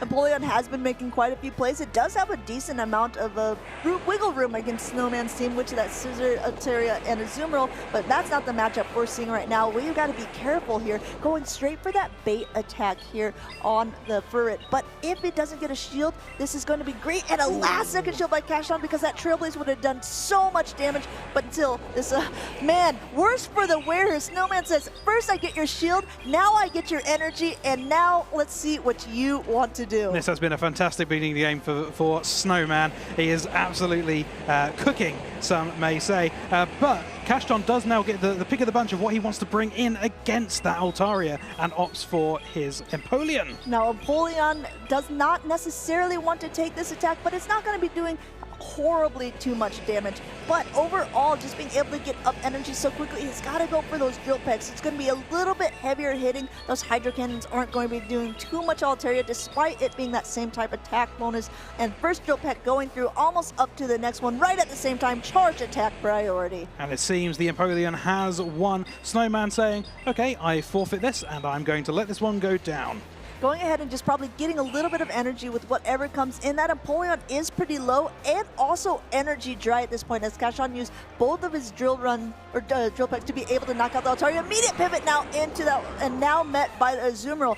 even though this is another catch, I think Kashtan is much happier with this attack landing on the Azumarill than it was on the Altaria. I do think Kashtan would want to throw this Bone Club as it being the stab move, a little bit cheaper, and does do decent damage output anyway. As you can see, he's throwing when he does have the choice to do so, when it's not being caught. Going ahead, throwing the next one here. He does have a little bit of energy advantage, and also that Shadow type Mudslap damage is just doing quite a bit. Third one already ready. Snowman was hoping to go for a complete bubble down because this Azumarill will come out with a nice chunk of energy, but forced to use his first Protect Shield here to keep it nice and healthy. In comes the Empoleon to try to take away all of that energy the Azumarill built up. Play rough coming through. Perhaps got a little bit greedy to go over and not let that energy go, but ends up winning overall in that situation in this last Pokemon, which is Cradily. I tell you what, if we're talking about farm down opportunity, this could be decent for Kashtan as well. He's using his Protect Shield against its super effective Ice Beam, but the Snowman doesn't want to take his foot off the gas either. He's already at a Trailblaze at the same time that the Rock Tomb is going to be available for the Cradily. Now, this is a neutral attack. It would be super effective if it was a pure Rock type, but it is nullified and neutral against the Cradily. But from this point, the attacks are going to be all ramped up. But hold your horses, Amanda. They're hold. Because now the attack's going back down to where it once was from. Well, speed your horses up, Jay. Because now it's about to go back up from the Trailblaze. Its Trailblaze will connect. It has been debuffed, so it's at its regular stage, but it still puts that Cradily down super low, able to get to the next Rock Tomb. It's going to now come down to fast attack damage. Keep your eye on that Azumarill. Keep your eye on that Cradily, because it's going to see who is going to be able to survive at the end with just a little bit on both of the teams. Another game down to the wire, and who's going to be the one to win it? It's the Azumarill. Azumarill, just the bulk of it being able to outlast that Cradily just a little bit more. And at this point, Snowman has taken yet another game from Kashtan, one game away from being in day number 2. We've seen Snowman do it before. Are we going to see him do it again? A fantastic game. And to be honest, it could have been anyone's game. Snowman made those really good plays at the beginning of the game, but Kashtan ends up playing very well throughout the game and ends up making it so close that it came down to who could have the fast attacks come through slightly faster. There's so many games that we've seen today, Jay, have really come down to this, like down to the absolute wire, down to one fast attack damage. You can see these two trainers kind of talking it out, and honestly, I don't blame them, because when you've made it this far in a tournament and it comes this close to being a game decisive moment where you're either moving on to day 2 or you're out of a tournament, I think you need to take all the time in the world to discuss it out. Absolutely, and the Pokemon themselves have spoken volumes. They've said, I've put everything on the line here. So for Kashtan to have a discussion about this first game, I completely understand. He wants to say, did anything change? Yeah, exactly true. And we'll see if it will be. That's why we do have these judges here. In the meantime, we do get to kind of have the sneak peek behind the scenes and see how these trainers have been playing against each other throughout this day. This, once again, is what we call a, quote, grudge match, which means that they've played each other earlier on. We just saw Chris play against Pine Tree in a grudge match where he did take the games both in the winner's side and the loser's side of the bracket. Snowman looks like he could be well on his way to be doing the same thing. Very interesting to see some of these players, top players, playing against each other time and time again in a tournament. Very cool, in a double knockout tournament, to play against each other, the same people. It's a testimony to the skill level of these players. Yeah, we're talking about skill level. Look at these accolades here from Snowman. He's been top cutting. Look at this, UIC top 32 in both 2024 and 25. Also Liverpool top 8 and Utrecht top 16 back in 2023. Many accolades for this particular trainer. You can't put anything on experience. When it comes down to it, you can see that he's put a lot of time into it, and he's done very well. Kashtan ended up in top 4 in the regionals in Dortmund. Maybe not as many accolades, but a very good one to make it that far in the tournament. Absolutely, and a lot of the French battlers know him and have become friends with him throughout the time that he's been playing. I'm sure he has a lot of support from the crowd, from people who are wanting this maybe trophy to stay in this region. Lille is one of the trophies that actually, has always gone to a contender who has been from somewhere else. Oh, really? Well, in football, you have the 12th man, the crowd that supports you. I suppose the crowd on this side would be the second man. Oh, perhaps. We'll have to see how they want to play this out. Again, you can see that both of these trainers are kind of thinking about how the game went down, making sure that they got all of their attacks through, all of the energy counts. Because at the end of the day, which we're very well nearing, one of these trainers will not be making it on to day number 2. This is the losers finals in a double elimination tournament. We had up to Group H, and this is Group D, so one of the first 4 groups to be able to make it this far. I've just heard that the match is now under review, so there's going to be a little bit of time before the next game is played. And that'll take all the time that they need. Like we said, we're getting near the end of the day, so it's actually quite interesting to see how the trainers have been playing throughout the day, all the different team compositions. We talked about that Zweilous, we talked about that Empoleon, so it could be any sort of in-person's game at this point. I'm very excited to see if we do see the Zweilous again used in the next game. Yeah, we saw it in that previous game, right? I mean, there's been quite a few trainers who have brought Zweilous to this. I believe Kashtan brought it against Snowman earlier, but I cannot recall precisely because, in fact, we've seen so many of them in play. Do you remember by chance? I tell you what, I've seen so many Zweilous today. I know, exactly. I feel like that's all I can see. When I close my eyes, all I see is Zweilous at this point. But you have to look on the other side and see, is Zweilous even viable? You've got that... Yeah, I mean, Zweilous is a kind of a dangerous pick against Snowman's team because Azumarill just walls it completely in both its fast attacks and its charge attacks. With the Dark Pulse, Body Slams can start to add up, but it's just not that much damage. Altaria, you know, they can go toe-to-toe with each other, but again, like, even though Shadow Scissor is pretty squishy, being that steel typing, it's going to kind of, you know, deflect that Dragon Breath damage. And absolutely does not want to see the Azumarill. Yeah, exactly. Azumarill is one of those Pokemon. It's been around since the start. It's going to be around, I think, for a while. It's one of the first Pokemon that I think I ever used inside the Go Battle League or in any sort of a PvP circuit. While we've got this match under review, it seems we have a Pokemon Spotlight. I would love to see it. Show us what you got. Oh, Credilli. Credilli that we've seen. Fast move recommended is Acid, but we do sometimes still see it with Bullet Seed, the 3-turn fast attack, and it does get to moves very quickly. Acid, I'd say equally as quick. These two very fast moves going through, and you want to get that, essentially, if both moves are neutral, you want to go for that Rock Tomb. It does dependable damage, and it also gets that debuff guaranteed. Yeah, I think that a lot of times all of the Cordillis that we've seen so far, at least on stream, have been running that fast attack of Acid because it was recently updated in the last moveset update. But you're absolutely right. Bullet Seed is still a viable option for a lot of trainers. Rock Tomb, yeah, the guaranteed debuff. We've seen that so many times so far today. It's no surprise that Cordilli is our top used Pokemon in day 1 here in Lille. Very exciting, and I do enjoy watching the debuff effect and the satisfaction the trainer throws it must be getting within themselves to know that your Pokemon's not going to do as much damage as mine. And we've just gotten word from the judges that there is not going to be any rematch for game number 1. How close that came down to just the smallest of margins. But it is going to go to Snowman, so he is going to be able to take that game number 1, which means he just needs one more game to go to be able to put him into day 2. Very exciting. It has all come down to the crunch now. The losers finals. This is Group D, remember, Amanda. And remember, whoever wins this will be going through to day 2, and whoever loses will be going home, but not going home empty-handed. No, lots to play for here. Lots of points on the line, packs and prizes galore, and there's been so many cool events that are going on too. I know that a lot of trainers, they like to compete if they're out on day 2 in the different tournaments that you could potentially get more points or go get stuff from the prize wall, do little activities that are around. I saw you wanting to color earlier on. I was like, no, Jay, you got to come back. You got to cast. I know, it's a real shame, but I saw there was a Mareep, and I really fancied coloring it in, but Amanda told me no. Yeah, well, he was going outside of the lines, and I was like, okay, yeah, we just don't have time for it right now, but maybe later on this evening we'll take a coloring sheet home for you. You can do it, and you can put it back up on the wall tomorrow, and we can also put that up, crown it, as well as crowning the champion of this Lille Regional Championship. Maybe I could give my Mareep to I'm them sure they as a reward. Would. Yeah, I'm sure someone would like that.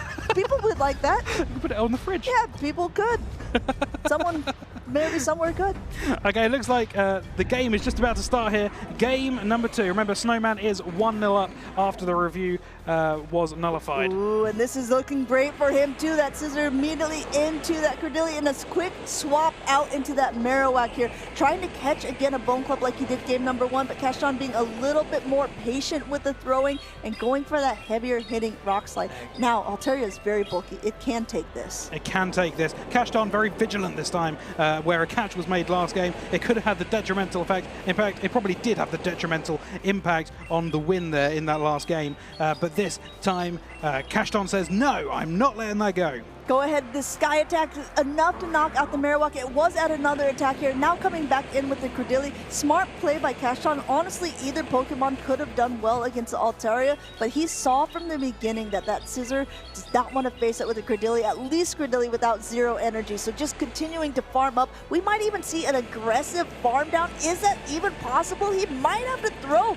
or no, yes, going to throw right at the last second here before the next charge attack goes through. Doesn't want to have to use a shield on the Cordillera. Good calculation here from Cashton to throw the move just in before Snowman ended up at the move.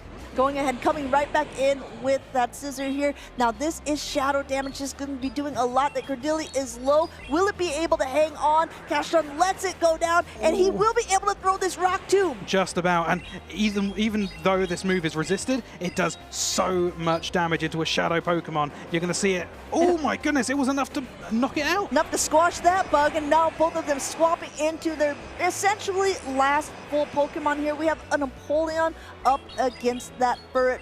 2 shields remaining on Snowman's side. Going ahead and protecting up this, wants to keep it as healthy as possible because this Community Day Hydro attack works and hurts so hard.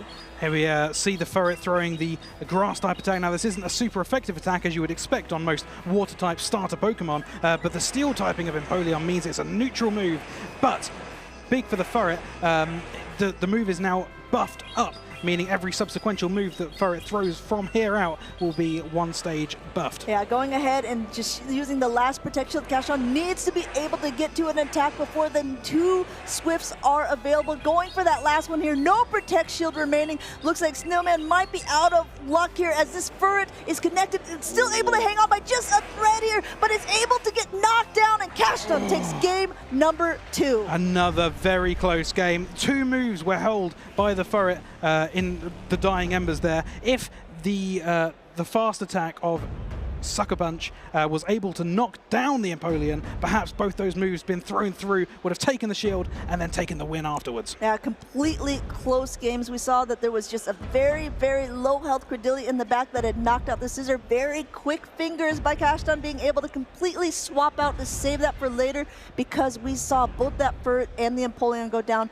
at the exact same time. A very big moment here for the Cashton, having taken that catch in the first game, predicting maybe Snowman will try this again. Tried it again, but this time Cashton says, no, I am not having any of that. I'm going to carry on tapping through, and this time it did pay off for Cashton. And I've been loving this so far today, seeing some of these matches and recognizing that, you know what, just because you lose the lead is not an indication that you're going to lose that matchup, because if you just look on paper and you say, oh my goodness, we have that Cordillera up against that Shadow Scissor, it's game over. Absolutely not. Even swapping in a Shadow Kanto Marowak and being met by an Altaria in the safe swip, a lot of players would maybe feel a little bit downtrodden about a scenario like that. Absolutely. Now, I'm trying to think of what both players are thinking here, moving into decisive game number 3. We're at that point yet again, Amanda. Here we go. We do love a decisive game number 3. And I'm trying to think, are these trainers going to bring in anything different this time? Something that the opposition hasn't seen from them?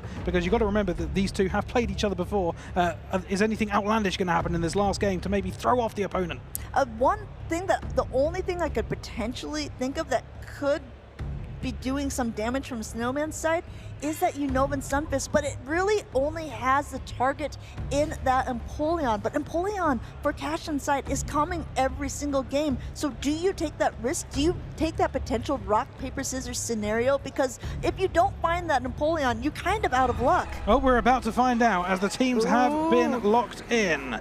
We have Credilli on the Azumarill. Going ahead now, it's Snowman who's going to be swapping out immediately into that Ferret. A very safe swap for him in this scenario, but that Rock Tomb is going to be able to go off first. That means it's going to be debuffed before the Trailblaze hits. So even though the attack will be buffed after this point, it's our whole horses scenario all over again. Holster your horse here, Amanda, because lots of ups and downs are about to happen between these two Pokemon, if any shields are involved, that is. Trailblaze does end up going off on the Credilli, not doing too much damage after it has been debuffed. Going ahead, and Cashton's actually staying in this matchup, recognizing he has another good answer for Azumarill in the back, being that Napoleon. It's also probably a good indication to Snowman as well, because, I mean, the fact that he didn't swap out and the Credilli is quite low gives a good indication there could be something else in the back. I think we're going to see that Scissor come in, and hopefully we see a quick pivot out into now the Azumarill in the back, and now the Kanto Marowak is a little bit ahead on energy. It's going to be able to throw before any attack is available from the Azumarill. These bubbles are doing some very high damage to this Marowak here, and even though the pacing to the Bone Club is a bit faster, I think that in conjunction with the Ice Beam and the bubbles, I do think the Azumarill has the better opportunity here. You see both of these trainers kind of smirking a little bit here. I think Cashin has a big plan in mind here. Both of these, again, said before, go quite well against the Azumarill. It doesn't surprise me to see this Credilli come in. He's just going to kind of either sack it, essentially. He wants to be able to get this Azumarill down as low as possible,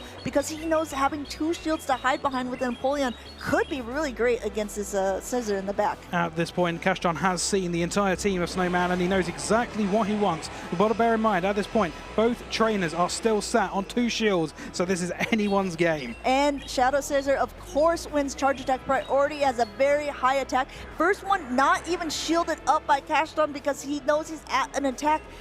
These bullet punches aren't going to be doing too much because of the steel typing, but Napoleon still has to put in a lot of work. Only one protect shield remaining on the side, and only one Pokemon left on the side of Snowman as well. Do take into account that Night Slash does have that chance of buffing, and I feel like because he didn't get that chance on the first attempt, he's now going for the guaranteed buff of the Trailblaze, which is slightly more costing, but more guaranteed that the fast attack damage will hit. If you're keeping track, if you're looking at the bubbles, you see that there are two Hydro Cannons loaded. You see Cashton smiling, he's cheering, he's recognizing if one's not gonna do it, the second one might, but there is a charge attack priority first. We're going to have to stand by here for one moment while this attack goes through and the shield goes up. But wait, hold those horses again, Amanda. Wait for it. Here we go. Cashton ready to take the final Pokemon away from Snowman. A fantastic set of 3 games. To go from 1-0 down, a questionable 1-0, there was a bit of a debate after that first game, to end up taking it back shows true grit and confidence from the trainer. Cashton, who only has that one accolade, remember, but looking to add to it this weekend. Cashton adding some accolades to his name. A French battler who says, remember who I am, because this is going to be my tournament. Talking with him a little bit earlier on, he was very confident in his gameplays, about his play style. It's exciting to see him make it so far, especially in this grudge match scenario, because a lot of times, you know, with trainers, being able to be knocked down to the loser side of the bracket by the trainer and then having a chance to face him again, then losing that first matchup, you kind of could feel deflated, but not Cashton. He ended up taking all of that knowledge and he turned those losses into knowledge building moments where it ended up, you know, really sealing the deal for him in the end. Really, really well played by Cashton from taking for the loss overall on the first time, and then taking all that information aboard, really cramming in, thinking, what can I do here? Taking a moment between the first and the second game, really summarizing what can I possibly do here to overcome, and then to actually do it and end up winning 2-1 on the set, going through to day 2. Well done, that man. Absolutely incredible plays there. Each game coming down to the absolute wire, but both of these trainers had a plan, and both of these trainers executed it really well. You saw that Snowman Space wasn't even sure if he was going to be able to make it, but took game number one in incredible fashion. And then this game two just coming so close. He just needed one more match to be able to take this win, but Cashton says, nope, not on my terms. Not on my terms. My home field advantage. Maybe the second man came into full effect here, Amanda. Going ahead and taking this, we see the kind of an exchange of charge attacks. One Hydro Cannon for you in replacement for one Night Slash for me. And you know what? I'm feeling generous. How about another Hydro Cannon to seal the deal? Cashton pumps his fist. He's making it on to day number two. You have to be so happy for him. Having not made it that far in many tournaments before, this must feel so good for him. I think that a lot of times, we kind of said it before, this is the name that's super well known by trainers who are in the circuit, also in the grassroots scene, but maybe not someone who's really had their breakout or standout moment. Last season for us, we had so many newcomers come to the scene who had their best finishes was the grand finals and ended up getting the tournament. It's like, yeah, of course, that's it. That's anyone's best finish. No, you can't get any better than that, Amanda, to be fair. Well played by both these. And so many of these games today, they've been so close. You really couldn't put much more on it. The skill level of these players is much beyond my own. I'll tell you that for one thing, Amanda. I'm really enjoying watching such close games, close finishes, and watching how one slight little moment in the game, a catch or throwing one over alignment, can make a win, can make such a great moment for these particular trainers and end up taking them through onto the next day. And if you think day one is good play, well, we have such a treat for you for day number two as well, because this is the players who have been doing so well, the ones who have, you know, won these nitty-gritty battles or have not even lost rounds yet, coming in from those winners' side of the bracket. By tomorrow, we will crown a new champion of Lille, just like we had crowned in Frankfurt earlier this year. And if you need a reminder about our very first tournament of this 2026 season, we have a little video for you starring our man, Inadequence. Oh, did he win it? Oh, actually, I don't really remember. Do you think it was him? Oh, we're going to find out. My name is Martijn. My in-game name is Inadequence. It feels fantastic to win my second championship. Mudslap might be enough. Mudslap is enough. Giratina returns. Inadequence is your Frankfurt special event regional champion. Key decisions were very much that I often needed alignment in my games, especially being 3 times weak to a Pokemon like Cradily, and that knowing my opponent would always bring a Pokemon like Azumarill or Galarian Corsola. I know that I can read which Pokemon my opponent will bring and the answers that I need to bring. Even if one of their Pokemon looks so good, I can basically bring 2 of mine that counter it, and it would be a decent match. I anticipated a lot of Cradily, a lot of Galarian Corsola, a lot of Marowak, and that's kind of what I built around. I'm not going to say that my meta call for this tournament was great, because I saw a lot of Furt in this tournament, and my team was not great into that. But if you don't face them, you won't have that problem. I really wanted to make Giratina Ultimate work, so that's what I built around. And then another Pokemon that really caught my eye was the Shadow Talonflame, which is excellent at forcing switch advantage, which could be really important in this meta. I practiced mostly against a lot of meta teams, and that even includes a Dunsparce. My opponent in the Grand Finals had that Dunsparce, and even though the Dunsparce looked so good into Giratina Alt form, I knew it wasn't, and my opponent didn't know that as well. So he answered my Giratina with Dunsparce, and then Giratina just wins. So just having like that knowledge ahead of time, it helps that you can see the opponent's team ahead of time when you're getting into day 2. So you can prepare a little bit in your head what you're going to do and strategize. It's not just at the tables that you have 2 minutes to go. No, you basically have like a pre-game already deciding what you're going to bring in. I make graphics regarding usage and teams for the GO Battle League, but also for the official and grassroots tournaments, and I think it's very helpful to help the community improve. I think it's important. It's important for me as a content creator and also a caster that the game is easy to step into for newer players, and I would like to give the tools to those newer players to step in. Of course, you have to catch Pokemon, race them, but playing PvP is a whole different game. This win changes nothing for me because I already booked the trips to the other regional championships within Europe as well, so I will keep competing. I want more medals. This is number 7. There's only more to get, and also trophies.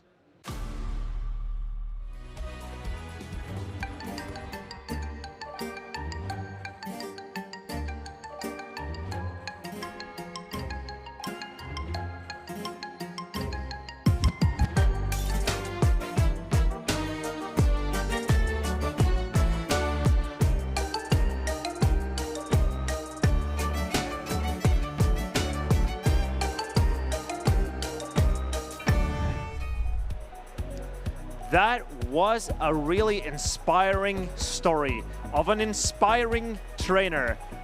And that's Lou the Pikachu who did that interview. Everyone wants to be like Lou the Pikachu. I hate blue Gastrodon. Pink Gastrodon's better. That is my message to Lou. I've always been pink Gastrodon. Really? With your blue hair? I'm sorry, I got to disappoint my favorite Gastrodon with his blue hair. But that's why, that's just because I wanted to take after my idol, Martine. Can you coach me, please? I'm Cyrus, bro. I don't know what you're talking about. Our next match is going to be Maximilian versus M.E. Weedle. He does not play a Weedle, but he does have other cool meta does Pokemon. He have bug types? I believe that me Weedle's favorite type is the bug type. He never runs the bug type.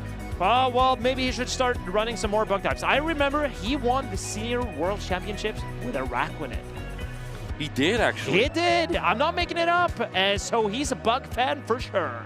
And he claimed that was his favorite Pokemon, only to be never used again. I remember he used it once, but I can't even remember if he did any well with it. So maybe time to bring back the old times. The old classics, yeah. Yes. Yeah. Well, why not try to repeat history if success was guaranteed with that Pokemon, right? Exactly. Now I know Maximilian is the one running the bug type because he's been running Goliathpod all day. Yep, it's been a Pokemon that he's been relying on, not only here, but also at the World Championships. Yeah, take a sip of water there. You're going to need it if you want to stay focused on this match here right now, because this match determines which trainer we will see back tomorrow here in Lille. And it's going to be an interesting one. Maxi kind of bringing, you know, speaking of old classics, we see the Galarian Moltres, Steelix, Galarian Corsola, Goliathpod. Those were all on his Worlds team. I don't remember if he had Gastrodon or Shadow Marowak there. I can't remember. I believe he had a Shadow Marowak at Worlds. Yeah. Careful with the tools you have in your hand. And here we see Maximilian, Worlds top 8, Utrecht top 8, Barcelona top 4. There's so many accolades for this trainer. He's an incredible player, and he's come here again to perform and to apply his favorite Pokemon. I think his team is so tough to maneuver around because the Steelix, Goliathpod, Moltres, they play not linearly, in my opinion. Just an accolade I want to add to the list as well, as we didn't see it. He also got top 2 at Utrecht last season. That was a very recent success as well. And here you see M.E. Weedle. You know, he's been around for so long and still he makes me feel very old. But speaking of accolades, World Champion for seniors, EYC Champion twice, Stuttgart Regional Champion. He even knocked you out in that tournament. Thank you for reminding me. Oh, of course, I'm here to remind you of your failures. Me Weedle is one of the best trainers in Europe, in my opinion. But he hasn't seen that success for a little while now. It's been a while since he's achieved a medal, so let's see if he can do that this weekend then. Maximilian, I just double-checked his Worlds team. The only change he made from his Worlds team here is that he has Gastrodon instead of Shadow Marowak. Everything else is the same, so these are Pokemon he is familiar with. And let's take a look at what these trainers are going to bring, because it's going to be that Shadow Steelix into the Shadow Dusknoir. This is a relatively neutral matchup. Do keep in mind, Maximilian has Earthquake on the Shadow Steelix, not Crunch. I think Earthquake could be the way to go in some of these matchups because you don't even win the Galarian Corsola how it is. But Maximilian going straight for that Psychic Fags. Me Weedle knows he doesn't need to shield this.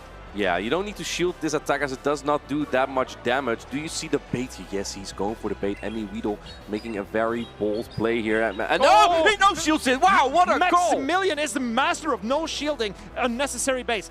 He did not catch! Wow, incredible play by Maximilian. And he is the master of... He didn't want to shield his bulkiest Pokemon. That was the million Pokecoins play, but in comes the Tinkaton now. This is kind of the Pokemon you do need to bait out with the Galarian Moltres. Now your Goliathpod can core break this last remaining Pokemon later, as the Dusknoir doesn't have any energy remaining, and with Fury Cutter, Goliathpod is quite good against Credit. We see the Protect Shield there from M.E. Weedle. Maybe he is predicting that there might be Goliathpod in the back. And M.E. Weedle, he realized that his Tinkaton is very good here, so he wants... he doesn't even charge up this player. He wants more farm, but he still knocks out. Oh, that's... Oh, well, yep. He's not happy about it. A Play Rough is a hard-hitting move on a triple debuff Pokemon. It's pretty rough, yeah. So here we see the Goliathpod. It's not chunking that a Tinkaton very much because it's of double resisted Fury Cutters. Maximilian, does he? Oh, he calls the shield. I was like, there's no way you're gonna do that twice, right? And that's an extremely good call. But this Tinkaton double resist bug, it's also not in range of an Aqua Jet just yet. So I feel like Emiwido's actually in a pretty good spot here. As long as he keeps the shield, he can protect his Cradilly from a X-Scissor. He needs to strip the shield away from the Golisopod. And here, Golisopod needs to put up a shield to be in to keep its health. But Maximilian, he gambles on it being a bait. But now, this Golisopod is getting dangerously low. At this point, what do you predict is in the back? Because I don't see a lot on the team of Emiwido that at this point the Steelix or the Golisopod can win. It was a Blastoise maybe, but in comes the Cradilly, goes for the X-Scissor. It doesn't matter because Emiwido has the shield still. There's energy on the Steelix, but I don't think an Earthquake's gonna be even remotely enough to knock out. The Emiwido shielding up his Tinkaton. That was the decider in this game. Maximilian, he needs to shield his Steelix, but he knows this is a Rock Tomb, but he still has to shield it because he has no HP left in his Pokemon. He has no health left, otherwise the Steelix would almost get knocked out by that. At this point, you have so much energy, and Emiwido even gets the catch on. It's only a Psychic Fangs, but I don't think it might make much of a difference. The Cradilly would have been able to hang on anyway to a Charge and get to his own here. And we see the grass not coming in. This is knocking out the Steelix. Emiwido realized his Tinkaton was the way to victory and shielded up a Brave Bird. Even though it's resisted, it was the right call to make. You don't. Like, most of the time, Tinkaton doesn't need to shield anything from Galarian Moltres. And I mean, it would have hung on easily on the Brave Bird, but realizing, perhaps this is a bait out, I might need this Tinkaton later. I really like that play. If you look at the team from Maxi, Tinkaton has play in general into about everything that's not Gastrodon. And if there was a Gastrodon, then the Cradilly still would have had a lot of play in the back. Yeah. So I think Emiwido made the correct decision. Well, obviously he did. And given the circumstances, this Tinkaton was still so hard to take out. Golisopod had to spend a lot of resources to manage. We saw an ABB strategy from Emiwido there against Galarian Moltres, leading the Dusknoir while having two Unstu Galarian Moltres with Cradilly and Tinkaton. So if there wasn't Galarian Moltres in the lead, we would probably see, or sorry, that's not what I meant. If we see Galarian Moltres lead, he would probably swap in the Cradilly to bait out anything that counts it, and then potentially the Tinkaton could sweep. But Emiwido, he's looking at Maximilian's team and he's thinking, my Cradilly is so safe here. The only problematic matchup for Cradilly is that Golisopod. And as long as he can keep the Golisopod in check with this Tinkaton and with his Dusknoir, then his Cradilly is so good against everything else. It's so safe. So Maximilian can either get a shield advantage or switch advantage with his Cradilly. And when you have Dusknoir and Tinkaton that pair so well together as well, they protect each other from opposing threats, then this is looking like a very tough matchup for Maximilian. I'm surprised he didn't bring the Galarian Corsola. It looks quite decent into the team of Emiwido. It's just the Galarian Moltres that you fear, and maybe that's also the Pokemon that Maximilian kind of expected from Emiwido. But all three Pokemon were only neutral or lose the evens to that Galarian Corsola, such as Shadow Dusknoir, Tinkaton, and Cradilly. They're all so-so against the Galarian Corsola. So I'm kind of surprised Emiwido not bringing the Galarian Moltres, but also Maxi not bringing the Galarian Corsola. I'm guessing that Emiwido does not really want to rely on his Moltres here when his Dusknoir and his Tinkaton are so good as they are, and then Cradilly as well. So Galarian Moltres, even though you have some positive matchups, it doesn't outweigh the strength of the other picks. And let's see what these trainers decided to do for game number 2.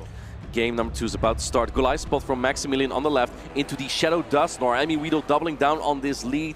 This is favorable for the Dusknoir. However, Dusknoir doesn't have a lot of health, so these Fury Cutters are still adding up, and if Golisopod is able to get to 3 charge stacks, the third Aqua Jet will actually knock out, and then Golisopod could win this match. So how does Maximilian decide to play? Emiwido puts up a shield. Will Maximilian swap here? No, he takes a Shadow Punch. Let's Emiwido throw a Shadow Punch.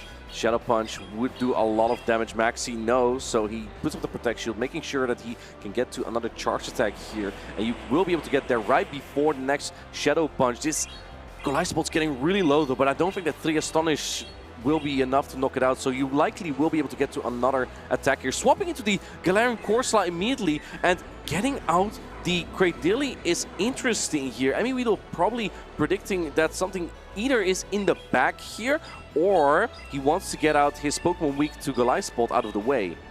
I think Weedle is... He's valuing his Tinkaton. He doesn't want to expend it on a neutral matchup like the Corsola. But as you mentioned, there's no Galarian Moltres for Weedle, so this Corsola is looking incredible for Maximilian, taking a charge attack after charge attack. Oh, maybe you should throw your moves, Maximilian. No, I think he's trying to stall the clock here. And Weedle even realizes, and he doesn't throw his charge attack just until here now as well. I now would expect the swap from Maximilian into either one of his Pokemon. So he... Oh no, we don't see the switch. We see the switch into the Tinkaton. You're forced to go into Cradily now. Cradily only has resisted charge attacks, but because Rock Tomb is Rock Tomb, it just keeps debuffing your opponent. Cradily can actually make this quite close. And do keep in mind that the Galarian Corsola has about 2 charge stacks still on Maxi's side. Well, the unfortunate part for Weedle was that the Corsola was double debuffed, so Maximilian didn't want to expend his energy with the Corsola. But now the Corsola will have reset those debuffs and the Nightshades will come in with full force. And there are no protections remaining on Weedle's side as well. Going for the maximum amount of damage. Go for the Grass Knot actually. I think Maximilian is just satisfied letting this Cradily go and outputting as much damage as possible. I would expect to see a switch right after this charge attack, as you don't want to get farmed down on this Cradily as Maximilian. So Weedle, he is... What's his win condition there? What is he looking for? He's going back into the Cradily. Oh! Is this a catch? I kind of feel like you needed this Cradily. Oh, and we see an undercharge, but do you not get as a down now? No, he's going to try to get more energy. Interesting, because you don't have a lot of health in the first place. But now, Weedle can just soak the damage on either Pokemon. I do think that the... Oh, he's going for Charge Attack Purity Tie. I like this play a lot. Now, can the Tinkaton get to another charge attack against the Golisopod? That is the question for Weedle. And this, even though a charge attack does 1 damage through a shield... Wait, he's going for another undercharge. Can you get the Fury Cutter down now?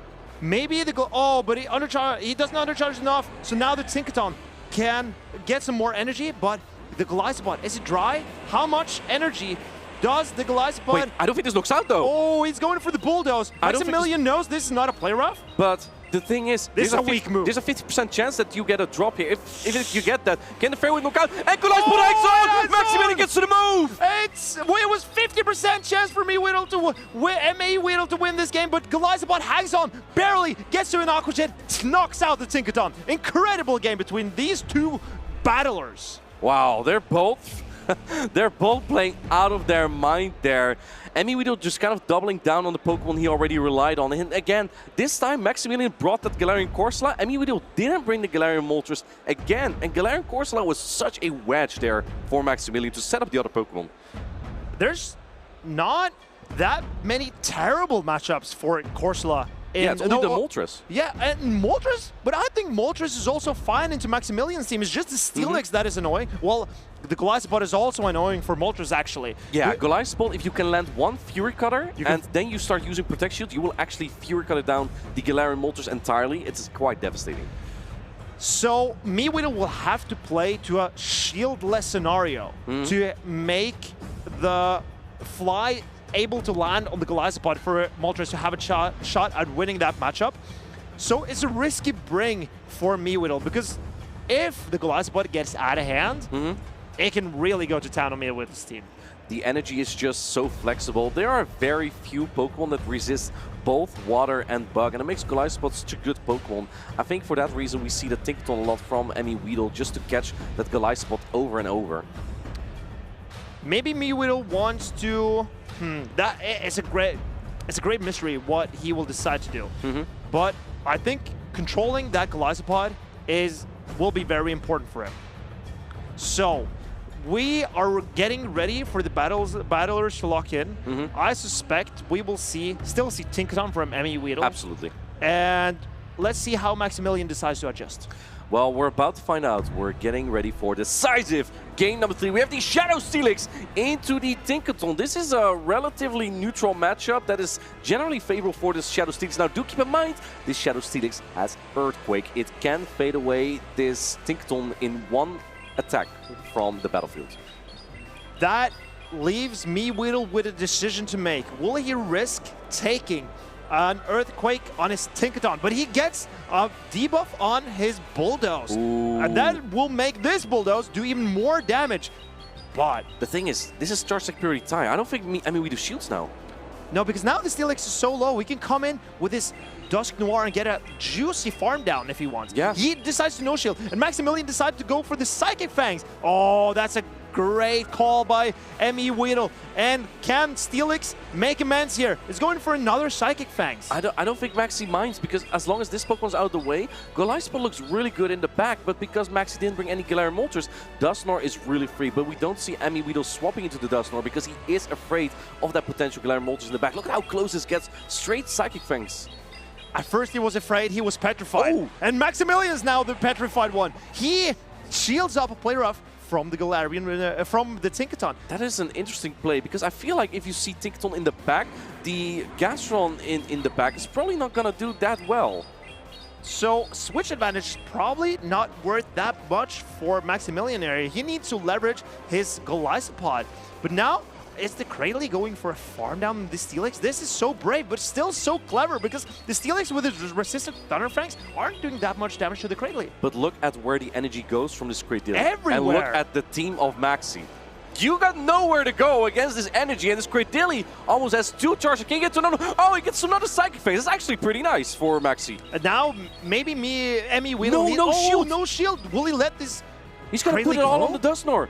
Oh, but he can probably take one. Oh, and he comes in with a Gastrodon. He's going to call the Rock Tomb. Is he going to no-shield this Rock Tomb? And, oh, he makes the call. That is an excellent play. In comes the Dusknoir. But it's kind of tough to swap in your Golisopod now, because the Golisopod has resisted fast attack damage. He's going for the Body Slam bait here now. And this is kind of looking very tough for Maximilian. I think he's not exactly believing in it either. This is looking very tough.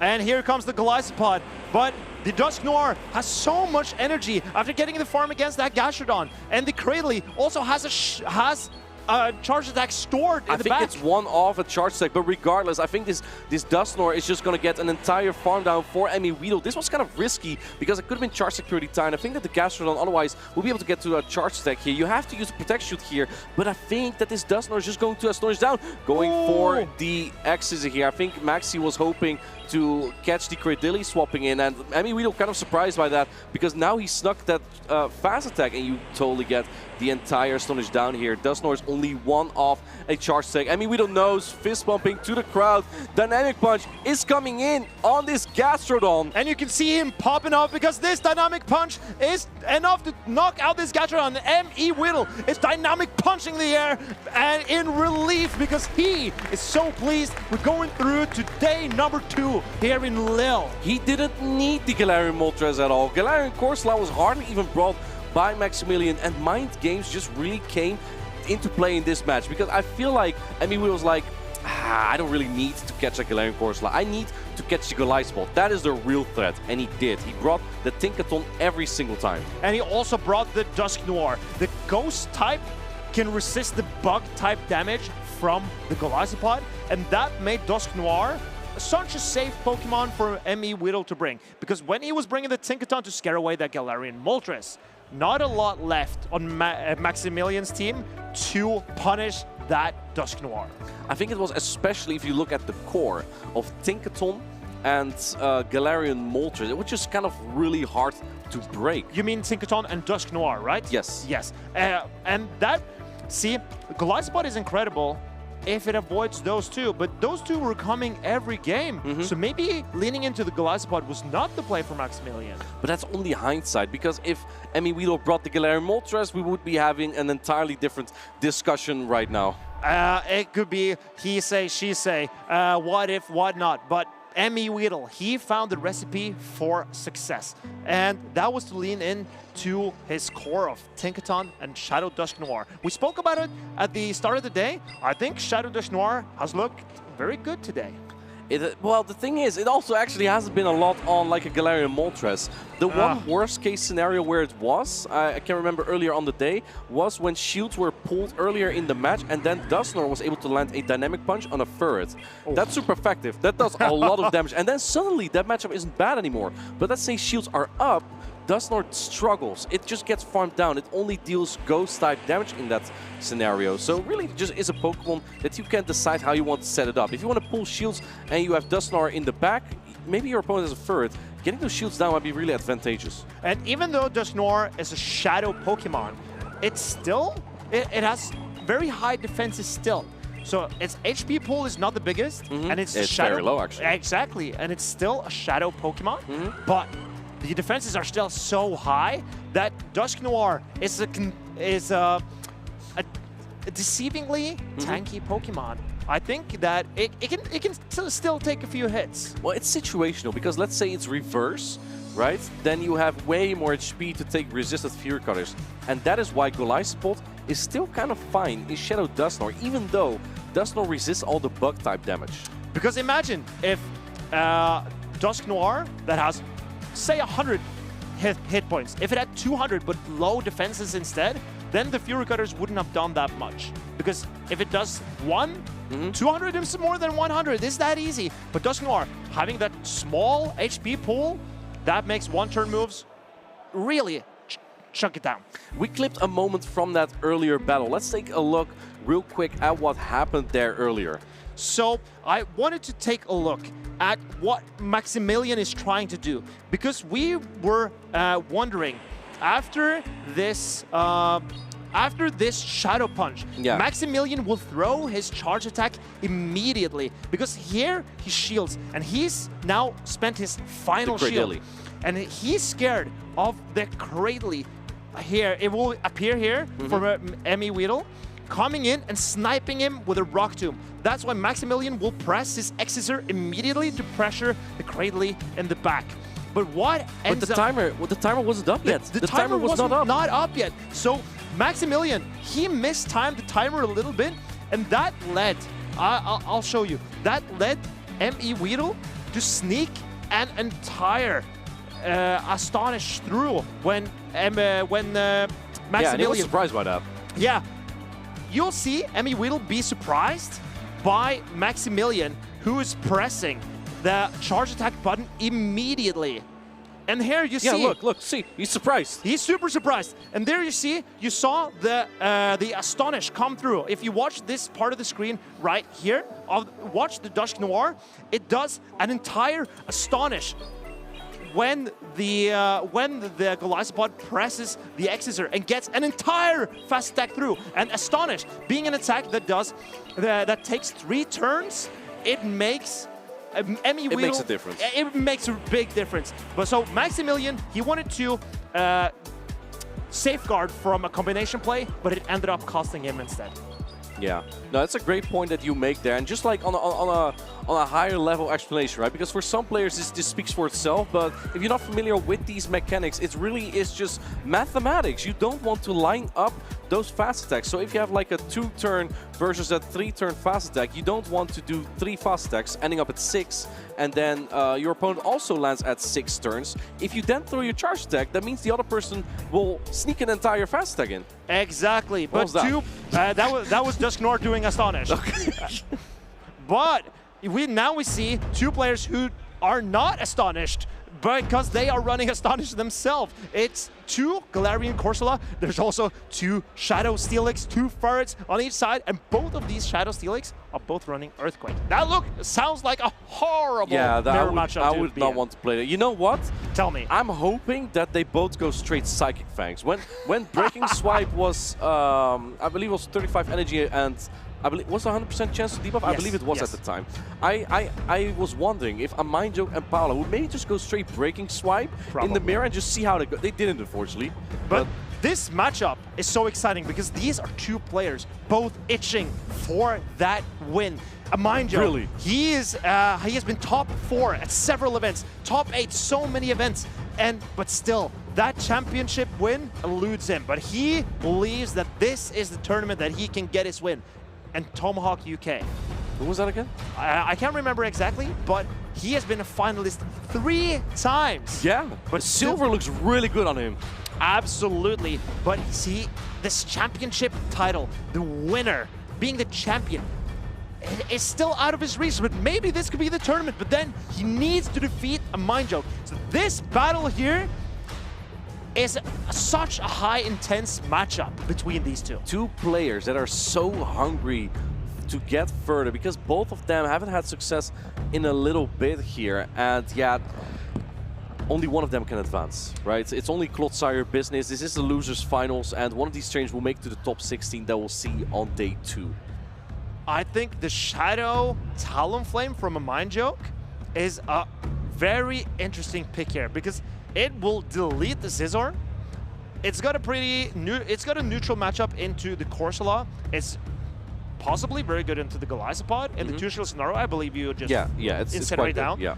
Shadow Steelix is pretty good into Shadow Talonflame though, because those Thunder Fangs do a lot of damage. You only lose the zero shoot scenario, but we'll see how these players are going to do it, because we're heading into game number 1. A Mind Joke on the left, Tomahawk UK on the right. It's going to be the Shadow Steelix from a Mind Joke into the Shadow Scizor from Tomahawk UK. Looks like Tomahawk UK taking some risks into this game. Imagine there is a Shadow Talonflame in the back though, and this is, if Tomahawk UK can get rid of this Steelix, he has this Scizor in the perfect spot.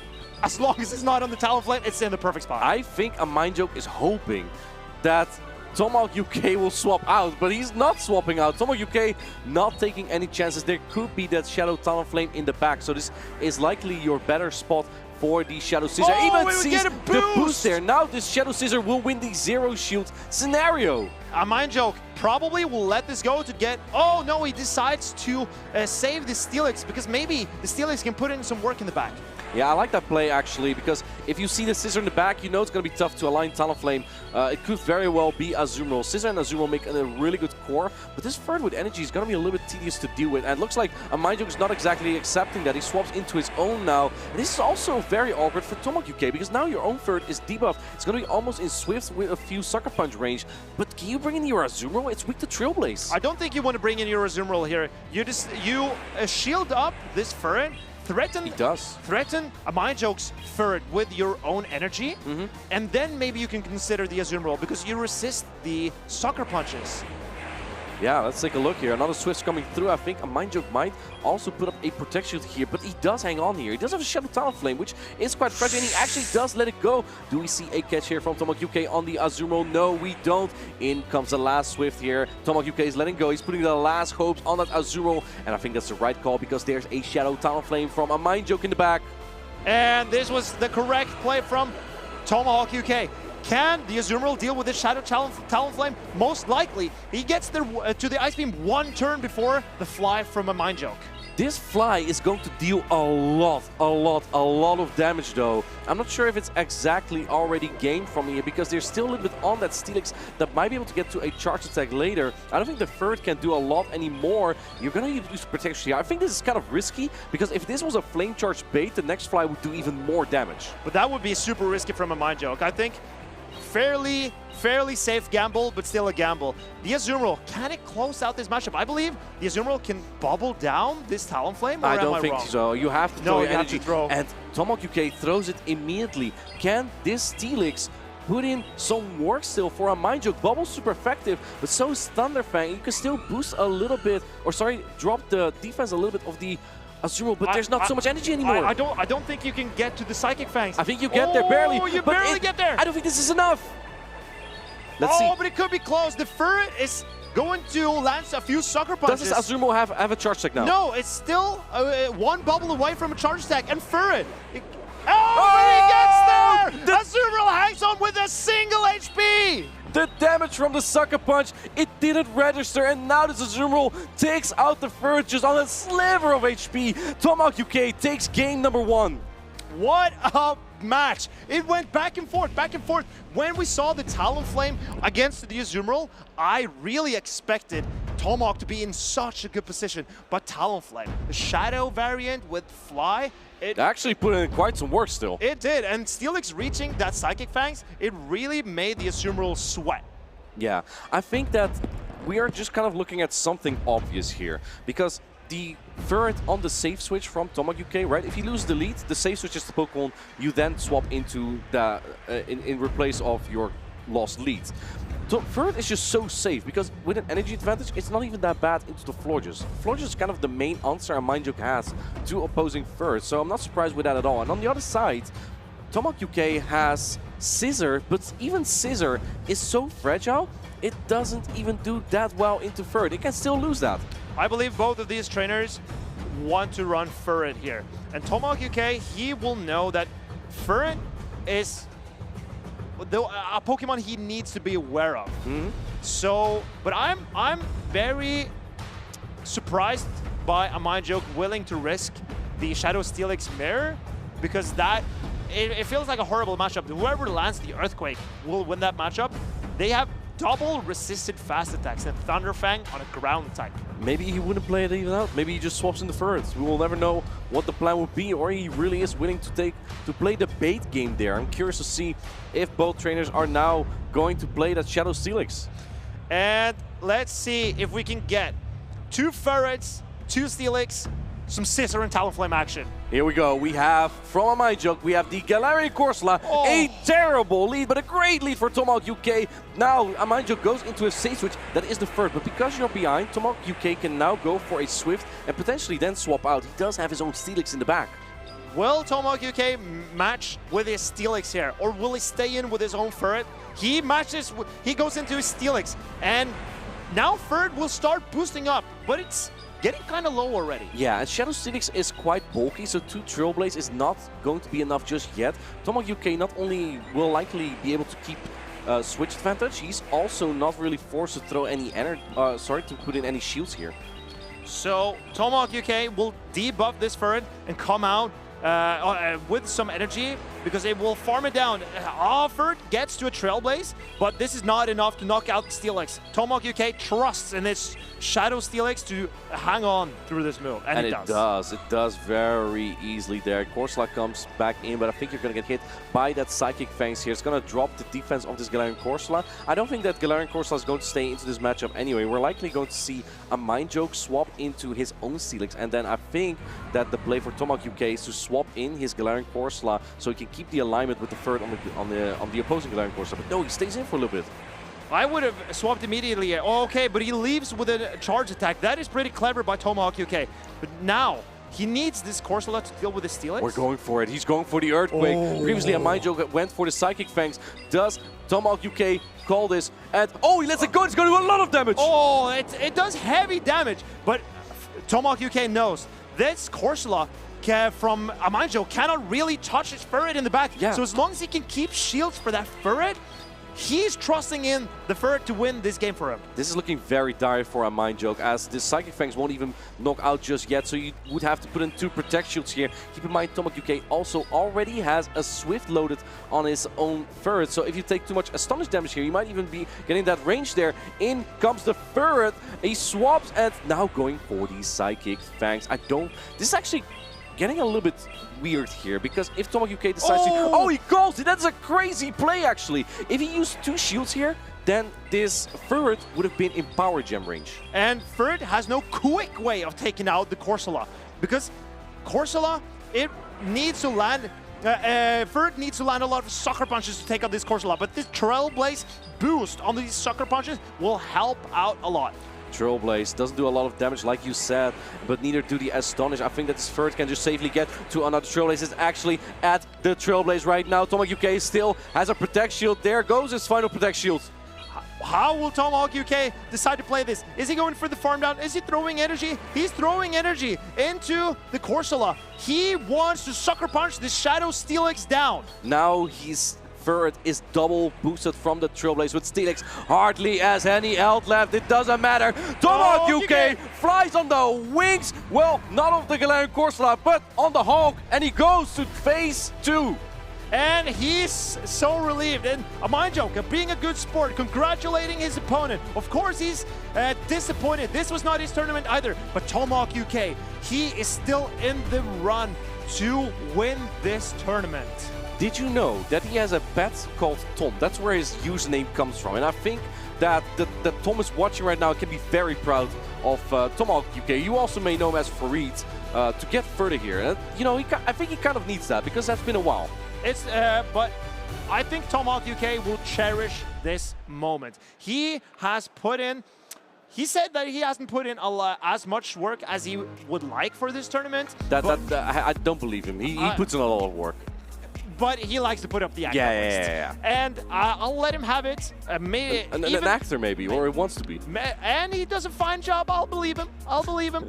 At least he's put in enough work to get to day 2 because he won his losers final, and that means we will see Tomahawk UK in game number 2.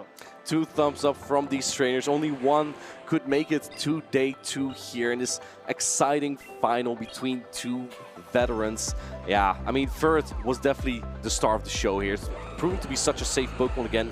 Trainers had kind of dropped it halfway the season, but now I think they picked up again, especially with Galarian Corsola just staying so relevant and also having play into Credilli. Like, that's the core I feel like you want to tackle. Oh, 100%. And also, there are ground types on every team, and Ferd is usually pretty solid into those because of its Trailblaze.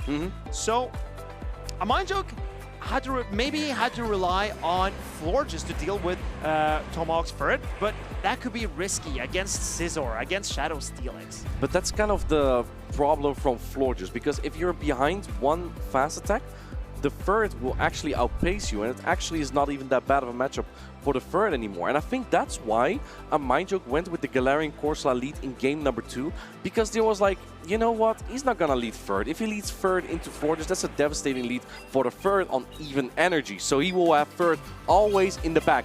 And then, ta-da! Ferd's in the lead. And tough. That was tough from him, but he made it kind of close. The double debuff on the Ferd made it almost.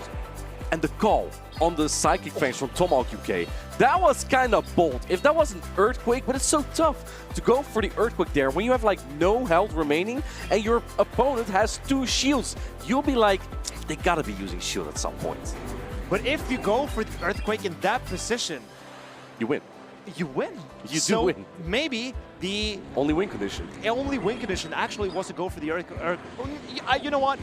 Getting the shields with the Psychic Fangs, and then landing the Power Gem, that's also a win condition. But that is actually kind of less likely, because it's so unlikely that the player will throw the Earthquake in the first place. So sometimes a Hail Mary is what you need to go for.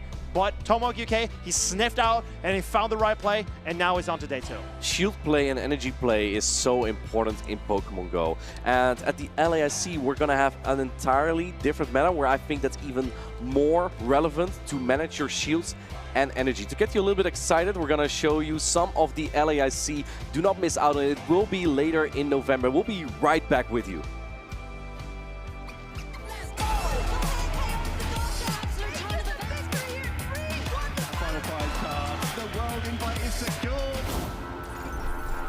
Another day, another moment you can't waste, cause it's time for you to win the race, so level up. Come on, take it all the way you're in pole position right out of the gate. Have they heard of you? Then they know. You got your sights set on that road. If it's on the battle, then let's go. Got your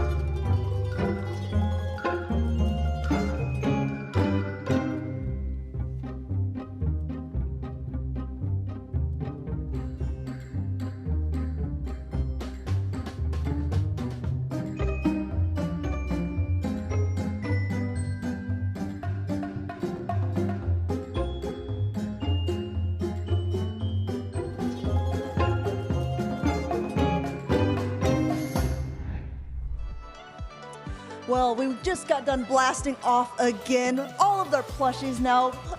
Their Team Rockets. You thought you were recruiting everyone? I think that we've got the plushies on our side if anyone wants to join our team. I mean, some suspicious activity has gone down today, and, well, I'm down for some mischief.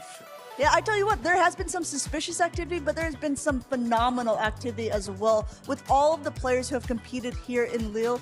Has there been anything that's really stood out for you guys this weekend so far?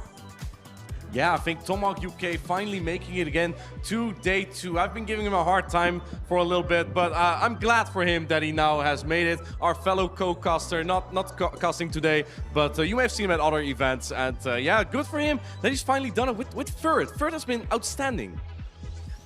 One thing that's really excited me personally about watching all these battles is usually when you come to one of these events, you'll see the usual suspects, the same Pokemon, time in, time out. And of course, we have a couple of those, but we see different flyers and different dragons in nearly every team, and it's so exciting to see such a wide array of Pokemon being used. I'm really excited by RGR and his Shadow Talonflame play. He no-shielded a Body Slam from Megatrodon who was at the Water Pulse, and then that was in one round, and in another round, he barely made it to a fly to close it out in game number 3 against Nighttime Clasher. That was incredible play, and the Shadow Talonflame of RGR, I think we're gonna see more of it tomorrow. There's so many incredible players who made it on, who made incredible plays. One thing that you pointed out with the Tomahawk UK making on to day 2, had a quick chat with a Mind Joke, and you know, there's this thing, he's calling it the caster curse. He says, so far this season, I've been knocked out of tournaments by only casters. First time being Inadequates, and second time being Tomahawk UK. And to the point that you made, Jay, we're seeing so many different things in the meta. Let's go ahead and show you the day 1 usage, because there's been so many different Pokemon. Yes, we do see Credillia and Corsola at the top, but I think we saw some surprises along the way. The Empoleon stood out to me. We don't see it on this graphic, but it was incredible today. But on the graphic here, Furret and Shadow Dusk Noir has really put in a lot of work this tournament, in my opinion. I think both of them have really outperformed their usage. So many of these Pokemon we've seen in a lot of these games, including the Corviknight, who has played to perfection. But a Pokemon you don't see on there that we did see quite a lot of that did so well at the top level was that Zweilous. Zweilous not making the list, but you see some of the top players using it. Well, you don't see it day 1, but potentially we could see it day 2. Outstanding Pokemon, outstanding player. Zweilous as a Dark and Dragon type Pokemon. That's the same as Guzzlord, and we've seen Guzzlord before, but I feel like with Guzzlord, the typing, or sorry, the fast attack damage usually is not that great. And with Zweilous, it just felt faster. It felt more consistent. Getting to a Body Slam and a Dark Pulse against that Shadow Marowak earlier on the day was incredible. So go ahead, take a snapshot of this, because this is just the top 12 Pokemon for day number 1. But there are a lot of competitors who have been able to make it to date number 2, whether it's from that loser side of the bracket, which we just kind of saw finishing up, or from the winner's side of the bracket, which we saw a little bit earlier on in the day. Take a look at these names. These ones haven't lost any matches yet. We're playing 4 difficult rounds tomorrow. If you lose, you have to go all the way back or down to the loser's bracket. You cannot rely on calculations other than what's in your mind. So, but this is the Lille Gauntlet. We are going all the way. Whoever wins goes into the winner's semifinals, facing another gauntlet of trainers, and then moving on. Today, I learned a new set of words from Jay, the usual suspects. And I feel like these are not the usual suspects. These are not trainers that you see on top on that winner's brackets so often. So I'm super excited to see who of these trainers is going to make it very far tomorrow. Keep an eye on that, because one of those trainers, Galaxica Bolton, was a previous Lille champion. He still has potential to take a throne for a second year, but there are so many people ready to take that spot from him. You're going to want to tune into the action, and it's going to start at 9:20 CET time. Just as a reminder for those who are maybe watching from Europe, we do have an hour shift. Means you get to have a little bit more sleeping time, but you're still going to want to check in at 9:20 bright and early, and that's when we're going to get started. Where are you going to watch it? I'm glad you're asking. You're going to want to catch all of the action at Pokemon.com/broadcast, and you're going to want to make sure that you're following on the Twitch schedules. But speaking of, there's not just the Lille competition. There's going to be other competitions that are going up. Jay, you walked us through it so beautifully this morning. Why don't we go over it I've done it one more once. time? I'll do it again. Frankfurt has already been played, and we all know how that went, and we do not have to repeat ourselves. Every time. There are several more events in Europe to be played, so loads of opportunities for trainers to get their championship points, to get that elusive spot in San Francisco Worlds, and loads of ICs around the place ready to be played. And that's not the only thing you can be watching on the channels. Of course, if you're checking out Twitch, there are so many other fun Pokemon-related things that you can be watching on the broadcast. Let's take a look at these. We got Pokemon Master Quest coming up first. Yeah, make sure to tune in for all the Pokemon action that you want to see this week. We have Tuesday, Pokemon Master Quest. We have on Wednesday the Pokemon Latin America International Championship VGC rerun. Marcus, I think you can take notes from that. I heard about the tournament. Thursday, we're going to have Pokeween Thrills and Chills. Maybe we see some more Dusknoir. And then, of course, we have the Gotta Catch 'Em All game show. I've seen that before. I believe Jake Spragles was on that super fun show. Make sure to tune in next Friday. And then, of course, next week, we're going to be back on this channel for another regional championship here in Gdansk. That's right. Europe is taking over. We've got Lille this weekend. We've got Gdansk coming up. You saw those little red blinking lights on the Twitch stream. Those means those are live events. So you're going to want to have to tune in right away to be a part of that action. You can follow the channels and you can watch these broadcasts on either Pokemon Go or Play Pokemon on YouTube. And of course, you want to catch all the action. I'll say it once again. You got to follow that broadcast channel, Pokemon.com/broadcast. That's all we've got for you guys today. We're looking forward so much to seeing who will be the next Lille champion tomorrow. And we got one more thing from Inadequates. I just want to ask one more thing. Who do you think is the better team? Team Rocket or Team Galactic? Team Rocket for the win. Come on, it's not hard, right? It's not hard. So much effort into my costume. We have a championship winning Pokemon here. Reach for the stars above. That's all I want to say, trainers. Reach for the stars above. Meowth, that's right. That's all I got. We gotta go, guys. We'll catch you tomorrow bright and early. Have a good one, and let's see who the champion will be. We're blasting off again!